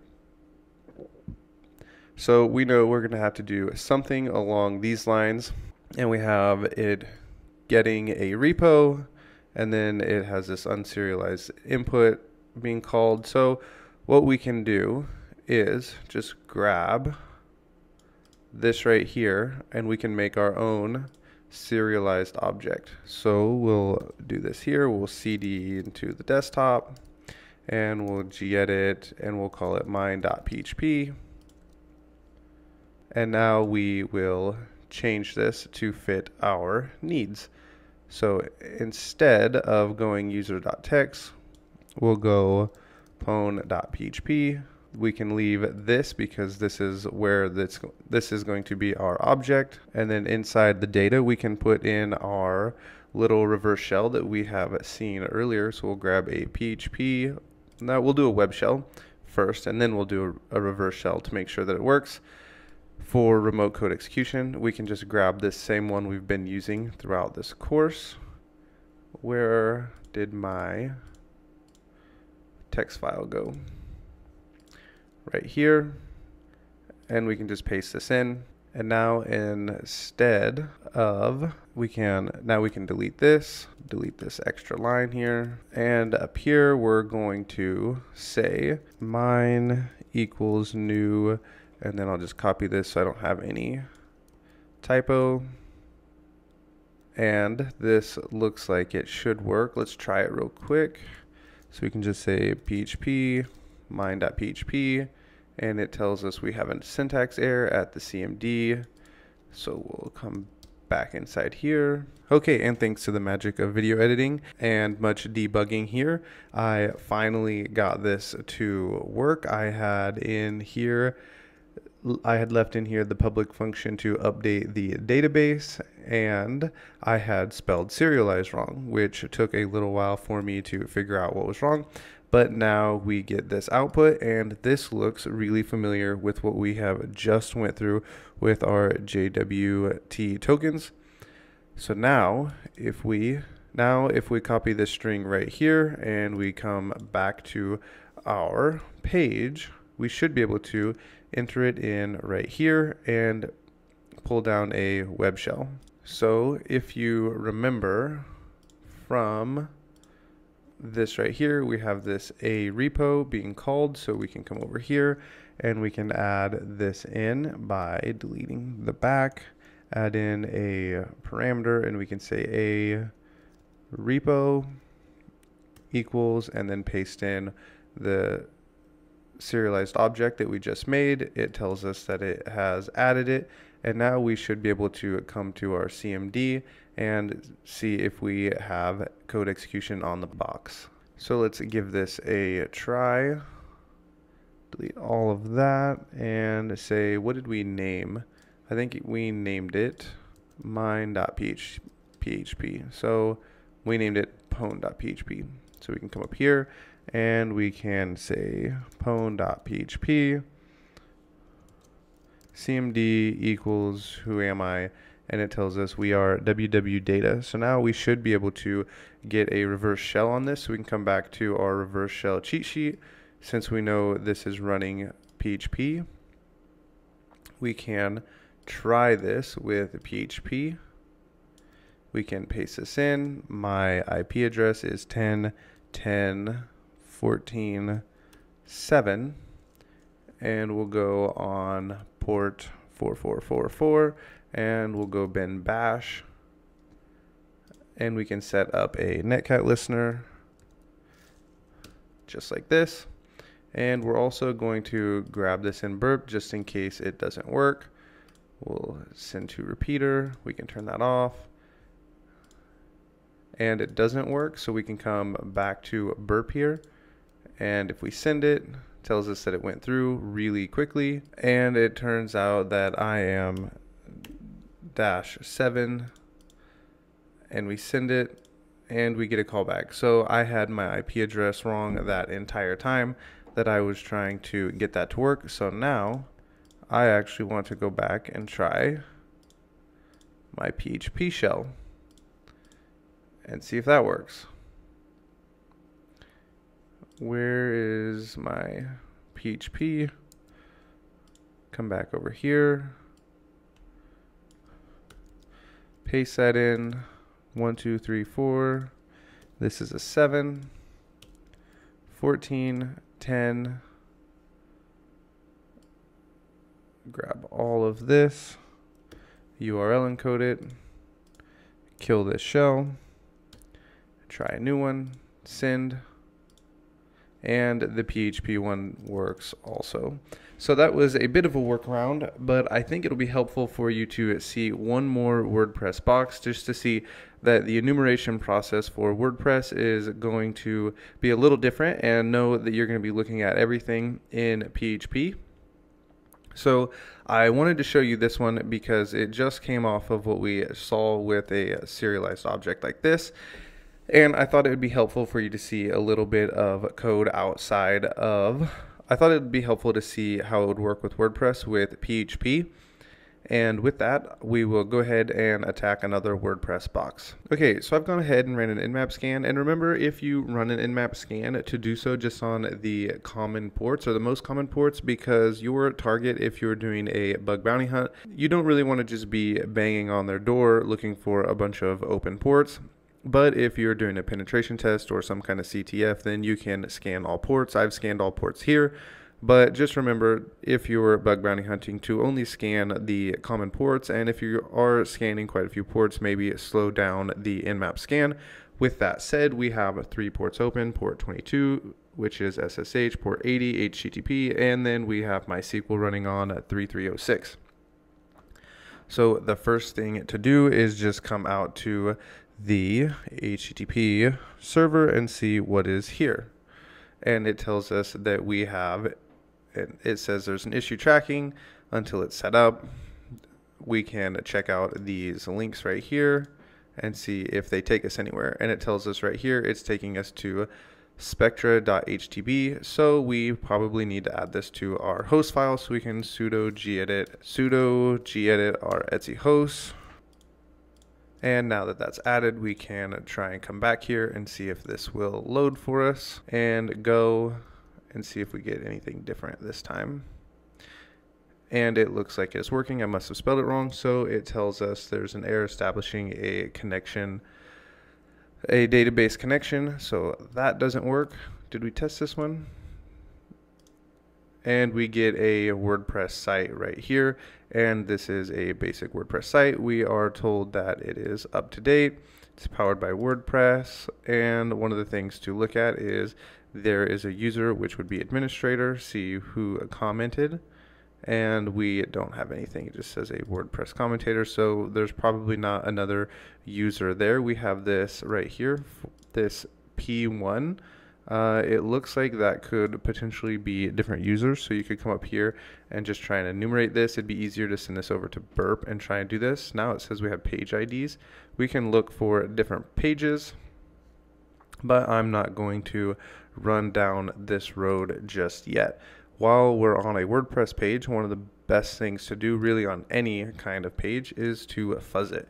So we will do 2 different types of fuzzing. We will fuzz with the extension PHP because we are on a WordPress page.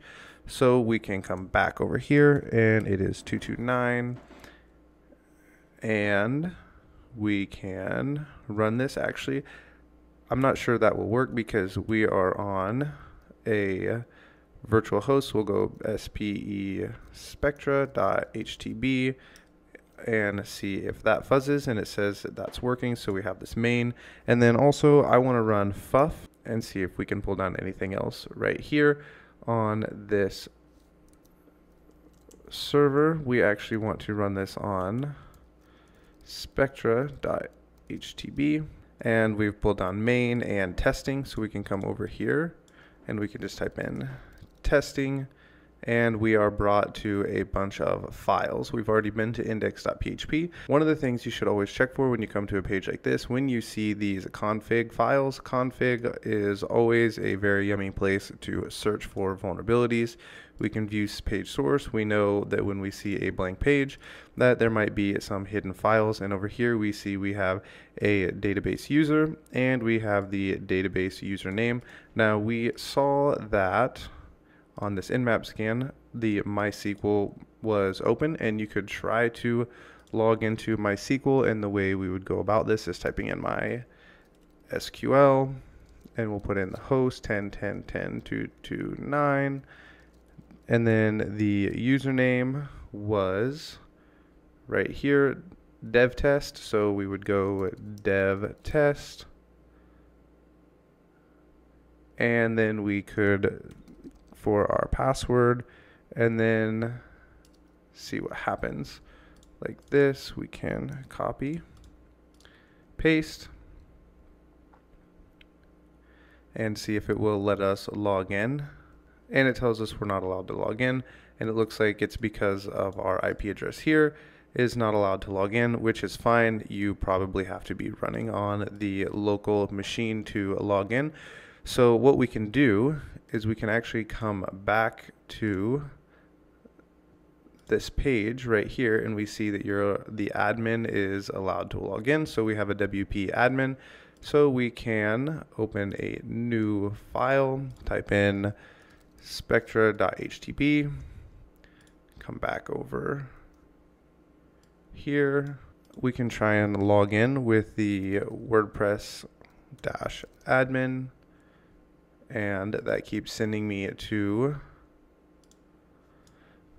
and every time we type in this WP/admin, it keeps sending us to Google. So we're going to turn this off. We're going to come over here and say about config, accept the risk, and we're going to go a keyword,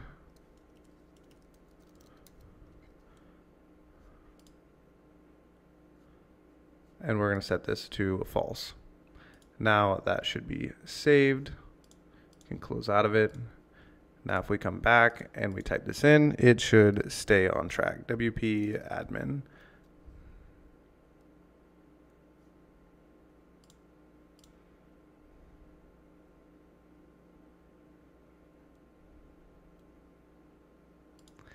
And it loads for us. Now, if you remember, we saw, I think it was administrator, like this, and then we can grab this password and see if maybe this person is reusing a password. Log in, and it tells us that the administrator email verification, we can just say remind later.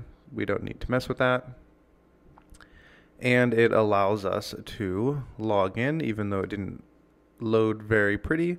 We can try again, and since that's not working, that's fine. The way you're going to see this on CTFs a lot, and you will see this in the future, is to come to the themes right here, and we really need this to load for us. And it loads for us, and now we can come to, while that loads, there is one thing that you should always look to run on WordPress sites, and that is WP scan. So we can go WP scan, and then we would run --URL, and then on this box we would run the box name, and the page was main. So this is going to look for the plugins, because sometimes there are vulnerable plugins on these WordPress boxes, especially if they don't update them. So it would look like this: aggressive-enumerate, and then we want all plugins. So if we were to run this, it would look like this. And the reason you would need to run this plugins detection aggressive is because we want it to enumerate all the plugins, not just the ones that it finds in the source code. So if you're ever up against a WordPress box, especially in a CTF, this is something you would want to run. But now that this has loaded, we can come over to our themes and look inside of the PHP code right here inside the 404 template.php, and we can actually add in a reverse shell right here. So we've seen this earlier in the course. We can go PHP, reverse shell, and then we can find Pentest Monkey and just grab this entire web shell, or this entire shell, and we can just edit the IP address and the port number. So we'll go to the reverse shell, go raw, Command A, Command C, come back to this spot where we were.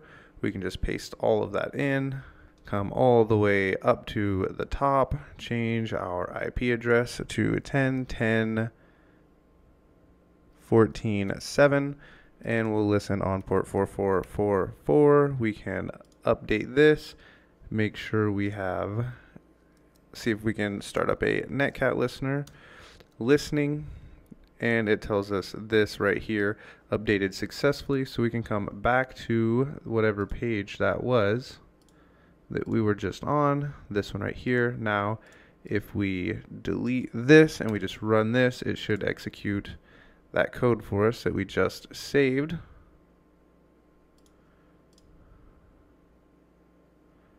Says that it has updated successfully.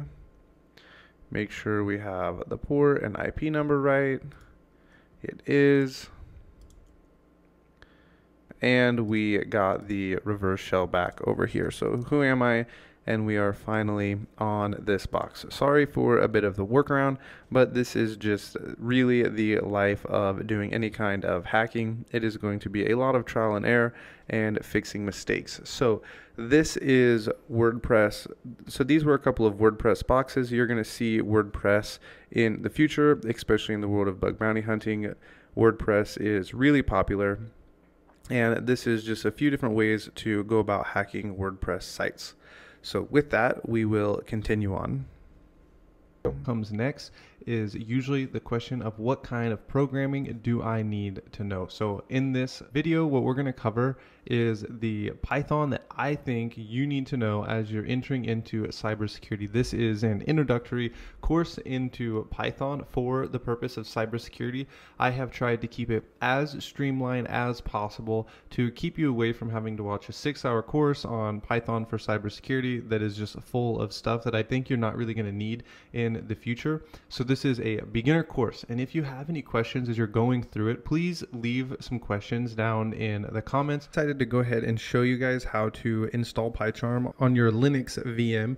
If you have a Mac or Windows, it's really straightforward. You just go to the JetBrains, you download PyCharm. I'll have this link in the description, and you'll click Windows, Mac, or Linux, and then you'll just hit download, and it will automatically start to download unless you're on Linux. So I have had to do this for several virtual machines that I have had. It won't download, and so what you have to do is right click the direct link, and you'll copy link.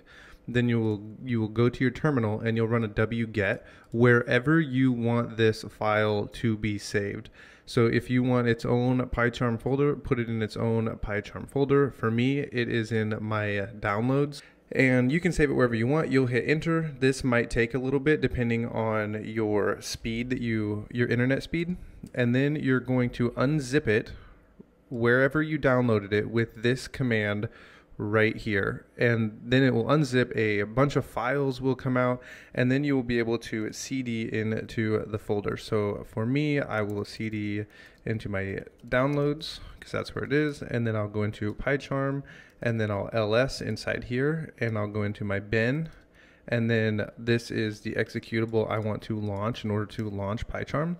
So I will type in bash, and then I will type in pycharm.sh, and it will automatically launch PyCharm for me. So this is how you get PyCharm on Linux if you are wanting it on your Linux. I usually write everything on my Mac, and then if I need to run the code over on Linux, I will pull it over to my Linux machine and run it over here. So with that, we will get started in the next section. All right, we are ready to start our Python course. So we're going to start out very simply with a string. A string is a sentence that is a data type. So we're going to have several different data types coming up, but a string looks very simple. It is what I think of as a sentence in English. So you just have hello world.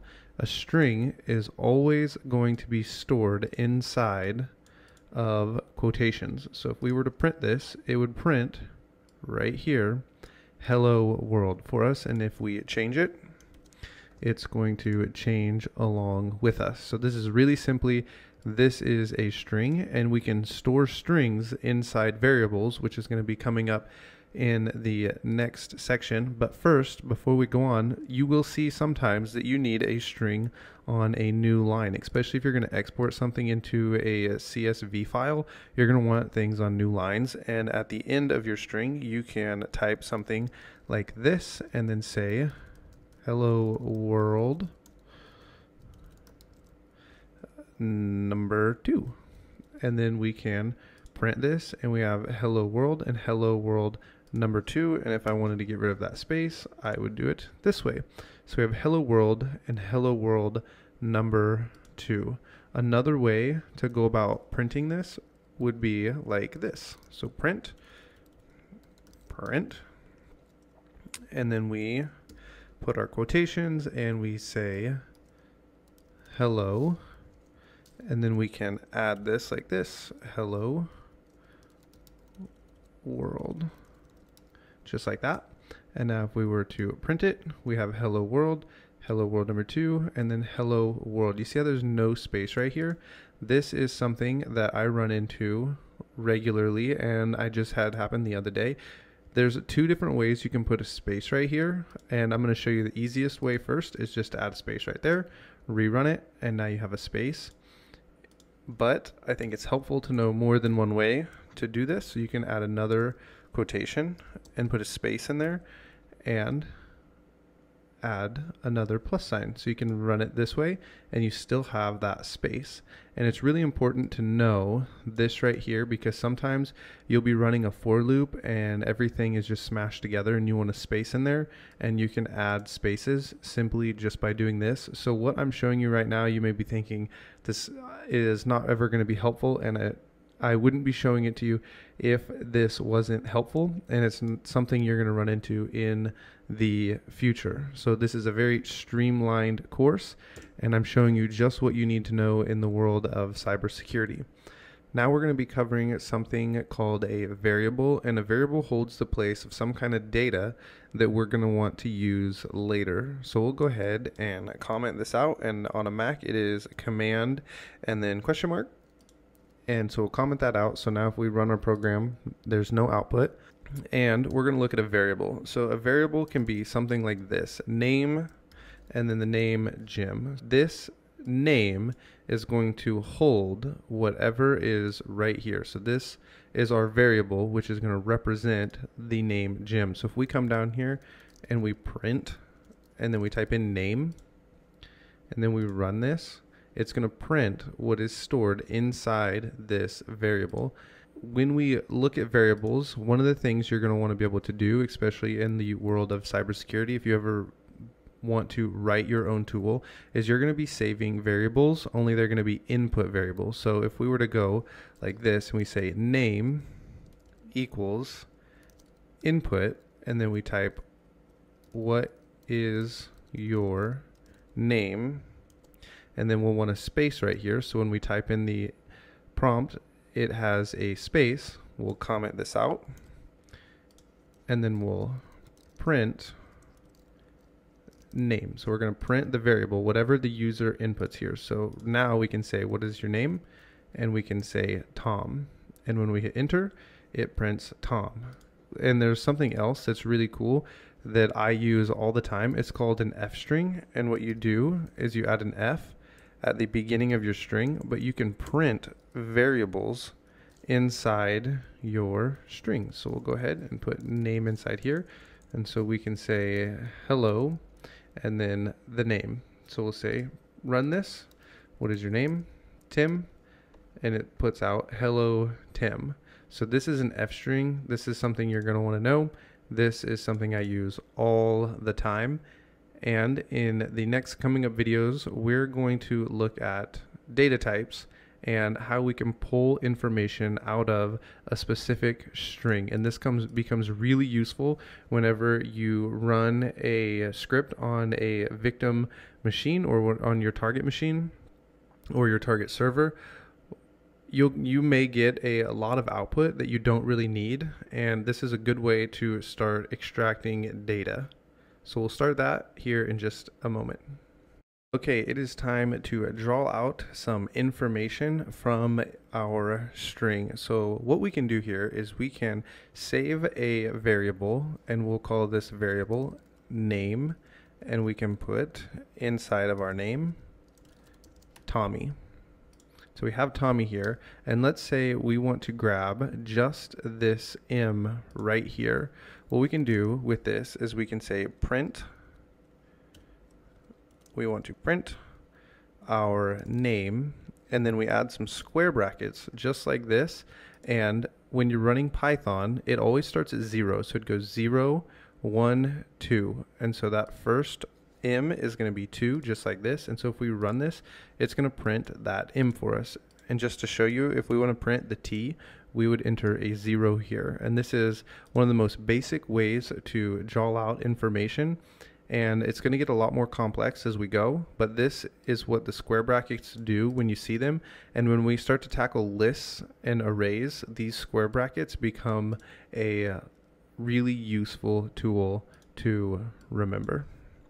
So as we continue to go through this, I want to pause right here, and I want you to go ahead and play around in your own text editor and make some print statements, make them on new lines, add in some spaces, make some inputs, and actually practice gathering information, and maybe have 2 or 3 inputs and have it print things back and forth, and you have a little conversation with your text editor. So I want to go ahead and give you this challenge for you to go ahead and play around with the things you've learned so far and try and really ingrain this information into your mind. These are the foundations of Python programming, and you need to know and understand how they work.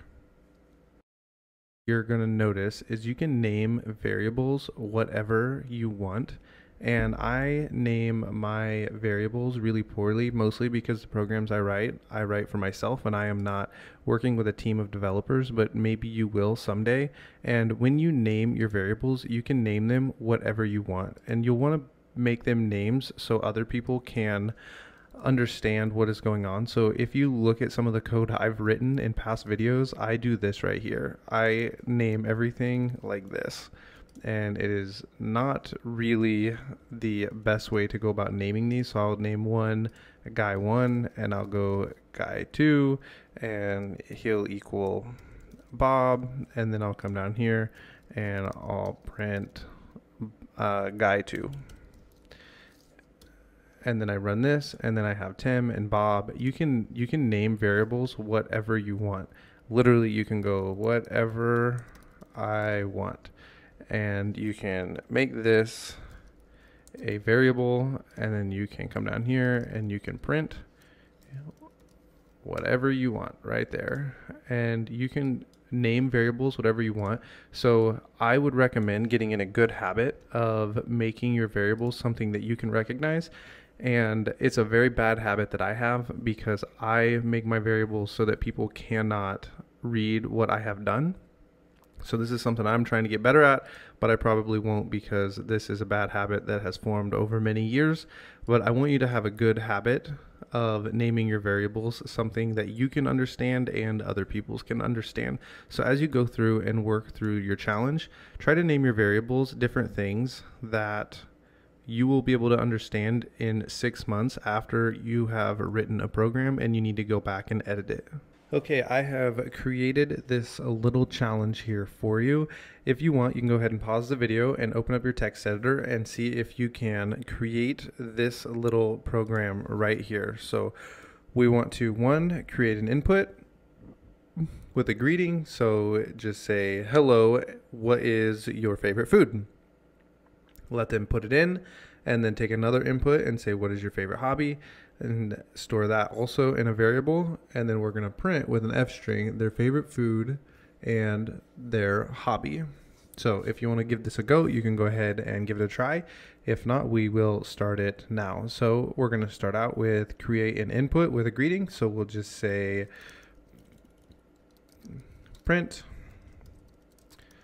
hello, and then we're going to take an input, but we got to save it as a variable. So we'll save this as food, and it's going to equal an input, and inside the input, we're going to have the question, what is your favorite food, question mark, space. I see that we have a typo here on all three. And then that's going to be saved as their food. Then we're going to say input, and this is going to be, we'll just save this as hobby. And we're going to take in input, and we're going to say, what is your favorite hobby? Question mark, space. And then we're going to print with an F string all of this together, and we'll say print your favorite food is, and then if you remember, we need our F string here, and we should grab our curly braces and say food and your favorite hobby is curly braces hobby. Now when we run this, if we did everything right, it should print for us this final statement after we give these inputs. So we say run, and it says hello, what is your favorite food? And we'll just say chips. What is your favorite hobby? Running. And it says your favorite food is chips and your favorite hobby is running. So this is a simple input form, and it's going to print out with our variables that we have stored.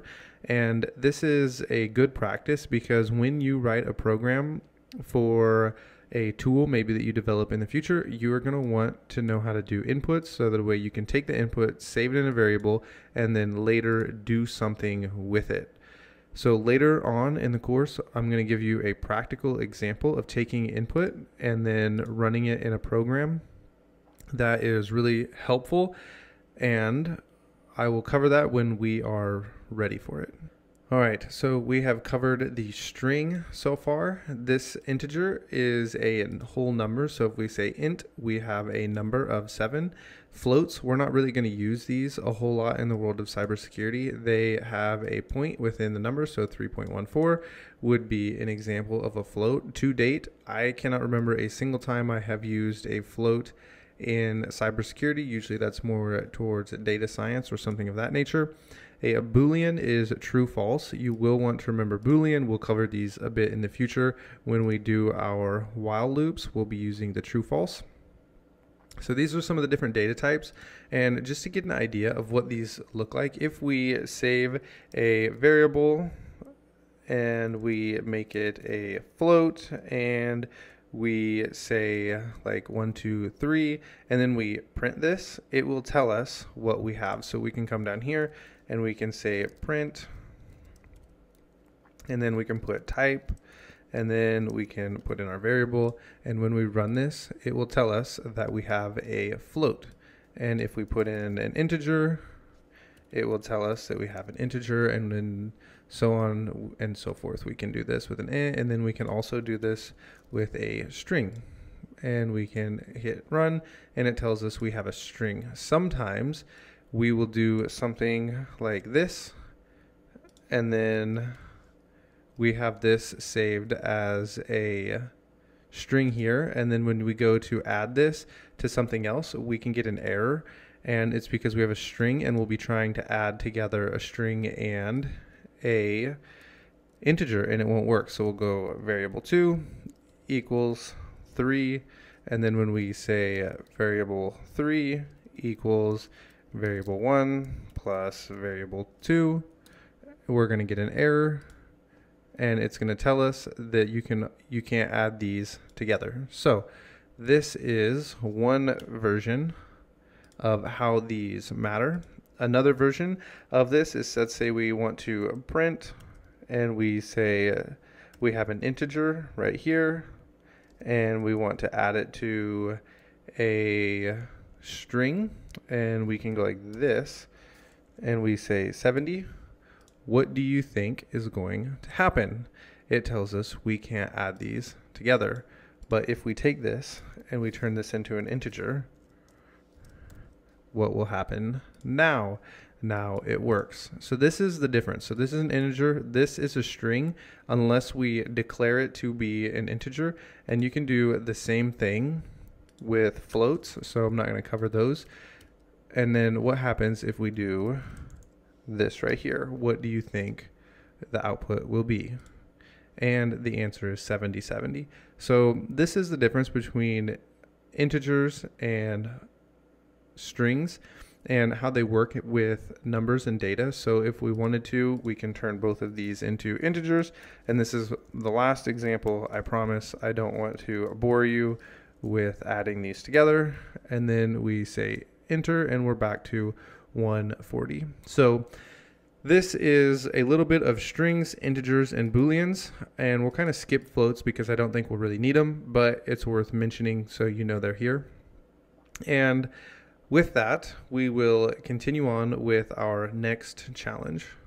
Okay, so we have these numbers here, number 1, 2, 3, 4, 5, saved as num1, and then num2, and then num3. What I want you to do is to write this to your console, or write this to your text editor, and then I want you to add this variable plus this variable and see what the output is.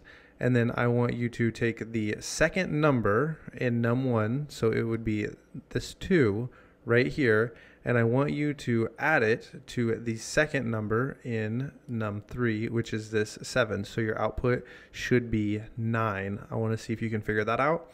And then the third challenge is to take num2 and change num2 into a float and print the type to the console, so that way the console tells us that it is a float. So if you'd like to go ahead and pause and give this a try, you can do that now, or we will go ahead and tackle this right now together. So what we are going to do just first is we're just going to print, and we're going to say we're going to turn this into an integer, and we're going to go and write in num1, and then we'll add this as an integer, and then we will say num2, and this needs to be closed off or we will get an error, and this should print it for us. So it tells us here is the total if we add those together. And then the second challenge is to add the second number. So we'll just take this, just a heads up, copy and paste. In programming is always a bad idea, because if I have a bug here, I just now copied and pasted it and I have 2 of them. But what we're going to do is we're going to take this and we're going to put in our square brackets. And if you remember, it says 0, 1. So we're going to say 1, and then we're going to say 1. I guess I didn't really need this. And then we'll print this, and our output is 9. So now we've grabbed the second numbers. And then our third challenge is to change number 2 into a float so that it prints float. So what we want to do here is just say print, and then we're going to tell it we want a type, and we want to print out the type of num2, and then above that we're going to just type in num2. You can do this 2 different ways. I'm going to do it this way. I'm going to say num2 equals num2, and we'll just go like this, and we'll type float, and we'll close this off. And now if we print this, it tells us it is a float.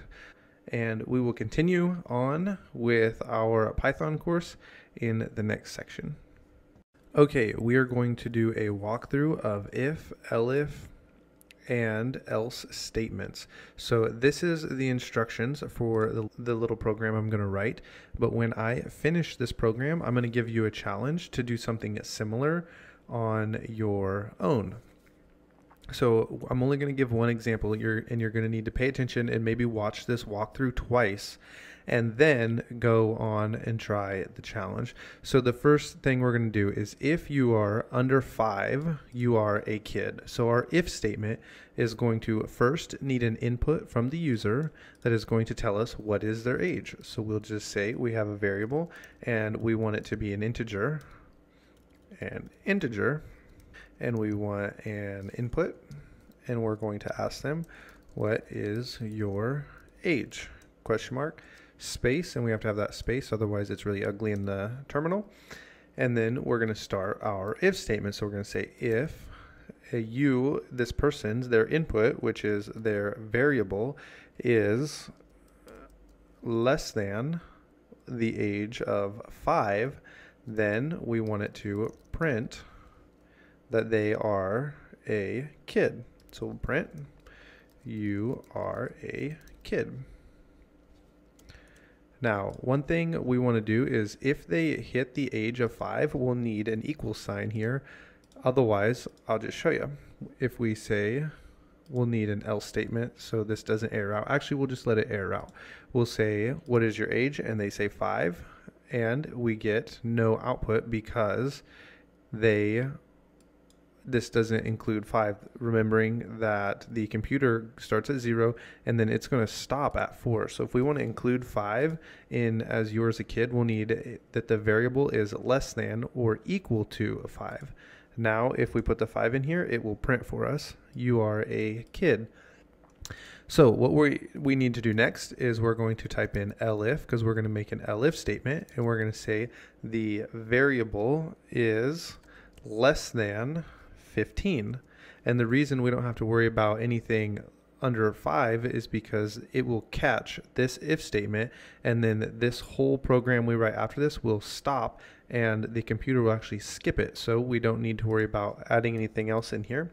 And we can say, actually, if you are less than or equal to 15, then we are going to print you are a big kid. And then for the final elif,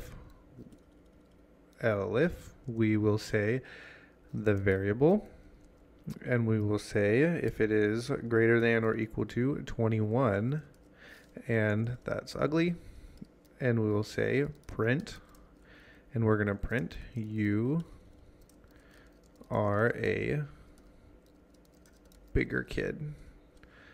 And now we're going to put in an else statement, and in our else statement we're going to print anything that's over 21. We're just going to print you are old.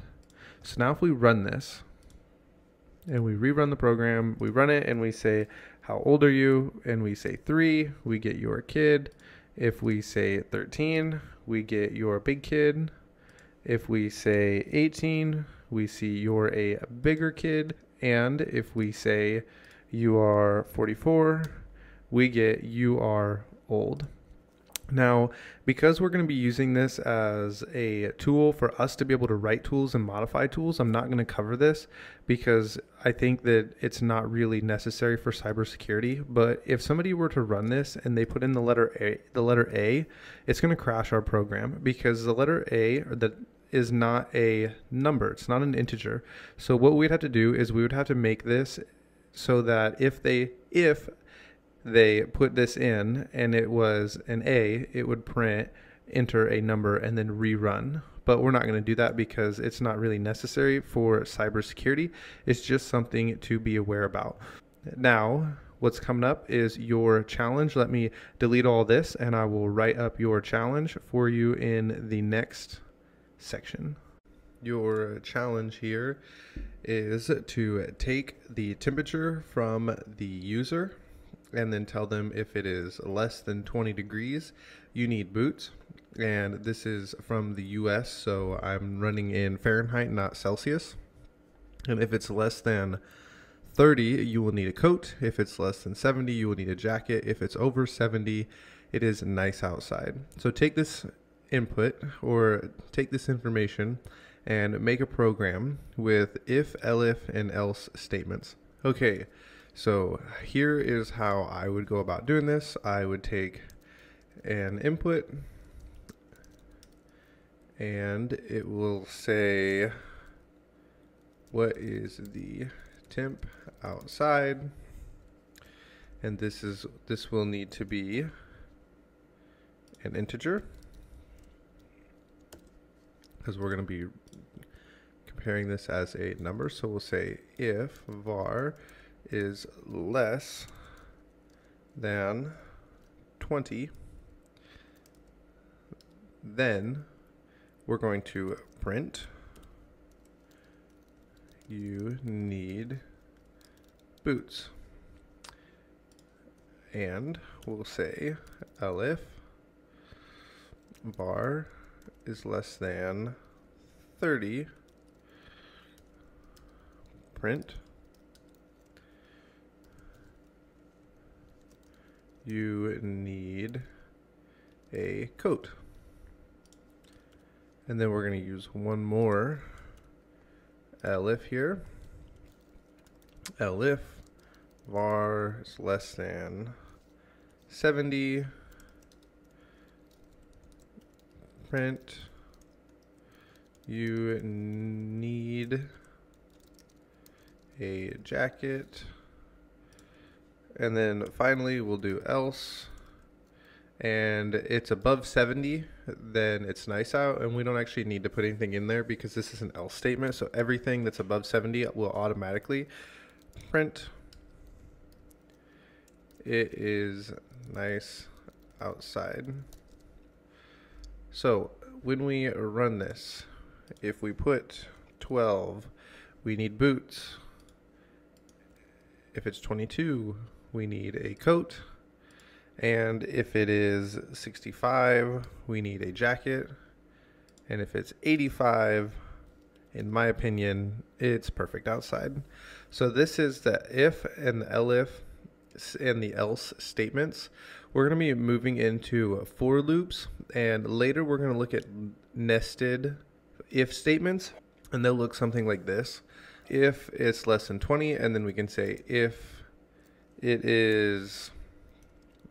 var is less than, we'll say it's greater than 25, then we can print you need boots, and then we'll print something like gloves. So nested if statements look something like this, and you can have nested if statements just so you're aware of it. So if we say it's 26, it will, oh, because we're hitting this one, we'll say this is 15. So if we say that the temperature is 16, we hit you need gloves and you will need boots. So this is a nested if statement.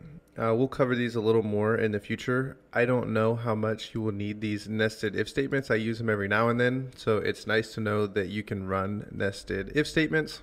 But for now, we're going to move on to our for loops. Before we get into for loops too far, I want to show you why for loops are important, and I also want to show you why lists are important, which we're going to be going over here in just a minute after we get the basic understanding of a for loop.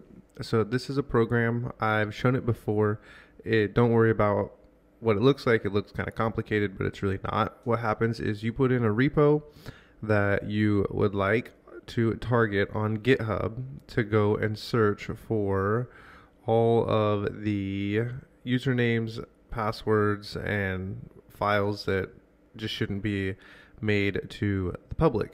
So in this case, it's looking for passwords on GitHub. But what we have done here is a for loop. So this for loop right here, we have an empty list, which we're going to cover in a second, and it goes out to GitHub right here, and it will go through all these links, everything you can click on, and it's going to narrow it all the way down to the repositories, and it will click this link, and then it'll click the file, and then it will click the raw, then it copies this entire thing, and it puts it into a text, it puts it into a CSV file, and then checks for the word password. So that's the program itself. But what's important to remember is what happens is it goes out and it pulls all the links and puts them in a list. Then it goes through this for loop and it takes all of these and it says for every one of these items that is inside of the links, which is actually this variable that I have up top, it's going to do something. So for loops are very important. You can see I have another one right here. So for loops, we are going to need them. Lists, you are going to need them as well.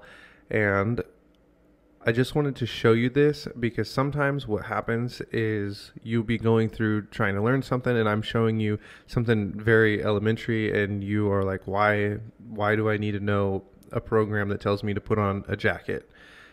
This is all building up to something that is going to be able to help you build tools, and more specifically, if you're new, just be able to read through exploits and be able to edit them, because you're going to need to know how to read Python and edit exploits as you grow in the world of cybersecurity. So here is a very basic for loop. And I'm going to show you it in a string because we've already covered strings. And what all this does is we have our variable string right here that is holding hello world. And so the way the for loop works is it says for I in string. So this I right here is going to be another variable that holds one letter each time the for loop runs. This I is going to represent one letter, and in a list it's going to represent each item in the list. So this will run. I'm going to run it so you can see what this looks like. The way it runs is it goes for I in string, so it's going to grab the first letter, which is going to be the H, and then it prints it. But the for loop is not over, so it runs the loop again and it'll grab the E, and it'll print just the E on a new line, and then it goes through and it runs every single time until it is out of things to run, and then it closes the loop. So this is how for loops work. I'd like for you to go ahead and write out your own for loop and maybe put something different in here and try to get an understanding of how it works. And if we wanted this to print all of this together, you would have to store this into a new variable and then print it outside the for loop down here like this. And this is where we would print our new variable. And we're going to cover this in lists because this is something that you will need to do in the future. So go ahead, play around with the for loop, write one, get an understanding of how it works.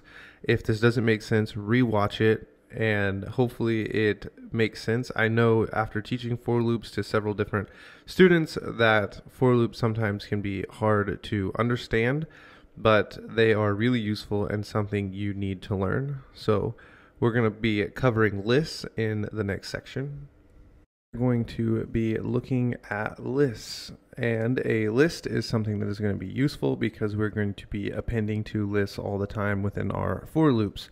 So a list can look like this. My list equals square bracket, and lists always go inside of square brackets, and we can say item 1 and then comma item 2, and then we can do an item 3.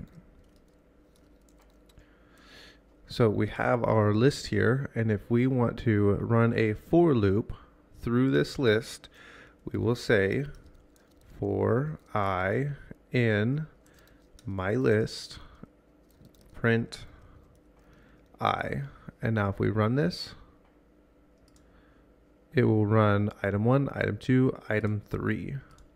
So this is a list. We will be using these in the coming lessons, and they will be helpful for you in the future. As you've seen in this program, I have 2 lists right here, and they are used regularly to append to. So lists is something you will need to know. So go ahead, make your own list and see if you can loop through your list and maybe try and just print something like this later, just print the item 2. So you'll have item 1, 2, 3, and then print number 2, and see if you can remember how to do that.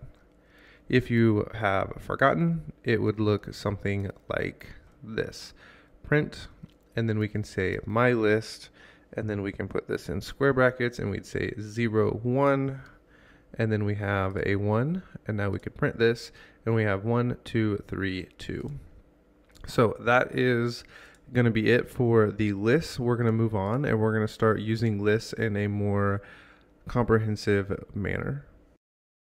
So we're going to try a while loop now, and the way we're going to do a while loop is by using a Boolean. I like to set a variable and then set it to true, and then at the end of the while loop I will set it to false. So the way this works is make a variable, and we'll just say variable, actually we'll name it on.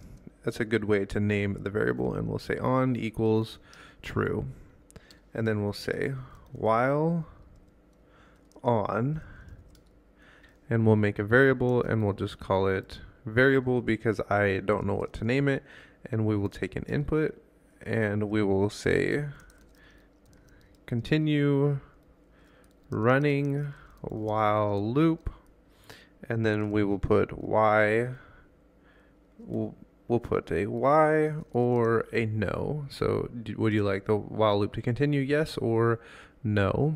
And then we can say that we can go do something like this, and then we can set a variable up here and say I equals 0, just so you can see how many times this is running, and then we'll say I plus equals 1, and then this should just continue to run, and then we'll put an if statement, say if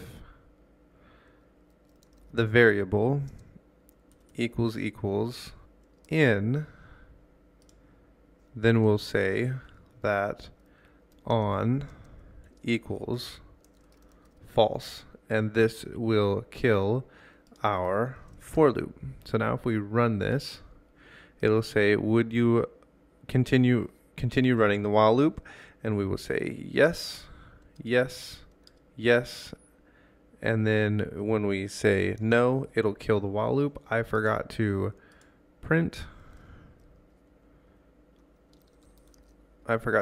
our I so that we could see this. So now we can say, would you like to continue? Yes, yes, and you can see our variable, every time the for loop runs, our I gets added to 1. So our for loop has run, now it says 7 times, 8 times, 9, 10, and then when we're done, we can say no, and we can end it. We are going to be starting functions, and just to be clear, I have not pre-written any of the code we're about to go over, or mostly anything we've gone through in this course. That's why you've seen me make mistakes. And so as we start functions, I'm going to try and make this a little more realistic for us, so that when we are thinking through functions and writing code in the realm of cybersecurity, you can start to get an idea of how this can be used. So we're going to start with functions, and a function just calls something very specific that we want to happen. So we can just say, we'll call it my function, and then the way your function is going to start is with a def my function, and then we close it off like this. And then down here, we want our function to do something very specific. So we can say print, and then we can say it worked. And the way a function gets called is usually somewhere further down inside the code. Something happens and it triggers this function back up above it for it to actually do something. So what would happen in order to call this is we would just say my function. Now when we run this, when the computer reaches this right here, this closing bracket right here, I usually like to think of this as the call sign for the function. So if we run this, it's going to print it worked. And this will become more clear as we write more of these, but this is the basic concept of functions. And one thing we can do with functions is we can pass through variables. So we can say something along the lines of I, and then we can say or we'll make it a different variable. We'll say variable equals I plus 3, and then we can say print, and then we can say we want to print our variable. And so in our function, we can pass information through like this. So when we say my function, we can now say input, and then we can say what would you like to add, and because this is a string, we're going to need to make this into an integer. I guess we can go and make it an integer right here, and we can say int, and then we can close this off. Now when we run this, it's going to ask us what would we like to add, and we can say 3, enter, and it'll say 3 plus 3 equals 6. So this is a very basic function. So we take some kind of input right here. This is where we call our function. So now this function is being triggered, but we want to pass something into our function, some kind of variable or some kind of information that we've grabbed somewhere else. And what happens is it can now use this inside the function. This, you may be thinking, like, in what case would I possibly ever need to use this? And so I'm going to just show you my GitHub dumpster diving tool, once again, that I've used multiple times on this channel. This right here, where it's grabbed a repo, I call this function, and it's going to loop through to see every single file inside of the repo. Is it a Python file? Is it a JavaScript file? Is it an XML file? And what happens is when I pass this repo through, it now is able to use this variable that has come from somewhere else inside this function. And then I do the same thing up here. I pass through a variable inside of a function. So this is really important to know, and you will use it. And we're going to go ahead and give another example. And actually, before we give another example, I want you to try and write your own function and see if you can get it to take an input. So let's take the input and make it the first letter of your name. So I'll write out the instructions. You want we'll say first letter of your name, and you want to take this as an input. So we'll say input, and then you want to call a function that adds your first letter to the rest of your name. So here's your instructions. You're going to make a function, and then it's going to take a variable, and that variable is going to be the first letter of your name, and then you're going to add that to the rest of your name. So I hope this makes sense, and I'll go ahead and walk you through what this would look like. So we'll go def my function, and then we're going to call this function. We're going to pass through, let's use I as our variable, so that stops giving us, whenever this is giving us an error and I can't stand looking at it, I type in pass, and that will not give us the error, and we'll come back and delete that in a second.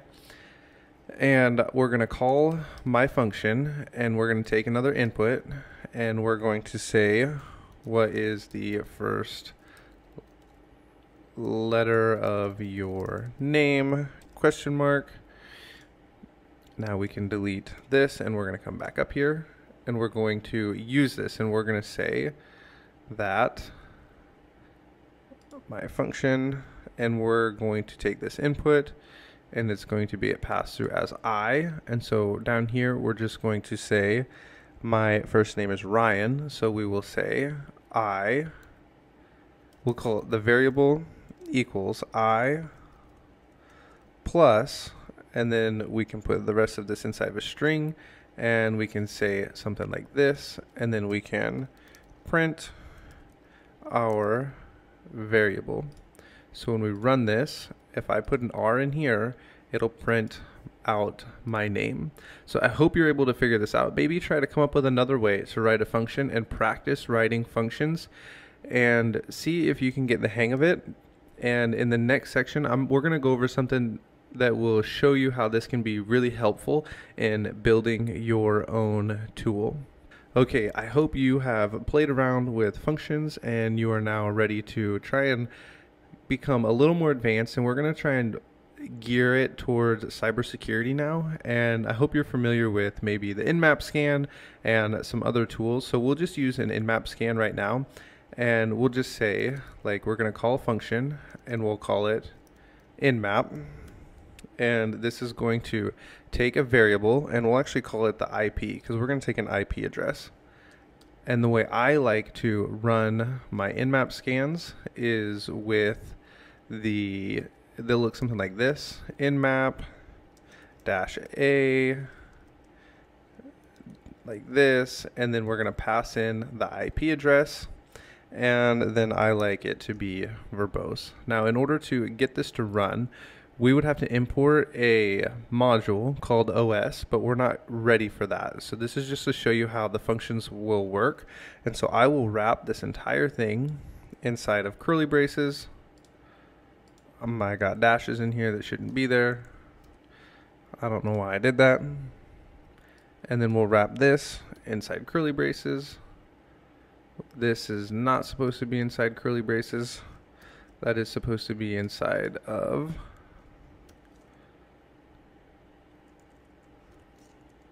quotes. We'll make this an F string, and we'll say our variable equals. Instead, this would be an OS command if we were actually going to run this in our Linux machine or Windows, whatever you choose to use as your hacking VM. And now what we'd do is we'd come down here and we would say something like inmap to call our function, and then we're going to take an input and we're going to say, what IP would you like to scan? And then right here we are going to print running in-map scan against, and then we will put in the IP address, and this will need to be an F string. So the way this, sorry, that will not be the IP. That will be against the variable. So it will tell us that it is running the in-map scan right here. Okay, so when we run this, we can say who would we like to scan against, and we'd say 192.168 point something else. And then when we run this, it'll print running in-map scan against, and then it gives us the output right here. So this would be a way that if you were trying to write your own tool to automate your recon, this would be one of those ways you would use a function in order to automate your recon. And there's a lot more you can do with this IP address, and you could pass it into multiple different tools, and then you have written your own tool. So this is how we can use functions in cybersecurity that are really helpful for us. And whenever you're going for a certification, it'll be really helpful for you to be able to read through functions and maybe modify them, especially in exploits, because vulnerabilities and exploits change over time, and you will need to be able to change and modify different exploits that you come across on Google in order to gain access to a machine. Before we end this course, I want to give you a little bit of an introduction into making your own tools, and then I want to challenge you to add to this Recon tool that I'm about to show you, and you can start to build your own tool for Recon, and it'll help you remember the Python code that we've gone over so far in this course. So I've gone ahead and connected to Hack the Box and launched the box devel, and so I want to just show you what OS system does. So we'll import OS system. You've seen this before, and this is just our operating system. It just means we're going to be able to tell our Linux machine to carry out commands the exact same way you would inside of a terminal. So we're going to make a function, and we're going to call it Recon, and we're going to pass through an IP address. Really, if you remember, this is just a variable that we're going to be passing through into the function, and then we're going to call our function down here, and we'll just call it Recon, and then we're going to ask for an input, and then we're going to say, what IP would you like to scan? And then we'll put a question mark and a space there so that way it's not all smashed together. And now inside of here, what we can do to make this program run our recon and automate it for us is we can type OS system, and then we can put in here, we're going to make this an F string, what we want to do. So we're going to run an in-map scan, and we're going to run it on all we're going to want all outputs. We're going to run it on all ports, and just in case it is blocking the ping, we'll put the P in. You don't have to put this in here, it's optional. And then we are going to put in the IP address that we run through, and I really like to run everything as verbose. So this, when we run this, you'll be able to see, it'll say what IP would you like to scan, and I'll put in the IP address, and it will now start the scan for us. So this is the same thing we would see inside the terminal. We're going to see port 80, port 21 is open, and at the end of the scan, it will tell us everything that has happened on this scan. Now you can add to this, we'll stop this, you can add to this same scan. When it gets done running the in-map scan, you can come down here and maybe you want to look for different directories, and so you could go os.system, and we're going to make an F string, and we can add in, maybe we want it to run derb, and we want it to run on the same IP address that we've already passed in, and it will now launch this right here as soon as it gets done with Nmap. And the cool thing about this is if you have your own recon tool set up, you can go ahead and run the program, send over the IP address, and then you can leave and it will automatically run your recon. Or maybe while your recon tool is running, you can do other more manual enumeration. Maybe it has port 80 open and you see that real quick with the Nmap scan, and you want to start looking at what's on port 80, and it will run your Nmap scan, it will run your dirbuster for you, and maybe you want to run wfuzz, or maybe you want to run sublister. I want you to go ahead and start off with what I have given you right here, and you can add to this tool with the information that you have learned so far. Okay, so in this video we're going to be covering enumerating APIs or backend APIs, and I see this in bug bounty programs sometimes, and I'm sure you guys have come across a page that looks exactly like this. You come in, you go to the URL, and you get some JSON in return. And I actually was looking through a bug bounty program just a few days ago, and I actually saw it said backend and then api.theprogram.com.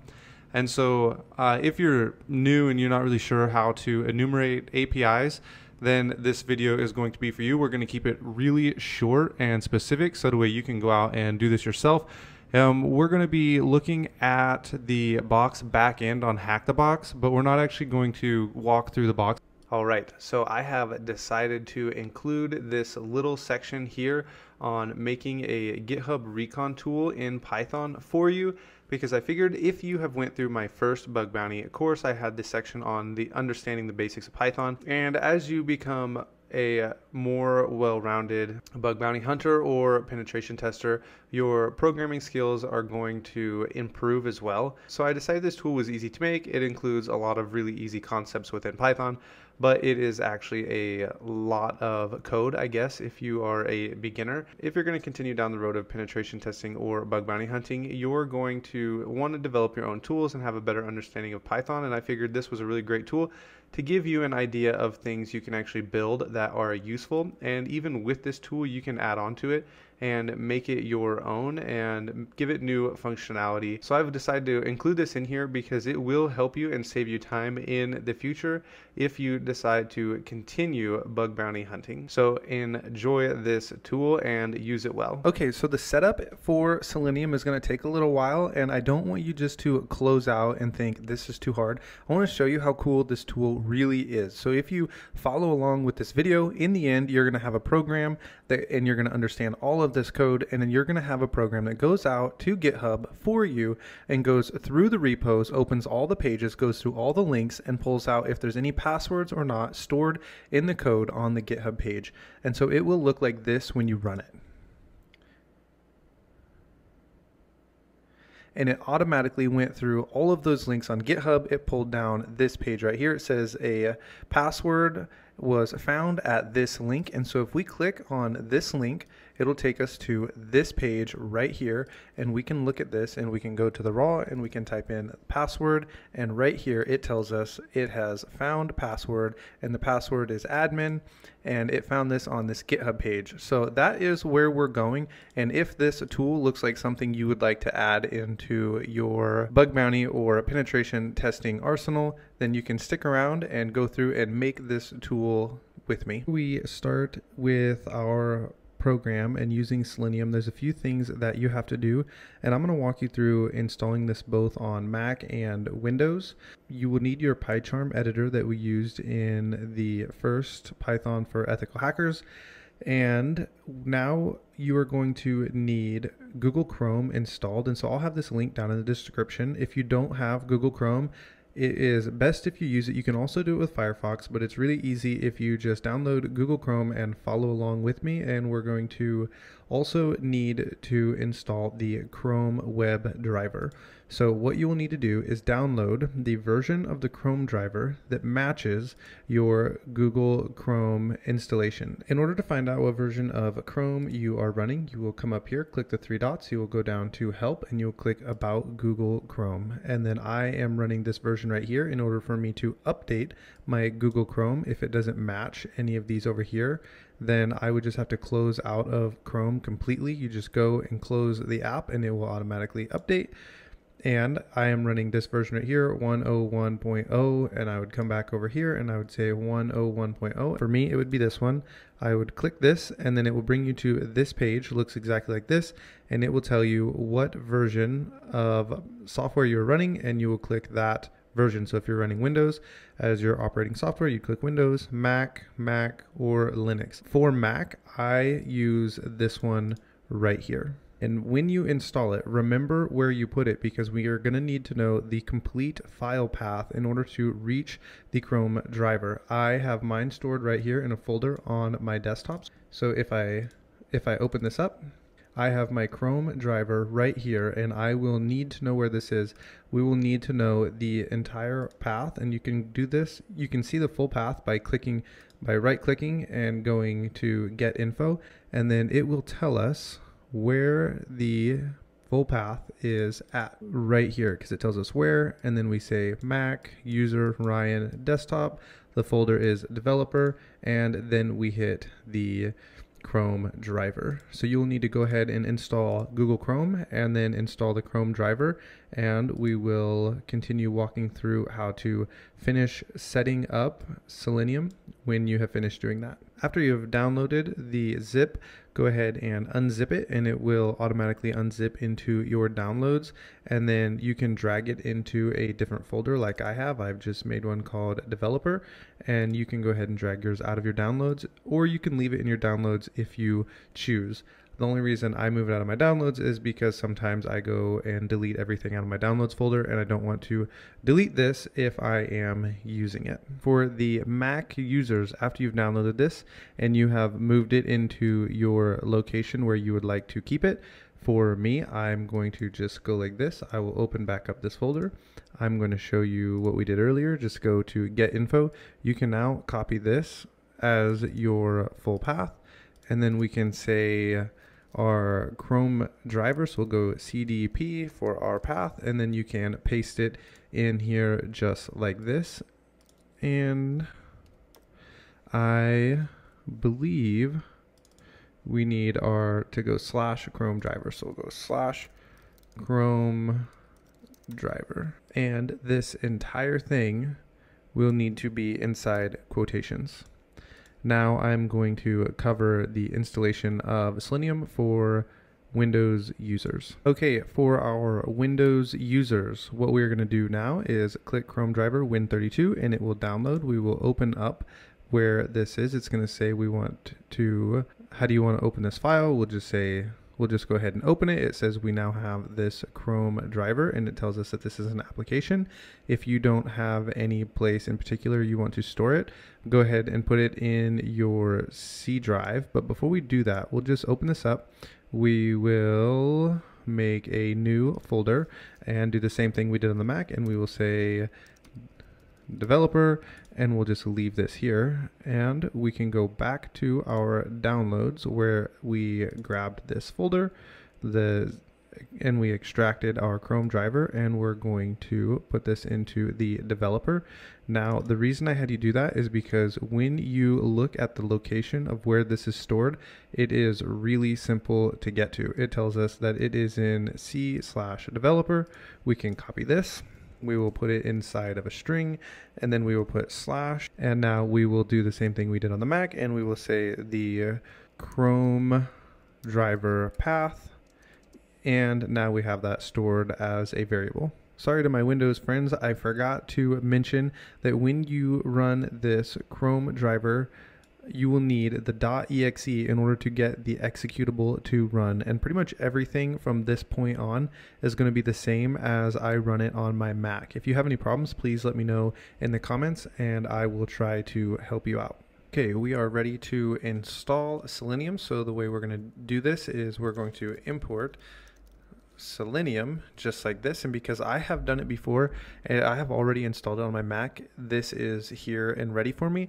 But what you may need to do is it will have a red squiggly line and it'll pop up a window like this, and you're going to click install or import. I can't remember which it is, but I think it's install, and you'll click install, and it will take just a second to go ahead and install that. And then what you're going to want to do is type in from Selenium, and then we're going to import the web driver. Now that you have installed Selenium and typed in from Selenium import web driver, we're going to initialize our web driver, and we're going to type in driver equals webdriver.chrome because that's the browser we're using. There are other browsers if you've chosen to go that path. And now we're going to type in our executable path. And the reason this is yellow is because this has to be capitalized like this. And we're going to type in executable path, which I believe is actually deprecated. And I have not gone back and read the documentation for the new way to run this without the executable path, but we're going to type in CDP. It's just going to give us a error when we run this, or it's just going to give us a warning saying that this version is deprecated for running the web driver, but that's okay. We will get our program to run without it. It just means that they are not updating the executable path like this anymore. And now what we're going to do is type in driver.get, and we're going to type in something like www.google.com. And then once this is done, we're going to want our driver to close the window. So you can type in driver.close, but I don't like to use driver.close personally because it just closes the window, but we will be still running the Chrome down here in our browser. I want it to quit. I want it to close that window all the way out to save on my memory space on my Mac. So we're going to type driver.quit just like this. And if you run this like I will and you are on a Windows, it's automatically going to run for us. It should open without any warnings and give us google.com, and then it will close this page for us. All right, the reason this is giving this error is because we need to type in https://google.com. Now when we run this, it should open up Google for us and close the file. So that is how we run it. But if you're on a Mac, if you're on Windows, that worked for you and you didn't get any problems. If you're on a Mac and this is the first time you've ever ran Selenium, you're going to get a little error that pops up with a window, and it's going to say move to trash or cancel or close. You're going to click cancel or close. Out of your two options, you're going to come up here, you're going to go system preferences, you're going to go security and privacy, and right here it will say that you tried to run a Chrome extension and it was blocked. You will click allow. If you're not allowed to click allow, you can unlock it by clicking this and typing in your password to unlock your Mac, and then click allow, and then you can relock it. Then when you close out of this and you rerun it, it will give you the option to open anyway, and you'll have a new pop-up, and you will just click open and it will begin running and working for you just like this on your Mac. Now it is time to begin some of our web scraping. Okay, so we are at our screen and it looks like this. I've decided to go ahead and show you how to get rid of this deprecating warning. So when we run our program and it runs this right here telling us that the executable path has been deprecated, just in case they stop using this in the future, I want to go ahead and show you the way to get rid of this.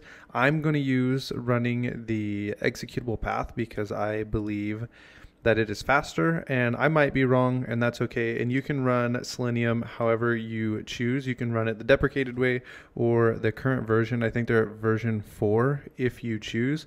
But we'll have to import a few more services from Selenium. So we'll go from selenium.webdriver.chrome.service import, and then we're going to import service, and then we're going to need to import the Chrome driver manager. So we're going to go WebDriver manager.chrome, and we're going to import Chrome drive manager just like this. Now I'm going to comment this out because I'm going to use it as we go through, but you can delete this if you want to use the non-deprecated version. And I think you're still going to get these red inputs down here, or these red warnings that's going to tell you like it's installing the newest version of the WebDriver every single time you run it, but that's okay. And we're going to type in s equals, and then we're going to type in our service, and then we're going to run our Chrome driver manager, and we're going to call this, and then we will call the install function. And the reason we're going to do this is because every time you run this service, it is going to check to see what version of Chrome you are running. So we'll just comment this out so we're not getting this warning. And this dot needs to go, I did this wrong, we'll go like this. All right, it is not wanting to work for me, so we'll close it off manually, and then we're going to hit dot install. Right here, we're going to call this method, and then we have to close off this whole line here.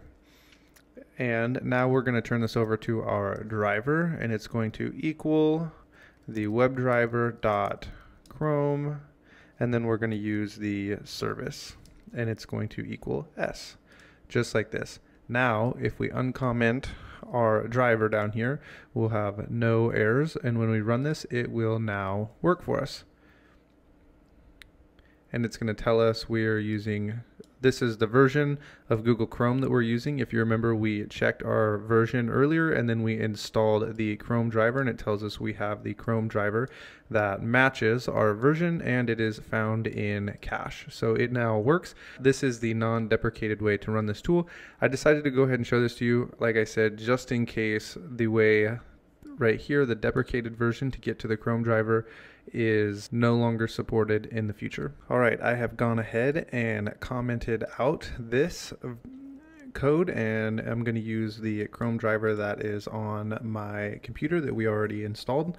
There's one more thing we're going to need to import in order to not get any deprecation errors, and that is the by.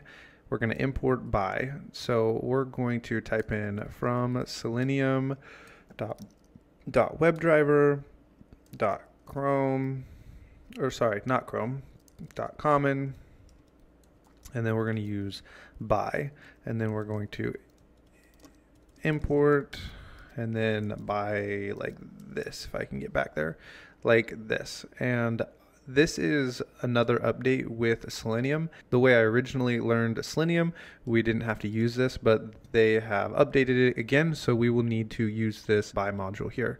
So what we're going to do is open up Amazon, and I'm going to show you how this scrapes. If you've ever wondered why you have to answer questions to make sure you're not a robot, you are going to find out in this course. So if we come over to a web browser and we type in Amazon, and we go to Amazon, and let's say we want to buy a new drill bit. So we just say we want a drill set. Okay, we're getting a drill set, not a drill bit. And we click on this drill, and we really want this drill, but we don't want to pay $43 for it. We want to pay $38 for it. We can actually set up our WebDriver to go out and check this price for us. So what we would do is we would inspect this, and we can look for the class right here, and it's going to tell us that it's 43. So you could set this up. Let's say instead of 43.99, we don't really care about the 99 cents, and we just want it to be less than 38. So 37.99 would work. We could use this span, but for the sake of getting the 99 involved, we will use this one right here for our project. So we'll go ahead, click on this, and we're going to use this class right here. And we're going to grab a class out of these right here, and we want to grab one that looks really unique, that isn't going to be used anywhere else. This class looks really unique to me, so I'm going to go ahead and copy this, and then we'll come back over to our Chrome driver.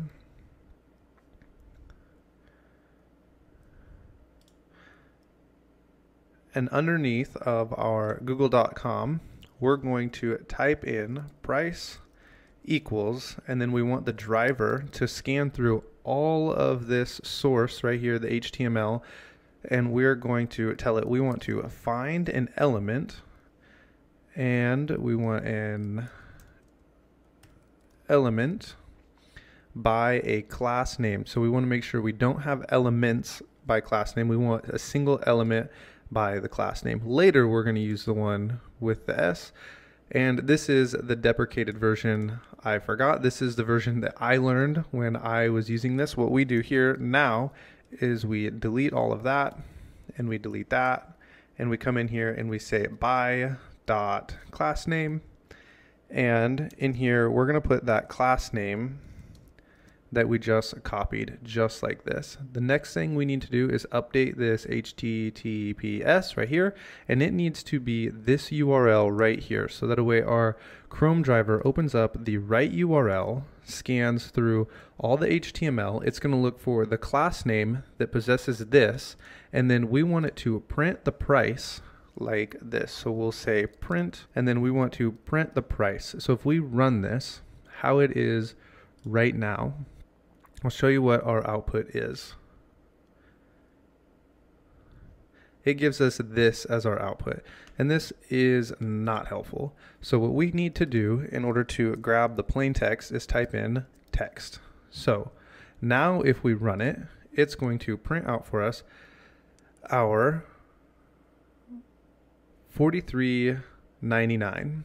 And I'll show you what would be useful if we're really going to turn this into a web scraper for us. It really would be useful to get rid of this 99 and just use this right here. So you can see why it's printing the way it is. This span, 43.99, and it's given it to us on different lines. So we should be able to copy, let's try this class right here. And this really is, when you're making these, going to be a lot of trial and error, as you're going to see in a little bit when we make our new dumpster diving ethical hacking tool and we try to automate some of our Recon, where it's going to be a lot of trial and error. So we'll let this run, and we get the $sign. That is not what we want. So we'll try this one, and we will paste this in here, and now we can run it and see what comes back, and we grab just the 43. So now if we wanted this to run, say every 20 minutes, to see if Amazon has updated their price and brought it down below $38, we're going to put all of this inside of a function that is going to get called every 20 minutes, and we're going to have to import a new module for this, and we're going to do that in the next section. All right, now that we have our web scraper working, let's say we wanted to go out and check the price every 5 minutes or 30 minutes or whatever we want it to be, and then let us print it into the console. What we would do in this case is put this into a while loop. And so what we can do is take this and we can say while on, and then we want the on to be true all the time. So we'll say on equals true, and this should be familiar to you if you have gone through the first part of our Python for hackers. And then we're going to need this inside of a function that gets called every 4 seconds or 30 minutes. And we'll need this inside of a function that gets called every so many minutes. In our case, I'm going to set it to only 5 seconds, so that way we don't have to wait very long.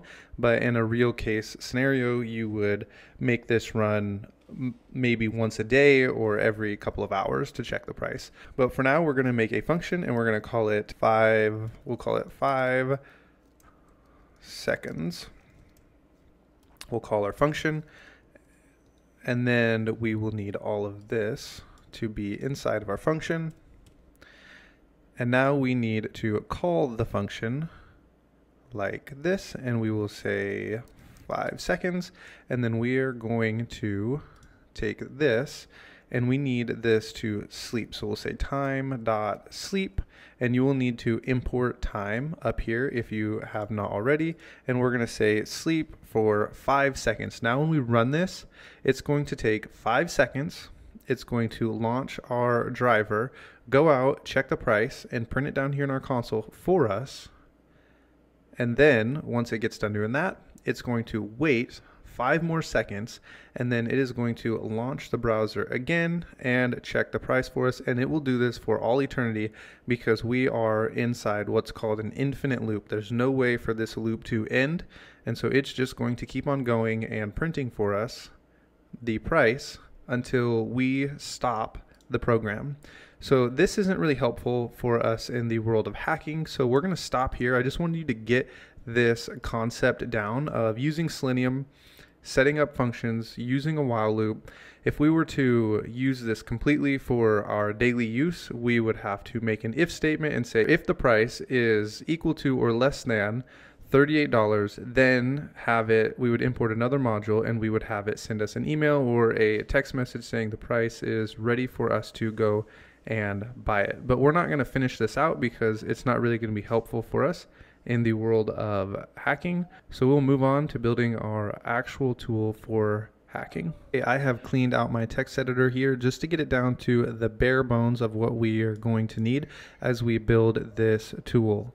I have put this right here. This is the GitHub repo that we're going to be going through and dumpster diving for. Now this should work for any GitHub page if we program this right, but I made this GitHub page just for us to test against to make sure our tool is running. I didn't want to spam an actual GitHub account that is in use, so this is just a GitHub account that I made for the purpose of showing you how to build this tool. So what we're going to make in the end is a tool that when we run it, it runs what target would you like to run against. And so we're going to copy the URL of the GitHub page that we want to scan. And when we run it, it's going to go out to GitHub. It's going to click on the repo. It's going to click on the code. It's going to go to the raw, and then it is going to tell us a password was found inside this page. And so what you could do is just copy this or click on it, and it will take you to this GitHub page, and you can search for where this password was used. So we're going to make a very basic program just like this one, and I hid a lot of the code. It's down there. I didn't want you to get a head start. So as we make this tool, when we're done, it's going to be very basic, but I would challenge you to make it your own and add to it different files that you want it to search for different keywords. Make it print the entire line where the password's found so you don't actually have to go out to this page and check it. These are things that I've done with my tool that I've made just like this. And so I want to show you guys how to get started making this tool and then add on to it and make it your own. Okay, as we go through building this tool, there are a few things we're going to do at the beginning that I'm going to tell you to change at the end to make the entire tool work well for you. So what we're going to do at the beginning is we're just going to get rid of this right here because we want to put in our repo that we're going to be scanning against. And I'll leave that GitHub repo up unless it ends up getting taken down by GitHub because it is getting scraped over and over and over by people from all over. But until then, I'm going to just leave this GitHub page up for you guys. So we'll just put that inside of our GitHub page, and now we can comment this out and it should open up that page for us and then quit, and it did. So there it ran. And what we're going to do in the end is we will change this and we will make this an input, but we're going to cover that at the end when we get to that section. Now that we have it, so it'll open up this page for us, we want it to grab something for us by an element. And because usually there's a bunch of repositories in here, we're going to just use the repositories instead of getting the element by, let's say, the class name. Get the element, we're going to make it get elements by class name, and I'll show you what I mean in just a second. So we'll go in here and we will say we need this class titled repo. Okay, and this is what these will be titled as for us, and we have this anchor tag right here. So what we're going to do is we'll do the same thing we did in the last one. We're going to say that the repository, and we'll name this as, we'll call this our res for resources, and we're going to turn it into a variable, and it's going to get for us all the repos by the class name. So we'll say driver.find element, and then we want this to be an S. And the reason we want this to be an S is because we want to find all the elements, and we're going to store them inside this variable. Now, for this cause, there is only one right here, but this should work with many repos if you scan a GitHub page with many elements with the class name of repo. So we'll continue and type in by.className. We don't want a class, we want the class like this. Class name, and the class name is repo, just like this. Now if we run this, it will go and it will click this page and then it will close. So what I want to do is I'm going to add in time.sleep, and we'll make this 2 seconds so that we can see what's happening, and then we'll make another time.sleep right here so that you can see that it clicks onto the next page. So we'll run this, it's going to open, wait 2 seconds, and then it's going to open this repository right here and close. So now what we need to do is make a for loop so that way we can print the repos that are on this page. And in this case, there's only going to be one, but we're going to go ahead and make this for loop, and we'll say for I in all these listed resources, we want to print, and we want to print I. And what we would do here is we'd say print I.text, because we want to see it in the text format, and then it will quit for us.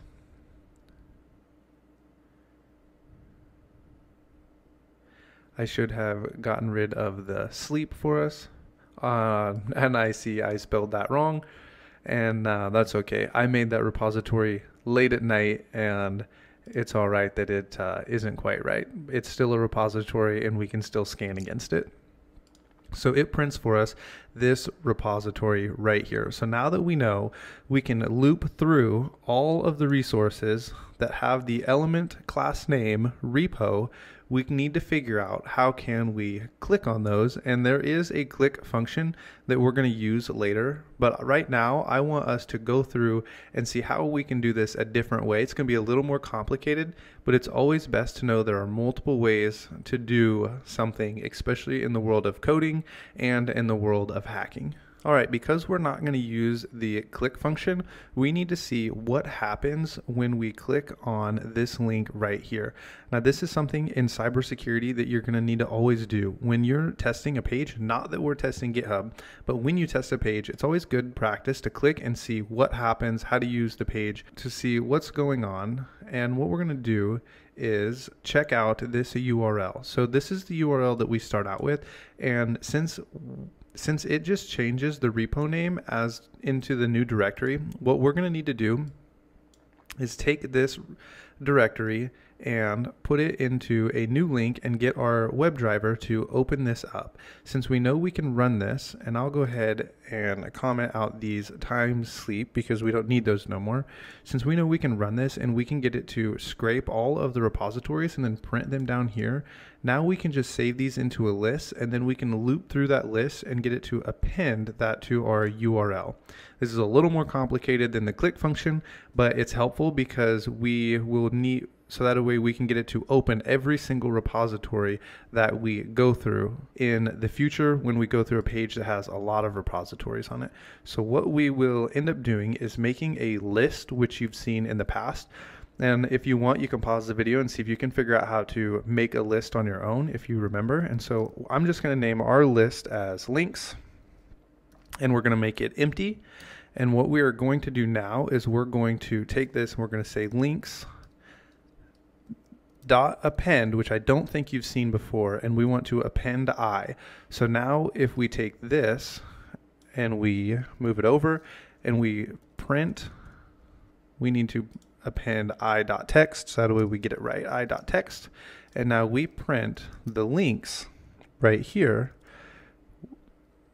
We should get the repository to print from our list. So we'll run this and give it a test. And it says we have repository and we have the brackets, and it is inside the list. So what we will do now that we have this list is we're going to make another for loop, and we can comment this out because we don't need that to print every time. And in this for loop, we're going to name it for L for the links. Inside the links list, we're going to make a new variable, and we're going to call it next page. And this is when I tell you my variable naming becomes very poor because I'm not very creative. And we're going to make this an F string, and we're going to call the repo. And if you remember, and we're going to call the repo, but we need to first name it something. So we need this URL to be assigned to a variable. And so we'll just call this our repo. And at the end, we're going to change this because this is going to be an input, and we're going to make this a string, just like this. And now we have this repo right here, and we'll add a slash so that way we don't have to later. Actually, we'll delete the slash and we'll add it down here in our string, give us some practice with that. So we're going to take this repo, and because it's a variable, it needs to be in an F string with these curly braces, and we're going to add in our slash, and then we will add in another variable, which is going to be our L. So what would happen if we had a bunch of repos? This is going to go through all of the links, which we saved right here as our resources. It's going to get all the links. This for loop is going to run through all these links, and it's going to put them into our list that we have called links. And if you remember, this is where our repositories will be saved. Now we need to loop through there, and in this for loop, it's going to loop through our links, and it's going to give us a new URL. So what this URL will look like after it runs through this second for loop is it will look like this, and it will come out with our repository that I spelled wrong, and it's going to open up this page, and it will go and click this link for us. So this is the repo we want to attack. It will click this, and it will bring us to this page. So let's go ahead and try this. We're going to run this with a sleep command when we are ready. So what we need to do at this point is store our next page in a new link, and we'll just call this our final link. So we'll just call it flink, and we will save this into a list, and then we're going to append our new URL, remembering what this one right here is going to look like because it's going and looping through a second time of this links, and it's making our new URL that we want to test, which is going to be this one right here. And we will tell this to append. So we're going to do flink.append, and we want to append the next page, and we're going to want it to append to the next page right here. So as we have this next page, if we print this, I'll show you what it looks like. So if we print this, we can say print, and then we're going to print the flink, and we'll just go ahead and pull this back here, and we will run this. and it'll show us what our new URL looks like. I accidentally left this slash. That's okay. The browser would have just deleted this second slash. So now if we run it again, it's going to spit out for us this new link. And if you copy this link or just click on it, it will take you, we'll just click on it, it'll take you to this page. And so that is how far we have gotten. So now we have moved with Selenium from this page to the next page. And where we're headed is inside this main.py. And then we're going to go into the raw. And then we want to know if in any of this there is a password or some kind of keyword. And so I'll just show you. If we type in command find and we type in pass, we'll see this password admin. We're going to make our program go through all of these words and all these lines inside this text and pull down the password for us. So that's where we're headed. But right now we got a few pages more we need to move. We are right now on this landing page right here. So we'll try and figure out how to make it open this page and then go into the raw and then search for the password. So we'll keep going in the next section. Okay, it is time to call our first function. So we can go ahead and comment out this print statement right here, and we can call our first function. And we're going to call it above our for loops because we need our function to be called above where the function needs to be located above where we call the function. So we will call this function, we'll just call it a loop because we're going to loop through all the links. So we will call it like this. We'll say loop, and then we're going to pass in the next page because that's what we want to go searching through in this function. So this is red because we haven't declared our function, and we'll declare it up above, and we will say def, and we'll call it our loop, and then we're going to pass in a function. We'll actually just call it our next page, so that way we understand what's happening. Next page, and we have to add in our 2 dots there. And now what do we want to do now that we can get to the next page? Now there's a couple of things we need to do. The first thing is we need to open that new page. So we're going to type in driver.get, and then we want it to open that next page. So let's see what happens. We can come right here. We'll just not run the time function and have it sleep and see what happens. So we'll run this and see if it opens the page and we can see it, or it goes too quick. It went too quick. So we'll stop right here and we'll say time.sleep, and we'll sleep for 2 seconds. That way we can see if it actually opened the next page, and it opens the next page and then it quits. So now that we know we're able to get to the next page, we need to be able to open this file right here and get to this raw button. So in order to do that, what I think would be best is to inspect this link and see if we can find what these links, we'll see what specific class these links all have in common, so that way we can run Selenium to pull all the links that would hold every single file within this repository. So we can inspect this and it will tell us this is the line. And so we'll just go ahead and click this first class and see if it works. So we'll just copy this, and now we'll need a new resource. So we'll call this, we'll just call it resource 2 because I'm terrible at naming variables, and if I had more time to think about it, I would probably come up with something better. But you can name it whatever makes sense to you. So if I made this tool and somebody else just saw it online, they wouldn't be able to understand what's going on because I suck at naming variables. But you can name your variables better than me, and so I'm gonna let you name your own variables, but I'm gonna name mine resource 2 because I suck at naming variables. So we're gonna go driver dot, and we're gonna do a find elements just like this one, and then we're gonna say by class name. This should be getting familiar to you by now, and then the class name is the one we just copied. If this works, it should be able to print for us that. It should be able to print for us this class right here. We'll see. We can actually get it to print main.py. So what we'll do is we'll print, and then we'll print the resource2.text. Okay, apparently we don't need .text. We'll just print resource2 and see what happens. and that has run, and it does need resource2.txt. And the reason that this is not working is because we need it to loop through this resource that could be holding this variable that could be holding multiple links within it. So like we did down here, we will need to go for, and we can call this I if we want, but I'm going to change it so that way you don't get confused by all these different variables in our for loops. We'll call it for a in resource2, and then we're going to print resource2.text. We're going to print, instead of resource2.text, we're going to print a.text, so that way we can make sure it is printing for us the main.py, so that way we can tell it to click on main.py.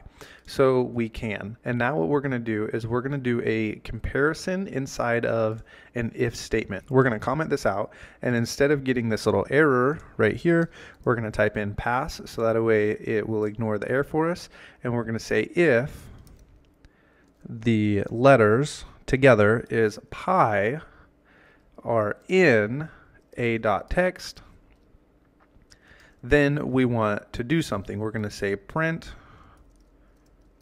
it worked, pi is in the text. So now if we run this right here, oh, I see an error. We're going to get a problem. It says it worked right here, but the reason we get this right here is it says this is a local variable inside of this segment. So this is really not good practice. If you were working for a company as a programmer, you wouldn't do this, but we're not looking to work in a company as programmers. We're looking to use programming for hacking. And so what we're going to do is we're going to make this a global variable. We're going to say A is now a global variable and can be accessed anywhere, and it gets rid of this for us. The reason you wouldn't want to make this global, let's say we made this for loop with the I and we said it's a global. Now this I variable, everywhere we used it, is going to be everywhere in our code. So we cannot use the variable A anywhere else outside of this because we have made it a global variable, and that is really not good programming practice, but for the sake of our tool it doesn't really matter. So we're going to use it, we'll run this, and it should work for us, and it says it worked, pi is in the text. What we'll do is we can do the same thing we did before, and we can click on this main.py and look at our URL so that the way we know how to structure it. And then after this time, I promise we'll use the click function, or the click method actually, and it'll make it much easier for us. So the way we would go about this, we'll delete this, is going to be similar. If you want, you can try and do something like this and get the next page based off of this URL that we see right here. So if you want to take this challenge, you can go ahead and do this now. And for everyone else, I'll walk you through it now. We'll call this, we'll just call it second page because I'm so good at naming variables. And then we're going to make this an F string just like we did down here. And we're going to add all this together to get that new URL. So we're going to go ahead and we're going to say repo. And let's see, what did we name this one down here? We named it, we'll just call it repo because we have the repo up here. We'll just copy this. Actually, we'll just leave this. So we'll just use the repo how it is, and then we'll just add in this right here. And we can copy that and paste it in, and then we'll add our slash for the new page that we're going to want to go to, and we'll add this variable in right here, a.text. So we'll say a.text. And now if we print second page, we should get a URL printed that looks exactly like this.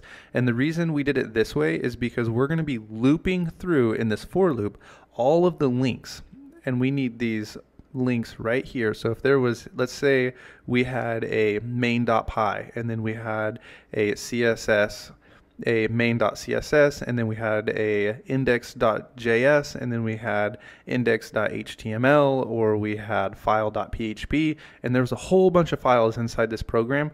We would want to loop through all of these files for us. So what we're going to do is set it up this way so you can add to it. So as an example would be like if JS was in a.txt, then it would do the JS instead of pi for us. So that's actually a challenge for you. I'll show you how to add those on, and then I'll let you complete the tool as you see fit. So what we're going to do for now is we're just going to print this second page, and it's going to open it, and it's going to tell us right here.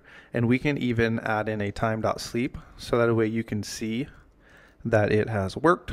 So it did print for us right here. Okay, so I just noticed if you click this page, it takes us to a page not found, and when you compare the two URLs, we're missing this repository right here. So what we will need to do is add in an extra repository, and let's actually see if we can just grab this next page right here. So we're looping through what would be considered the next page. Where's our links at? Okay, so we'll see if we can loop through the next page right here. So we'll add in, instead of repo, we need it to have that repository on it. So we can say next page, which is getting passed through our function. And now let's print it and see if this works for us. It's paused and we have the repository, and if we click on it, it brings us to the next page that we want. And if we were going to add on to this program, let's say, like I was showing you, if there's a JS inside the file, so like if this is a JavaScript file instead of Python, or maybe we want to check for JavaScript and Python, and maybe later we want to add PHP, we can do that. And so we can say a.text, and then we can say right here, we need to close this off, and then we could say this exact same thing, and then we would print whatever it is that we want to test for. So we would say we're going to go to a new page. If a JavaScript is found, then we're going to do this, and then we can we would turn this into an elif, and it would say, okay, there's no JavaScript file. So because there's no JavaScript file, we're going to check for a Python file.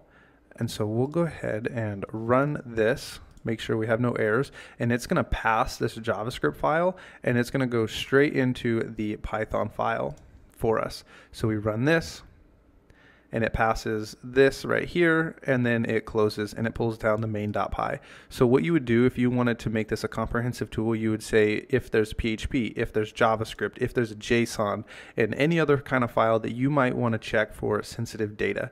But because the repo we're working with to build this tool doesn't have any of that, I'm going to just leave it with Python, and I'm going to challenge you to make the if statements and the elif statements and the else statements all on your own, and maybe you can go look at repos and see what you want the program to open up to look for passwords. Now that we know that works, we're going to comment out this sleep function because we don't need it.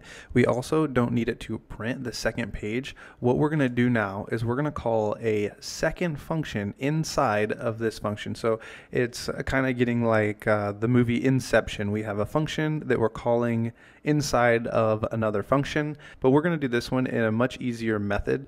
So we're going to go ahead and we're going to call this one function is going to be called going for raw, and I'll show you why I'm naming it that. Going for raw. This is going to be the best variable name I have ever come up with.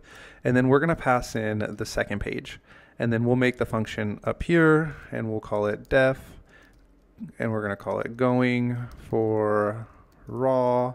We'll call the function, we're going to pass in second page. This is actually going to be the third page. We might actually change this inside here, this parameter, in just a second. So what we are going to be doing is going for the raw. So now that we are able to get to this page, we want to click this button so that way we can get to this page. So in order to click this button, it is going to be so much easier than what we've been doing as we've been editing this right here, the URL, and adding to it. What we're going to do is just click the button. So we can inspect this right here and see, where is it?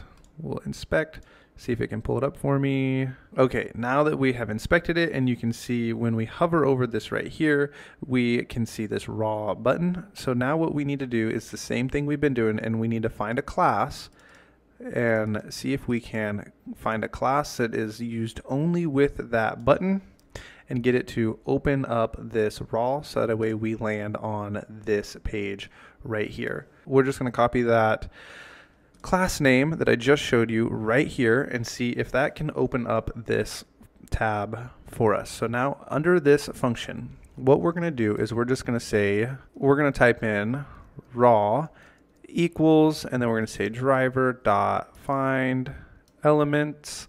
Actually, this time instead of elements plural, we're going to do just one element, and we're going to say by dot class name, just like we have been, and then we will type in, we'll paste in our link right here. And now what we're going to do is something really simple. We're just going to say raw dot click, and it's going to click that button for us. And then what we'll do is we'll come over here, we'll click this. Okay, now that we're able to get to this page, we're going to tell it that we want the page source. We're going to want it to right click and say view page source, and then we're going to grab all of this inside of an F string and then see if we can find a password in it. And what that's going to look like is something like this. We want the HTML, and we're going to say driver dot page source. That way it grabs the page source for us, like I just showed you, as the same as right clicking it and view page source. We want it to grab that, and then we're going to put this into an F string, and we're just going to change the HTML. We'll just use that same variable, and we'll say HTML is going to be equal to this HTML inside of an F string, because we want it to be converted into a string. So we'll say HTML.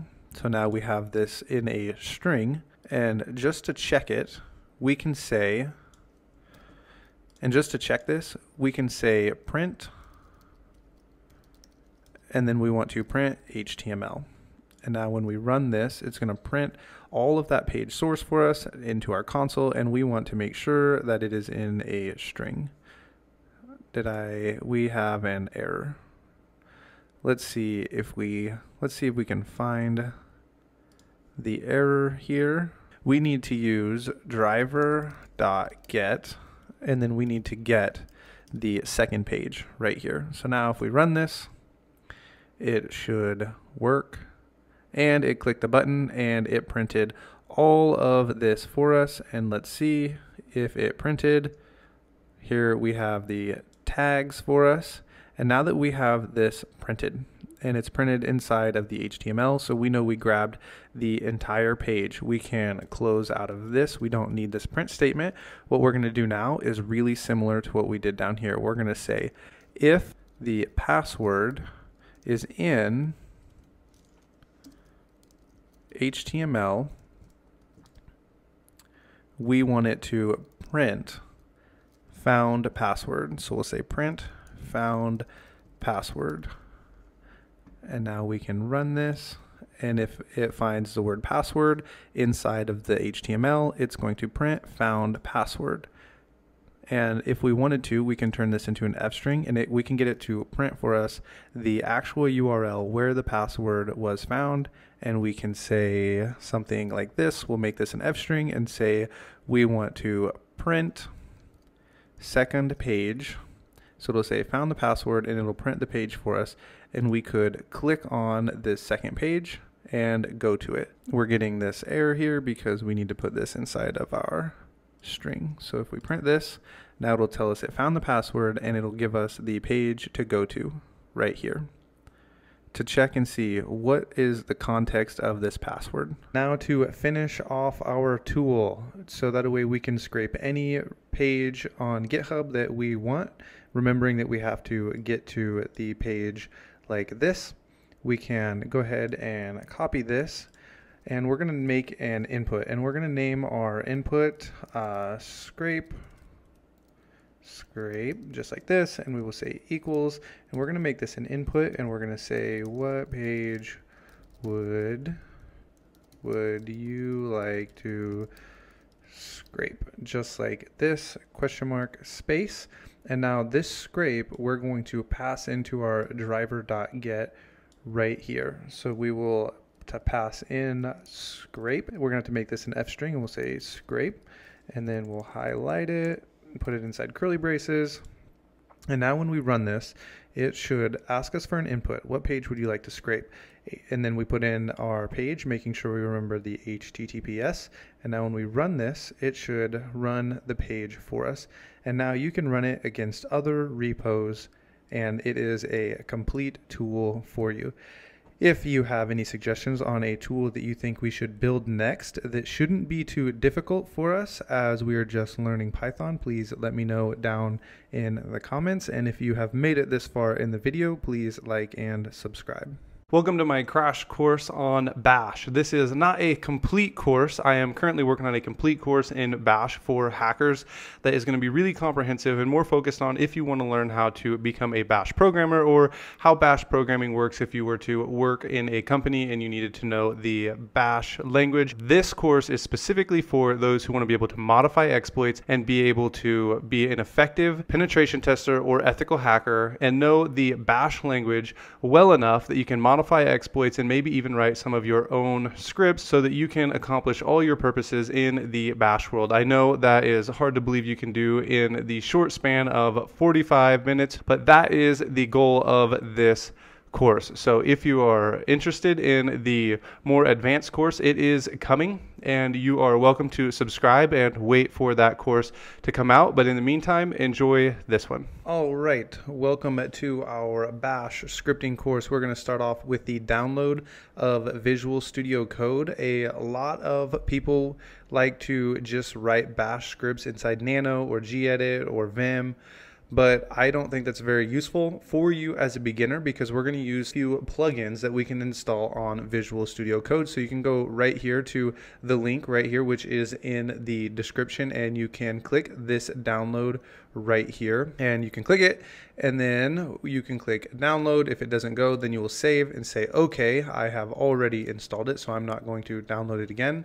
It will look like this when it's downloaded into your downloads. Okay, and then the command that you will need to insert into your terminal is this one right here. So you will be in your home directory, so you will cd over to your downloads, you will ls, and you will see this right here. You will type this into your terminal right here and then hit enter and it will install. This might take up to about 30 seconds, but I have already installed it, so I'm not going to run this right here again.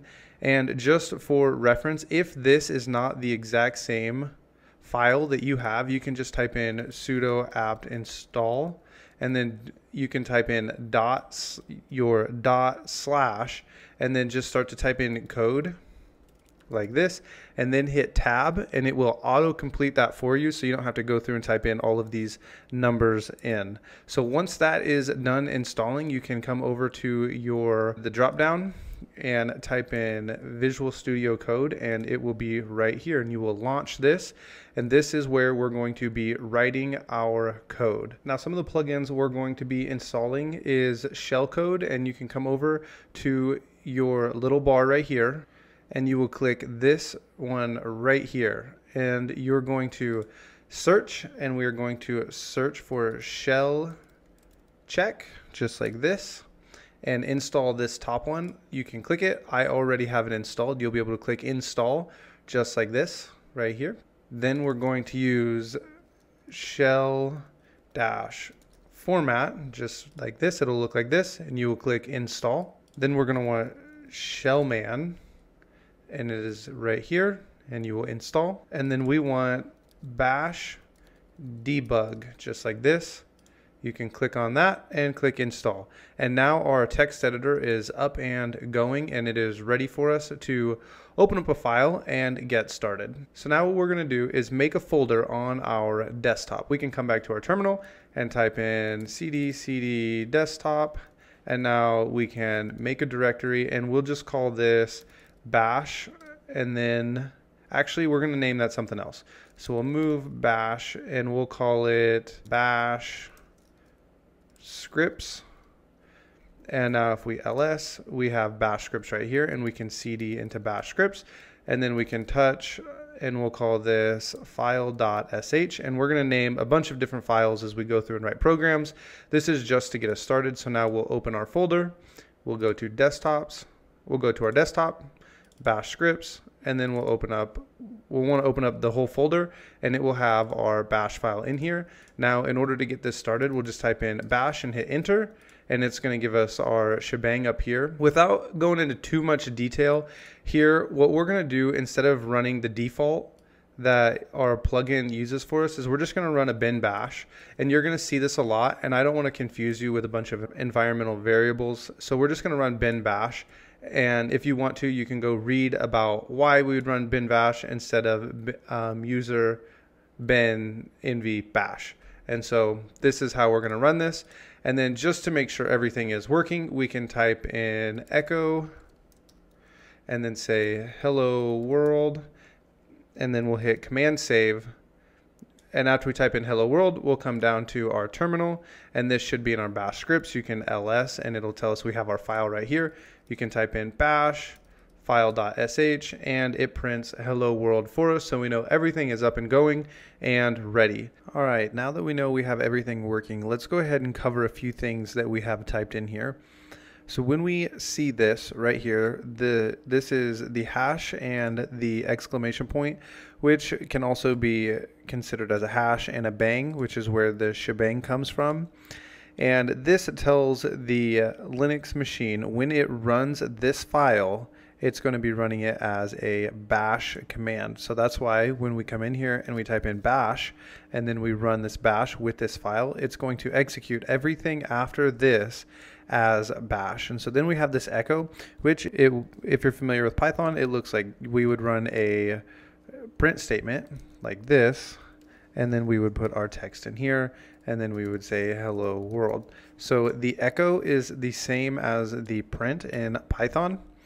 And so when we run this, that's why we have this hello world printed out at the bottom. Now, there's a couple other things I want to cover just to help you as you go along and you make notes. Sometimes we'll write scripts and you might not remember, okay, what is the echo command? You can make what's called a comment. On a Mac, you can press Control and then the question mark or the slash, and then you can type anything in here. And this is commented out, so it won't show up in the file. So we can say echo will print the text. And then when we come down here, when we save it, and now if we run it, it'll say hello world, and this does not get printed no matter how many of these we have in here or on however many lines. It will not make a difference. So when we run this, this is all commented out. So now that we have a basic understanding of what's on the screen, we're going to move on. The first place to start is with variables. Variables store data, and it can look like this. So we're going to name it just var because it is simple for us to understand that it is a variable, and then they will go inside of quotations because it's going to represent a string, and you can put your name in there. So if I put in Ryan, you can think of the variable as holding my name Ryan. So if I decided to echo and I wanted to not echo an array, and I wanted to echo out the variable, we put the $, just like this, and then we type in var. And if I wanted to say hello, like this, and then var, and I need a new terminal, which is right here, and we can come down here and we can just say bash file.sh, and it says hello Ryan. So this seems really simple, but you will need to grab variables. They are super important, and we will be using them all the time in the programming world. So right now, as you look at this, you think this seems very silly. Why wouldn't I just go like this? That seems like an awful lot of work. Why wouldn't I just type in Ryan? And the reason for that is because you may need to take an input at some point later on. We will do this, but for now we're just going to type it in here. We could just put in an IP address. So we could say IP address right here. I'm not going to put a real IP address in there just for the sake of this video. And down here you can type in map, and then you can say -a -p-, and then now where we would normally put the IP address, you can just type var, and then we'd put a -v for verbose. And now if we save this and run it, we would get the variable would be the IP address. So if we had an IP address in here of 10.10.10.10, and we ran this right here, it's going to start scanning this for us, and you can see that scan started. So variables are really important because later we could make a complete recon tool. We could ask the user when they run the file, what IP address would you like to scan, and we would put in this, and then our variable, whatever the user puts in, would be stored and our nmap would run. So that's an example of how we would use a variable in the world of hacking. You will see this all the time in exploits. When you grab them off of exploit DP, they'll ask for inputs, which will be stored in variables, and maybe in the future you will need to modify them. So that is a variable, a very simple version of a variable. Okay, so one of the reasons I struggle with Bash so much is because the way they name their functions. For example, in Python, if we made a name, and let's say we had an input and somebody input their name like this, if we wanted this to just be all caps, we would just put .upper at the end of our function call or $lower. But in Bash, we do it a little different. I notice this is supposed to say name. If we echo this and we say echo $, parentheses, and we say name, and then we don't forget to save it, and we run this, we get my name output here. But if we wanted to get just the first letter capitalized, we would put in a caret, and then we have to save it. And now when we run it, my bad, we need a double caret. I forgot to save it. Now when we run it, we get all caps, just like this. And then if we wanted all lowercase, we just put in two commas, and we can save it and run it, and now we get all lower.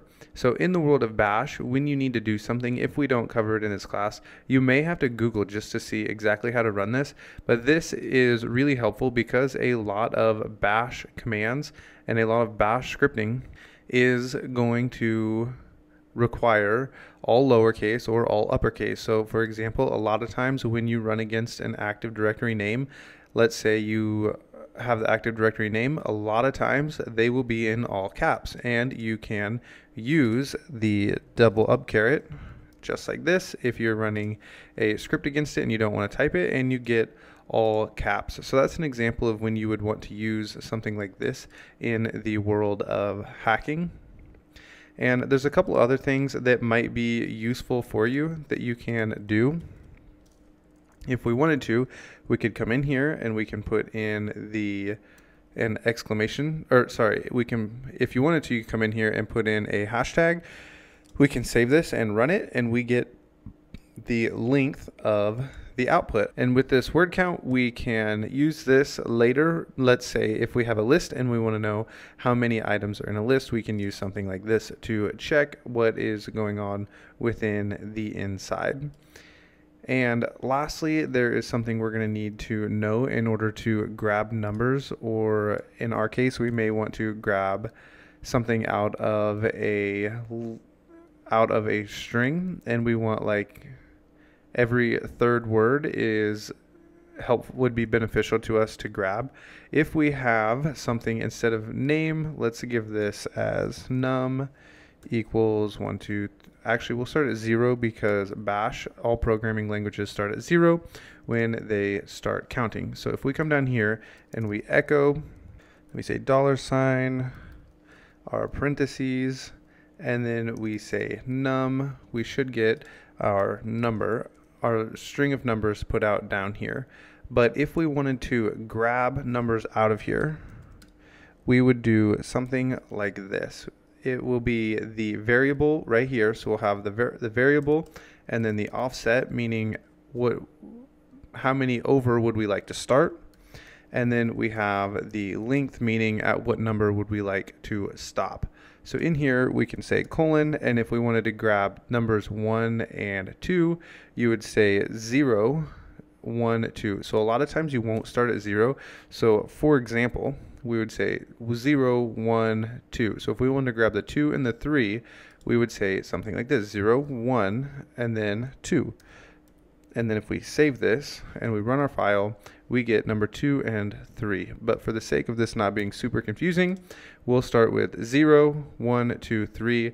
But what you just have to remember, in the world of programming, computers start at 0, and this is our number 1. So 1, 2, 3, just like this. Or in this case, it'd be 0, 1, 2, 3. And if we got rid of this, we would have to say 0, 1, 2, 3, and so on. So I hope that makes sense, and you are able to grab numbers out of this string, and maybe you can go ahead and try and practice with grabbing numbers. You can also do something like this. You have to have a space in order to run a negative offset, but let's say we wanted to go backward 4, and then we want to grab the next 2 afterward. We can save this, and you can run something similar to this, and you get a totally separate set of separate numbers. And I do use this every now and then. It's not super common, and you might see it in the future, so it is something worth noting and keeping it in your back pocket.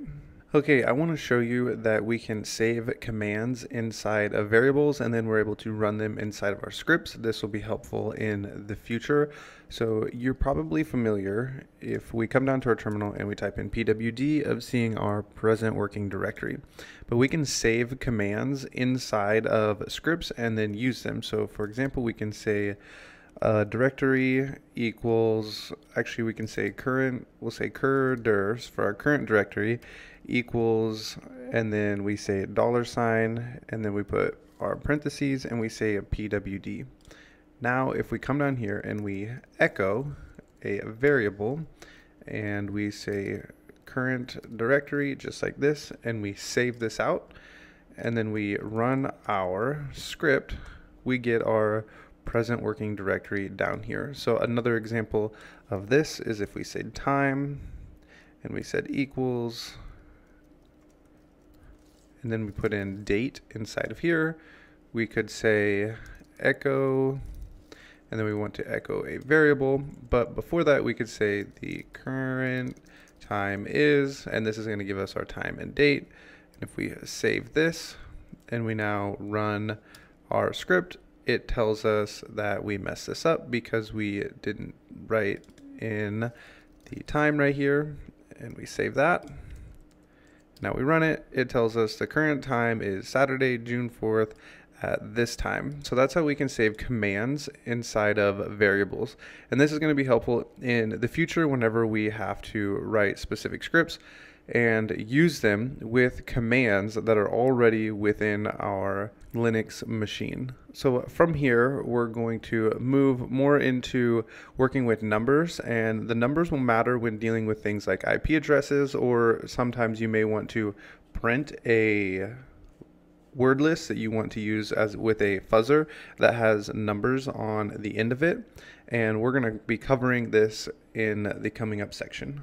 Okay, we're going to be covering some numbers and adding them together and using a sequence of numbers in order to grab a range of IP addresses, or possibly even make a password list with numbers. But with Bash, this is a little different than other programming languages. So you can either take this whole block right here that we've already written and comment it out, or you can just delete it like I'm going to. If you want to, you can save it and keep it as notes for later. So within Bash, if we say something like other programming languages, x equals 4, and then we say y equals 8, and then we echo. And the thing about Bash, when we want to add these together, it's going to require a little different syntax than you might think. So we use $, then we have double quotes, and then we would say $x plus $y. And now if we save this and we run it, we get 12 down here. And I believe within Bash, you don't even actually have to have the $, so we'll give this a try right here, and it still gives us 12. And this works with, also we have minus, and you can run divide and other commands like this. So if we run division, we have 0, which is right because 8 doesn't go into 4, and Bash won't give us any decimals, and it won't give us any negative numbers, which is really interesting. So if we say y minus x and we save this, we now get 4. If you want to run something such as a calculator within Bash, you have to use BC, but I'm not going to cover that for the sake of this course. I would rather tell you just use a calculator because it's going to be a lot easier than using the command line to run some kind of math. So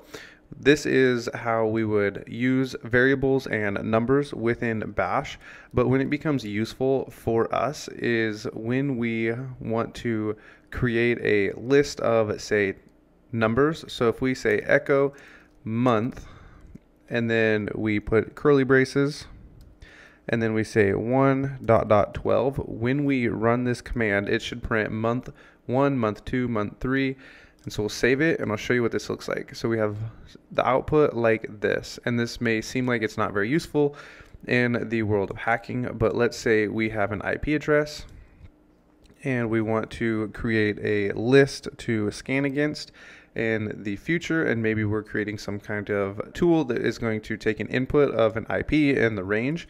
We could say we have a subnet of a 124, so we'd say 255 through 1 through 255. Then we save this, and then we run it. We now have all of these IP addresses. I forgot to put a point right here, and now we'll save it, and we'll try this again. And now we have all of these IP addresses, and we have this list that has a complete range of IP addresses for our range. So this is a helpful way to know that we can append numbers to something preceding it. So this will be helpful in the future. I don't use it a whole lot, but it is helpful to know that it is available for us if we ever run into any kind of problem. Okay, I want to cover something called special parameters because it is something you're going to run into in the world of cybersecurity. So we'll clear this and we can comment this out. And the reason you're going to run into this is when you run a tool or some kind of exploit that requires input from the user, say us. Whenever we want to run this, it'll ask for a IP address that we want to attack and a port to connect back on. You may see it say that you didn't enter everything required. And an example of this is if we say if, and then we go square bracket, and then this right here is a special parameter. So this is going to tell us that we need right here 2 inputs from the user when they run the file. So we have this if, and then it's going to be a then, and then this will be tabbed over, and we'll echo need more parameters, and it'll tell us echo usage needs 2. And then we can give it an exit of 1, which means we have an error. And then for Bash, instead of an if else or an if or an elif like Python, it uses an fi, and we can run it like this. So we should be able to now save this. Okay, we should now be able to save this after putting in those spaces, and it should run for us. So if we run this, it'll tell us you need more parameters. But if we run it and we say, let's just use 1 space 2, these are going to be 2 inputs from us, and we run it, it doesn't give us any issues. In fact, we could have it print script worked, but in this case we'll just leave it so that way you can see we didn't get any exit code. It needs 2 inputs from the user in order to execute. So with that, this looks really scary, but really what I wanted you to see was this is the special parameter that tells the file that we need, that Bash will tell us that we need 2 inputs from the user in order to make this script actually run. So these are special parameters, and they are going to be one of those things that if you want to memorize them, I would suggest, which I rarely ever suggest things like this, is flashcards and memorize. Usually when you're in the world of programming as well as cybersecurity, you would just say, I know there's a way to use a $sign in order to get to inputs from a user and I just need to know it, and later when I run into this I can just come back and Google how to do this and read how to do it. It saves you a lot of headache and a lot of time memorizing, because you're probably not going to use this very often and will forget it. But it's important to know that this exists, because maybe in the future you will run into an exploit that has something like this, but the exploit is old and maybe it has been deprecated within the version that we're running our exploit against, and we need to get rid of one of the parameters. You now know that you can come in and say, instead of 2, let's say it had 4, and it has been deprecated and it no longer needs 4 inputs, it only needs 3. You can come back and just put in 3, and now you can run the exploit as you need. So this is the reason I would suggest trying to remember that this $hash has this special parameter function, because it is something you may run into in the future and need to know how to modify. We're going to ignore the if statement for now, and we're going to look at a different way to take input from the user, and that is with the read command. So you can just say something like this, read, and then we can say maybe we want an IP address and we want a port number. We'll just leave it at that for now. So we can go enter, and then we could say something like echo. It is going to be with a variable. The variable is IP. Then we can come back here to the front, say something like the IP. We'll say the target IP is, and then we'll have that IP, and then we'll say echo with another, that was with the text. That's okay. We can just add our variable in later. We can say the connection port is, and then we'll go $, curly braces, I accidentally did 2 curly braces. We will say the port and then close off our curly brace there. Now, one thing that you're going to notice is why is our variable not lit up? And the reason is because single quotes get rid of every special character inside of a string, and double quotes will leave all variables alone. So that is something to note for the future. So now if we save this and we come down here and run our file, it's going to leave a prompt, and we could say the IP address is 10.10.10.10, and then the space puts us onto the second variable, and we'd connect back on port 444, and then we hit enter, and it tells us the target IP is this, and then the connection port is this. Now, there is a better way to do this, and what we could do is something like this. We'll delete the port, and we can put a -p, and this is going to give a prompt to the user, and we'll say input the target IP :space. We'll add a space in here, and now we could say read -p, and then we can do the same thing and say input the connection port :space, and then we can come in here and put in port. Now if we save this and we run it again, we have a prompt down here, and then we hit enter, and then it asks us for a connection port, and we put in our connection port, and then it prints out for us the target IP port, or the target IP and the target port. So this is how you take input. I like this a lot better because it is user friendly, and it's really simple for us to read what is going on, and this way we cannot skip, say, an input. And if we put in an empty input as our port, then we would have an error with an if statement. And we'll cover that in the coming section.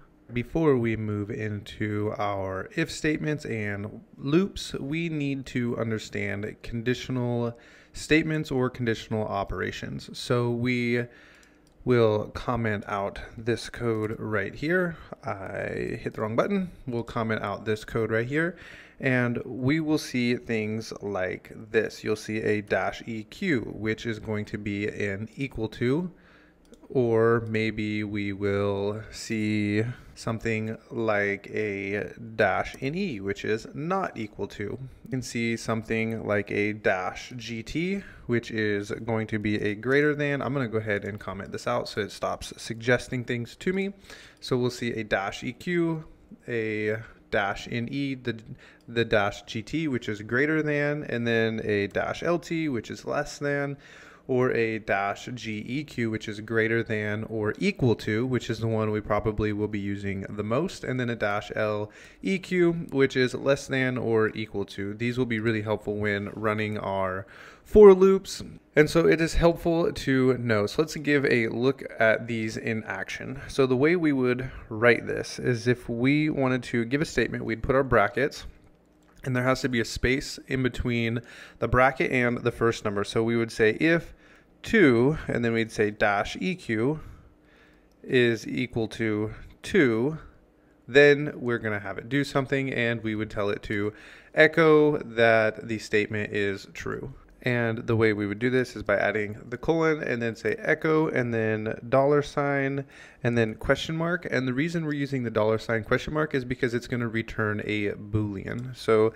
a Boolean is something that is going to be true or false. So it's going to return true, which is going to be equal to 0. And if you're from another programming language, then you will know this is not normal for most other programming languages, but Bash, true is 0 and false is going to be equal to 1. So this is going to return true or false in the form of a 1 or a 0. So when we run this, we'll save it, and now when we run this, we should return back a true statement. 2 is equal to 2, but if we change this to 3 and we save it, and we run it, we get a false. This is not true. So this equals right here only works with integers, which is numbers. It is really important to remember that it only works with numbers. So we can do something like this, and we can say not equal to. So is 3 not equal to 2? Delete this, and it returns true. So we have this true given to us right here. When we run something like is 3 greater than 2, and we'll save this, we can run it and we get a true. Is it less than 2? And we will get a false. This is really helpful when we run our for loops. In the future, you will run into this, you're going to see it, and is something to be aware of. Okay, we can also look at conditional operations for strings. An example of this would be, we'll uncomment this, would be something like this. So we'll use an equals, and we'll say the word is equal to word. And now if we save it and we run this, we get it is false because I spelled it wrong. Save, and we run it and we get a true. So this equals is used for strings, and if we want to say a not equals, you put a bang in front of it or an exclamation point, and then if we save and run this, we will get a false because it says they're not equal, but they really are equal. So if we take off the end of this word, save it, and we run, they are not equal is true. So this is helpful, especially if you're running a script that you are looking for a specific keyword within a text that has been fed in through an input. You can check to see if they are equal and then have it do something afterward. So now we're going to move on into if statements, and we're going to see how this plays into writing our if statements. Statement off of what we already have here. We'll just make this a word, and we'll make this equal to. And then the way if statements work is you start an if statement with if, and you can also use an else, but when you're done with the if statement, you write in fee, just like this. So we can do if this is true, then do this portion of code. Else, if it's not true, do this portion of code, and then when the script hits fee, it will exit. So if we come in here and we just say if word equals word, we're going to tell it then we want it to do something. So we can come down here and say echo, and we're going to use echo a text, and we'll tell it to echo words match. And then we can come down here and tell it else. We can do an else, and we can tell it to echo a text, and we'll tell it does not match, just like this. I accidentally clicked the debug, but we're not going to mess with that right now. And then we're going to close this off. Now, if we save this, come back to our terminal, and we run the file, it tells us the words match. If we get rid of our D again, and we save, and we run this, it says they do not match. So this is how you can use a comparison with an if, then, else, fee statement. So if it is this, then we want it to do a specific function, and if not, then we can have it do something else. This is a very basic if statement, so I would challenge you to change this if statement and see if you can do an if the number 2 is equal to the number 2, then you want it to echo the numbers match, else they do not match, and then do the same thing with a not equals, and just work your way through these and see if you can play around with the if statement and really grasp these concepts and make them your own. We're going to be moving on to while loops, and we're going to cover these really quickly because we won't use these a whole lot, but an example of when a while loop is used is in a buffer overflow. When we want to crash a program, we're going to send it so many bytes until it crashes. And so the example is we're just going to say while this is running, we're going to send bytes to the server until it overflows. So while loops are used, but I use them very infrequently. I don't use them often. I know there are other programmers out there who love while loops and use them all the time. I would much rather use a for loop. So for that purpose, we're going to cover while loops really quickly. So while we're in our file here, we're going to write a while loop, and we're going to use a really common while loop that is used pretty much in teaching while loops no matter what the programming language is. So if we take an input from the user like this, and we say enter a number, and then we do our colon space, and then we're going to assign it a variable of num, just like this, and then we say while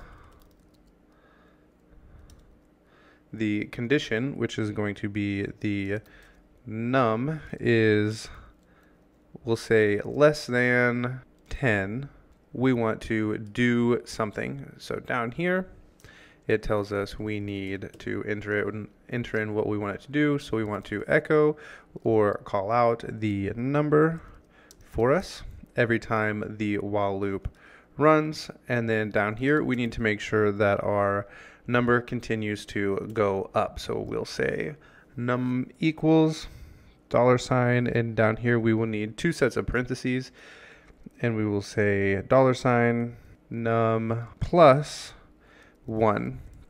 And the reason we're adding in this plus here is each time the while loop runs, we're going to add 1 to the number. And so the first time the loop runs, let's say we enter the number 0. It will run through the while loop, and then when it hits this line of code, it'll be 0 plus 1. The second time it runs through this loop of code, it'll be 1 plus 1, which is 2, and then 2 plus 1 is 3. Every time it runs, it's changing this variable. So what we are going to do is save this and run it. We'll run it a couple of different times so you can see how this works. So let's say we enter 0 as our number. I have an ls here, and that is not it. It is a less than, which is an lt. So we'll save this, run it, and our number is 0, and it shows us it runs 1, 2, 3, 4, 5, 6, all the way down. And remember that it starts here at 1, 2, 3, and here we go. So it runs for us from 0 all the way to 10. Now if we run it again, and let's say we put in the number 8, it only runs twice, because 9, when it hits 10, when the number equals 10, it is no longer less than 10. So now that we see how the while loop runs, we can also do something like this. If we enter in a number that is already greater than the number 10, it will just exit the code because it is no longer a less than. So this is an example of how a while loop runs over and over and over until the statement up here is no longer true. Now I would challenge you to use this with a greater than and maybe change this to a minus and see if you can use an input of a number and say that you need this to be as long as the number is greater than 10, you want it to do this, and then you're going to -1. And so you can kind of play around with a while loop and get an understanding of how it works. All right, I have typed out a for loop here for us, and this is a very basic for loop. So we have this for loop here in for. We have this for is how we're going to start it. I, which is going to be the variable, which iterates through the list that we give it. So we're saying for I in this list of numbers, we want it to do something, and we want it to echo out the variable I every time this loop runs. So the first time the loop runs, I will equal 1. The second time it runs, we'll put a 2 in here. The I will equal 2. The third time it runs, it's going to equal 3, and so on. So if we save this and we run this file, you can see I echoes out 1, 2, 3, 4, 5, and so on. So every time we use something like this, and so this is the for loop, and you can play around with the for loop in a lot of different ways, and even use these to loop through lists or arrays in order to get it to print. But the point of this course is not for us to learn how to program with for loops, but rather understand them and know how to edit them as we go through our cybersecurity journey, remembering that the point of us being able to understand Bash is not to be Bash programmers, but in order for us to know how to manipulate Bash scripts that are already written, as well as Bash exploits. So when you see a for loop like this, you now know how you can edit it and change it. And if you need to, you can write simple Bash for loops and loop through different arrays and lists.